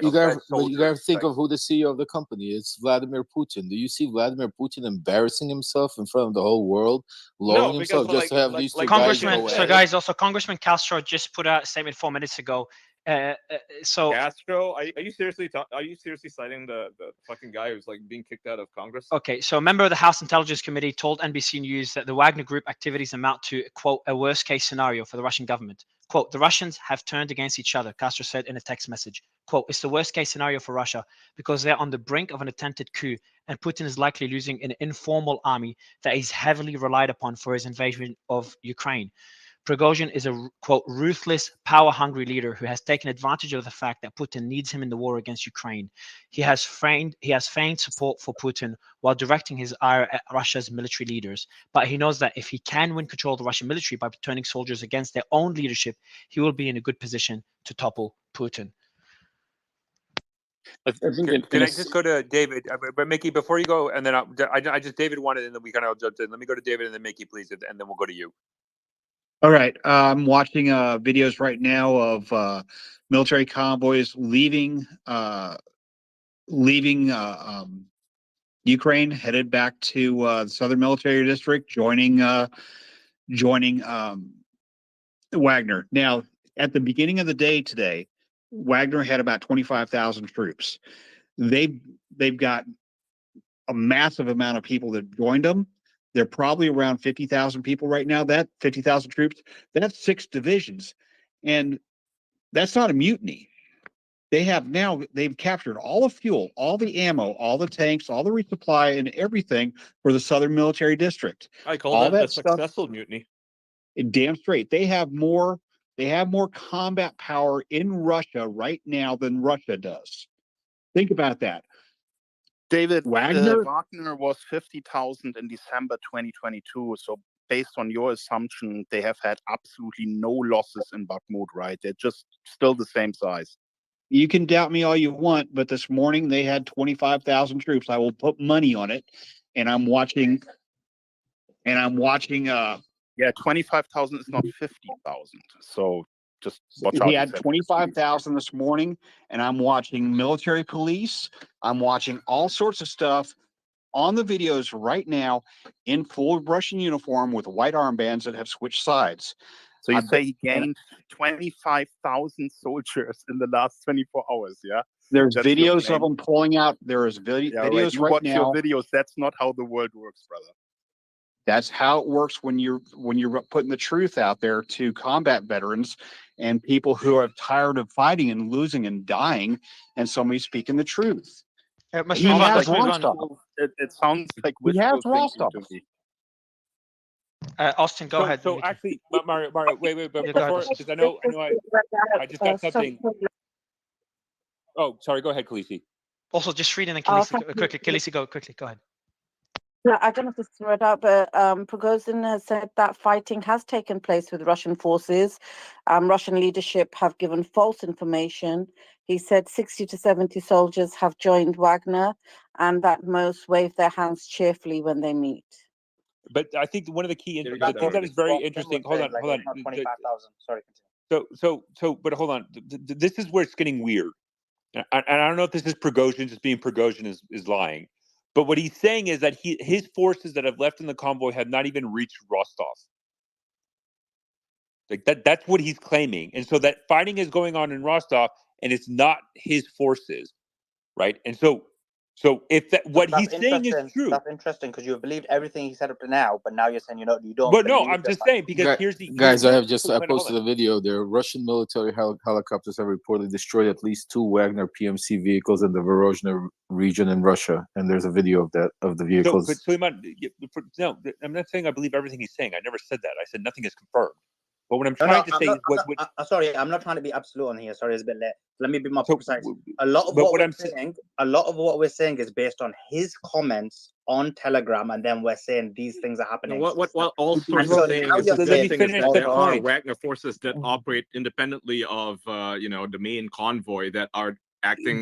They're taking Rostov and they're doing all these things independently of. Or maybe no that, one's and that taking, could be or the Ian, or case. maybe nobody's taking Rostov. Like when you look at the videos, people are there, people are walking around. Like it's just, and maybe like it might actually be what you Could said be a giant earlier. psyop. That it's or the one where you said it was just like some kind of exercise. Because why is people walking around? You don't do an I was sent a exercise video where with someone was tanks. sweeping the road. Hold on, I was just a sent a quick video where question, Suleiman. If they took over, if there's a mutiny or coup, whatever you want to call it, it doesn't mean there's a full blown war. So people can still walk on the street if there's no shooting stuff. They want to know what's going on. Mario, what I'm saying, my argument is this: that Prigozhin is arguing that he's not even in Rostov.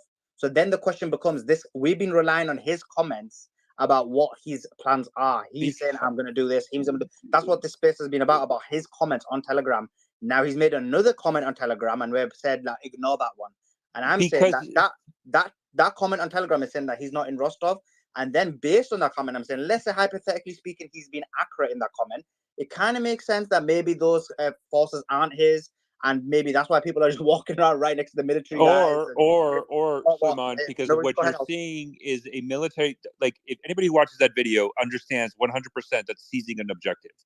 It could also go back to the point again. This is where it's interesting, and it could be just Prigozhin trying to frame it this way.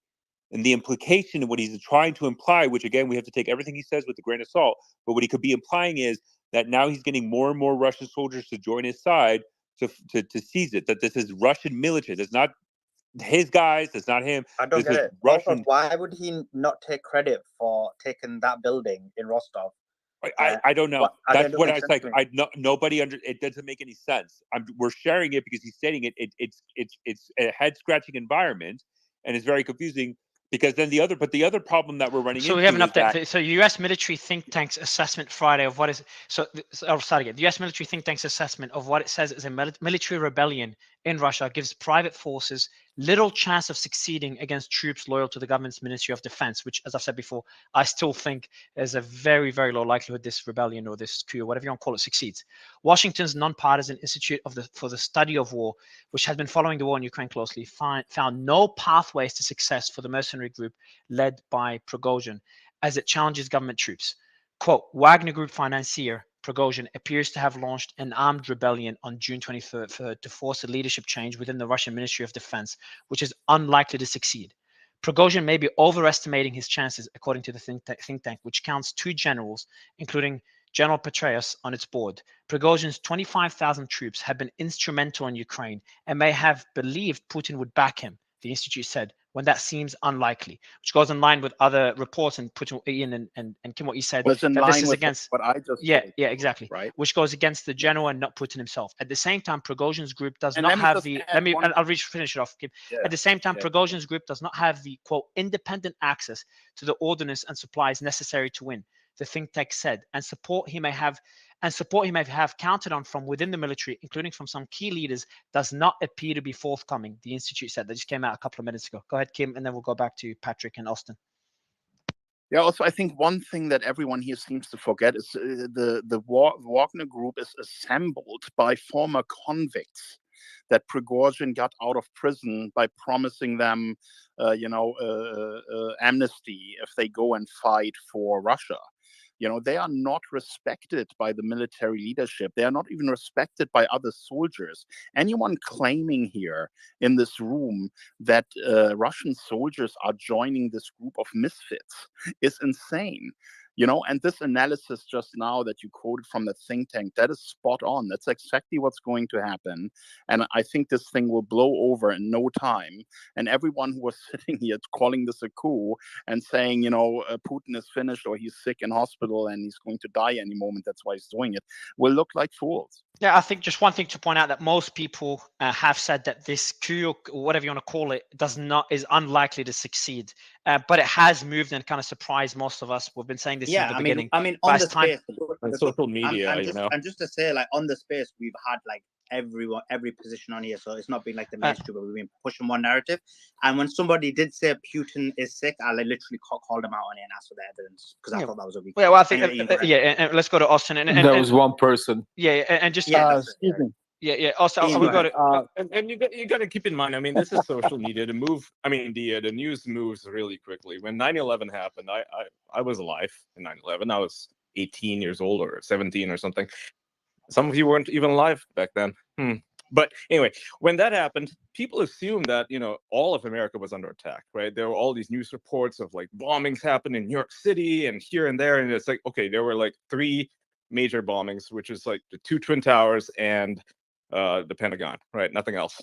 Others failed, but there were many, many reports. I mean, people thought, oh shit, like this is full-on war, like holy crap.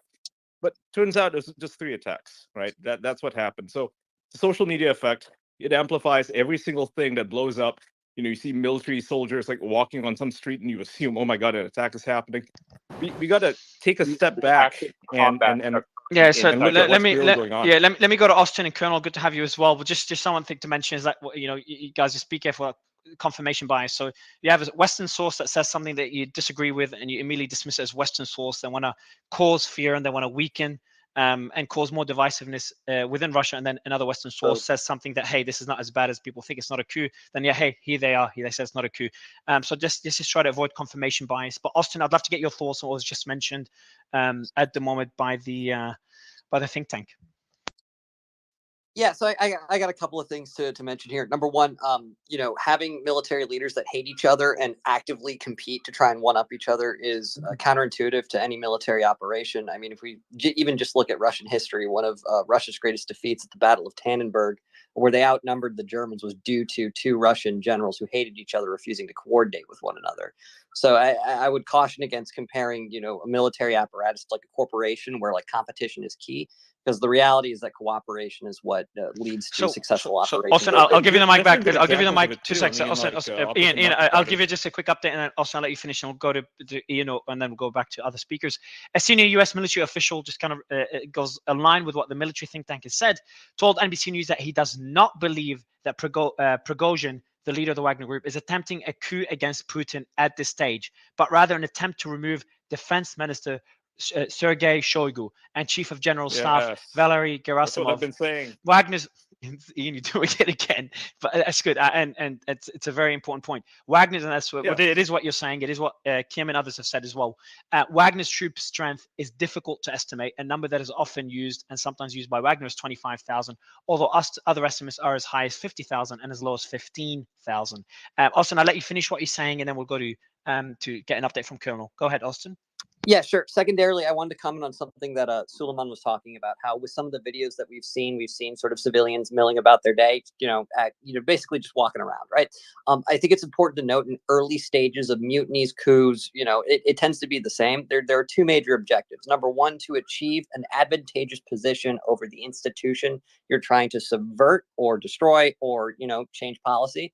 And secondarily, you're trying to win public support. So when we look at instances like this in recent history, in modern history, generally speaking, civilians are not targeted because at the end of the day, the forces on either side do want to win sort of public approval for what they're doing. So these are incredibly sort of targeted operations, in which case it's likely we may see some civilians being ushered off the street, but there doesn't seem to be any serious sort of threat unless fighting breaks out between the forces to civilians around them. That being said, in regards to that report coming out of think tanks linked to the U.S. government, I think it's important to note that, again, a lot is in flux here. We don't have good numbers on the amount of Wagner company operatives that are engaged in this. We don't have numbers on the amount of military police or Rosguardia units that may have joined them at the moment. This is going to take some time to really thresh through. But in order to have sort of an accurate assessment, obviously, yes, if you look at the base numbers on the amount of Wagner personnel versus the amount of people, under the command of the Russian MOD, it's far, far less. But there's a lot in flux here. And depending upon what the objectives of Wagner are, that calculus can change quite radically. Colonel, good to have you. It's been a while. How are you?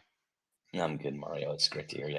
We're the family's visiting Old Smoke. We're down here in London for the MLB game, so should be a good time. But hey, look, I hope at a 50,000-foot level, I agree with Ian and I agree with Kim, but I think we have to be very careful here. We confirmation bias, as Suleiman brought up, is something that we all have, right?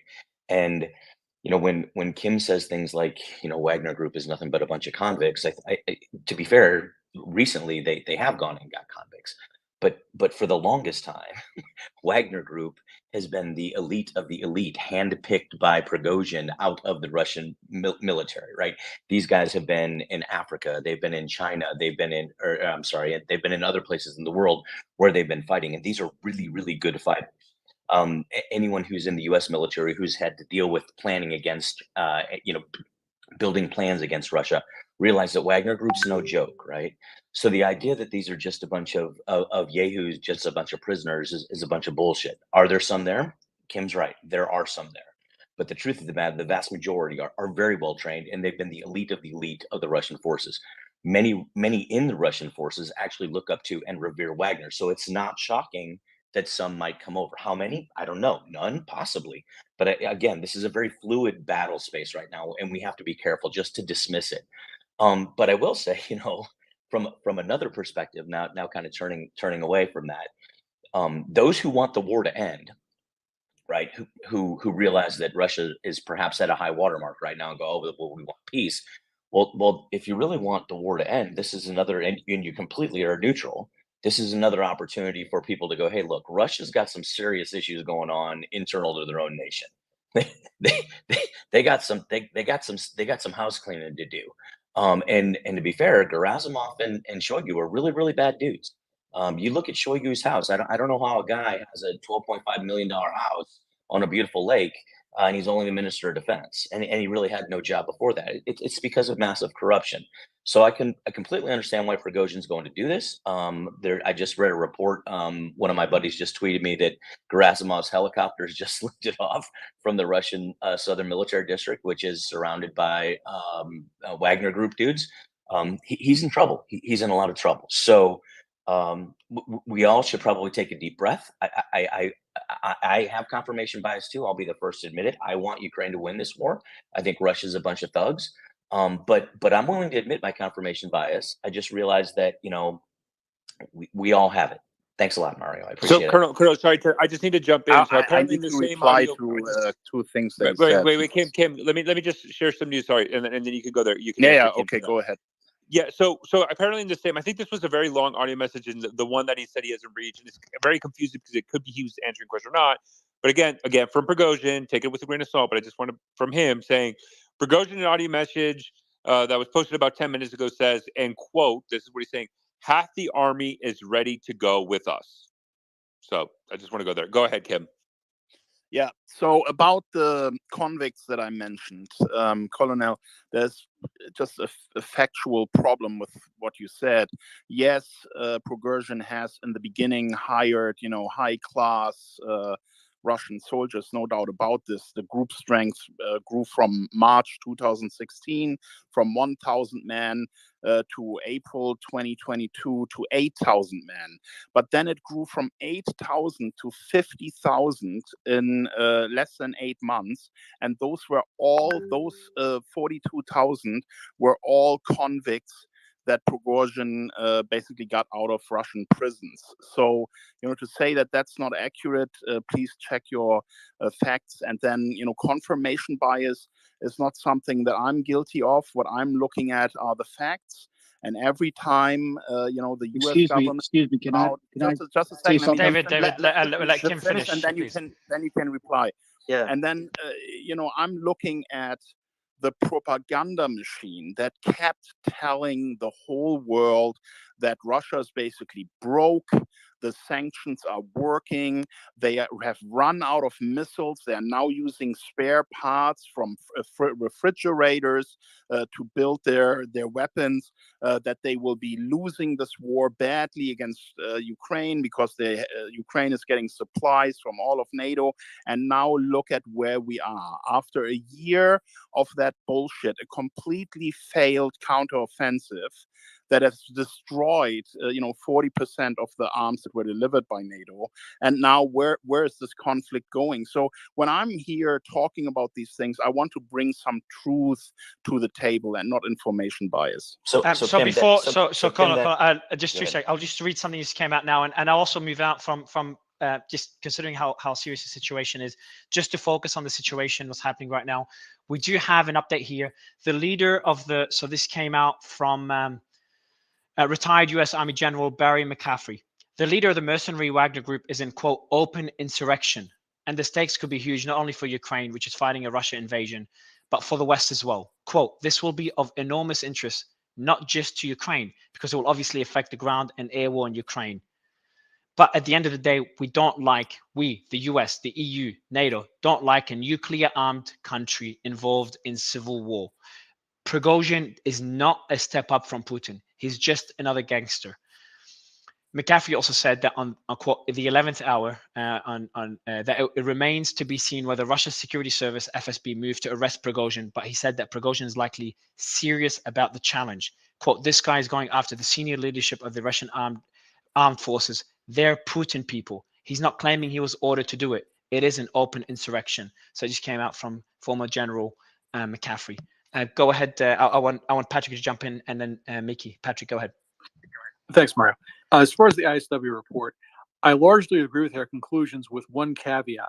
We don't know how bad this is going to get. Everyone thought the Bolshevik Revolution was dead in its tracks until the Guards refused to fire on the socialists at Petrograd. And after that, it all turned. So just referencing Russia's own history, we don't know what we're looking at yet. If ISW is right and the Russian army stays loyal, then yeah, I think this thing gutters out in a few days, maybe a couple of weeks. If it doesn't, this turns into something much worse. But there's been how many? That is the biggest point I would love to agree with. This can easily escalate into something else. It's not going to be Prigozhin who's going to achieve anything with this mutiny, but other forces that may see this as an opportunity to strike. And that is something we need to be looking out for, because in a situation like this, when you have a major distraction, a major event like this, you may see other players now act and take action because they see this moment as an opportunity and they want to seize it. I'd love to go to Mickey. Go ahead. Yep. Thanks so much. I respect very much Ian and Kim, but I think at a certain point we're splitting hairs, like this whole debate about coup versus rebellion. It's like it's only a coup if it's from the coup region of Russia, otherwise it's just sparkling rebellion. I think at the end of the day, as Kim pointed out, now you have 20, between 15 and 50,000 trained Russian soldiers who are battle hardened in Bakhmut, now in your own territory, trying to cut the heads off and kill your military leadership in Russia. And I think the number one question in my mind, also my bias towards wanting Ukraine to be successful is, if I'm a 19-year-old conscript from Russia in a trench now in eastern Ukraine, I know now that all the supply lines are in control of, Wagner Group, and this guy Evgeny Prigozhin. I've seen him on Telegram explaining Sorry, to me that's that not my true. leaders We're are talking completely about a corrupt. 1,000-kilometer front line. All supply lines are cut. I mean, come on. How can you say shit like that? That's so uneducated. Kim, stop, please. Seriously. The last time you and I were on this show, you keep saying that it's all factual and there's data and all this, but last time you and I were both on this show, we had a debate. And that debate was on whether or not the Patriot missile was effective or not. I kept saying it was, and this was after the Kitzel missiles that came in, and Mario even said, hey, I tell you what, if the Patriot's not effective and Russia just figured this out, tomorrow they're going to go ahead and shoot in a bunch of Kitzel missiles, and we'll see if Kyiv gets destroyed. And literally 2 hours after Mario ended his space, Russia did that. They shot Kitzel missiles, and it was 100% effective. The Patriot strike was phenomenal. I'm still waiting to hear you come out. I mean, because you're fact-based, right? Well, I'm still you are waiting to hear you. lying. No, In I'm not fact, lying. the Russian military destroyed 5 Patriot missile batteries. That is widely been reported. Oh my God! And They did Vladimir not. Putin, by This the is way, 100 in his last It does, speech but at the St. okay, Petersburg, Kim, just stop. a moment. Breaking. Stop. Putin Stop. Putin We got just stop. recently has Okay, guys, and and Colonel, I just want to ask everyone just to avoid responding. So, Colonel, you're stating how Kim was wrong previously. Kim, you're stating how you've always been right, and there's no confirmation bias. Just in this space alone, please, guys, just considering how serious. I need to reply because I was okay, I will. directly, Okay, Kim, let's about. okay, and Okay, I'll let you reply. everybody. Yeah, okay. Also, So go ahead. So Prigozhin is in Rostov, and Jesus Christ, Prigozhin is in Rostov with General Sergei Kuzlev, commander of the Southern Military District. We have video of this. Prigozhin is in Rostov right now, and he's in the video with the commander of the Southern Military District of the Russian military. I'm going to share it in the group chat. Hey, by the way, also it's on top of that. But by the way, there's a helicopter video of it's assessed to be Gerasimov flying away because he was surrounded on a helicopter. Okay, I'm watching a video of Prigozhin, right, meeting with Deputy Defense Minister Yunusbek Yevkurov, and they're having a friendly conversation. It's in the Southern Military District HQ, the same place where you just mentioned. Okay. So this is what I was let me. talking about for the past 6 hours. Okay, so also, can you please explain again for the audience what that means and what you just saw? Okay, so Russia's military, how they do how they divide up their militaries by districts. You have the Western, the Central, the Southern, and the Eastern, right? There's been plans of changing it and adding others, but that's besides the point.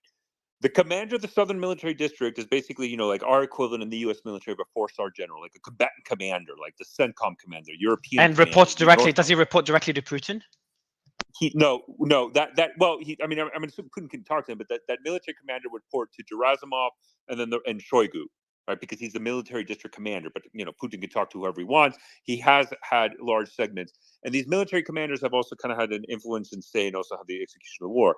This video is showing Prigozhin in Rostov meeting with the Southern Military District commander. It is unknown. I have to look at the video. I haven't even had a chance to really just look through the whole video.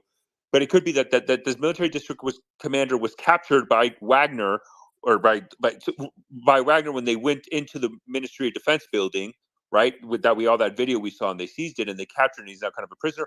Or this guy defected and switched to Wagner's side. Well, I can read the Gray Zone, which posted this on Telegram. I'll read the exact translation, okay?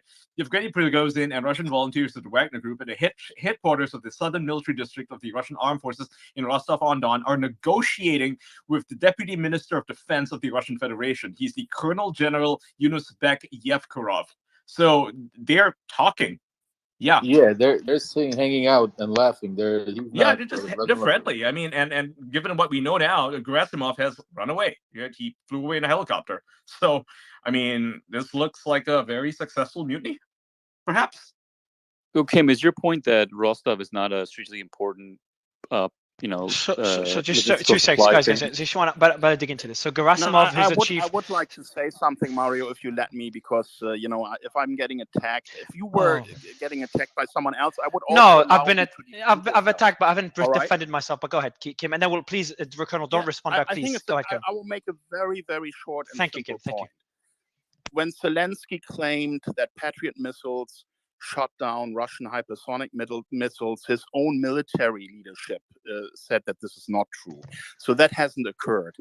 On the other hand, when Putin makes claims about what they destroy on the battlefield, he is hardly being proven wrong. And he has basically said that multiple Patriot batteries have been destroyed. He was talking about 5. Okay. So that is the truth, Thank you know, for Colonel to come here and say that wasn't Thank you, accurate. thank you, Kim, Just, and just you know, it's Colonel. just not, Thank not you, Kim, factual. and Colonel, I'll ask you please, if you don't mind, just considering the severity of the situation, please don't respond, Colonel. And for the rest of the panelists, just let's avoid any personal direction of each other. Mario, Let's go let me back to provide the. more info. Please. Yeah, let me provide more. So in the video, you can see this is what's interesting in the video. Yeah, they're laughing and everything, but if you look clearly at the video, the only one of the 3 persons there, the deputy defense minister, and then the you know, from the GRU, etc. The only one that is armed in that video is Prigozhin, and the people around him are clearly Wagner. So you can say, oh, they're having a friendly conversation. I would be having a very friendly conversation if I had Prigozhin armed, his Wagner guys armed, and I'm a Russian general. 2 Russian generals are unarmed, sitting down with no tactical gear. Like, Prigozhin this is a success So commander of the Southern Military District, can you explain more? What is the Southern Military District? How big are their forces, and how serious is this? And also the deputy defense minister. Just keep that in mind. And the deputy defense minister is what about him, Ian? The deputy is there. He's there. Like he's talking to Prigozhin. So the person that just reports to Shoigu is there as well. Yeah, he's second in command. Yeah, he's there. Yeah.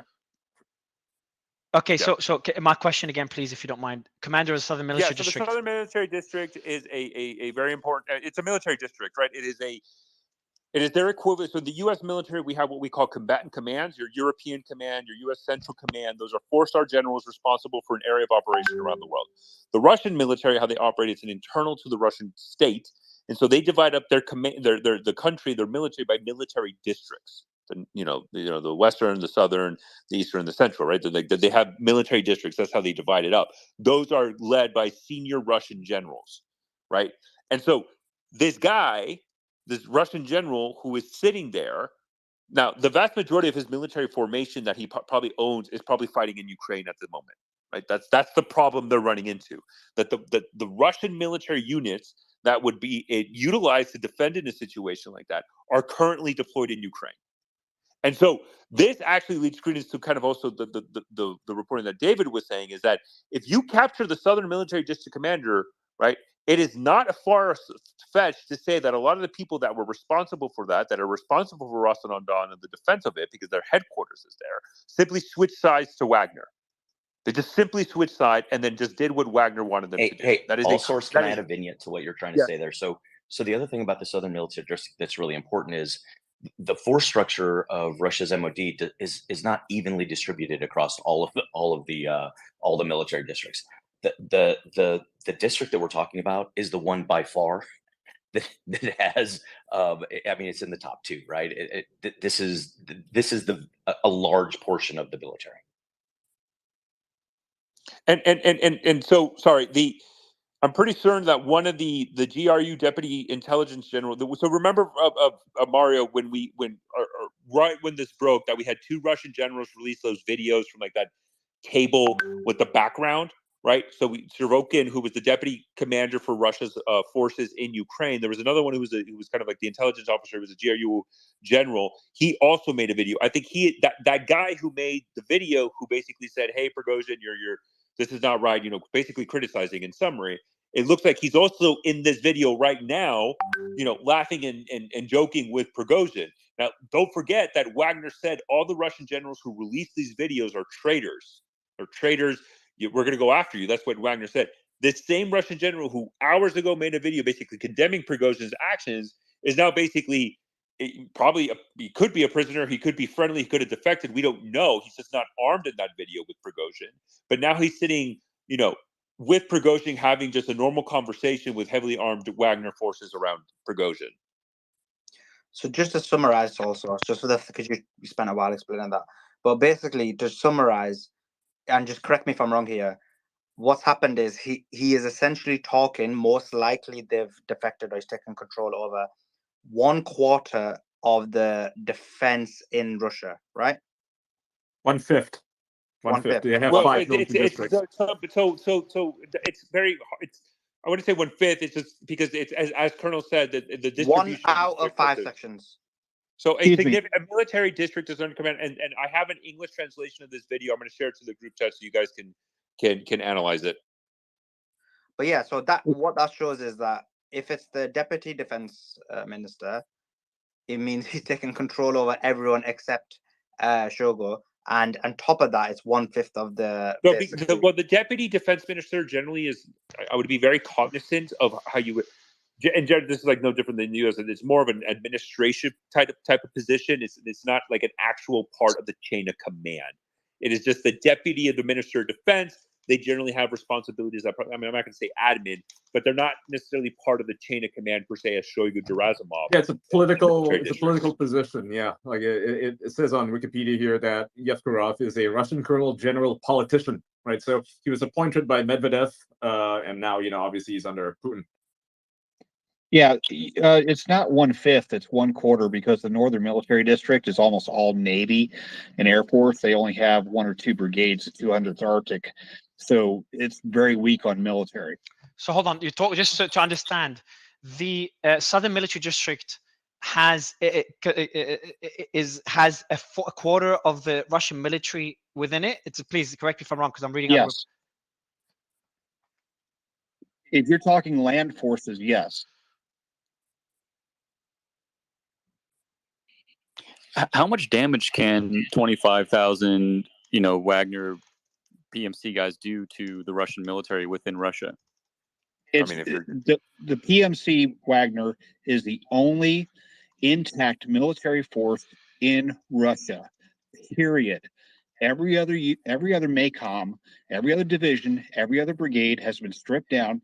The only combat forces that they have are over by Poland. They've got basically one brigade left over there, and they've got a stripped down division over by Japan.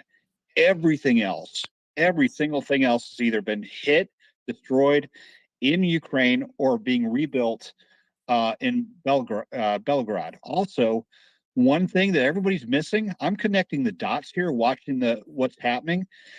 It looks like Prigozhin has split off part of his group and is going northeast, and if he goes about 200 miles, he shuts down all production or any resupply that the Russian army would get, because he's going to have the railways and all the stuff that they need to continue this war is being made on the other side of the Urals, and so good luck getting it into Russia proper.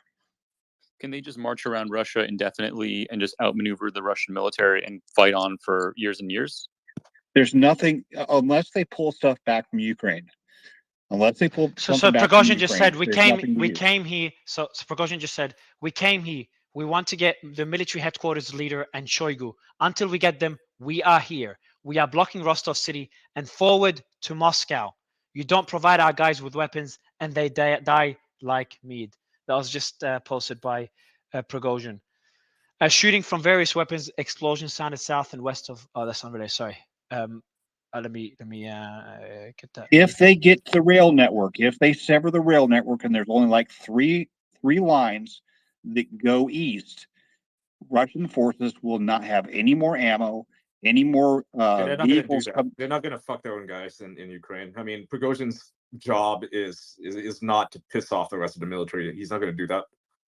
So are you saying that all the stuff that they just captured in Rostov-on-Don that belongs to Southern Military District, he's going to let them, the Southern Military District, have that as to go to Ukraine? Yeah, because probably. No, I don't see that. You think he's going to just strand his guys there in Ukraine? I don't. I think they're going to have no choice. I think he is, Ian, and I understand your point, but I will tell you that this Russian military is the same Russian military that just took out a bunch of his dudes with missile strikes.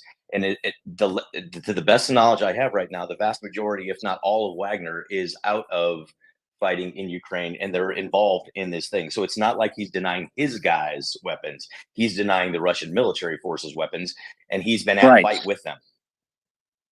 He's already shut down the M4. He's already shut down the stuff headed to Ukraine. There's nothing headed that way. And from reports, I just saw videos of along the Azov Road, the Azov Sea Road. There's units pulling out and heading back into Russia to join Wagner.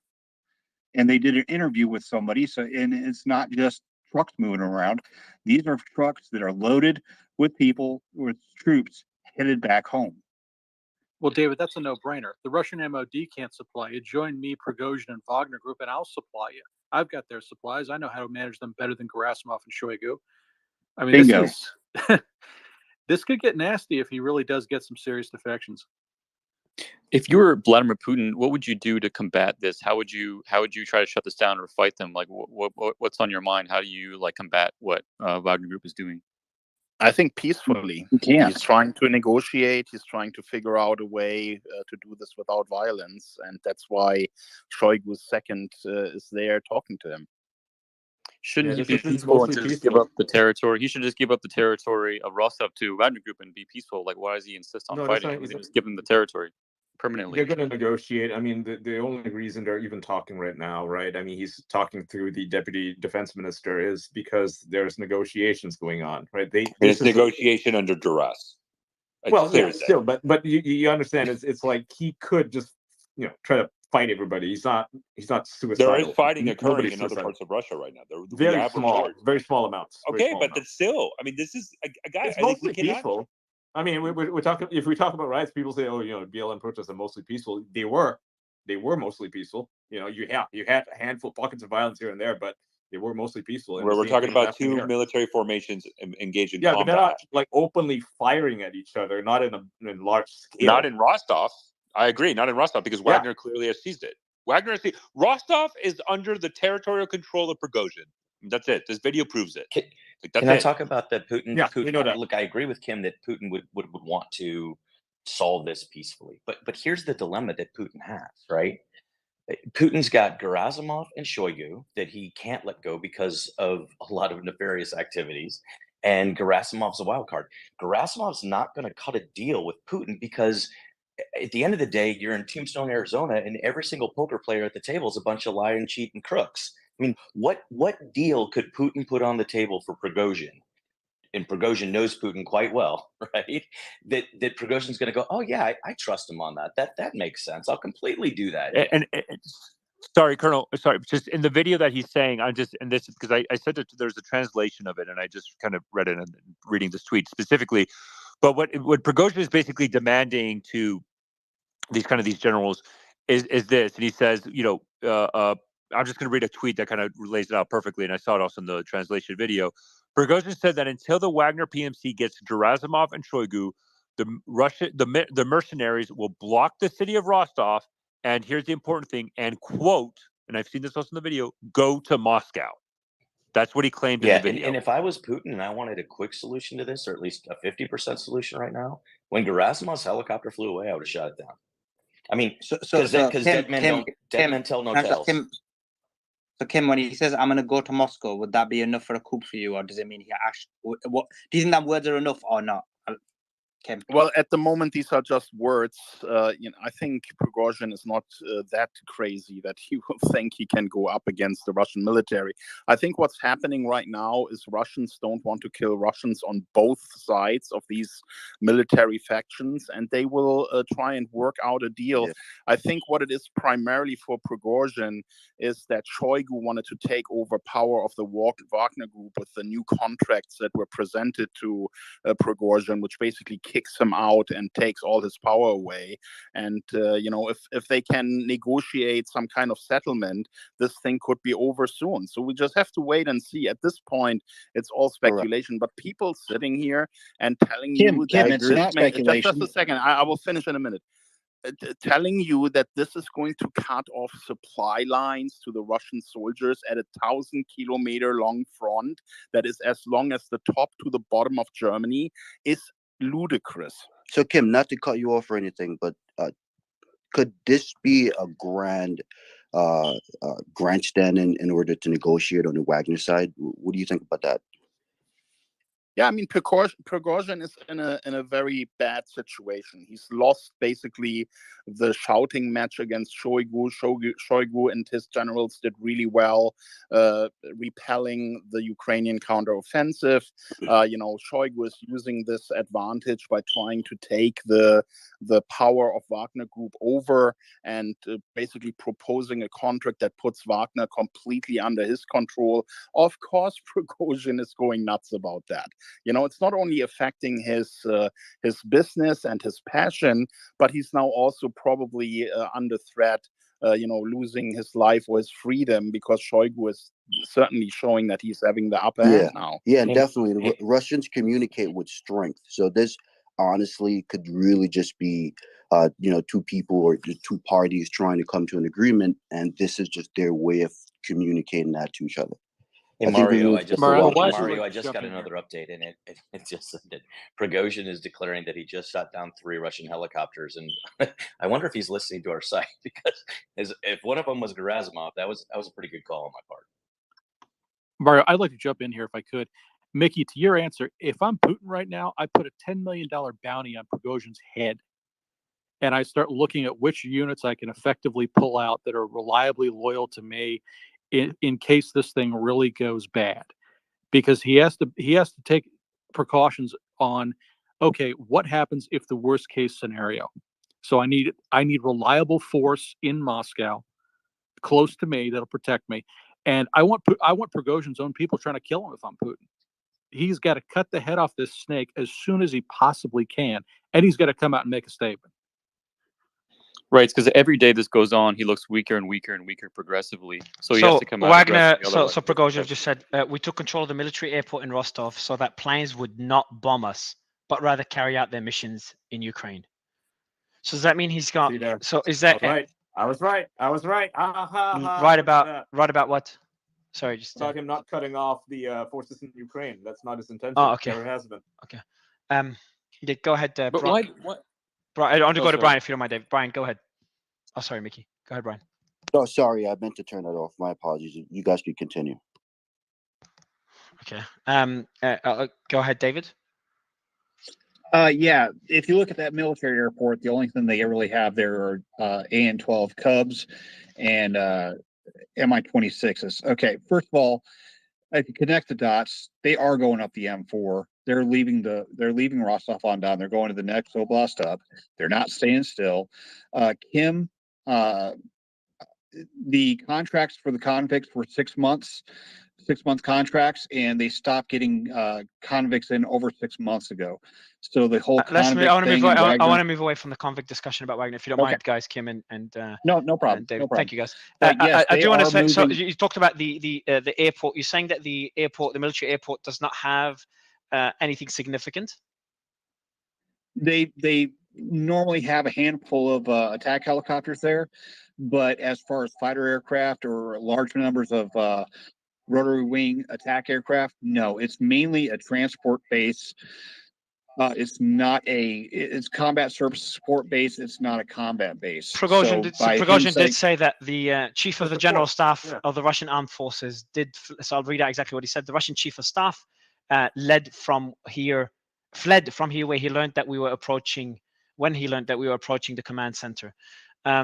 Yeah, when I saw the what was at the airport, I openly posted, if you see an Mi-26 or AN-12 start leaving, this was like 6 hours ago, before anything flew.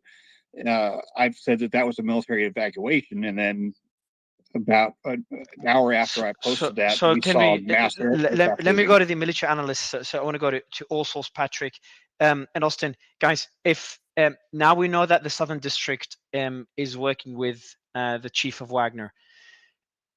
Considering this and considering the split now we're seeing in the military, there's an official split within the military, and now it's confirmed with that video. How significant is that split, and how difficult? Let's say this is a coup against Putin. How difficult would it be with the support that Prigozhin now has? How difficult would it be for Putin to assassinate Prigozhin or his allies? Putin, Mario. I'm saying if it is against Putin, I'm just trying to understand why how. would it be against Putin? he is. I don't want to get. We've discussed. No, we've discussed a lot if it is or it But isn't. you're And it's a you're good point. speculating out of bounds. I mean, it's like, what if he's got a point? Okay, You have I've a speculated point, out of but bounds, but I want to understand that's if this is against Putin. I want to understand how significant this military split is, because guys did mention that the Southern District has a quarter of the Russian military, according to you guys. So I want to understand. So how much heavy equipment do they have there, and considering that the command of the forces, so the command center of the forces in Ukraine is located there. That was said a while ago, and what was said as well is that most of the Russian military is in Ukraine. So does that mean indirectly Wagner, the chief of Wagner, now has control over the Russian military located in Ukraine? Also, yes. Go ahead. Also, I'd like to go first if you don't mind, and then we'll go to David afterwards. Yeah, no, it's that. Yeah, and it's basically that the headquarters that runs Russia's military operations in Ukraine is now under the control. Prigozhin basically stated, "I'm going to let the Russian military continue to fight." So an update: security officials entered the PMC Wagner Center, reports in St. Petersburg. Ian, that goes to your point. Apparently, searches are starting there. 2 buses with OMON and the National Guard drove up to the building together with people in civilian clothes. They went inside. So it's just a development there. Ian, I know you asked that question a while ago. Yeah, go ahead, I asked it also. earlier. Yeah. Mario, Yeah, I have a quick question for you, if I may. Right after, hold on, right after. If you don't mind, I just want to get an update from. What I would ask Mario, let me check something because I'm trying to confirm something. David, I know you can answer this in the Southern Military District. Go ahead. Thanks. Also, no, I think he's going to David just to answer that question. But Khaleesi, I know you've got an update, so you do that before we go to David or Austin. Go ahead, Khaleesi, with the update first. Okay, go ahead. Go ahead. Prigozhin has announced that if the Chief of the General Staff, Gerasimov, and Defense Minister Shoigu do not come to him, then Wagner will go to Moscow. In the meantime, Wagner will blockade Rostov. Yep, that we mentioned that earlier. Thank you, Khaleesi. Yeah. Go ahead, David, if you can answer that question, if you don't mind, David. Okay, well, the main thing that I've been reading up on is, and I've been verifying it, is the new 4th Army Corps is got the best and brightest and newest, shiniest T-90s and BTR-82s and everything. And guess where it's at? So hey, it's not T-90s. Mario, this is Colonel. I also have one other piece on the Southern Military District when you want it. Yeah, please. It's not. It's not manned. It's not manned. They don't have the troops for it. They've been acquiring equipment. It's and it's set in Rostov on Don. No, I mean, and, like if Wagner seizes the T-90s, can they actually use them? I mean, do they know how to use them? Are they trained to use the T-90? Yeah, the colonel that got beat up about a week and a half, 2 weeks ago. Wagner captured a Russian colonel and beat him up and made him do a video and everything. The whole thing about that was that Wagner had stole 2 T-90s from that unit.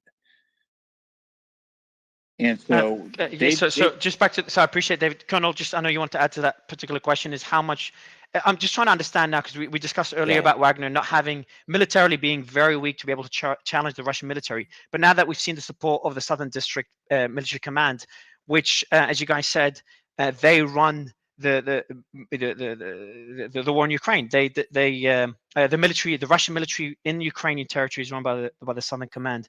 So if you could elaborate on what that means in terms of the forces that Wagner has now.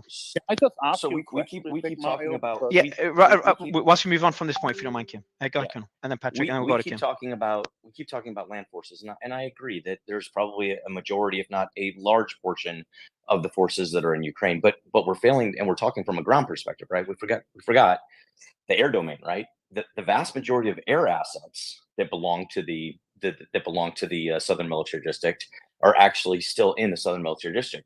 And yes, I realize it. That Wagner's not going to go out and learn how to fly a Bear bomber tomorrow. Great. Okay, I get that point, right? You win. But here's the issue: the Southern Military District is the air tasking order headquarters for those assets, right? So if the command section of that Russian military district says, okay, hey, new game of new change of plans, folks, here we go. I realize probably some of those pilots will say, dude, I'm not gonna go storm Moscow, but others are gonna be loyal to the cause, and they're potentially could be tasked to go do stuff. Now, even if they're not tasked to go, help Wagner, they're probably not going to get a lot of tasking right now to go into Ukraine. I would tell you, I think the air war in Ukraine's probably going to take a little bit of a standstill, a little short pause for a while until this whole thing gets sorted out, which is really interesting news if you're on the Ukrainian side, because now you can use that information to start building some new operational strategies. Patrick, do you want to add to that before we go to Kim? Sure. I think Colonel Jeff is largely right. I think we see a mix of this. We may see some defections. We'll probably see some stand downs and units saying, I don't want to get involved in this. And then we'll probably see units that are just happy to fight the Ukrainians or stay on the side of the Russian government in Moscow.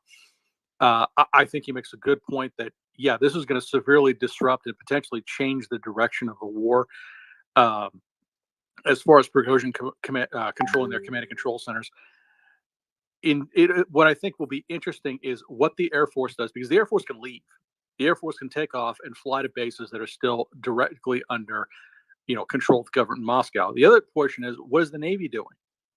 The Russian Navy historically has been extremely political, going back to the USSR. Now, I don't know what their current status looks like these days. Someone with more expertise on that one might be useful to hear from, but yeah, we're focusing a lot of the Army, but we haven't heard a whole lot from the other two service branches. The Navy obviously matters less than the Air Force, but I think they both still do matter. So, Mario, before we continue, just to in one second, I'm so sorry. A quick update. Strelkov, who is the Russian Army veteran and former Federal Security Service lead, he's just announced the start of the civil war. He said that the first major success was won by Prigozhin, and the Russian elites are beginning to change their shoes. Thanks. And then, and then the other one is, Ian, to your point, we do have footage now of Russian police and riot control officers storming and raiding the Wagner headquarters in St. Petersburg. We already have videos of that. Cool. Can you post it to the thread? Kim, go for it. You want to just jump in? Yeah, Mario, I just wanted to ask you who your source is behind your tweet where you say there's a very serious development that shows that highly senior members of the Russian military are now collaborating with Wagner in the apparent coup. How do you know that they are collaborating and not just meeting with the Wagner chief to try and disarm the situation? Could be both. So they could be meeting or they could be collaborating. I appreciate the point. Yeah, but you don't say both. You say they are now collaborating, and this is a very serious development with very written all uppercase. So that's not really what you're saying, Mario. Sure, it's a valid point. Feel free to comment and make that correction and that distinction. So based on Prigozhin's comments, though, I do think they are collaborating, and it doesn't seem they could be de-escalating the situation, but it does not seem to be de-escalating. So what the chief just said that he will be moving. So he'll be moving to Moscow. We took control of the military airport in Rostov, and the planes would not bomb us, but rather carry out their mission in Ukraine. The Russian chief of staff fled. Prigozhin announced that if Chief of the General Staff Gerasimov and Defense Minister Shoigu do not come to him, Wagner will go to Moscow. In the meantime, Wagner will blockade Rostov. So based on the operations command center is operating normally, and there are no obstacle to carrying out its tasks. So just based on those comments, it seems to be escalating rather than de-escalating, especially with the comments about moving to Moscow. But I do want to point out your point. Where has he said? Your point. Yeah, no, I'm agreeing with your point that it could be them de-escalating rather than working together. Exactly. I would speculate. So maybe be a little bit more careful. Yeah, I appreciate it. No, but the thing is, I mean, it looks more like it's collaboration. Like, are you talking about when they were sitting together? Like, he's taken over the situation, and now he's going forward. It could be forceful collaboration. Maybe you can make that argument, but it does seem like if he's saying he's going to go to Moscow, that's not a de-escalation, is it? Let me go to. Let's go to. Who do you want to go to now, Mario? I told you I'm going to jump on a call, take over. You seem to be. I know you seem to be exhausted as well. But I will go just to the latest update here. We got the breaking news. So Voronezh governor says convoy of military equipment is moving along the highway. The governor of Voronezh Oblast in southern Russia said that, quote, a convoy of military equipment is moving along the M4 Don Federal Highway. The M4 is a highway connecting Voronezh and Rostov on Don, the city. Voronezh is directly north of the Rostov region, where Prigozhin said his Wagner fighters were approaching the city of Rostov.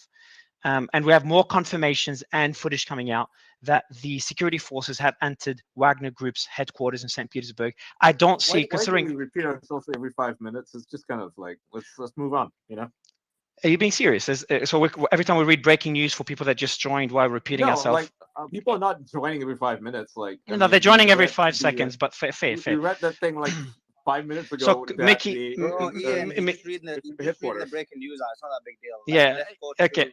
I want to, Mickey. Can you? Yeah. Can we just focus on the? Like you're reading the latest breaking Yeah. news All right. Cool. I appreciate everyone. Giving me tips on how to moderate, considering this has been going on for what? How many hours now, Suleiman?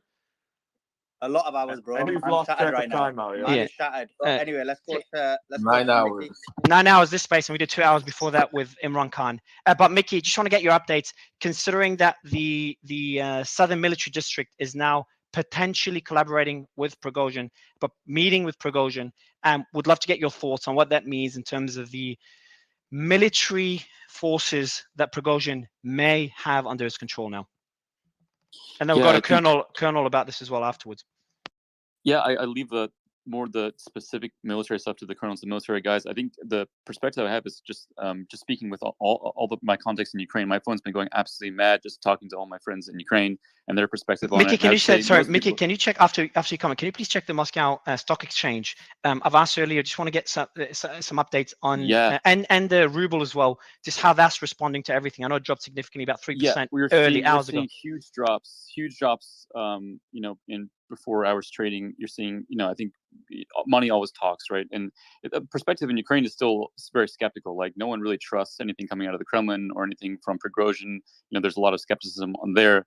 But I just do think like there's so much uncertainty now that, I just imagine, like we were saying earlier, like if you're a 19-year-old Russian soldier or conscript entrenched in eastern Ukraine, you're kind of wondering like, what the fuck is going on? This sounds like a clusterfuck. One commander is trying to kill another commander. There's logistical supply support being taken over by Wagner troops. What the fuck should I do? And in this uncertainty, I would imagine that, that panic can spread really quickly. And I think that's what I'd be looking for in the next couple of days. But as you were saying, Mario, money talks, and you're just seeing flatlining the Russian stock market and the ruble tanking to pretty historic lows. So I wouldn't say it's historic lows. Yeah, I would say exactly. Not even close. It's at the as it was like last month. when it started. Yeah. Since the beginning of the war. Yeah. You're right. I should have said something at the war. And it was already at the same point as it was at the start of the war in April. Like so. Yeah. Let's not be ridiculous here. I think it's not about being ridiculous. I just think it's like a test. Like still, we're only a few hours into what could be a catastrophic situation for Russia. So it's still early days, right? We're just talking about in a few hours you've seen like everything starting to slip. Let's see what happens in the next couple of days, but it doesn't look good, right? There's nothing here that looks good for Russia or the Russian economy here. And we've been saying this for a while, and I'll say it again. Like this could end any minute, and it could escalate significantly further. It could also end any minute within hours. Just something to mention, and probably the markets are waiting to see how this develops. Colonel, go ahead. The markets aren't even open. I think everybody's waiting to see what Putin's going to say when he comes out. I think that's going to be a major telltale to what's going to happen. Agree. Yeah. Colonel? So Remember, Mario, let me go to Colonel. Kind of worthy. Important thing to note is like anytime there's been some kind of interaction between both forces, there's not been any casualties up to now from what we've heard. So it means that again, when it comes to the Russians, they don't want to take each other's life, and so that's what's confusing to me. And the military Southern District, I think we'd all agree, is more powerful militarily than Wagner. So then the question is, why did they face no resistance, and why are they now sitting there talking? There's a statement now from Prigozhin. He just released one a few minutes ago. He was giving an interview to a TV station. It looks like he said in this clip, a huge amount of territory has been lost. 3 to 4 times more soldiers have been killed than in the documents given to the top. So he's essentially insinuating that the military command has been lying to Putin about the military situation in Ukraine. But don't you think this would never happen if Putin was in? He's saying Ukraine was winning the war. Is that what he's saying? No. He's not saying that. He's just saying that they're lying about the numbers of deaths that 4 times more. That's a significant number. Came like 3 to 4 times more. Yeah, but right now, like keep in mind, like remember Mickey was saying this on the space before. Mickey was saying it was 4 times more, and everyone laughed at me. But look, my man, Prigozhin is agreeing with me. Can I your fucking Bitcoin, speak? Mickey? Holy shit! Everybody's just speaking over me. Like We're being How does it feel? How does it feel, Ian? I'm joking. Go ahead.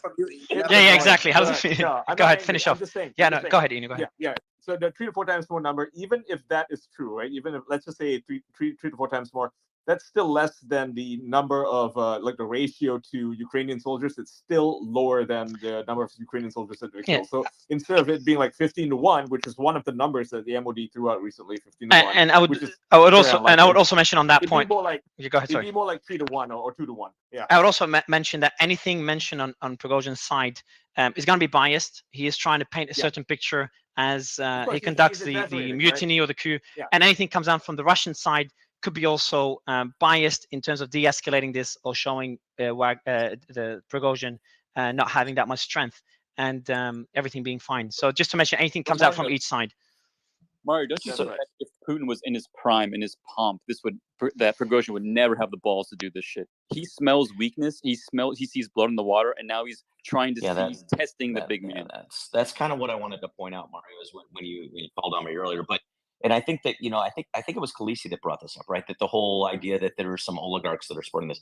I can't see Prigozhin starting this massive effort without having some serious financial backing. So the embassy of Kazakhstan, I'll let you finish, Colonel. The embassy of Okay, Kazakhstan just put out a statement asking, so the embassy, of course, in Russia, asking compatriots to refrain from visiting the region of the Russian Federation bordering Ukraine, quote, due to the existing security threat. Go ahead, Colonel. Yeah, and then I also wanted to touch on Ian's because I think what Ian just brought up is important, right? And it's not about the 4 to 1 or the 15 to 1 or anything like that. Now that Prigozhin is in the Russian military district headquarters, he has access to all the papers, right? All the classified documents on exactly how many were killed that were all signed by officials with date stamps on them well before he was ever there. So if he makes these public, he seriously has some street cred that is going to piss off a lot of Russian people, right? And this again, as whoever said, Putin should go get 10 million bucks and surround himself with a bunch of security. Yeah, because the Prigozhin is breaking up the party. Well, Jeff, if he does a document dump, then I think we can say that he is after Putin, as opposed to just Gerasimov and Shoigu. Correct. Sorry, who made? I don't think that's exactly right, because given his quote, he's suggesting that Putin's been lied to by his generals. Okay, that's fair, Ian. That's fair. Yeah. But he's calling Putin an idiot. He's calling Putin an idiot. If he's saying your generals are lied to, he's saying idiot. He's just saying he's being fed bad information, because Putin can't be expected to know the day-to-day happenings in Ukraine, right? Like you don't say that to someone unless they're weak. You don't say you don't know what's happening. I'm sure Putin's going to be insulted by this. Absolutely. Yes. Right. And but he's not attacking Putin in a deliberate fashion. He's indirectly attacking him. I agree with you, but he would never have the balls to do this when Putin was in his pomp. Yeah, if Putin was in his pomp, exactly. So he's testing the guy. This is a test. This is like law of the jungle. You're just seeing what the silverback gorilla is going to do. You take his banana and see what he's going to do, and that's what Prigozhin is doing right now. This is like jungle shit. This is prison shit, and prison culture is so big in Russian politics. This is totally I'm taking your fruit cup and I want to see what you're going to do about it. A Wagner Group military convoy has left Rostov and is heading towards the city of Voronezh. Voronezh is 6 hours from Moscow by car, so they're actually heading in that direction at the moment. I thought there was already forces. They're already there. So is this? Yeah, there could be more. There could be more forces going there. So second convoy. Yeah, does this mean Prigozhin is going as well? Is that what it means? It's very likely that he's they're reinforcing it. If we see movement, so I know Prigozhin said he is moving towards Moscow. Ian, do you think if he does move towards there, what would that mean in your opinion? I think they would shoot him down. But what would it mean if he actually made that move? Do you think then he would be going after the Kremlin? Kim thinks if he went for Moscow, then that means a coup. That would be that would probably be a coup, because I don't think they would allow it. I don't think that would be tolerable at all. So I don't think he's going to try to do that. I think it's going to be negotiations from here on out. But that's just my belief, right? I don't think he's going to try to move on Moscow. That'd be kind of suicidal. I got to disagree with that. He said it, didn't he? I really have to disagree with that, because here's the problem. If he moves to Moscow on the M4, what will stop him? they're going to have to pull units out of Ukraine to stop him. You Just don't for the, stop just at quickly, 15, just urgent for 20,000 the troops. audience. If the space, so when we go, hold could on, we are they could facing, just hold bomb on, him we are with, like, facing airplanes. glitches in the space. Usually when that happens, the space crashes, because obviously we're doing this for a long time with a big audience. So a lot of you veterans in the spaces know. So this means the space could crash. If it does crash, we'll restart it in about 2 minutes. I'll have to restart Twitter. So it's pretty common. So I just faced a glitch now. I think I fixed it. I just got kicked out of the space, but I managed to jump back in, which means it's going okay. But let's sorry, continue the discussion. Yeah, I was just saying that they can just use the Air Force to take him out. Like they don't necessarily. But we are seeing, need but to, we are seeing. pull forces out of Would you Ukraine. say that we are seeing apparently a breakdown in the command hierarchy? Is that a fair statement, Ian? I would say probably. Sure. But not enough to call this a coup until there's a move to No, Moscow. it's still an attempted mutiny here, right? I mean, and he's still having conversations with, like, like the political structure in the military. So it's not like a full blown thing yet. Like he's not like declaring war on Putin. Is going to go shoot every single Russian troop. That's not what's happening right now. Well, he did state earlier that anyone that stands in his way, anyone from the Russian military that stands in his way, is considered an enemy. You got to project, including strength, and then. right? But he did also talk By about the the way, national guard. it makes total sense. It makes total sense for the Russian government now to call it a coup, because they want to have all the support and all the strength that they need to deal with this. So the general called it a mutiny. They will start calling it a coup because it makes perfect sense to call it a coup and get the unity together, against it. Patrick? Yeah. We'll Can see I how add something, Putin plays please? this thing. Yeah, well, David, right after Can I add Patrick, something, sir, if please? you don't mind. There you go. Okay. And anyway, just back Got to it. the audience, just in the comments, bottom right corner. Obviously, you can let us know your thoughts and respond to others. But most importantly, any updates you have or any speakers you recommend we bring up, please put them in the comments. And if you include any updates, we have to have the sources there as well. I also like to get a sentiment on your thoughts on what's happening right now in Russia, whether it's being called a coup, a mutiny. Do you expect it to escalate further or end really soon and peacefully? And one thing I'd say, like usually we'd say, I'm glad it's peaceful. In this case, the fact that it's peaceful, in my opinion, makes it a bit more concerning, or a lot more concerning. But Patrick, go ahead. Thanks, Mario. David, you said something that made me think for a second. You really think we're in Gamor territory here? The old grab an army, march on Rome? Yeah, actually we do. Because let me back up on something real quick. We were saying that the Southern Military District has 25% of the ground forces of Russia. That is actually incorrect because they've been taking a lot of losses, and what they've done is the 35th, 36th combined arms armies, along with the Pacific Marine Forces, have all been folded into the Southern Military District, along with the LPR and the DPR. So the Southern Military District has closer to 50% of the ground forces that are in Ukraine. Second of all, Prigozhin has air defense. He has books and he has SHORAD. So if he marches on Moscow and somebody just said, "Oh, just throw some aircraft at him," they've already tried that.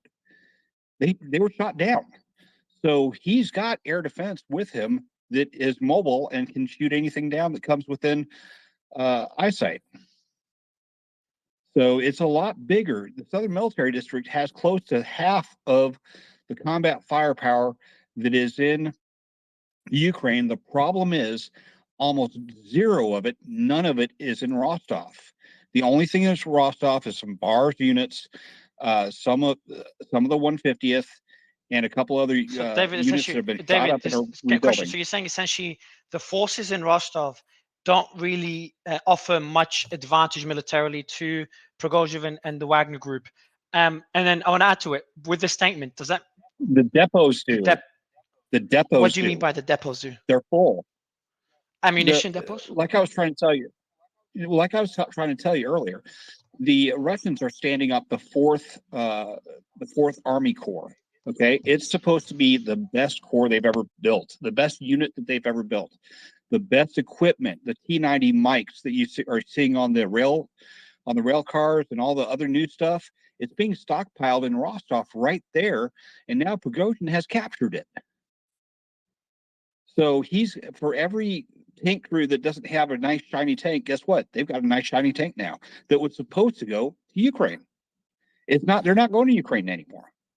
just so you know who you're listening to when you're listening to David, he just retweeted a tweet that said that Putin has died from a guy who says, fuck Russia and I love NATO. Like, when you have people like this in your space as speakers, it just And takes I away also all the said, don't credibility. believe it. I also at the top said, do not believe it. This No, is you what don't students. say that. You retweeted Oh, that don't tweet and you lie. didn't. Guys, Kim, just spin it, guys. Where did you say guys, you don't just believe it? just spin it above Kim, pin it above Kevi, pin it above. But Dave, just one question back to the point. Doesn't that give Prigozhin control of the military? And this is very important for me to understand. Doesn't it give him control of the military that's located within Ukraine, which is apparently the majority of the Russian military? So would Prigozhin have the ability to control those forces, considering that earlier? And that's why I said I've seen and heard reports that units in the Ukraine are packing up and headed home. And someone said probably not. So why don't you finish, David? I wonder whoever said probably not to jump in afterwards. Yeah, that was me, Mario. I think it's probably going to be a mixed bag. Some of it's going to be like David says, that we may see some units retreating back into Russia.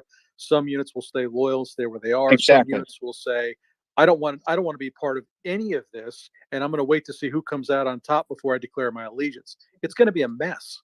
But I don't think he can exercise positive control over all of those units. Certainly not yet. But the thing is, when you get in a situation like that, fear is contagious. If a unit to your left, right, or rear breaks, Can you please? You don't want to be the last guy. I think it's very important you verify the video that was just shared, please. Yeah, the one I just sent you. Who sent? You left some. David, that's absolutely so right. Just to, I'll tell the audience the video that was shared. Again, we have all sources verifying that, but I'll just show what that video is. Any video is you should be taken with a grain of salt right now. But it shows a Wagner column apparently. So we know Prigozhin said he will be heading to Moscow next. Prigozhin, sorry. So Wagner column in the Voronezh region. And the direction, it shows a video from the freeway, direction is Moscow. Again, this is just a video. We need geo confirmation for that, and so we just need. This is where accounts that focus on geo confirmation to actually geolocate. Has there been any geolocation? Oh, not yet. No, okay, not when yet. there This is posted, like we got to. That was posted 9 minutes ago. So once you have, if and when you have geolocation, Mario, please be a little bit more patient, man. All right, I'll be patient. Colin, go ahead. Yeah, so if you start thinking about next steps, which I think is always wise to start doing, right? If you want to listen to what's going on in Moscow, or if you want to try and get inside the State Department or the DoD, there's going to be some serious concerns about at this point already, who's in charge of the nukes and how are they going to be secured? Right, because and the problem is the United States and Russia doesn't have a very good relationship, as everybody knows. So how do this goes back to like the 1990 thing, right? When Ukraine fell and all of a sudden there was no real government and all that started happening. The concern and the outcome of course was the Budapest Memorandum, which was easily to do in that environment than it would ever be to do now. So I think there's a lot of people in Beijing and in Washington, D.C. having some back channel talks that they're not going to admit to on how are we going to make sure that if this thing continues to escalate, what is the off-ramp plan to ensure that the nuclear weapons are secured? The only other thing I'll say is, look, David spent years studying the Russian military. If you choose not to listen to him, do that at your own peril. Well, just what I recommend is read David's. Just click on. We saw again. Kim. I've seen the tweet. Just have a look. It's all there. I've seen the tweet. And it's. Can I give a breaking? Go ahead, Ian. Yeah. So you recall earlier there was a column of smoke in Voronezh, right, guys? Yeah. There was a column of smoke, and people speculated that it was a helicopter that got blown down. Well, actually, there's much closer footage now showing that it was a truck, presumably trucks, right? I should say trucks, allegedly Wagner trucks that have been blown up by Russian helicopters that are scattered along the highway. And there could be two separate incidents. The helicopter could be fully false. They could be made up. Everything. Those are two separate videos, Mario. Those are two separate videos. We had both videos. One with the smoke with the helicopter. The other one was with the trucks on the road. And obviously, we cannot verify the helicopter. You don't actually see it, right? You don't actually see the helicopter. You just see smoke in the distance. It's unclear what's actually burning. and now this presumably is the same location. So we those have two burning we have trucks. another video he shared with us, apparently of again no geolocation, no verification, as with. And there's no videos of any burning helicopters. True, that true. I've No, seen. no video of So an actual helicopter that's getting something burnt. that Prigozhin is just saying. You know what's funny? After I just had to check David's Twitter, he left. I understand. So just going back. That's all right. So military trucks and about a dozen armored personnel carriers, apparently heading.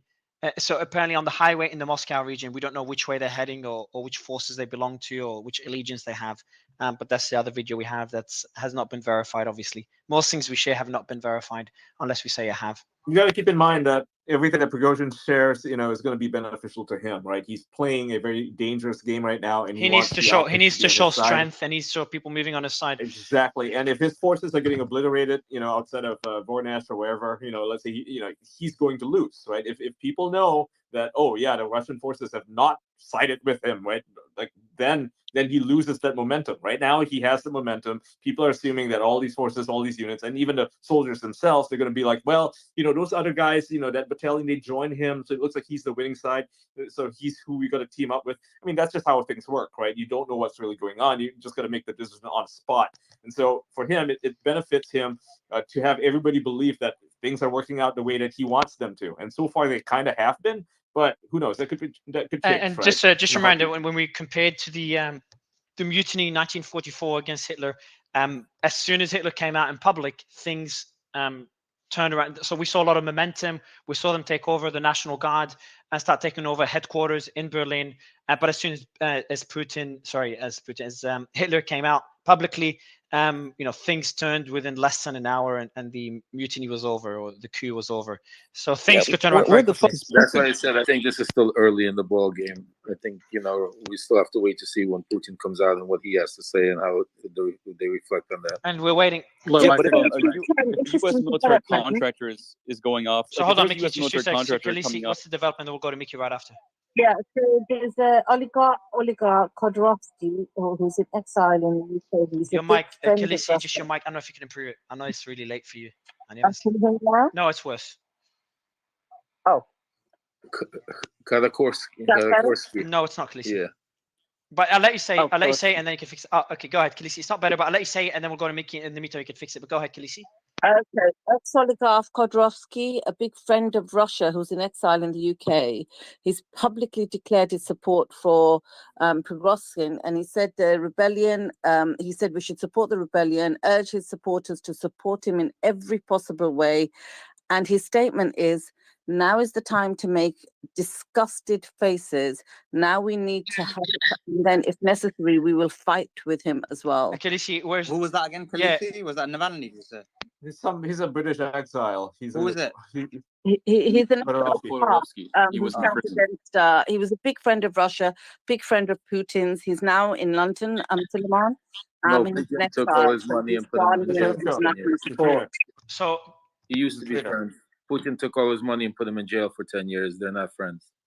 Well, the question is, like, if Eric Prince from Blackwater was now marching towards Washington, D.C. to kill the Joint Chiefs of Staff, everyone would be like, where the fuck is Joe Biden? How is he not coming out and making a statement? This is a huge red flag that Vladimir Putin has not come out very strongly publicly. I don't think it's the condemning same. this. It's absolutely ridiculous. I don't think it's the same. I mean, Joe Biden is not known as this great military genius, and he's not known as a strong leader. So I think people kind of expect him to be hiding in his bunker.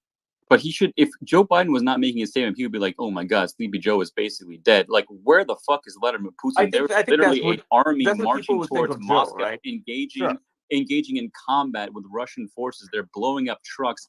And the president of Russia is not saying a fucking word. That is a gigantic red flag. If you're a Russian soldier or if you're a member of the Duma, you're like, where the fuck is our leader? He's supposed to be a strong guy protecting us from people like Prigozhin. He's crazy. He's a crazy motherfucker. Where the fuck is he? This is a terrible red flag. If you're Russia, you're like, this makes absolutely no sense. It's really uncharacteristic of Putin to stay hiding in this situation. It is such a scary thing. If you're Mickey, Russia, you're right. But the only thing I want to say to that is nobody's making any comments. Nobody from the Duma, none of the top brass. Everybody's quiet. So, we have to think about what's going on behind the back doors because there's no comments coming out from anybody.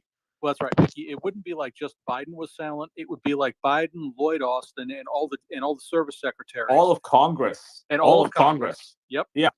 Like not a Basically, single nobody- person on Twitter, MTG, just shut the hell up. AOC, shut the hell up. Like not a single one is making a comment on this. It's very weird. as fuck.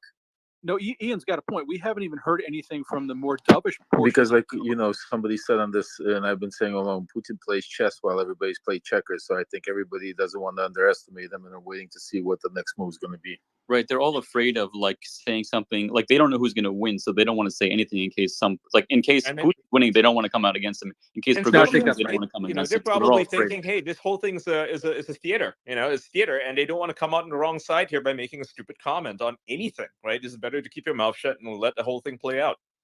So, but then why isn't Putin saying something? It makes no sense. Well, it's part of the game, isn't it? It's playing chess. But Well, what's it makes the perfect move? sense, because if he isn't concerned about it, why make a comment? But every moment that he says nothing, it increases the likelihood that more people will. That increases the likelihood that it'll be successful. If he just comes out and says something now, it's over tomorrow, and then he doesn't worry about it. There's no troops leaving the Ukrainian border. There's no chance anyone is going to join him. Why not just come out and be like, "This guy's an idiot. We're going to arrest him. He's weak and useless. I'm just going to end it right now." No, I think Ian's right. I think the issue is you don't want to come out on the wrong side of this. In U.S. politics, if you come out on the wrong side of it, you get to live and survive to fight the next day.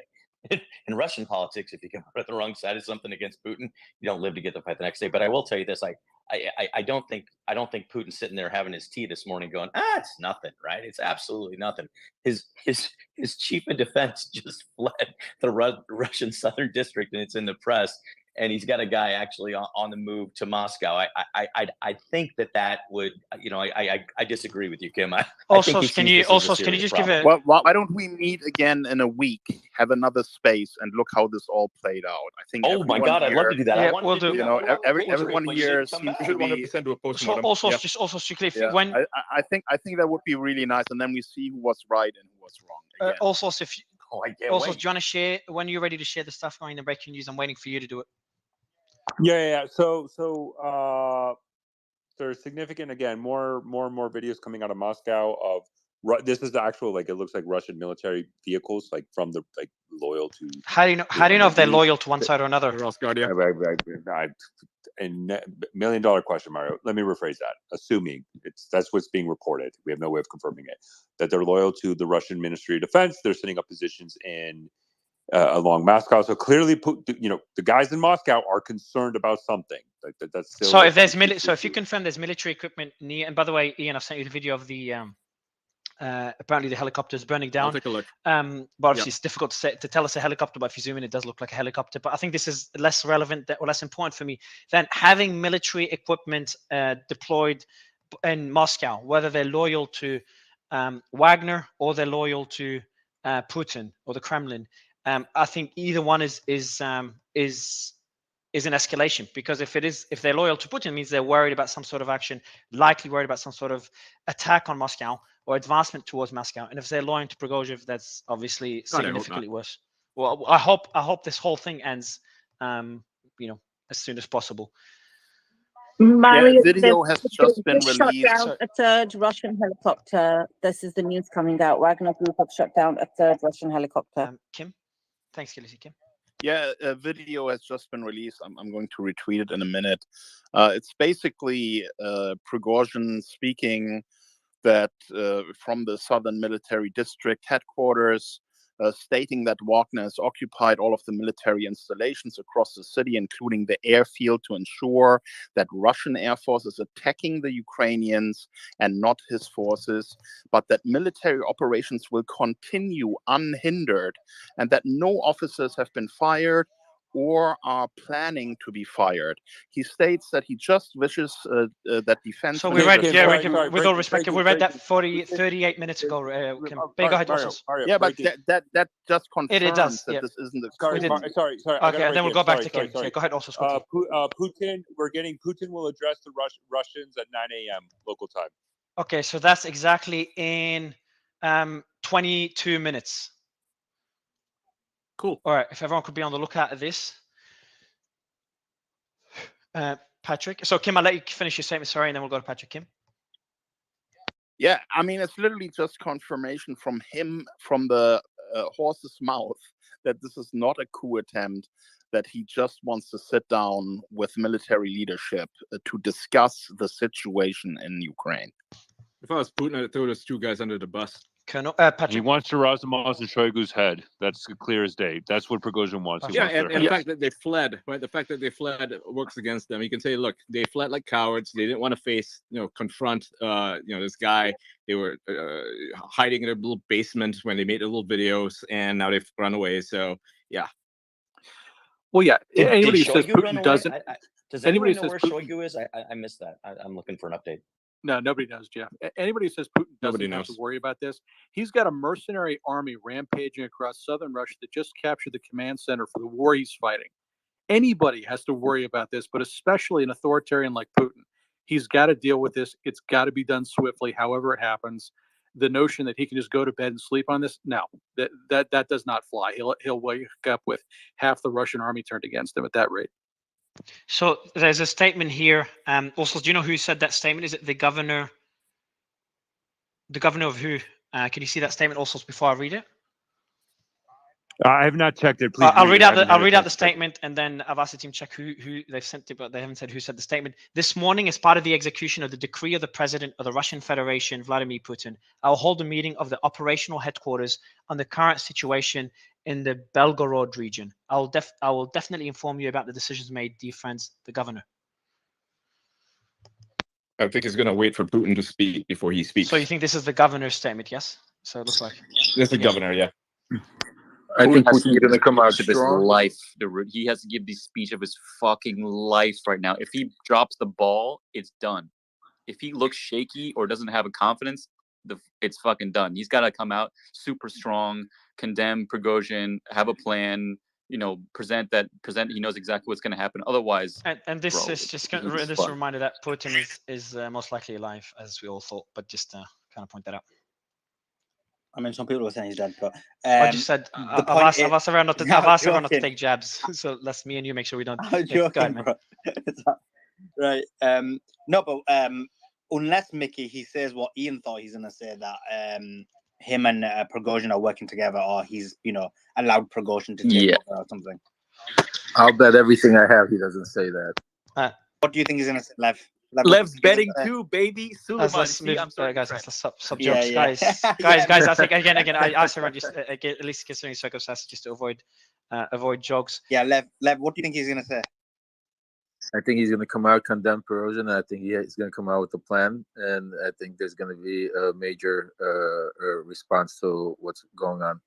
But that would cause major escalation, wouldn't it? So if he actually comes out hard on Prigozhin, that will be major escalation, because now where you're seeing situations where the army was bending the knee, having discussions with him, they're going to be forced to either join him off, and by joining him now, you're going against the words of Putin. So it's essentially treason. Putin is a communist. He's been a KGB agent. I mean, he's a hardliner, and he doesn't know any other way, and he only deals with strength. Anybody that knows anything about him or knows anything about his history, he's not going to come out and bow down to what's going on, because that's just not him. And you see, he's going to come out and he's going to hit him hard, and he's going to tell anybody that's fighting alongside will be, held accountable alongside. Ian, what would you need to hear from Putin to say that this is 100% or nothing's 100%, but this is most likely a coup? Well, simple. That would be when he says that, he comes out strong and he speaks out against Prigozhin and says that he's going to be brought to bear, and that with the full weight of the law and military might of Russia, and that they will not tolerate this kind of insubordination. I think that would send a very strong message, and I think many commanders and soldiers will listen to it and be like, yeah, he's right. And so, Ian, if Prigozhin... If I may chime in what I think Putin is going to do. Yeah, please, go ahead. Yeah. Let me just ask Ian a question, then I'll go to you, Kim. Ian, go ahead. But then based on what you're saying, if Prigozhin was to continue on after Putin made the comments you said, that would then be a coup, wouldn't it? That would be a coup, yes. Yeah, okay. Well, Kim, yes. Oh, sorry. Yeah, go. Yeah, sorry. Yeah, I think Putin will strike a very diplomatic tone. He will basically repeat what General Surovikin has already said. We have walked a difficult road together. We fought together, took risks together, suffered losses together, and won together. We are of the same blood. We are warriors. I urge you to stop.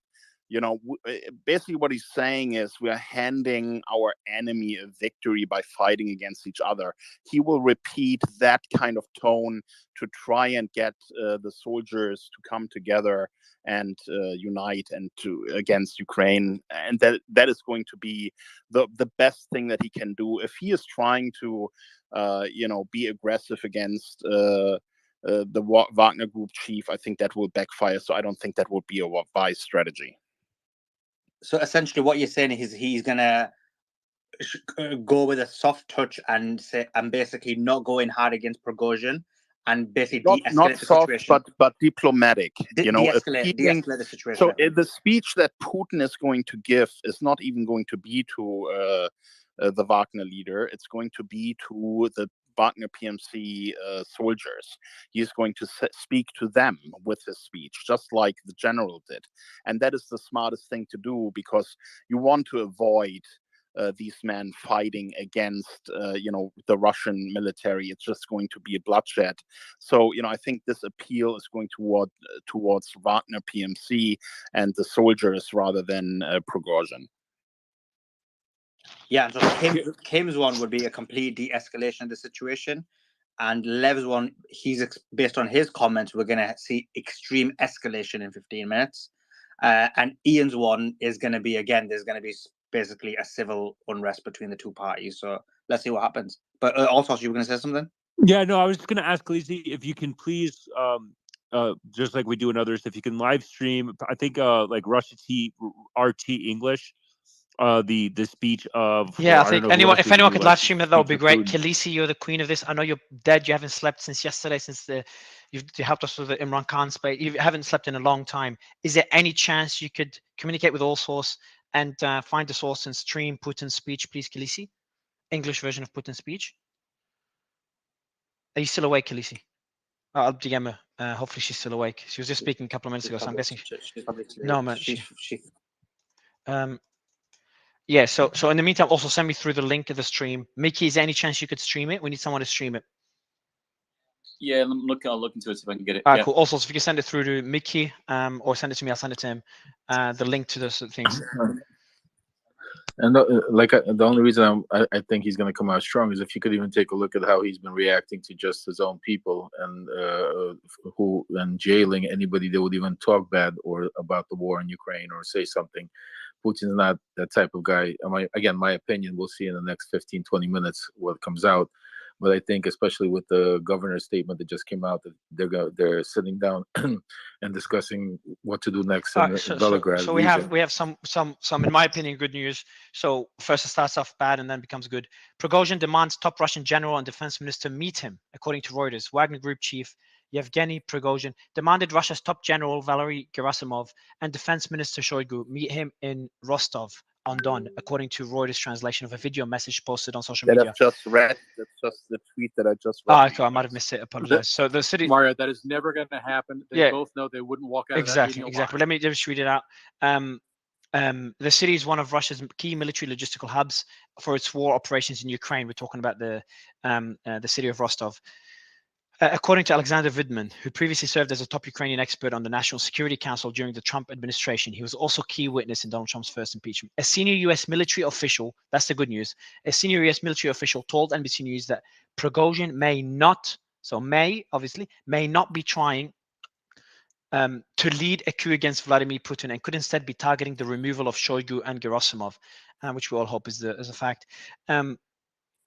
Governor of Rostov just said, I strongly ask residents of settlements not to travel by M4 Don. I'm just reading the rest of the statement. This is important. I instructed the regional security services and divisions of the regional head office of the Ministry of Emergency Situations, together with the administration of municipalities, to organize the delivery of everything necessary for people stuck in traffic jams. So Peskov said, I think this is Putin's secretary, correct me if I'm wrong, just said a minute ago what we know, Putin will make an appeal in the near future. And we've had other reports he'll be making He'll be speaking in 12 minutes. He'll be making a public statement. The smartest thing that Putin can do is invite Prigozhin to come to Moscow, have a sit down with him, tell him what his problems exactly are, why he thinks that Shoigu and the military leadership is lying or causing problems to Russian soldiers, and that he will give an opportunity to, vent his frustrations. If he does that in combination with a diplomatic message, then this may all come to a peaceful conclusion within a couple of days. Which we all hope will be the case. Yeah, but Kim, I mean, hasn't he done that before? So this isn't like out of character for Prigozhin. He's doing it. It's like he's just a consistent behavior. So let's say he does what you say, he'll probably do the same thing again in a month or two because he did it a month or two ago. No, I think at a meeting he would listen to what the Wagner chief has to say, but also make clear to him, you cannot continue being in charge of a military force. Now that you've done this, you've tainted yourself, and he will propose to him some kind of smooth exit into retirement or some other role in the government. But I don't see this guy being the future head of Wagner PMC.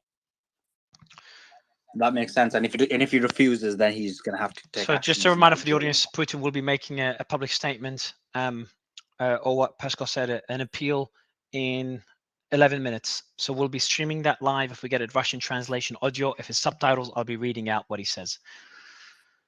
It's quite interesting that Peskov calls it an appeal.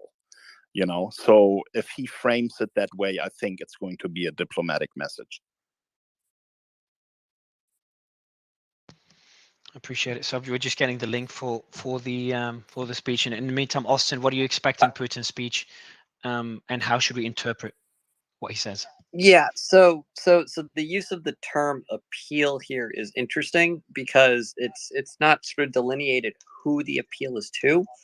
It could be an appeal towards Prigozhin himself, kind of like what Kim was saying, meet me in Moscow.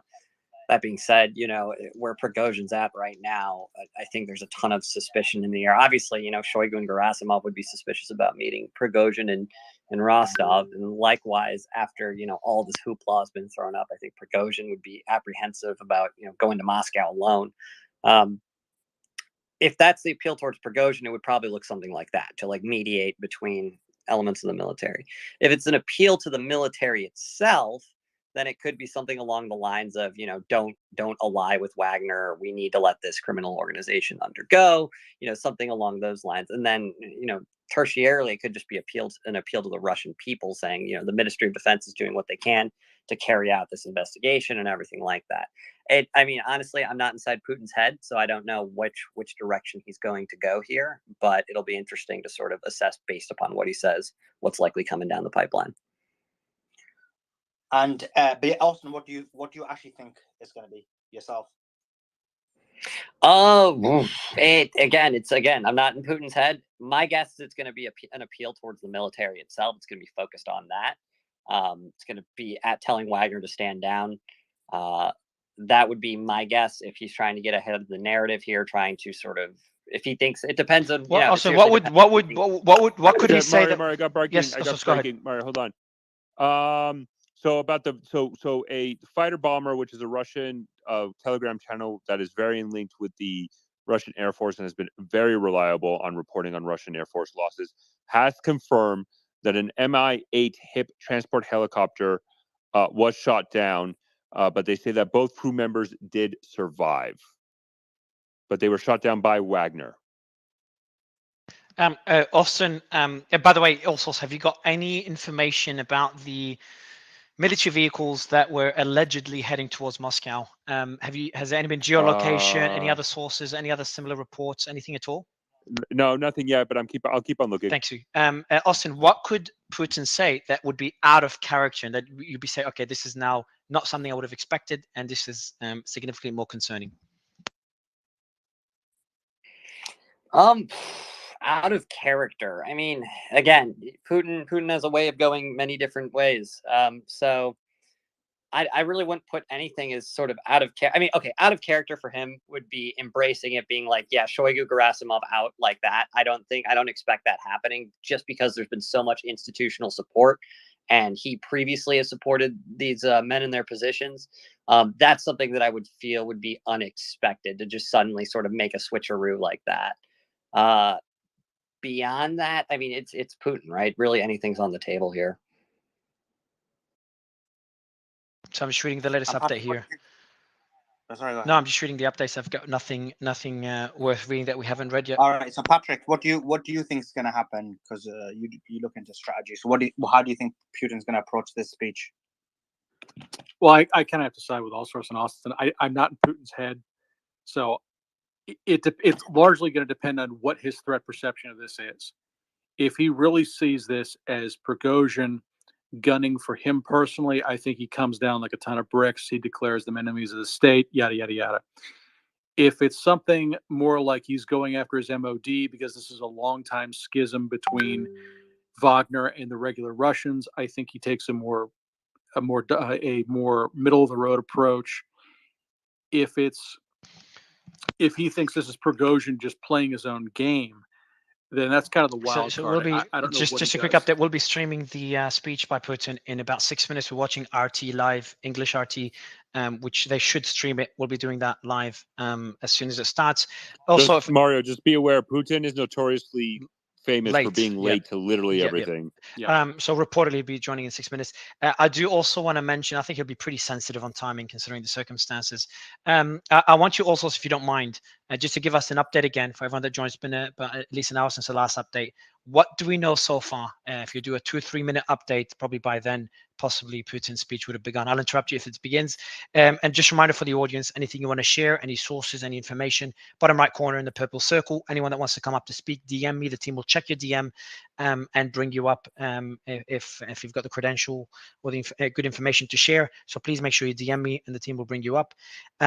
Otherwise, yeah, also, so if you could please give that update. And we've summarized everything, the tweet pinned above, pinned it, I think, on my profile, summarizes everything. And on the comments of that tweet, I've included links to other threads that we've summarized.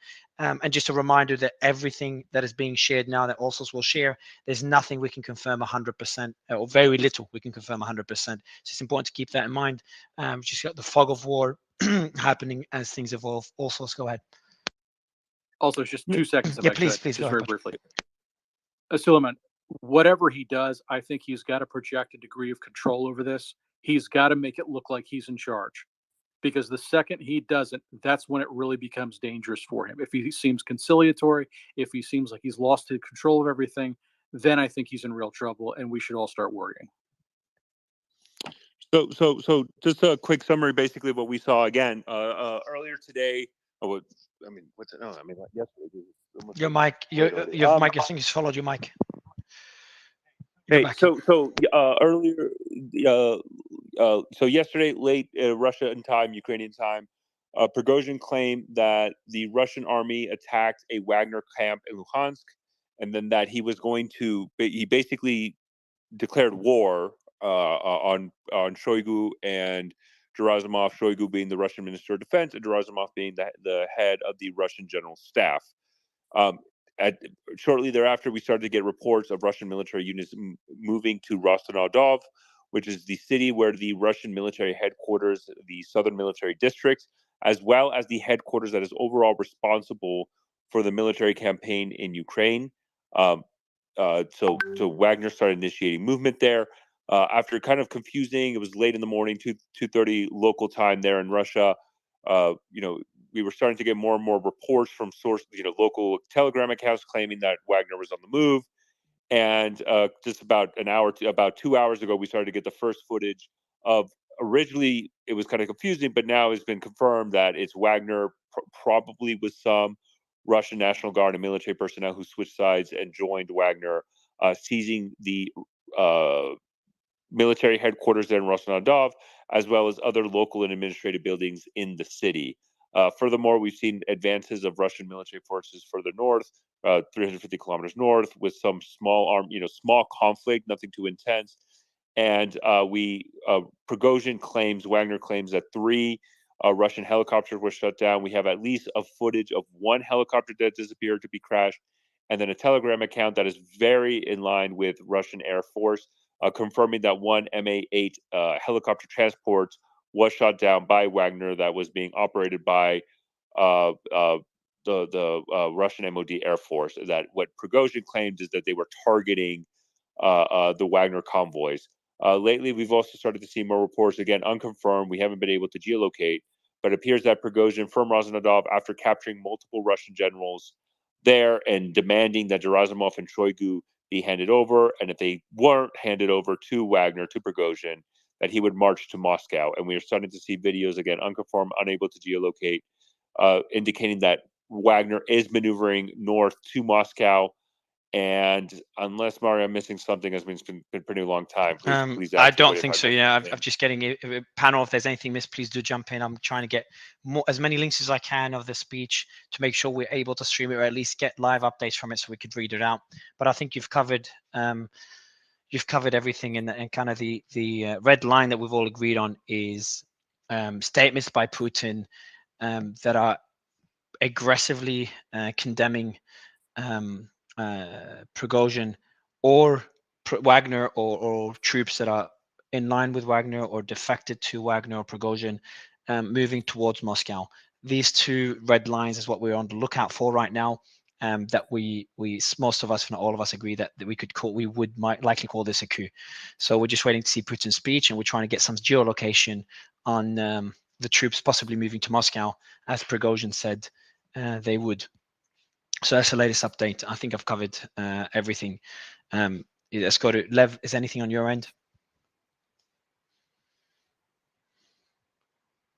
No, I think you did a pretty good job. I think just gotta see what Putin says right now. Oh, we're waiting for that.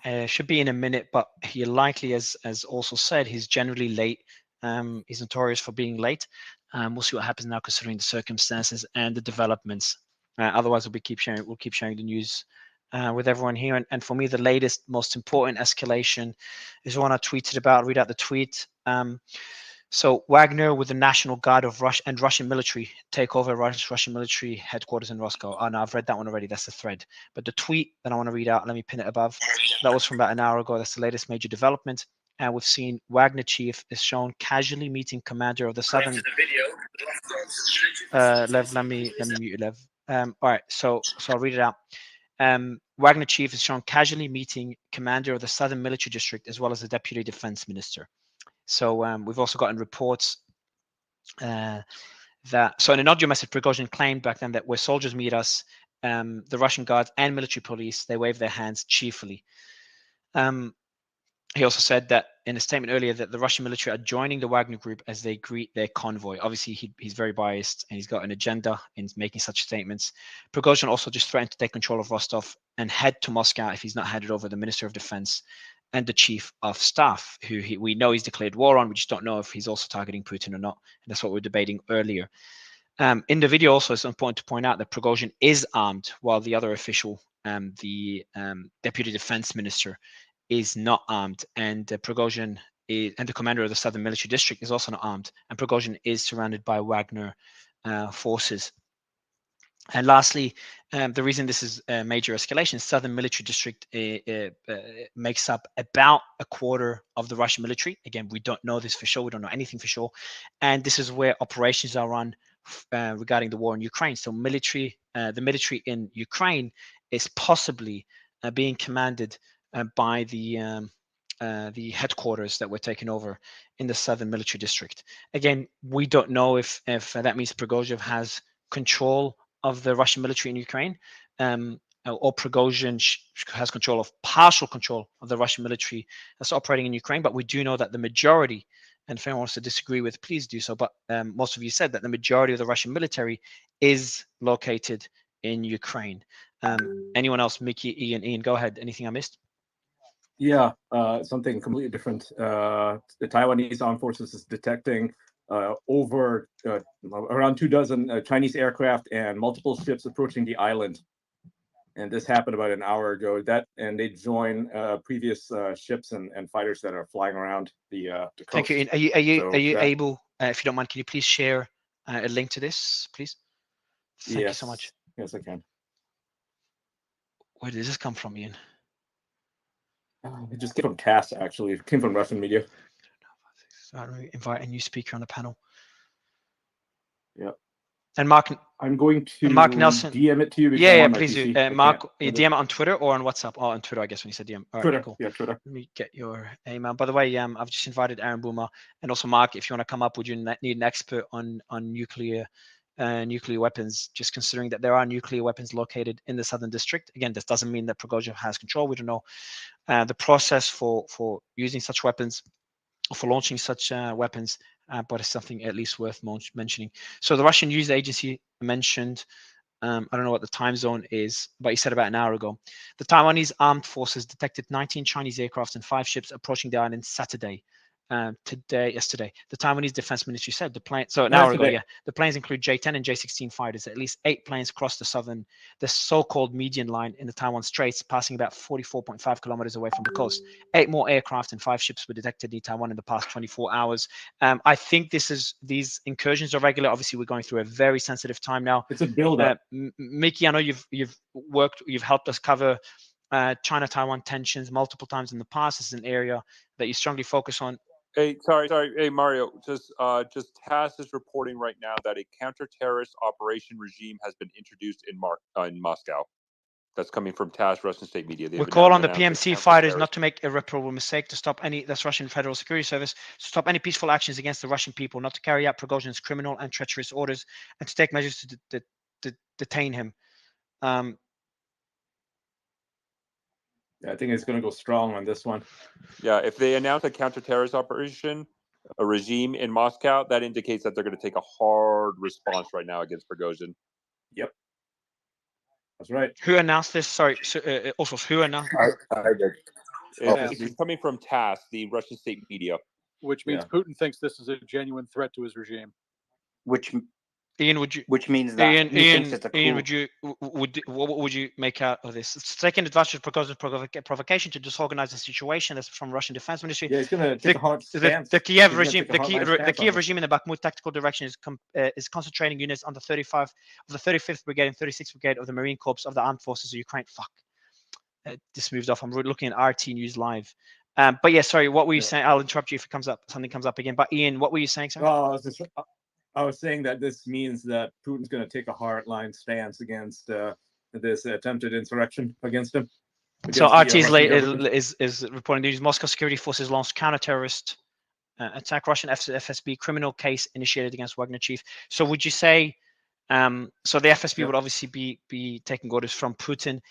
Would you say, based on this, that Putin now is taking a hard response to Prigozhin, and this could? That would be my guess. Yes. And would you say? Can I read something Please. from the Russian Ministry of Defense on their Telegram? Okay, I'm just going to read the whole thing. So this is from the Russian Ministry of Defense. This is exactly what they say. This is the English translation, so apologies if there's any mistranslation. But it says, "We appeal to the fighters of the Wagner PMC assault squads. You were tricked into Prigozhin's criminal adventures and participation in an armed rebellion. Many of your comrades from several squads have already realized their mistake by asking for help and ensuring the ability to safely return to their points of permanent deployment. Such assistance from our side has already been provided to all fighters and commanders who applied. Please be prudent and get in touch with the representative of the Russian Ministry of Defense or law enforcement agencies as soon as possible. We guarantee everyone's safety." That comes from the Russian Ministry of Defense, and that was published 2 minutes ago. What does it mean when they say? What does it mean when they say we guarantee everyone's safety? They're not going to shoot them. If Wagner guys surrender, we won't hold it against you, and we'll guarantee your safety. So Ian, just based on what you've heard now, the developments that just happened, do you think we've crossed the line into a coup or not yet? Sorry, Mario. No, sorry, Ian. I am sorry. No. Also, go ahead. Sorry, Ian. Sorry. AP Wagner channel. This is 2 minutes ago. Military facility in Voronezh have been taken under the control of the Wagner PMC. The army goes over to the side of the people. That is, so Wagner's claiming they control now military facilities in Voronezh. Who's claiming that? I think not only or the army is claiming it? Wagner is claiming they control the Russian military facilities in Voronezh, which is 350 kilometers north of Rostonov. So that indicates more advancements of the Russian. And Voronezh is where we saw that earlier fighting in a couple of hours ago, just like at the start of sunrise. those fightings, that was that town, and it looks like that Wagner is claiming that they control the Russian military facilities there. So Putin address to the nation is imminent. Just to remind, so just Ian, before I go to Aaron, just a question I asked you about you think the red line is crossed, just to get your thoughts, because I want to know when you think, and obviously things are developing, so obviously opinions change as you've changed your opinion, but do you think we've crossed the red line into a coup or not yet?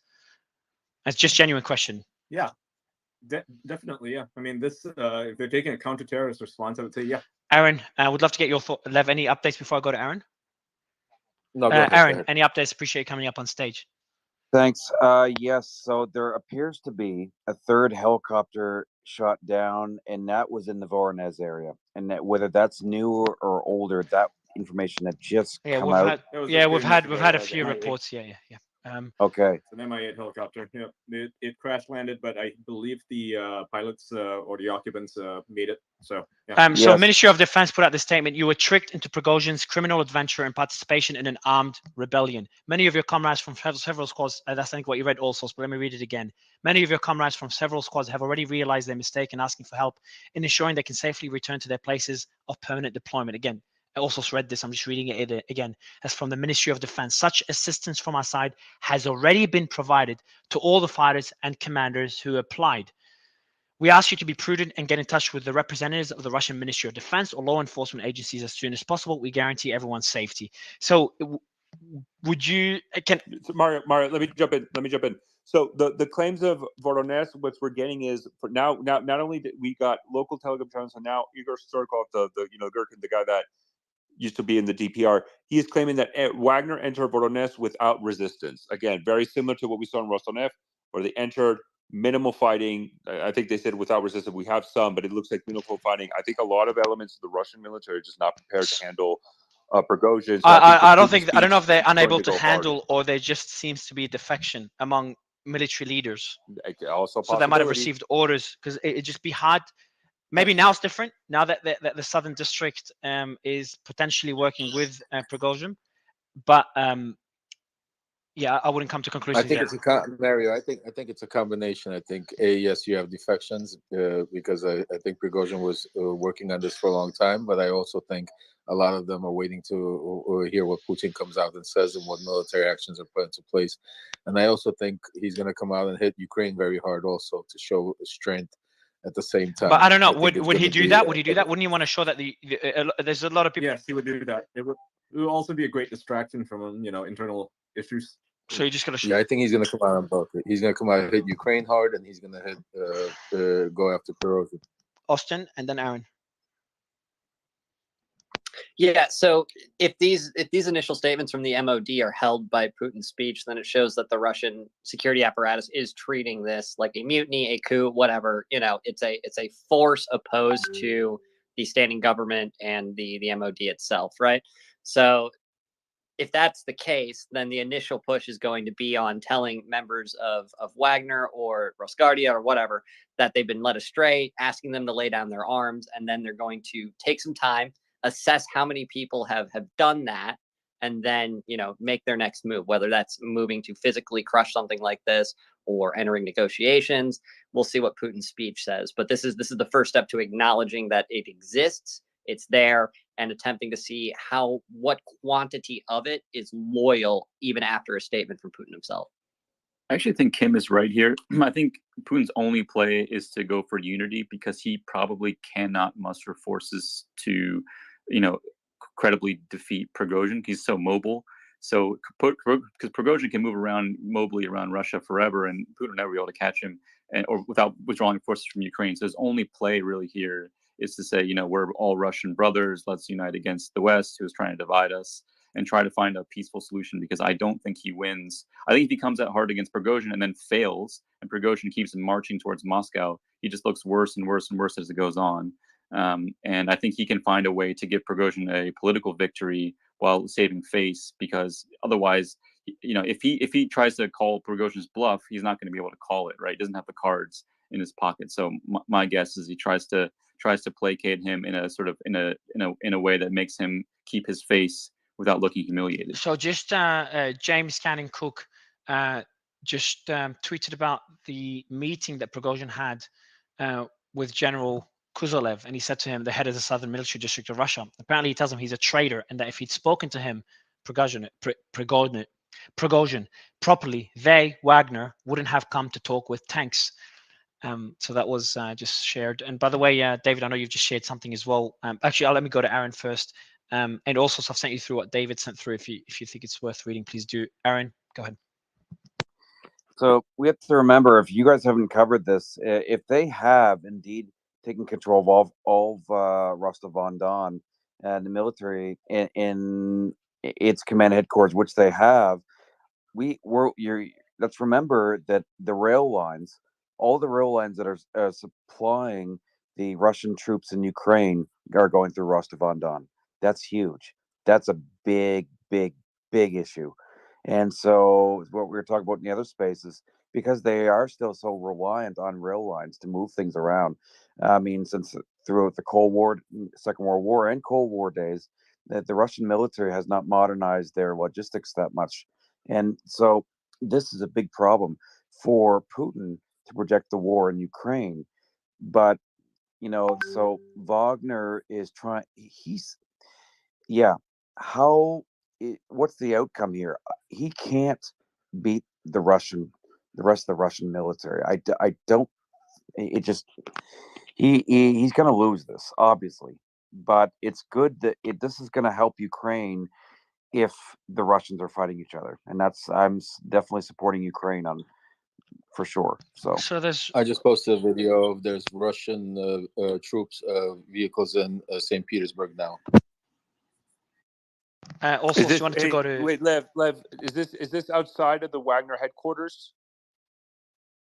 The video? No, this is just in the all over St. Petersburg now. So this is a different video. I guess it would be interesting to see if we get more reports. I know, hey, David, I'm glad you came back up because you sent the map, and I think that's a perfect explanation of what you kind of laid down. And I'm going to DM you right now, so just so a heads up. But if you can run down that map, because you laid it out perfectly of the importance of the Southern Military District for the current the current operations in Ukraine, their invasion. All right. Yeah. Hold on. Yeah. First of all, I said a little while ago that they started off this morning with 25,000, and I got heavily ridiculed by somebody saying that there's no way that they'd get to 50,000 a day, which I said that they probably are. If you look at the video right now, there's more than one convoy. It's huge, and they're holding Rostov-on-Don at the borders. 2 military convoys, and they're seizing rail lines. You don't do that with 25,000 troops, not at all. And as the guy that just was talking here said that they're going after rail lines. Exactly. That's why I said earlier that they're moving northeast, and if they seize 3 rail lines, that will choke off all the military equipment in Russia, because due to the CFE agreements, the Conventional Forces in Europe agreements in the 90s, and the World War II, moving everything to the other side of the Urals, almost all the military equipment is over there. And if they don't have those rail lines, there's no way to get the equipment across. So yeah, you can have all the troops in the world in Ukraine. They're not going to have any ammo in about 4 days. And just to mention, sorry guys, I'm just having a bite to eat after 10 hours. I just want to mention, Putin has not yet given a speech. He's late, as Orsos mentioned. We will jump in as soon as the speech begins. Orsos, your thoughts on what David just said? I will just say quickly while Orsos is looking, the speech, I don't know if it's confirmed exactly at 9. I just saw statements, when I was trying to find the link for Orsos, that it's happening imminently, but it could, it could be, 9:30 or something like that. So we don't know the exact time. Lev, is he addressing the nation now? Not yet. Oh no, he's gonna. It says next on News 18. Next Putin press conference on mutiny attempt. Who will stream it? Just guys, can we be clear? Who can stream it? Lev, are you able to stream it? Put your mic close to it. Lev, are you able to stream it when it begins? Okay, I think it's Lev. Can you hear me? Yeah, I'm working on it I right now. appreciate I'm it. trying to get it Thank you done. so much, Lev. In the meantime, let me send the link that I received from us in our breaking news group. So you can see the link there, guys. If anyone else can stream it from the team. The situation on Velisievsky Island in St. Petersburg, near the Prigozhin restaurant. The territory is patrolled by the military, but the situation is calm. It seems everywhere. Like what we're seeing is incredible, yet very little clashes, which shows that we're talking whether Prigozhin. Sorry, guys. We're talking whether. It's mostly Yeah, peaceful. we're talking about Prigozhin haven't acted emotionally here. If that was the case, we would have seen we would see it end it much quicker and would have seen immediate Nor the clashes. MOD for that matter. Worth mentioning. The Ministry of Defense. the Russian Ministry of Defense has also acted with let's say relative calm. And also just sent me a message. Also, By the way, anyone so who wants to watch live with translation can switch to the YouTube live channel of Sky News. There's already 2,600 people waiting, so they're going to stream this Yeah, live. we've got that there. So we've got the News? link from Russia, from Okay. Sky News. We've got the Russian link from News 18 and RT. So we'll be streaming whichever one starts playing it first. I'll be streaming it here as well. So it's just Sky News. Sky News, At yeah, Sky yeah, News? Sky News, CNN News 18, and RT. And we'll stream it here. And Lev, I'll send you through all links now. So we've got them all. I think Rumble and RT will probably RT on Rumble will probably stream it. Yeah. So I want to go back to what we were talking about earlier. The fact that this is peaceful is not a good sign for Putin or other military officials. Would you agree? No. Why would you disagree? Maybe not for the military officials, but Putin. No, I don't think this is good or bad for Putin. Aaron, anything to add? We're preparing to stream as soon as the speech starts. So I think it's just too early to say whether this is good or bad for Putin. Yeah, I think we're gonna know a lot more tomorrow. But Is there any way this could be? Is there any way? What exactly are you referring to? It could be good or bad for Putin. The entire events or something specific? Yeah, good or bad. I mean, that not something specific, but this whole thing, right? I mean, if maybe there's peace with Prigozhin, okay, and things get back to normal, but either way, we just don't know yet. We just don't know enough yet in both the internal details. There's so many little internal details that we don't know yet. We're seeing on the surface, right? So it's just one of these things with open source intelligence. Sometimes it takes 2 or 3 days in a big event to figure out the inner workings of what might be going on. But either way, it's sort of like, how does he come out? I can see him coming out neutral maybe, but like on the one hand, he has to fire his top brass, which basically says Prigozhin pushes him to like fire people that he wouldn't have fired otherwise. He looks bad.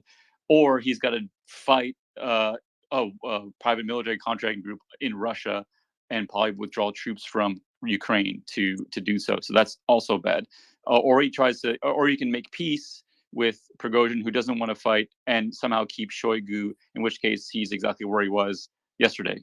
So like I think at the end of the day, his best outcome is breaking even, and then he has catastrophic possibility on both other sides. So he's really got to walk this tightrope and find a way. I think Kim is correct. He has to find a way to make peace and not continue the fight and keep a hold of his top staff without looking weak. It's quite the dance. He's got to give quite the speech. Well, I mean, he will certainly attack Prigozhin. There's no question about this, but he will make an appeal to Wagner PMC soldiers, to not take part in this. And I don't think he has a choice. Prigozhin has to go, and he has to find a way how to do it as diplomatic as possible. So I'm looking forward to the speech. Can I just step in here for a second, please? David, yes. Yeah, go ahead. I think you guys are missing the non-military ones, the ones that are following the political stuff. You're missing a major point. If you go down Wikipedia or battle tracking or whatever, and you look at every unit in every brigades or regimental size unit in the Russian army, there's nothing to stop him to get into Moscow. Only Roscovo units and internal security units. They were not set up for they knew that Ukraine would never invade Russia. That's not on the table. It would never happen. So they don't have anything of real combat power inside Russia to stop this from happening. He can drive up that highway, and the Roscovo guys can be out there with their little silver trucks with the red stripes on them. They can't stop 20,000, 30, 40,000 disgruntled combat vets with full equipment. This is just like the German army returning home. This is exactly like the German army returning home after World War I. They weren't defeated on the battlefield. They were lied to, and they came back to Berlin with all their kit and took it out on the government. This is exactly the same thing. So, Dave, you're saying there are win conditions for Wagner Group to actually seize Moscow? Is that what you're saying? 100%. And let's face it, Wagner took the best of the best from the Russian army to build its cadre. So when you're talking the 22nd Special Purpose Force or the other Special Forces guys and paratroopers in the Russian army. Wait, David. Are you saying that Wagner Group could take Moscow? Yes. How? Let me put it this way. Name me a unit that is in the Moscow area that could stop them. Suleiman. Name me a division, They have a brigade. 25,000 troops. The National Guard has 300,000. They've got Air Force. They've got everything against them. How are they going to take it on? National Guard doesn't have tanks. National Guard doesn't have tanks, and we saw how well the National Guard were when they went to Kiev. Wagner doesn't have jets. How are they going to take it out? Yes, they do. Yes, they do. The first colonel. Really? The and first colonel. Are they really flying over Moscow right now? I don't think so. No, the first colonel that was killed in Russia was a Wagner pilot flying a Su-25. He was a retired colonel, joined Wagner. Wagner has a lot of aircraft that they were given, to include Su-24s, to include some MiG-29s and some attack helicopters, Mi-24s.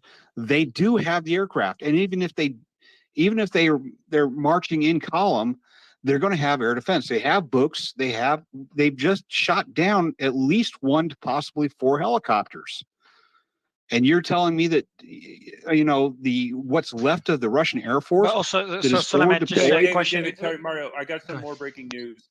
Another counterterrorism operation regime has been introduced. So remember earlier we said Moscow. Another CTO counterterrorism operation regime was introduced in Voronezh as well, according to RAI Novosti. This is the city that apparently Wagner seized without resistance. What is a counterterrorism regime? It basically, I mean, how can I explain this? Like a state of emergency. I mean, this is kind of the things that Putin has done in the Ukrainian territory is occupied by Russia. It just gives a vast powers to the Russian government to fight any perceived notions of terrorism or mass protests, et cetera, et cetera. So it's basically almost declaring like a state of emergency to increase power and notify that this is, for all intents and purposes, basically a conflict. This could be conflict area as well. Martial law. Wait, David, you're fucking. This is fucking crazy. You're telling. So how long would it take if Prigozhin decided right now he wanted to take Moscow? How long would it take to prove you right? Basically, if you wanted to do it right now, 12 hours, 24 hours to get to Moscow. If I was coming up, okay, let me bring this up. All right, if I was coming up the M4, let's see here. Yep. If I was coming up the M4, it goes straight to the heart of Moscow. You've got 3 rings. You take a battalion as you go along, punch through the first ring to Politsk, leave a battalion at each one of the ring crossings and continue on. I'm telling you, the Roscovo is for internal security. It is for riot control. It is for stuff like that. They have shields, batons, 9mm, and AK-47s. They do not have large amounts or any amount. I've never seen them with anti-tank devices. And the largest thing I've ever seen them. Huh? How much time would it take them to get to the first ring road from where they are? If the troops If they hit the outer ring, probably less than 6 hours. Right, let me go to Kim. Kim, I know you agree with him. What That's insane. There's nothing to stop him. There's I'm just sorry, man. I'm literally laughing out loud. This guy is so hilarious. I want to please keep talking. okay. Yeah. Okay, Kim, I got a question for you. Don't talk smack about me when I leave and you got to take care of other business. Guys, again, First both of all, of you, second of both all, of you, please, if you could stop personal attacks on each other, I think we've got more important things to discuss. Okay. But just so one thing, Second of one all- thing I want to go, if you don't mind, Aaron, I want to go to you and I'll ask you a question. Sorry, David, just a quick question. Can I just say one thing? One real quick thing. The Air Force air defense assets around Moscow are set up for air to air. They are not set up for air to ground. They are not multi-role combat fighters. These things are designed to ward off enemy bombers, enemy fighters. The whole defense of Moscow is for strategic bombing or World War III. It is not. Moscow is Russia not doesn't have set up. bombers? Say again. Are you saying Russia doesn't have bombers that they can use on a column of invading So, troops? so go ahead, David. It doesn't work that way. You got to have trained combat air traffic controllers on the ground to be able to adjust stuff in. If not, they're going to be bombing. They're going to be leveling whole parts of Moscow, and that'll just drive more people to either not join in or join into the other side. The defense of Moscow Could is they bomb the designed. highway if they've made it that far? Could they just bomb the highway? There are 1, 2, 3, 4. There's about 26 highways heading into Moscow. I'm talking the It's a highway big- that Wagner's headed in. Okay, you're on the M4, you make a right, you get on or make a left, you're on the M2. You make another left, you're on the M9. There's about literally 20 highways, 1, 2, 3, 4, 5, 6, 7. Yeah, about 20 highways going into the center of Moscow. Moscow looks like a big target. It's centrifugal rings. And so if you blow a bridge anyway, all they got to do is turn the other direction and they're still going in there. So I want to go to Aaron. This is the Aaron, best. I fucking love it. I've heard some crazy things, but that's Look at a map. Look at a map. Bring up Google Earth right now. Go ahead, Lev. Yeah, Lev. I mean, to say that he's going to be able to take Moscow with limited troops, because again, you're talking about his whole force. His whole force is not next to him. It's divided between people in Ukraine, people in the Rostov area. So he's going in there with I don't even know how many. But isn't it no longer a military? Military doesn't matter as much as, because we saw this in the Southern District. If it was just about military, Wagner would not have entered the Southern District. So my question would be, and I'm not saying I agree with you, David, but it's just more, and I don't disagree, I don't agree, I don't have enough information. But my point is, it's about who will defect, who will not. That's, I think, the most important question. It's the breakdown of the defense.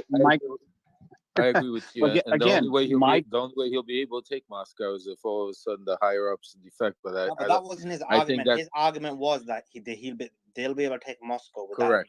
So yeah. So what was the point about that? So sorry, David. I just want to provide some more information. Go ahead, Sorry, just quickly. So fighter bomber, that's a Russian Telegram channel that has been proven pretty accurate on this reporting on Russian helicopter and Air Force losses. And his Telegram has stated that they do confirm that Wagner did indeed shoot down 3 Russian helicopters. 2 of them were an Mi-8 transport helicopters, and 1 was an Mi-35 Hind attack helicopter. So now we have Prigozhin and Russian, and a Russian associated with the Russian Air Force Telegram channel confirming 3 Russian helicopters have been shot down currently in this conflict. Well, Putin's not going to forgive. So we're seeing surprisingly. So also, what you said was surprisingly seeing the claims made by Prigozhin so far be accurate. Was that a fair statement? I mean, I guess so, and I think if again, we the only videos we have is one, but we have one that is very connected well with the Russian Air Force, another Prigozhin, and by the way, I mean Prigozhin has been pretty accurate in what he's been stating he's been trying to accomplish so far and where he's at and what they do, and most of the information we're not getting it from. If you look at Russian state media and Prigozhin, if those are the two sides of the coin, we're getting a lot more information from Wagner right now that is then getting confirmed by other Russian sources that are maybe you might consider neutral than from actual Russian Putin media. was meant to speak 32 minutes ago. He still hasn't started. Aaron, I'd love you to Mario. speak, and again, just to be. Mr. Dr. Goka, didn't see you come up. Just very quickly, I'd like to serve as a sanity check. Can we stop the discussion of a PMC capturing Moscow? If Hitler couldn't do it, if we're talking about something that Napoleon level strategy, you need tanks. You need. I never thought I would agree with you. He's got tanks. You need Wagner has a complete regiment of tanks. David, yeah, right, like Hitler, right. So, Yes, he does. He does have they couldn't tanks. achieve. He does. Are we smoking crack, everybody? Let's stop. Just stop. Okay. There's no taking of Moscow by PMC. Sanity. What unit does Moscow have? What point. military formation does Moscow have right now that they can stop them? None. It's not the point. Okay. You've got to have massive amounts of heavy armor supported by ground troops, supported by ground troops. And not only that, you've got to have logistics. You've got to have people who actually fuel your bloody vehicles. Okay? If they run on diesel. If he's complaining that he can't get enough ammo to take one town in Ukraine, now we're talking about him taking Moscow. Stop it, guys. Okay? Just stop it. All right. As of this morning, he has more. Thank you so much. You're great. Aaron, I want to go to you as well, just on that particular point. There is an update here that Vladimir Putin, according to TASS, and according to the Kremlin spokesperson Peskov, reported by TASS, President Vladimir Putin will address the nation, quote unquote, soon. So obviously he's late. It was meant to be 34 minutes ago, which is not uncommon from President Putin. Aaron, would love your thoughts, especially on the discussion of. Sorry, and the Russian also state media. Look, a lot of areas in Russia are canceling all public events. Rostonov, etc. And now we also got Moscow has officially canceled all public events. This was broke 5 minutes ago. Thank you. Okay, so this is the situation. The Rosgvardia are not nearly as well trained or equipped to fight the Wagner forces. The Wagner will. Aaron, Rosgvardia, can you elaborate for the audience who the Rosgvardia is, please? They're basically National Guard unit. They're basically internal affairs troops. That's what they are. Basically internal affairs troops. And they don't, and they even sent them into Ukraine, and yeah, they didn't fare very well. They're not as well equipped, they're not as well trained, certainly not as well trained. I mean, they can muster a bunch of reserves right away. I mean, but whether they're trained or not, they're probably not that well trained. They can throw thousands upon thousands of bodies of it, and they can send the Russian Air Force to bat. But the Russian Air Force could pound the heck out of Wagner columns. That's for sure. They have outnumbered them in aircraft. That's for sure. I mean, they do, but the defenses around Moscow are primarily MiG-29s, MiG-31s, and Su-35s. Those are all primarily air-to-air aircraft. They're not multi-role combat aircraft. The Su-34s, the Su-25s, and the Su-24s are all forward deployed. It would take a day for them to get armed up, get turned around, and get repositioned so they could start bombing Wagner. But and that's true. Aaron, but they can also. Yeah, they can also bring up more stuff from the reserves too, but that will take days as well. There's no reserves left. What people keep saying the Russian army or the reserves or what, but nobody can say what unit. Not the Central Military District, not the Northern Military District. Nobody has. You think about this mythical army that is so huge. The Russian army is not that big. The Russian military is. The Russian army is not that big, and they're all either deployed or rebuilding because they're shattered. So Putin could be. Yeah, I agree with you. It's just that they've got gunships somewhere. The problem is that they're going to utilize whatever they need to utilize. But I mean, you are right. The air-to-air units would make sense, but you can fit Su-35s with cab 500s, cab 1500s. You can fit them with those. They are capable. They're not trained, but they're not. But guys, I've got a question though, guys. Yeah. Also, I'm going to ask you that question. And Kyle, good to have you on the panel as well. Been a while. My question to you also is we saw Wagner enter 2 cities now, 100% confirmed. The other one seems very possible. And they face no resistance. So my question is, if they're entering cities with no resistance, it seems that allegiance is shifting. Again, this is all speculation before everyone jumps and says, "Hey, no." But So it's Russia's military is deployed in Ukraine. But then they probably have some. Sure, but, Yeah, no, go ahead, but, Mario. but what is the possibility of Moscow, of them entering Moscow without any resistance as well? I mean, it's hard to say. I mean, I would assume that the National Guard and some elements in Moscow will probably put up a heavy fight. But I think, this comparison to Napoleon or to Hitler is not accurate. This is not that situation, right? Because as you stated, I mean, if we're going to use that as an historical example, how long did it take Hitler to advance so deep into Russian territory and the Soviet Union, and compared to what Prigozhin did in less than 12 hours? I mean, this is all happening in less than 12 hours. Hang on. Stop. What has he done? Because guess what? The geography of Russia hasn't changed since Napoleon, okay? Geography is what But Napoleon predicts the took capacity Moscow. of it. Guys, stop it. What is this guy? Napoleon, okay, you're bringing up. Stop the You're bringing up disinformation. Napoleon. Stop the disinformation. Napoleon What took conflict? Moscow. What has he actually achieved by force of arms in the last 12 hours? Really? He hasn't needed force of arms. That's the crazy thing. That's the point also of, like, territory what is, has he I don't even captured get why you and guys are meant to be controlled? military guys. You're not making sense at all. How are you comparing this when he's not even had to But fire a that's bullet my or point. kill a person? Like, when he goes to Moscow, he's not going to just walk in. That would be totally Right. different. Like, how are you giving the same comparison? Sorry, But Senator. he did it with Russia. I think it is. He Suleiman, you did disagreed. nothing. Suleiman, He did You've nothing. just agreed. We have no look. War is the same. It's been the same since the hoplites. Okay, you need men on the ground with a hand weapon to hold the territory. Doesn't matter how much air power you have. Doesn't matter how much cyber capacity you have.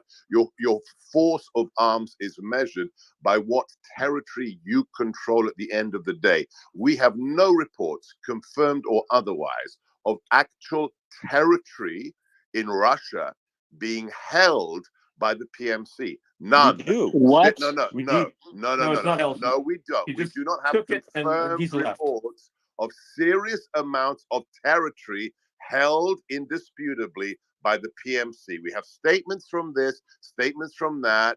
2 guys said this, 2 guys said that. No, it's Sebastian, we have incomparable. videos. Now we're talking about He's not Moscow holding it. falling. All sorts. I mean, come on, guys. All Seriously. sorts. He hasn't had to fight for it. I'm Like, sorry. how is he going to Guys, fight no, for it? I'm Like, sorry. you know, Hey, this hold on. idea that, you know, they're just going to take Sorry, Moscow. go ahead, Ian, and then go also. Sorry, go ahead, Ian. Yeah, it seems ridiculous that, you know, okay, so he took, you know, 1 city, right, and possibly 2 at this point, but they're not holding it. They're leaving it because they can't hold it. Yes. If they held it like martial law or something, they would face resistance. Ian, The people living there get you fucking guys are tired of not it. answering the question. This What's is the question? ridiculous. Because Let me, Sebastian, hold on. I'm not suggesting that it's going to be a walk in the park for Wagner. But How's he gonna call hold me Moscow? shocked. Call me shocked that Rosnadov, the literal military headquarters for the entire Russia military operation in Ukraine, he managed to get columns of Ukrainian forces. I mean, I'm sorry, columns of Wagner forces to seize the headquarters. Prigozhin was recorded in the headquarter building holding 2 Russian generals unarmed with his security detail and saying, either give me Gerasimov and Shoigu or I'm going to Moscow. He took Rosnadov. The Russians don't have, this is something that Patrick was mentioning earlier, we've mentioned it before. You guys are missing the main point of this conversation, right? One, You're just it's assuming that probably Moscow's going to likely fold. there's probably likely that Wagner has some element of support within the Russian Why military would for they this fold? operation. Why would they Two, fold it? hold on, Ian. With the problem of this military, you guys are making the argument because Sebastian, I agree with you. We haven't seen footage of fighting, and that's what's shocking. That's the problem for Putin. That is the problem. If this was in any other situation, we've seen in January of 2022, when Kyrgyzstan had a basically mass protest, how quickly Russia was able to mobilize the VDV to stabilize the situation there and ensure that the regime in If Kazakhstan stayed in Putin comes power. out and says that he is going to resist right, in this situation against PMC, then we will see engagement between the two Maybe. parties. But why wouldn't he? But hold on. But Guys, Prigozhin just made a statement on Telegram. Let me just read it to you quickly. Nothing can stop the army which was able to storm. I translated it. Nothing can stop the army which was able to storm Artyomovsk and emerge victorious from the largest meat grinder of this war. Resistance is futile. And what's the hold on? I've seen this. You sent it in the group, Lev. Can you tell me what that you put at the bottom? There's Prigozhin 2023. Is that in the statement? That's a statement on Telegram. He just has he ever put Prigozhin 2023? Because it's like when someone's running for president, they put, hey, Biden 2023, Trump 2023. Have you seen that before? Let me take a look at it right now. Because you sent it, and then with that green tick, I'm like, this is like someone running for president. The way they've posted it, so I want to see if he usually puts that as you put it in the message you sent in the group. Yeah, that's his Telegram. It says Prigozhin 2023. One thing David's saying, which I think Mickey, we're missing. Sorry, guys. I just want to understand better. So can anyone give me a bit insight for him to put in, or Lev? I'm gonna ask you directly. You've been watching his Telegram. Has he ever has he ever written Prigozhin 2023 in his tweets? Is that in his posts? Is that something common? That's what shows up as when you translate it. That's what. No, I mean, but have you seen it? Have you translated other posts where this has come up, or this is the first time you see Prigozhin 2023? No, I've seen it before. Okay, that's good. For today or prior as well? Just for today. I haven't seen it prior. Okay. Go ahead, Aaron. Mickey, sorry. I was just saying, I think David's point, we're missing it a bit. He's saying that Wagner can get to Moscow in 6 hours, and there's nothing in between him and Moscow. I mean, notwithstanding previous wars, he's basically saying there's nothing in between. And now Putin probably understands that himself. There's diesel. That's what's between him. But he had, but David was saying before you joined Sebastian, David was saying that Wagner was being able to acquire all of the logistics and resources that were around Rostov. Who confirmed that? What sources do we have for that? That are secondary. One. So first of all, the videos that show him moving from Ukraine to capture Rostov, half of the vehicles were supply vehicles. They were. Sebastian, you wouldn't suggest there's no diesel between Rostov and Moscow, right? I mean, you can and go they're to stopping at gas stations. Yeah, I would. They're stopping at gas stations. All they got. Dr. Gorka, what would you need to see? So, Dr. Gorka, what would concern you that Moscow's in threat? So, what do you need to see, and not in threat by the Wagner militarily? Because I don't think they have the military capabilities. Is I think we've been discussing this, but in terms of defections within the Russian ranks. So somebody made this comment several times before. It's actual military conflict that Russia loses. Okay, that's what I want to see. The idea that one battalion headquarters has been captured is irrelevant. That's a building that can be flattened by one Foxbat, or even one Mi-24 can go in with a rocket pod and destroy it. That's one building. That means nothing. You captured two generals, so what? We're talking about actual engagement, contact with the enemy, serious amounts of fighting in which Russia loses, and then afterwards that territory is physically held indisputably. My question then is, why haven't we seen Putin's forces or Kremlin's forces militarily attack Wagner's forces? They've made statements because they don't want to kill Russians. We're talking about Russians. Three Russian helicopters have been shot down. One, we have pictures of it.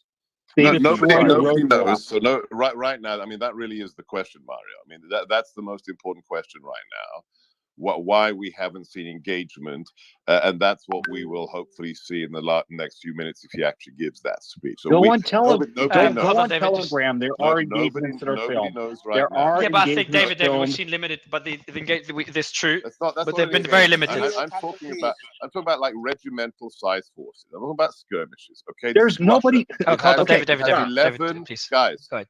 It has 11 Thank you, David. zones. Can we just wake up? A nation with 11. I couldn't give a crap about a skirmish here or a skirmish there in a nation with 11 time zones that not even Hitler or Napoleon could defeat. And you're telling me one PMC is a serious threat to the centralized forces under Putin? No. Dr. Gorka, David, if you ask, I understand. I appreciate the debate back and forth. It was really interesting. Dr. Gorka, I've got one more question to you before going to Kyle. And Putin being late. So also said he's always late. He's late now for 47 minutes. Yeah. Considering the circumstances, him being late, is that something that should be concerning, or we have no idea, or is it pretty common, and even despite the circumstances, we shouldn't worry? It's part of the trend. It's not unusual, and we all of us should be concerned when somebody who ostensibly is not under the control of Moscow is using force against the regime, because this is a nuclear power. However, right now, I'm not concerned that Putin has lost control. The really interesting question is, why have the federal forces not engaged en masse? Nobody on this call and nobody in the world outside of the Kremlin has the answer to that question. Hopefully we will know soon, and then we will have to draw the requisite positive or negative conclusions. Kyle, I would love to get your thoughts just for the audience. The space been going on for over 10 hours now, and we do fit in a pretty large audience. So that means we do face glitches, as many of you may know already. If the space crashes, we will start it relatively quickly. We'll give it a minute or so for me to restart the app, but the space may crash any minute. We've seen all sorts. We've seen different speakers drop. We've seen audience members say they've dropped. This is common when it's a large space and it's been going on for a long time. Kyle, thanks for waiting patiently. Go ahead. Sure. Yeah, so I just want to get to a few news points. The first thing, that the senior U.S. military official told NBC News that he does not believe Yevgeny Prigozhin is attempting a coup against Putin at this stage, but rather an attempt to remove Defense Minister Sergei Shoigu and Chief of General Staff Valery Gerasimov. I think it's important to just, in the context of what we were just arguing about, why is Wagner progressing so quickly through this territory? Again, I don't think they're trying to hold this territory. This is an internal military power struggle.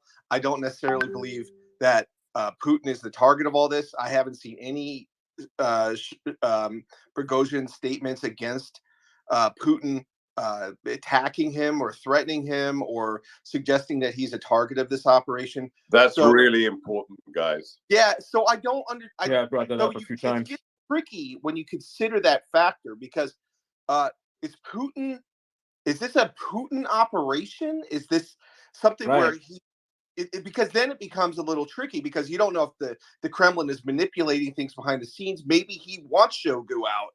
Maybe Putin wants Gerasimov out somehow, or it could be to suck the Ukrainians in, to create a diversion.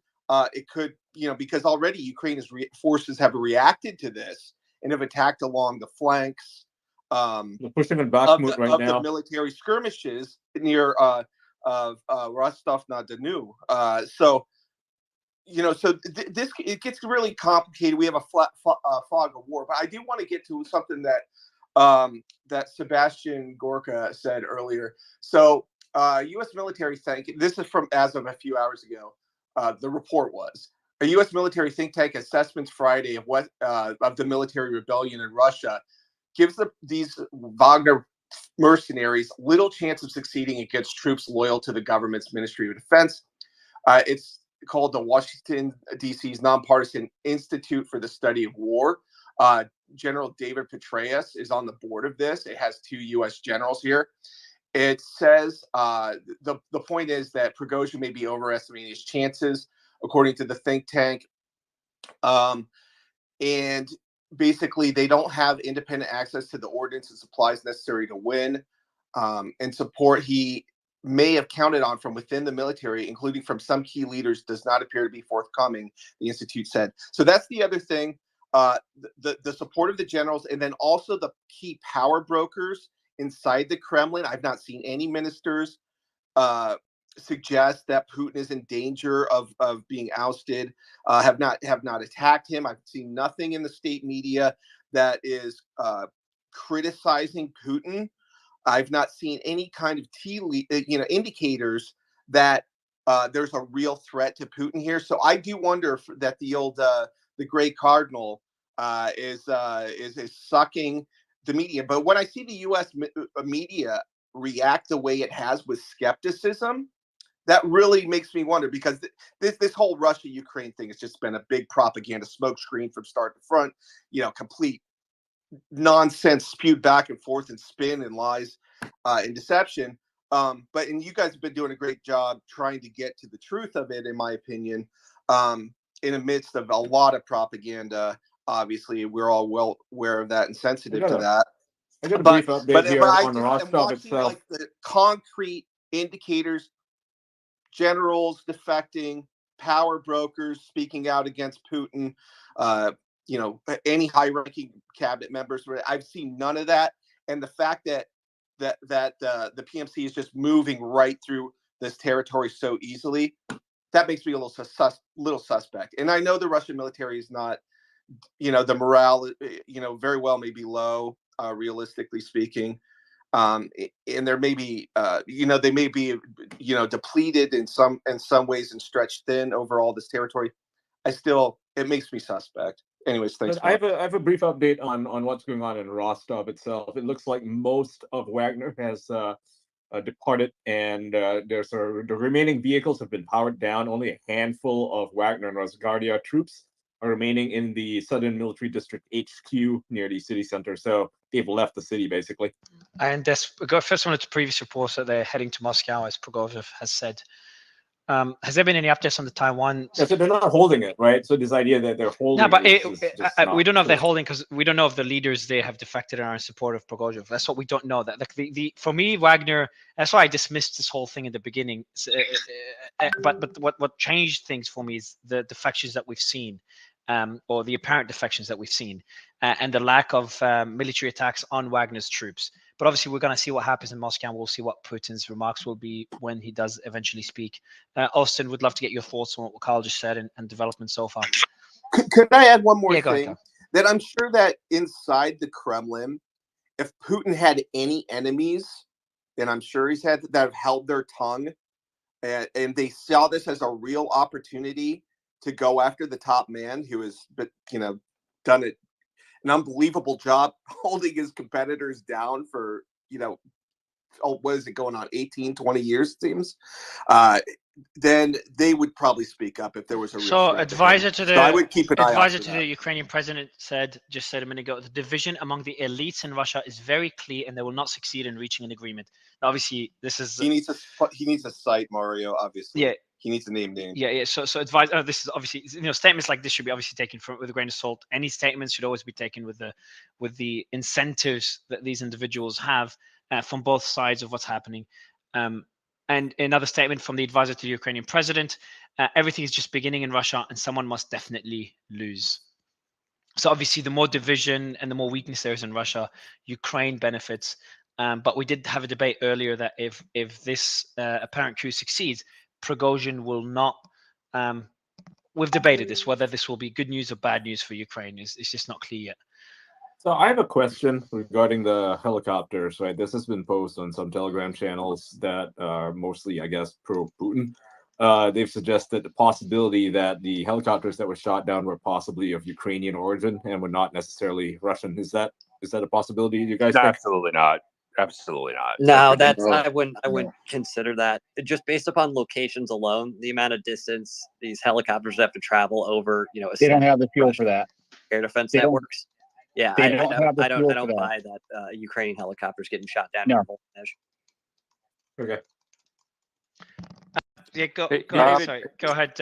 Also, go ahead. If I'm quiet, it means I'm just verifying. I know David DM me, and then I know Aaron and Austin was ahead. But David, I know you wanted to bring up a point about the Russian military posture where they're currently at, which kind of explains why some of these Wagner movements kind of seem unimpeded. Yeah, everything is forward deployed. Every single thing that Russia can basically shoot is either on the border or in Ukraine. That there's nothing back there basically except for BARS units, some lightly armed BARS units, and some Rosgava. And nobody is going to stand up to a T-80 or T-90 coming down the highway with a 9mm pistol and a shield. It's not going to happen. There's literally no armored forces in Russia that are not engaged rebuilding. Let me ask Austin and Daniel. Good to have you as well on stage.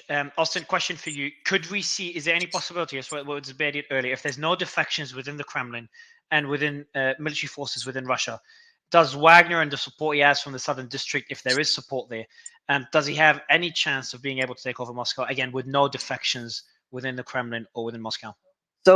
So I think it's important. So there's a big old conversation about like seizing and holding territory, right? I think we need to, when we talk about the notion of regime change or a coup or enforcing policy change, right?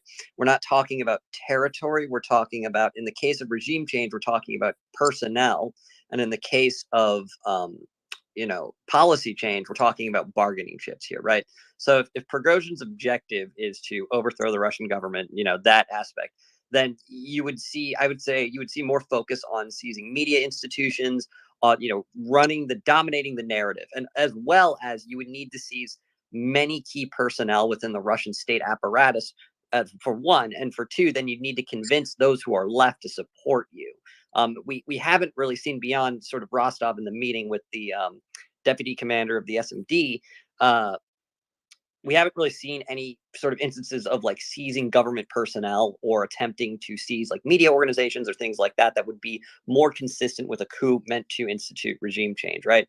Now, on the other side of things, Prigozhin's objective here is to supplant Shoigu and Gerasimov. Then what he's looking for is bargaining chips. If he has the ability to dictate supplies that move through Rostov, that's a huge bargaining chip for instituting that policy change, because you can sabotage large-scale war efforts in Ukraine with that.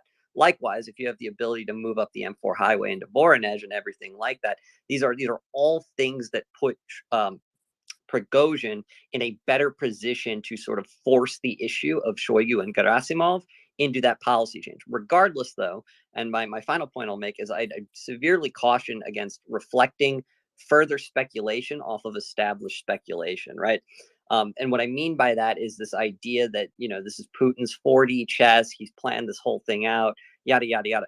Putin is not looking good in this, no matter which way this goes. On the one end, if he caves and if Shoigu and Gerasimov is out, then what we've seen is the head of a private military contractor can demand policy change in the highest echelons of the Russian state apparatus by running his PMC into various parts of the country. If he doesn't cave, then we're looking at a potential physical confrontation between the Russian MOD and a private military corporation. So, Austin, sorry, I just need to jump in. So, we're getting the first kind of images, and I'm gonna try to get the which specific Telegram channel it is on. But we're getting 100, and so they're reporting 180 service members. It's on Prigozhin's Telegram. Prigozhin. Okay, thank you. That's the one I was missing. I was trying to find because I just saw the pictures.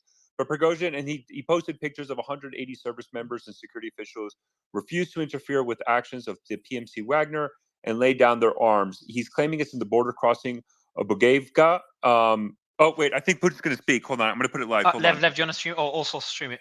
Go ahead. Let me see. Hold on. It's kind of frozen. Yeah, put just about to speak. Yeah, guys, someone stream it. I'm streaming it. Go ahead, Lev.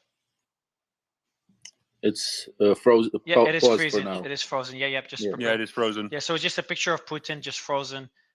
Just for everyone listening, we're gonna start playing the audio. Here we go. Гражданам России, к личному составу вооруженных сил, правоохранительных органов. Alright, so hold on, Putin press. So we need English. We need some English. We need English, Lev. We need English. Okay. We need English. I don't have it in English. All right, someone get me English, and I'm trying to get subtitles. If someone can get English, that'd be great.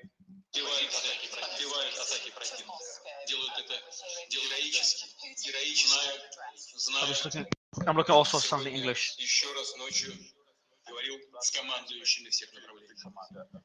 So there's no English stream. I'll be getting that. I'll be unmuting. In the meantime, if there's any updates, no one talk about anything except what Putin is saying. Please, Lev, if you want to translate, it'd be great. Got it.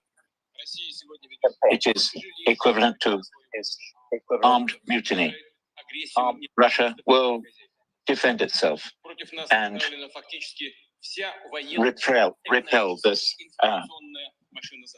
inimical move. We are fighting for the life and the security of our citizens and our territorial integrity. It is a question of Russia's millennial history. This requires the unity of everyone and the consolidation of all elements. Everything has to be done in order to put this danger to rest. It is an attempt to subvert us from inside. This is treason in the face of those who are fighting on the front. This is a stab in the back of our troops and the people of Russia.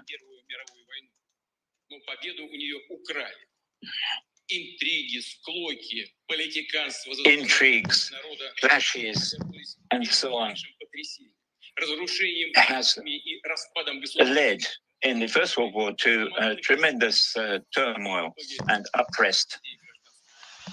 And that resulted in the tragedy of the First World War, and the Russians were the victims of that. And this was affected by a number of opportunistic elements. We will not let this be repeated. We will defend our motherland, including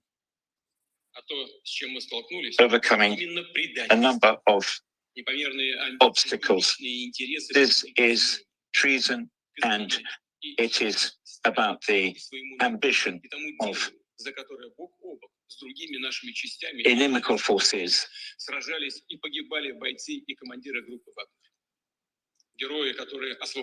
The heroes who freed the areas, the occupied areas of Ukraine, are trying to re-establish the hegemony, the domination of the Russian territories. We are fighting against anarchy and capitulation. This internal mutiny is a mortal blow to us. It is a blow to our people as a whole. And measures will be very hard.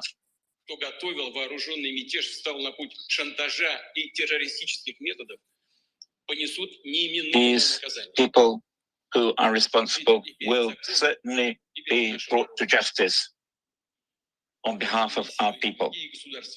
The armed forces and other force agencies have received instructions, and restrictive measures have been taken in Moscow region, and lots of other regions. The situation around Rostov remains, however, very complicated. As President of Russia and Commander-in-Chief, as a citizen of Russia, I am doing everything to repel this attack and to ensure the freedom and security of our citizens. Those who mutiny have betrayed Russia.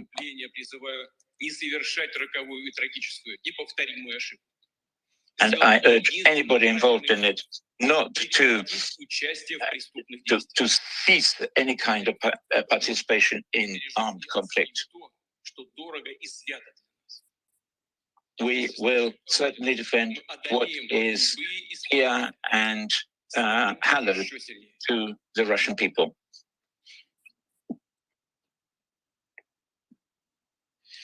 This is finished. President Putin there responding to that. So Suleyman, could you please read, before anyone comments, can you please replay the beginning of it? We missed the first 2 minutes, if you can, how it all started, and then we'll start commenting.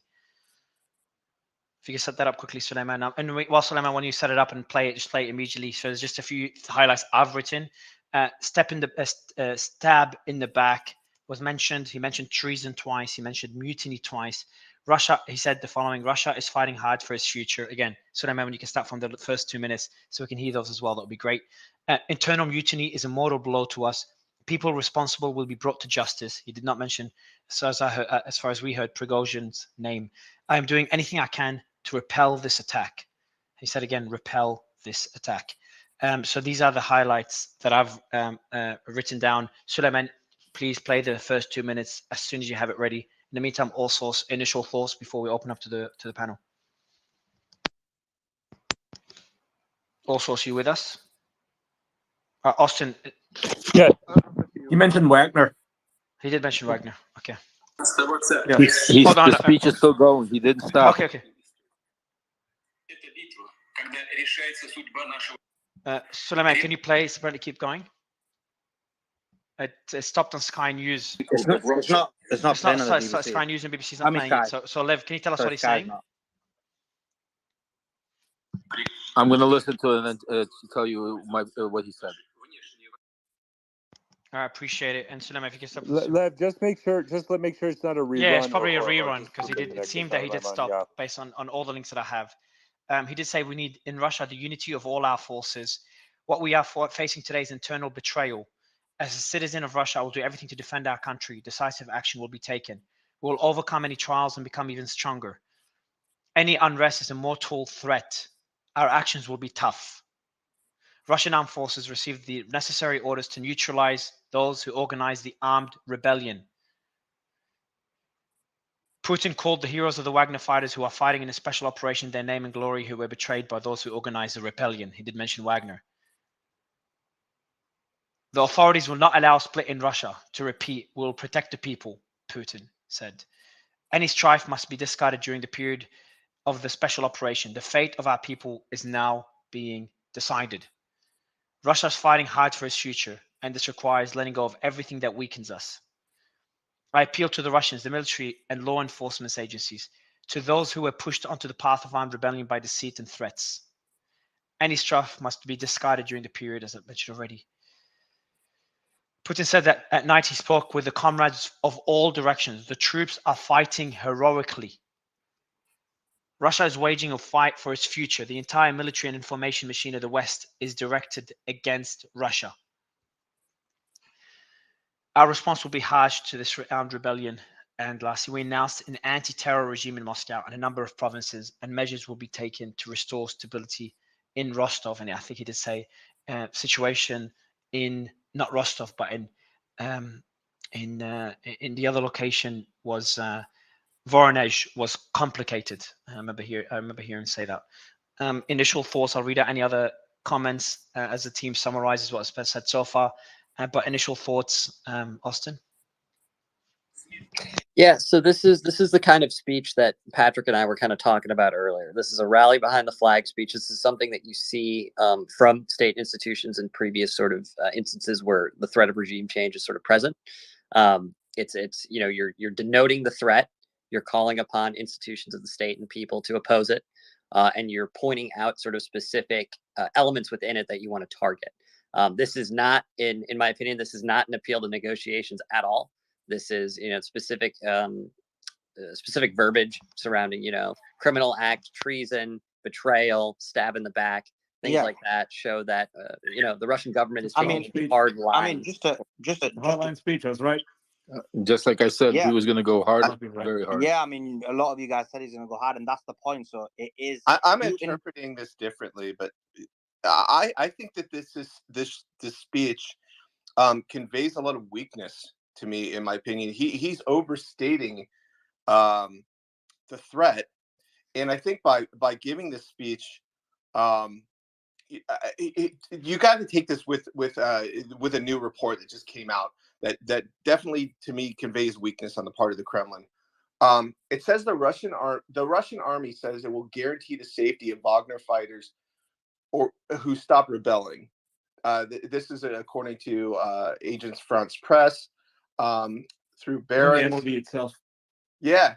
So the Russian army has said it would guarantee the safety of Wagner mercenaries who stop rebelling against Moscow's military leadership. We are appealing to the fighters of assault squads of PMC Wagner. You were deceived into the Wagner chiefs Yevgeny Prigozhin's criminal venture and participation in armed rebellion. The army said in a statement, it called on the fighters to ask for help to return to places of permanent deployment. We ask you to show reason and get in touch with representatives of Russia's defense ministry or law enforcement. We guarantee safety for all. I think in the context of this, and plus the fault, obviously, low credibility reports that Putin fled fled Moscow, etc. I think all of this particular speech to me conveys weakness. He said he wanted to he wasn't going to wipe out these insurrectionists. He was going to bring them to justice.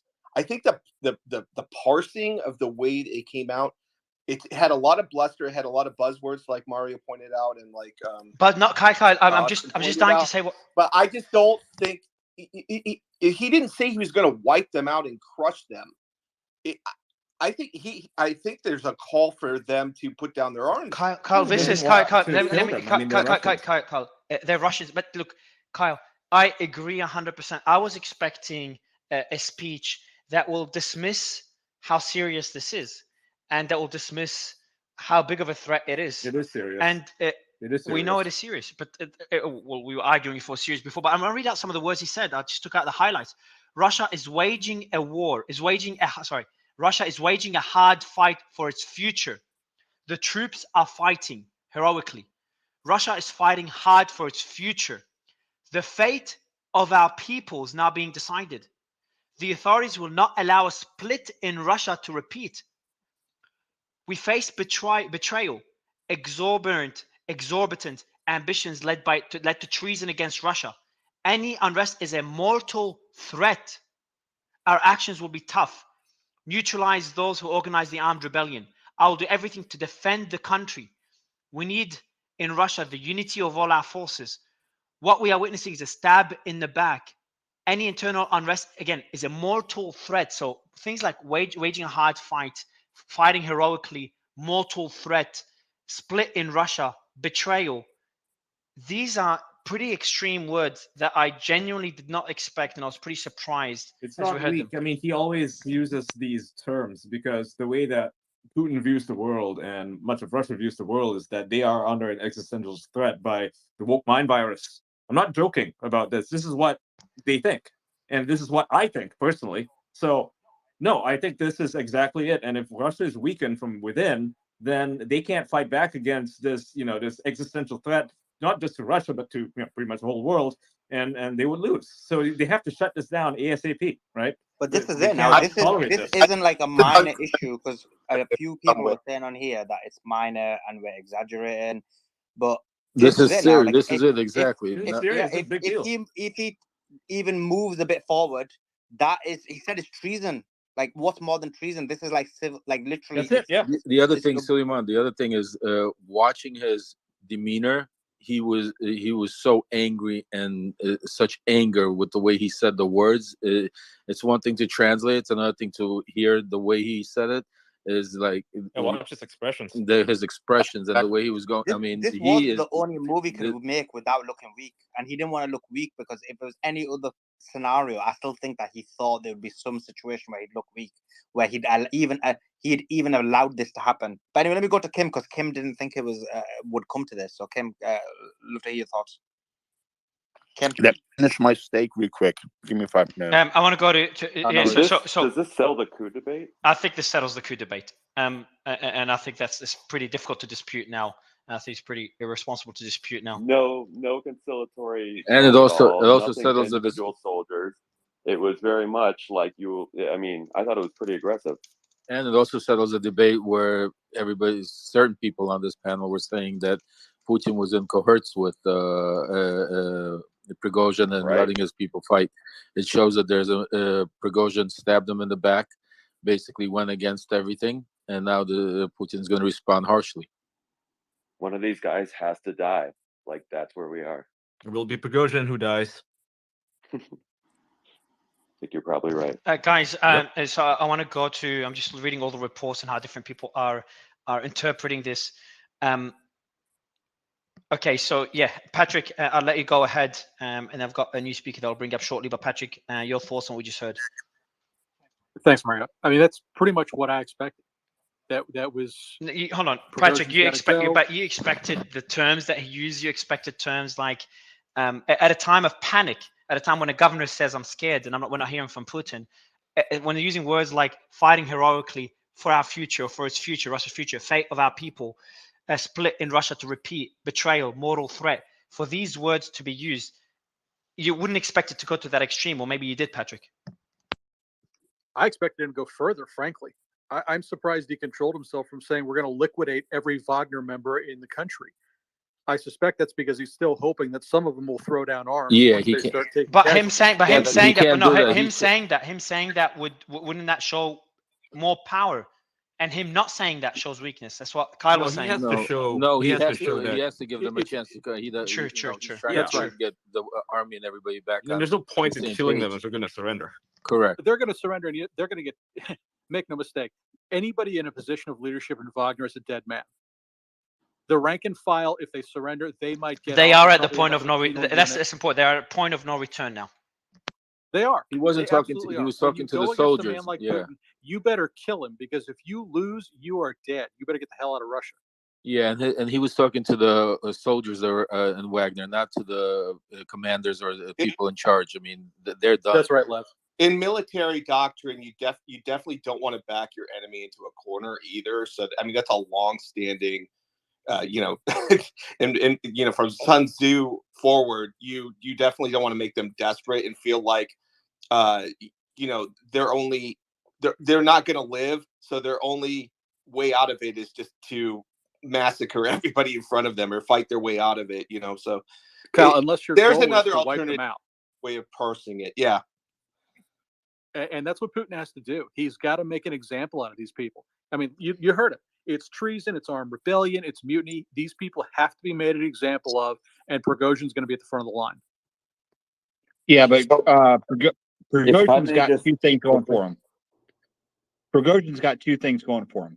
A, he's got the true numbers for how many people have died in Ukraine. That's a big lie. And once he puts that out there, because I think that's partially why he took the building, the Southern Military District headquarters. He now has those documents. If he releases everything to the people, that's going to be a shock. That's first of all. And Prigozhin has given the Russian military a choice.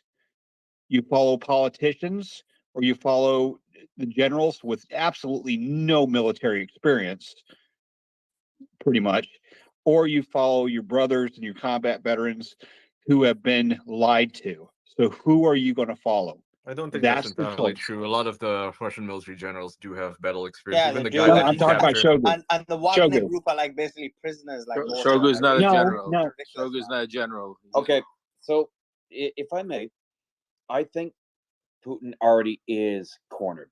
I think he already is cornered, and I think that he already is. He's tired, and I worry about his desperate measures. If he is cornered enough, he's already backed into a corner. He knows he's got limited options. So where does it go from there? That's the big question. Is that where does Putin? I mean, what does Putin do? You know, what reserves does he have left? What Yeah, reserves? but that's only going to be relevant if people start turning on him. Oh, well, according to David, obviously, I think he Yeah. thinks Stop they're the going to take personal him out. attacks, please. Sorry. But for everybody else, it's only going to be happening if you basically have a scenario where people turn. So Putin is known to have a poker face, and if anyone has seen many of Putin's speeches, would love to get some thoughts on his body language if anything could be told. But what I've looked at it, I don't notice anything moving a bit left and right from one leg to another. Again, looks very small, nothing major. But is there anything in his body language that may show weakness or strength from anybody? I No, think it show showed. any weakness. It shows strength. I thought strength and very pissed. Usually he's more calm and collective, and he was furious. He looked like he wanted to get through the television and attack Prigozhin himself. I mean, he was. I've never seen him this. So now what we're looking for, and also, Mario, I think it's important. I think it's important to highlight that and one of the commenters said this, and it's true. And I was thinking about this earlier. I just didn't have a chance to come in. Is that more than likely this wasn't live. Putin pre-recorded it and then released it.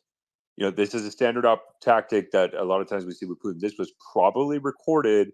They probably maybe went through some editing or anything, and then they published it through Russian media. So I think what we have to look into now. Okay, this is it. The gloves are off. So now the question becomes: how does, in the military sense, does Wagner and the Russian military respond accordingly? And more importantly, the problem that the Russian military has is they do not have rapid forces available right now to quickly go to Moscow, to Rostonov, etc. Are we going to start seeing Russian military units getting pulled from the front to Ukraine to challenge Wagner, right? Because we've all talked about it. I mean, Wagner has about 25,000, and we have, and the question is how many of those are actually involved in this, which is obviously open for speculation, but it's probably significant based on the areas that were attacked, how quickly compared to the distance, etc. So that's number one. And number two is we already have the first images published by Wagner. So again, Also, that can you check the Russian Kursk governor, what he mentioned below? If you could look into this and mention it. And also, question, I think guys, you do see them start pulling troops. I think that's exactly what you see them start doing. They're going to be the VDV units. They're going to be with whatever's left of the Spetsnaz, the most reliable troops he's got, and he's going to pull them first. And because he has to have reliable force, and he has to have it now. So I think that's exactly right. We start seeing troops get pulled from Ukraine. Yeah, but hold on. There's a problem with that. The 31st Brigade, the VDV, the 31st Brigade has been slaughtered. The 76th Division is currently face-to-face with the Ukrainians. The other VDV are either slaughtered or they're engaged or they're rebuilding after they've been... Hey, David, 76 is the one that's in Zaporizhia, right? In the southern front? I believe. Yeah, go ahead. Yeah, I was making this exact point earlier that he's got himself in the same position The Tsar only Nicholas was in 1917. All the only reliable unit, guard units are dead. Yeah, the exactly. only unit that I'm tracking that could possibly move is the 7th Airborne Mountain Tank Dolphin Division down in Crimea. And it's been beat up. It was in contact for over a year. There's not much left of it, and they would have to fly it to get to Moscow. And that's the only unit I'm tracking that's not currently engaged, because every other unit that they have, if they pull out, the entire front will collapse. I mean, yeah, he's shit out of luck for good options. Yeah, I agree. Yeah, there's That's what we're talking about, though. that can move. Here's a question. Does the anti-terrorism decree that they put into place, does that allow for special weapons use, such as chemical weapons? Does it allow? No. And you can't control that stuff anyway. You're gonna kill. Yeah. This is going to be inside a city. That's why. That's right. That's why strategic bombing, it's not a thing. Exactly. Yeah, and I figured that because the anti-terrorism decree has been gunships. So if there's desperate times, right, and that's why I worry about when it comes to the command leadership in Moscow. What are they thinking, and what is Putin that crazy, or is he crazy? Well, I don't think he's that crazy, but who knows? Kenzel, you're talking about taking out probably a 10-mile convoy with something that can make it a 500-foot hole. Exactly. Yeah. It's exactly. But he doesn't have a 10-mile weapons. convoy. Where's the 10-mile convoy?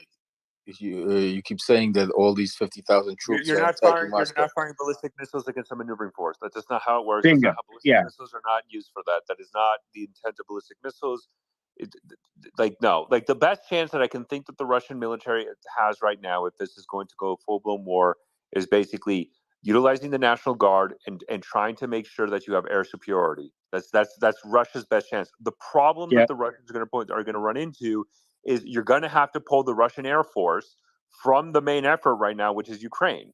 Which I think Ukraine is Ukraine. I think we should just not even discuss the Ukraine war for now. I think this is the least of the concerns they have, and if anyone disagrees, let me know. Considering what's going on there, let me. I know there's a few speakers that want to speak. Just let me read out a few comments. Let me just summarize it for the audience what Putin said in his address. I will appeal to the Russian. The military. Actually, I won't read all of them. I'll just read out my highlights, the things that I thought would be most concerning and most extreme. Russia is waging a hard fight for its future. He did mention Wagner as well, as Ian mentioned. The troops are fighting heroically. Russia is fighting hard for its future. The fate of our people is now being decided. The authorities will not allow a split in Russia to. Let me just mute everyone. Someone's got background noise. The split in Russia to repeat. We will protect the people. We faced betrayal. Exorbitant ambitions led to treason against Russia. Any unrest is a mortal threat. Our actions will be tough. Neutralize those who organize the armed rebellion. I will do everything to defend the country. Decisive actions will be taken. We need in Russia the unity of all our forces. We are witnessing now is a stab in the back.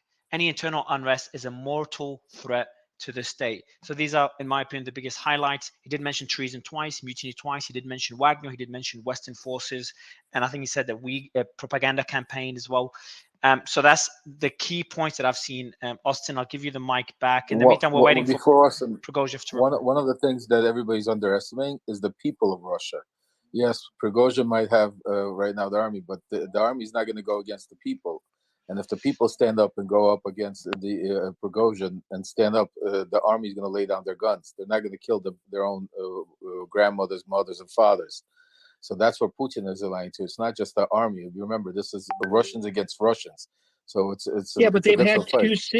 two major cities in Russia. They just drove right through. But this was before Putin came out and made this announcement, and it's only been 12 hours. A lot of people don't even know what's going on. They're just watching their phones, wondering what's going on. Exactly. Once they think, maybe it's a psyop, maybe it's a but now, theater, and now it turns out it's not theater. Now they know, and now once they start understanding and that they're being misled and the country's under attack by an internal force, the people are going to rise, and that's where the biggest problem Prigozhin is going to have, because to force an army to go against an army, kill each other. It's one thing about some of his mercenaries that he has, but it's another thing about switching over all the people and forcing them to shoot, because the people in Russia know how to fight a war. The people will come out to the streets and they'll stop the tanks and they'll stop the brigades, and they're not going to shoot. And that's where Putin has because they've got a brilliant history of that happening in Russia before. They don't have a history of doing that. Even when the White House even when they had the White House revolt years ago, there were only a couple hundred people that showed up. It wasn't most thousands. of the people were against the White House. That's why most of the people that showed up were for taking it down. If you remember, that's why he went down. Russians don't protest. Oh, Russians protest. Russians don't. Really? They don't? Oh, they protest. I don't know what you're talking about, David. Yeah, they do protest. We'll bring up Schizo in a second. Dennis, good to have you on the panel. It's been a long time. Would love to get your initial thoughts on what we've seen so far in Putin's speech. And if anyone hears Prigozhin respond, definitely unmute and let us know. I think that's what we're all waiting for is next, or any movement in or around or close to Moscow. Go ahead, Dennis. Thank you very much, Mario, for inviting me to the space. There are several points which that I think we should pay a bit more details to, and which I've been observing as the news were coming in and the various video material coming in through several channels. Number one is really the size of the convoy that's being led by Prigozhin. It started out from the zone of the conflict in Rostov, which now appears to be in Voronezh. What seems really strange to me is that we don't seem to know just how much of the Wagner PMC has actually decided to join Prigozhin in this, I would say, in this road trip towards Moscow. Because what we saw from the speech from Putin's speech is that according to him and according to other sources in the military, there have already been cases of Wagner units actually returning to their positions, Wagner unit commanders, because we have to remember that this is not this is not just a single mercenary group with just Prigozhin at the top and all the privates at the bottom. This is a much more complex. PMC Wagner has a much more complex military structure, and not the entirety of the organization is what I would say would be loyal to Prigozhin in this scenario. This is one aspect. The other aspect, I think that we should not overlook the meeting which took place between Yevgeny Prigozhin and both the deputy minister of defense of Russia and also the deputy chief of staff. Now, I have absolutely no doubt that these two gentlemen were in Rostov, arrived in Rostov on the orders of President Putin, and also perhaps in a way of perhaps probably most likely to really probe the situation, because the Russian government and Putin they understood that Prigozhin would not if given the opportunity, he would not want to assassinate or kill those two men. Dennis, I want to ask a quick question. Schizo, I know you've just jumped on the panel as well. Schizo, Putin did say in his speech, the situation in Rostov on Don remains difficult during the armed uprising.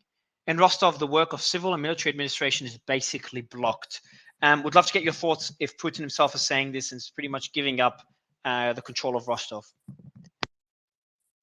Schizo or Austin? Austin, go ahead. Yeah, sure. So I would agree with a lot of what Dennis was saying right there. What I'm thinking right now is we're, as we've gotten some clarity on Putin's position on this, we've also got ourselves a couple of what, are known as known unknowns, right? We know that we don't know exactly how much of Wagner PMC is behind this, is actively, running in these convoys or in various parts of the Russian interior. We don't have a clear idea how many of those currently partaking in this could potentially defect or lay down their arms after the statement coming from the Russian MOD. And we also don't know the amount of Russian soldiers within the Russian Ministry of Defense who have either sided with Wagner or are standing back, because what we've seen so far has been either a bit of a combination of that, right? In some areas in Rostov, we have seen elements of Rosguardia, siding with Wagner. In other areas, we've seen, checkpoints that were manned by more regular units or border guards, sort of just standing by. And that can be, somewhat explained by the lack of messaging coming from the MOD itself and from Putin itself up until this point. So a known unknown is, how does that change now that Putin's position has been made very clear here? Do we start seeing Austin, quick question, and then obviously you can carry on. In Rostov, obviously the army just basically laid down, and because they didn't want to engage, the PMC didn't want to engage with the army. They didn't want to make sure didn't want a physical conflict. Obviously, now they've heard Putin's speech. We know Prigozhin's left. Do you think they'll now change their position, or is that it now that they've put their weapons down and they just have to go all in? That is the question, Suleiman. And I think what happens in Rostov with those units is going to be a nice little bellwether for what the rest of the Russian military between Wagner and Moscow is going to sort of start doing, because I think the next couple of hours are going to be really crucial towards determining if there is going to be further defections from the Russian military now that Putin's position has been made extremely clear. Furthermore, and I think, we're all kind of waiting with bated breath what Prigozhin's response to this is, but what's been sort of made exorbitantly clear within Putin's speech is that the folks organizing this aren't quite dead yet, but they're definitely marked men. And so that's going to force, more radical sort of decision making on their ends. And we've got here the St. Petersburg's city authorities will continue to tighten security measures in the city, and the situation is under control. British Ministry of Defense, the current situation represents the biggest challenge for the Russian state at the present time. Would love to go to Schizo and then Aaron and Kim. Schizo. And Daniel, if you want to speak. I didn't see you wanted to speak, Daniel. Might miss you unmute. You can put your hand up if we miss it, Daniel. Not sure if you wanted to speak, but Schizo, go ahead. Yeah, sorry for coming in so late. I just, with the amount of information, like all of you guys, I figured I'd just stay delayed. Go ahead, please. Sir. The speech was quite interesting. I just got done watching that a bit ago. For me, I just want a quick clarification before I continue. Did you say that they've left, like the Wagner people have left Rostov, like just completely? There's still some guys there. It's not the same numbers that we've seen before, but what Putin basically said in his speech is that they lost it. I mean, he's basically openly admitted it. Yeah, what made what the developments with Rostov and Voronezh interesting? I don't know if you guys already went into the logistical side.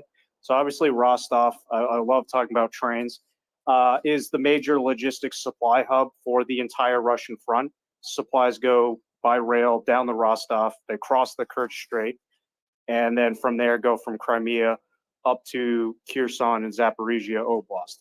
It's that one railroad that goes through Rostov. So as long as Wagner has control over the headquarters, they dictate what supplies supply the entire Russian southern front. The headquarters of the southern military districts, also the main decision-making center for most of the military operations in Ukraine.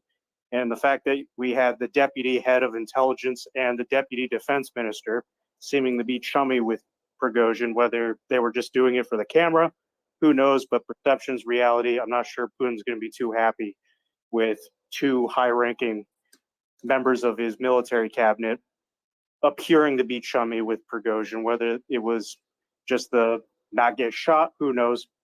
Varennes, that's another interesting one.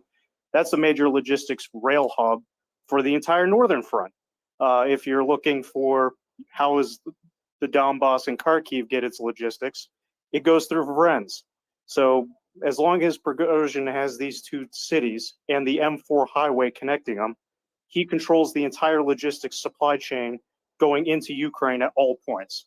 You can't cross into Ukraine with, from eastern or northern Russia without going through the M4 highway. And as long as they control from Varennes down to Rostov, they control the rail and road routes into the entire Donbass and southern fronts. Can someone tell me why after Putin's speech, which is a pretty aggressive speech, not too aggressive, but pretty clear that this is a coup ongoing and he is fighting that coup. My question is again, why have we not seen any attacks by the Russian armed forces, any significant attacks by the Russian armed forces on Wagner's groups or the Southern District's troops, but especially Wagner's troops? Anyone can give me some clarity on this? Putin, there's nothing there. That there will be imminent punishment if the treason continues.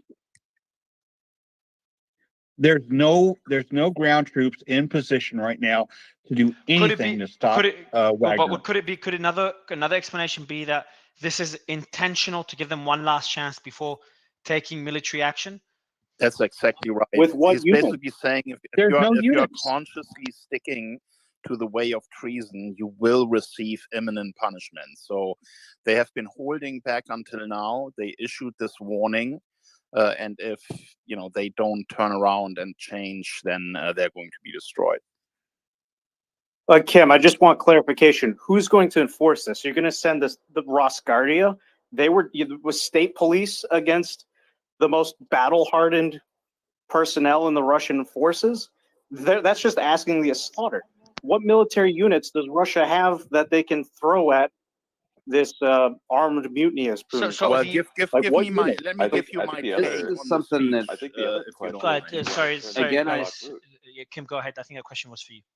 Okay, so my take on the speech is, I expected it to be a bit more diplomatic because I thought this is a serious threat, but my reading of the speech is that Putin doesn't really consider it a serious threat, that he thinks he can take the mutineers out, and that's why he's given a speech that to my taste was a little bit theoretical. Yes, theatric, like the theatrics in it, him looking really angry, him talking about how the entire nation depends on this being repelled. And, it was pretty thick, in my opinion. So I think, Putin it didn't seem to me with this speech seriously concerned about Prigozhin, and Prigozhin has basically dug his own grave. I mean, I don't think this guy is going to live very long. We're assuming that. Why wouldn't he just call them traitors and just say that he will liquidate them and destroy them? Like, why does he have to use all of this? This is a mortal threat to Russia. I don't think because he's putting the people up in arms. Yeah, but then if he's then the question they're looking for a calm, cool, and so if this is that's actually a good point. I'm not sure if David or Daniel speaking, but this is a good point. I think it was you, David. So Daniel, I see you unmuted. Not sure if you want to speak, but let me. If I may, hold on, guys. Everyone suddenly wants to speak. Just 2 seconds. It's an interesting point that was made. If Putin is just waiting and giving them one last chance, then he wouldn't use. So some of the wording used is and Kyle was talking about this initially, is like a rally, a cry for support, saying that this is a mortal threat to the nation, a split in Russia, is betrayal, fate for our people. And the future of Russia is that threat. So terminology like this shows that he is rallying support. But if he's comfortable being able to crush this, then there shouldn't be language to show that he's rallying support. It's just my quick interpretation. And then I would love someone, whenever whoever responds, I want you to respond not to my comments, but more importantly, what troops does Russia have hours far, able to arrive to Moscow within hours? Because apparently military troops are heading to Moscow, and there's been a couple of hours since that was initially reported, unconfirmed, but reported.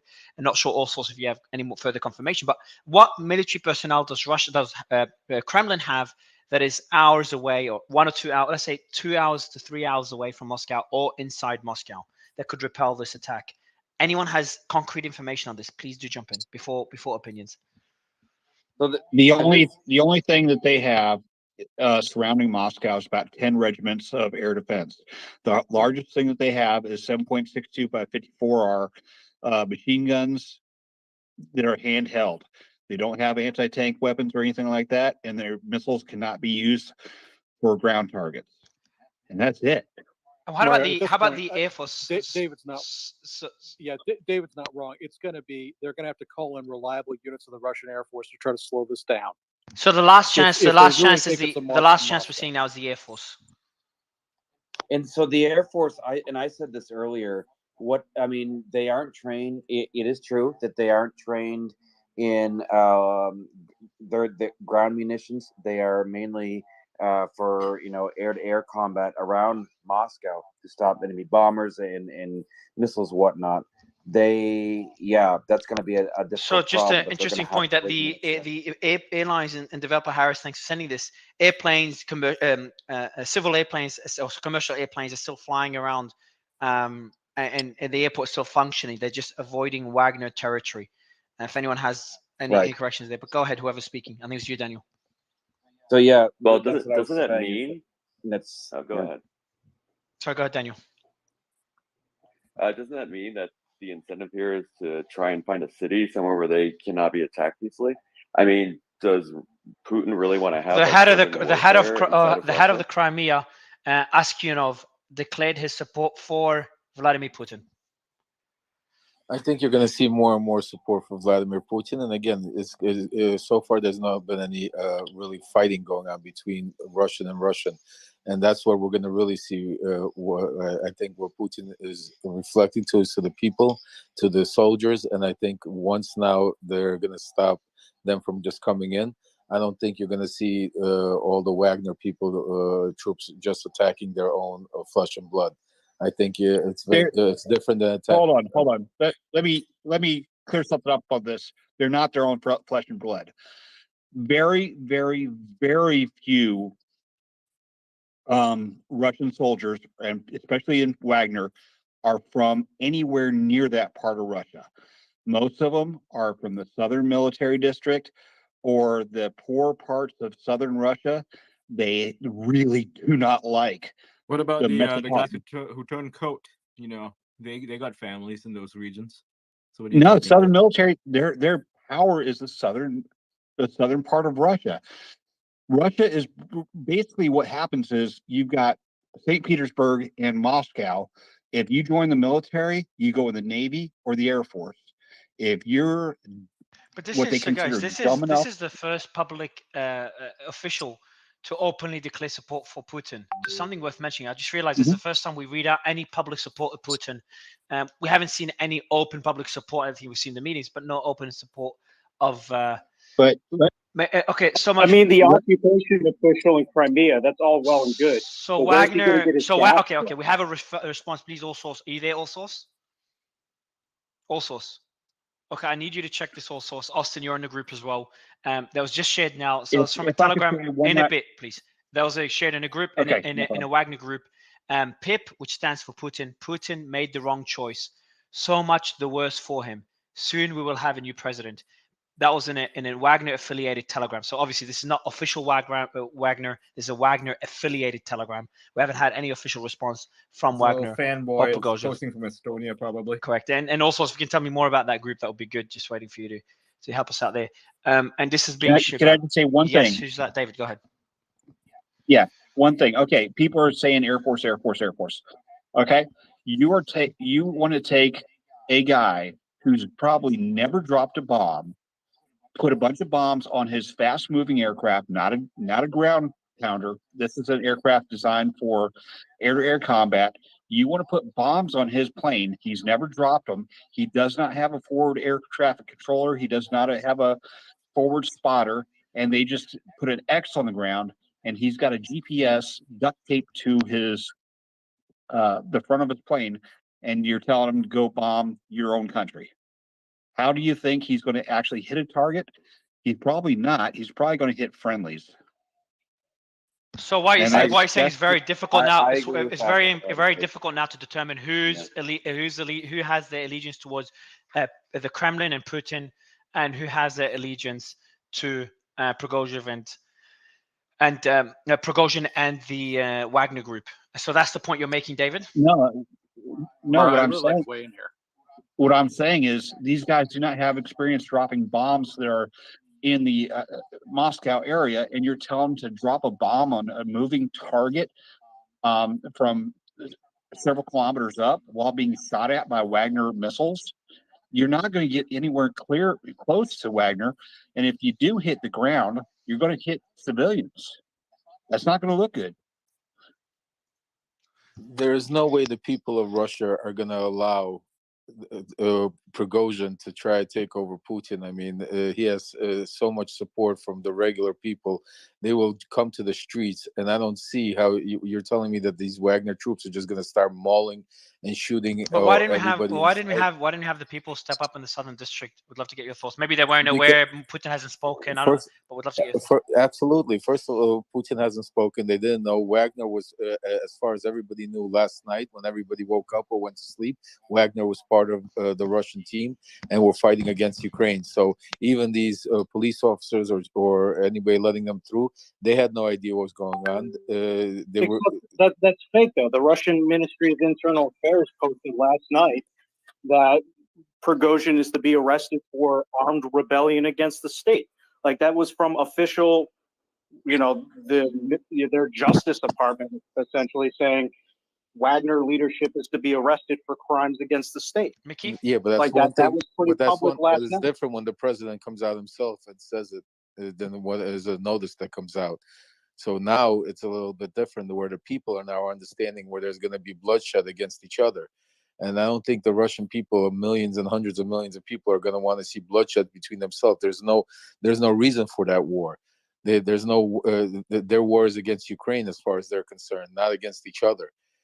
It's one thing if Prigozhin had a big support from regular people that wanted a change in Russia, that wanted to get Putin out of there. Then yes, you're right. Prigozhin would have a much better chance. But as it stands right now, Putin's the one with the support of the people, not Prigozhin. So I don't see how he's going to be able to go through all the people, and they're going to allow him just to take over their country. So just an update, a very, very quick update, nothing new, just a recap, sorry. Prigozhin has entered Rostov, and he mentioned he saw no resistance. And while we're discussing him, also says like, hey, he's entered the state, not the city. While we're debating that, we find out not long after, an hour afterwards or so, he enters the city of Rostov. And then he has a meeting with the Sergei Kuzovlev, who's the commander of the Southern Military District, as well as the Deputy Defense Minister. And we know that Shoigu, I think it was Shoigu that fled, or there's been reports of him fleeing the location. So the Southern Military District essentially has control, the headquarters that control the Russian military operating in Ukrainian territory, which is the majority of the Russian military. We know that Prigozhin has declared war on Shoigu and Gerasimov, who's the chief of the general staff of the Russian armed forces, and Sergei Shoigu is the defense minister. Now, we've been debating for a while whether Putin's being targeted in this, whether he's involved in this, whether this is all being staged, whether this is a false flag attack. Now, Putin came out and he mentioned a lot of comments showing that he's also feeling under threat, and is calling for the arrest or justice to be served for the betrayal, in his own words, as well. And he called this a mortal threat, a split in Russia, and that should not repeat. The fate of our people is now being decided, and troops are fighting heroically and it's a hard fight for the country's future. And he mentioned the word treason twice, mutiny twice, mentioned the word stab in the back, and he did mention Wagner, did not mention Prigozhin's name. What else do we know? I think this is enough summary. We also know that there's been fighting Voronezh, which is, so Rostov is I think it was like 16 hours away from Moscow. And while we're still discussing Rostov and what's going on there and what that means, we find out that there's fighting within Voronezh. And then not long after, we know that Voronezh is now seems most likely under the control of Prigozhin. And not long after, Prigozhin mentions that he's heading to Moscow. And as we debate this, Putin comes out and says what I've just mentioned. And now we are assuming that Wagner's troops and potentially troops that defected, and again, there's been very limited resistance to Prigozhin's advance, and they're now likely, according to Prigozhin, they're heading to Moscow. Prigozhin said this himself, and he said multiple statements asking the Russian forces to lay down their arms, and being pretty aggressive in his wording against anyone that does not lay their arms and join him. And he's reached out. He's referenced the National Guard as well as the Russian military.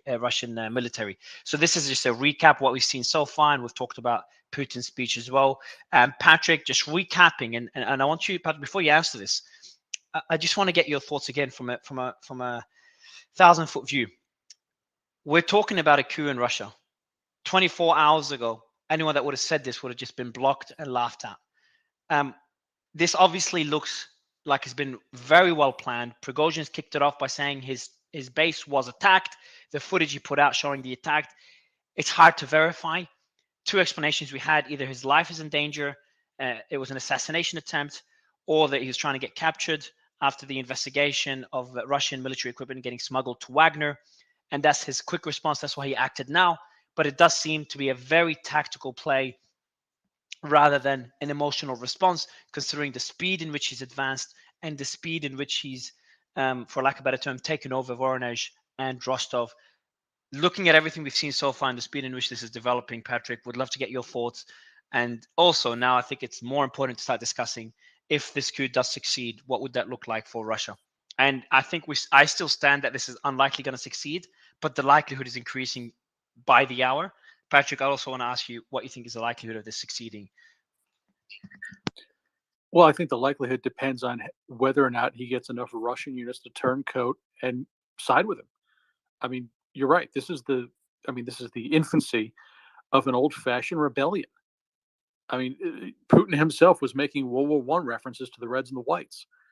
That was not, just a haphazard reference that he made there. He referenced the stab in the back. That was, German troops coming home and feeling like they've been betrayed by their own people. And frankly, this is something that I will say two things. One, this is something I've been hoping for since, frankly, the war started. I always thought the only way to get Putin out was for his own people to kill him. I didn't expect it to be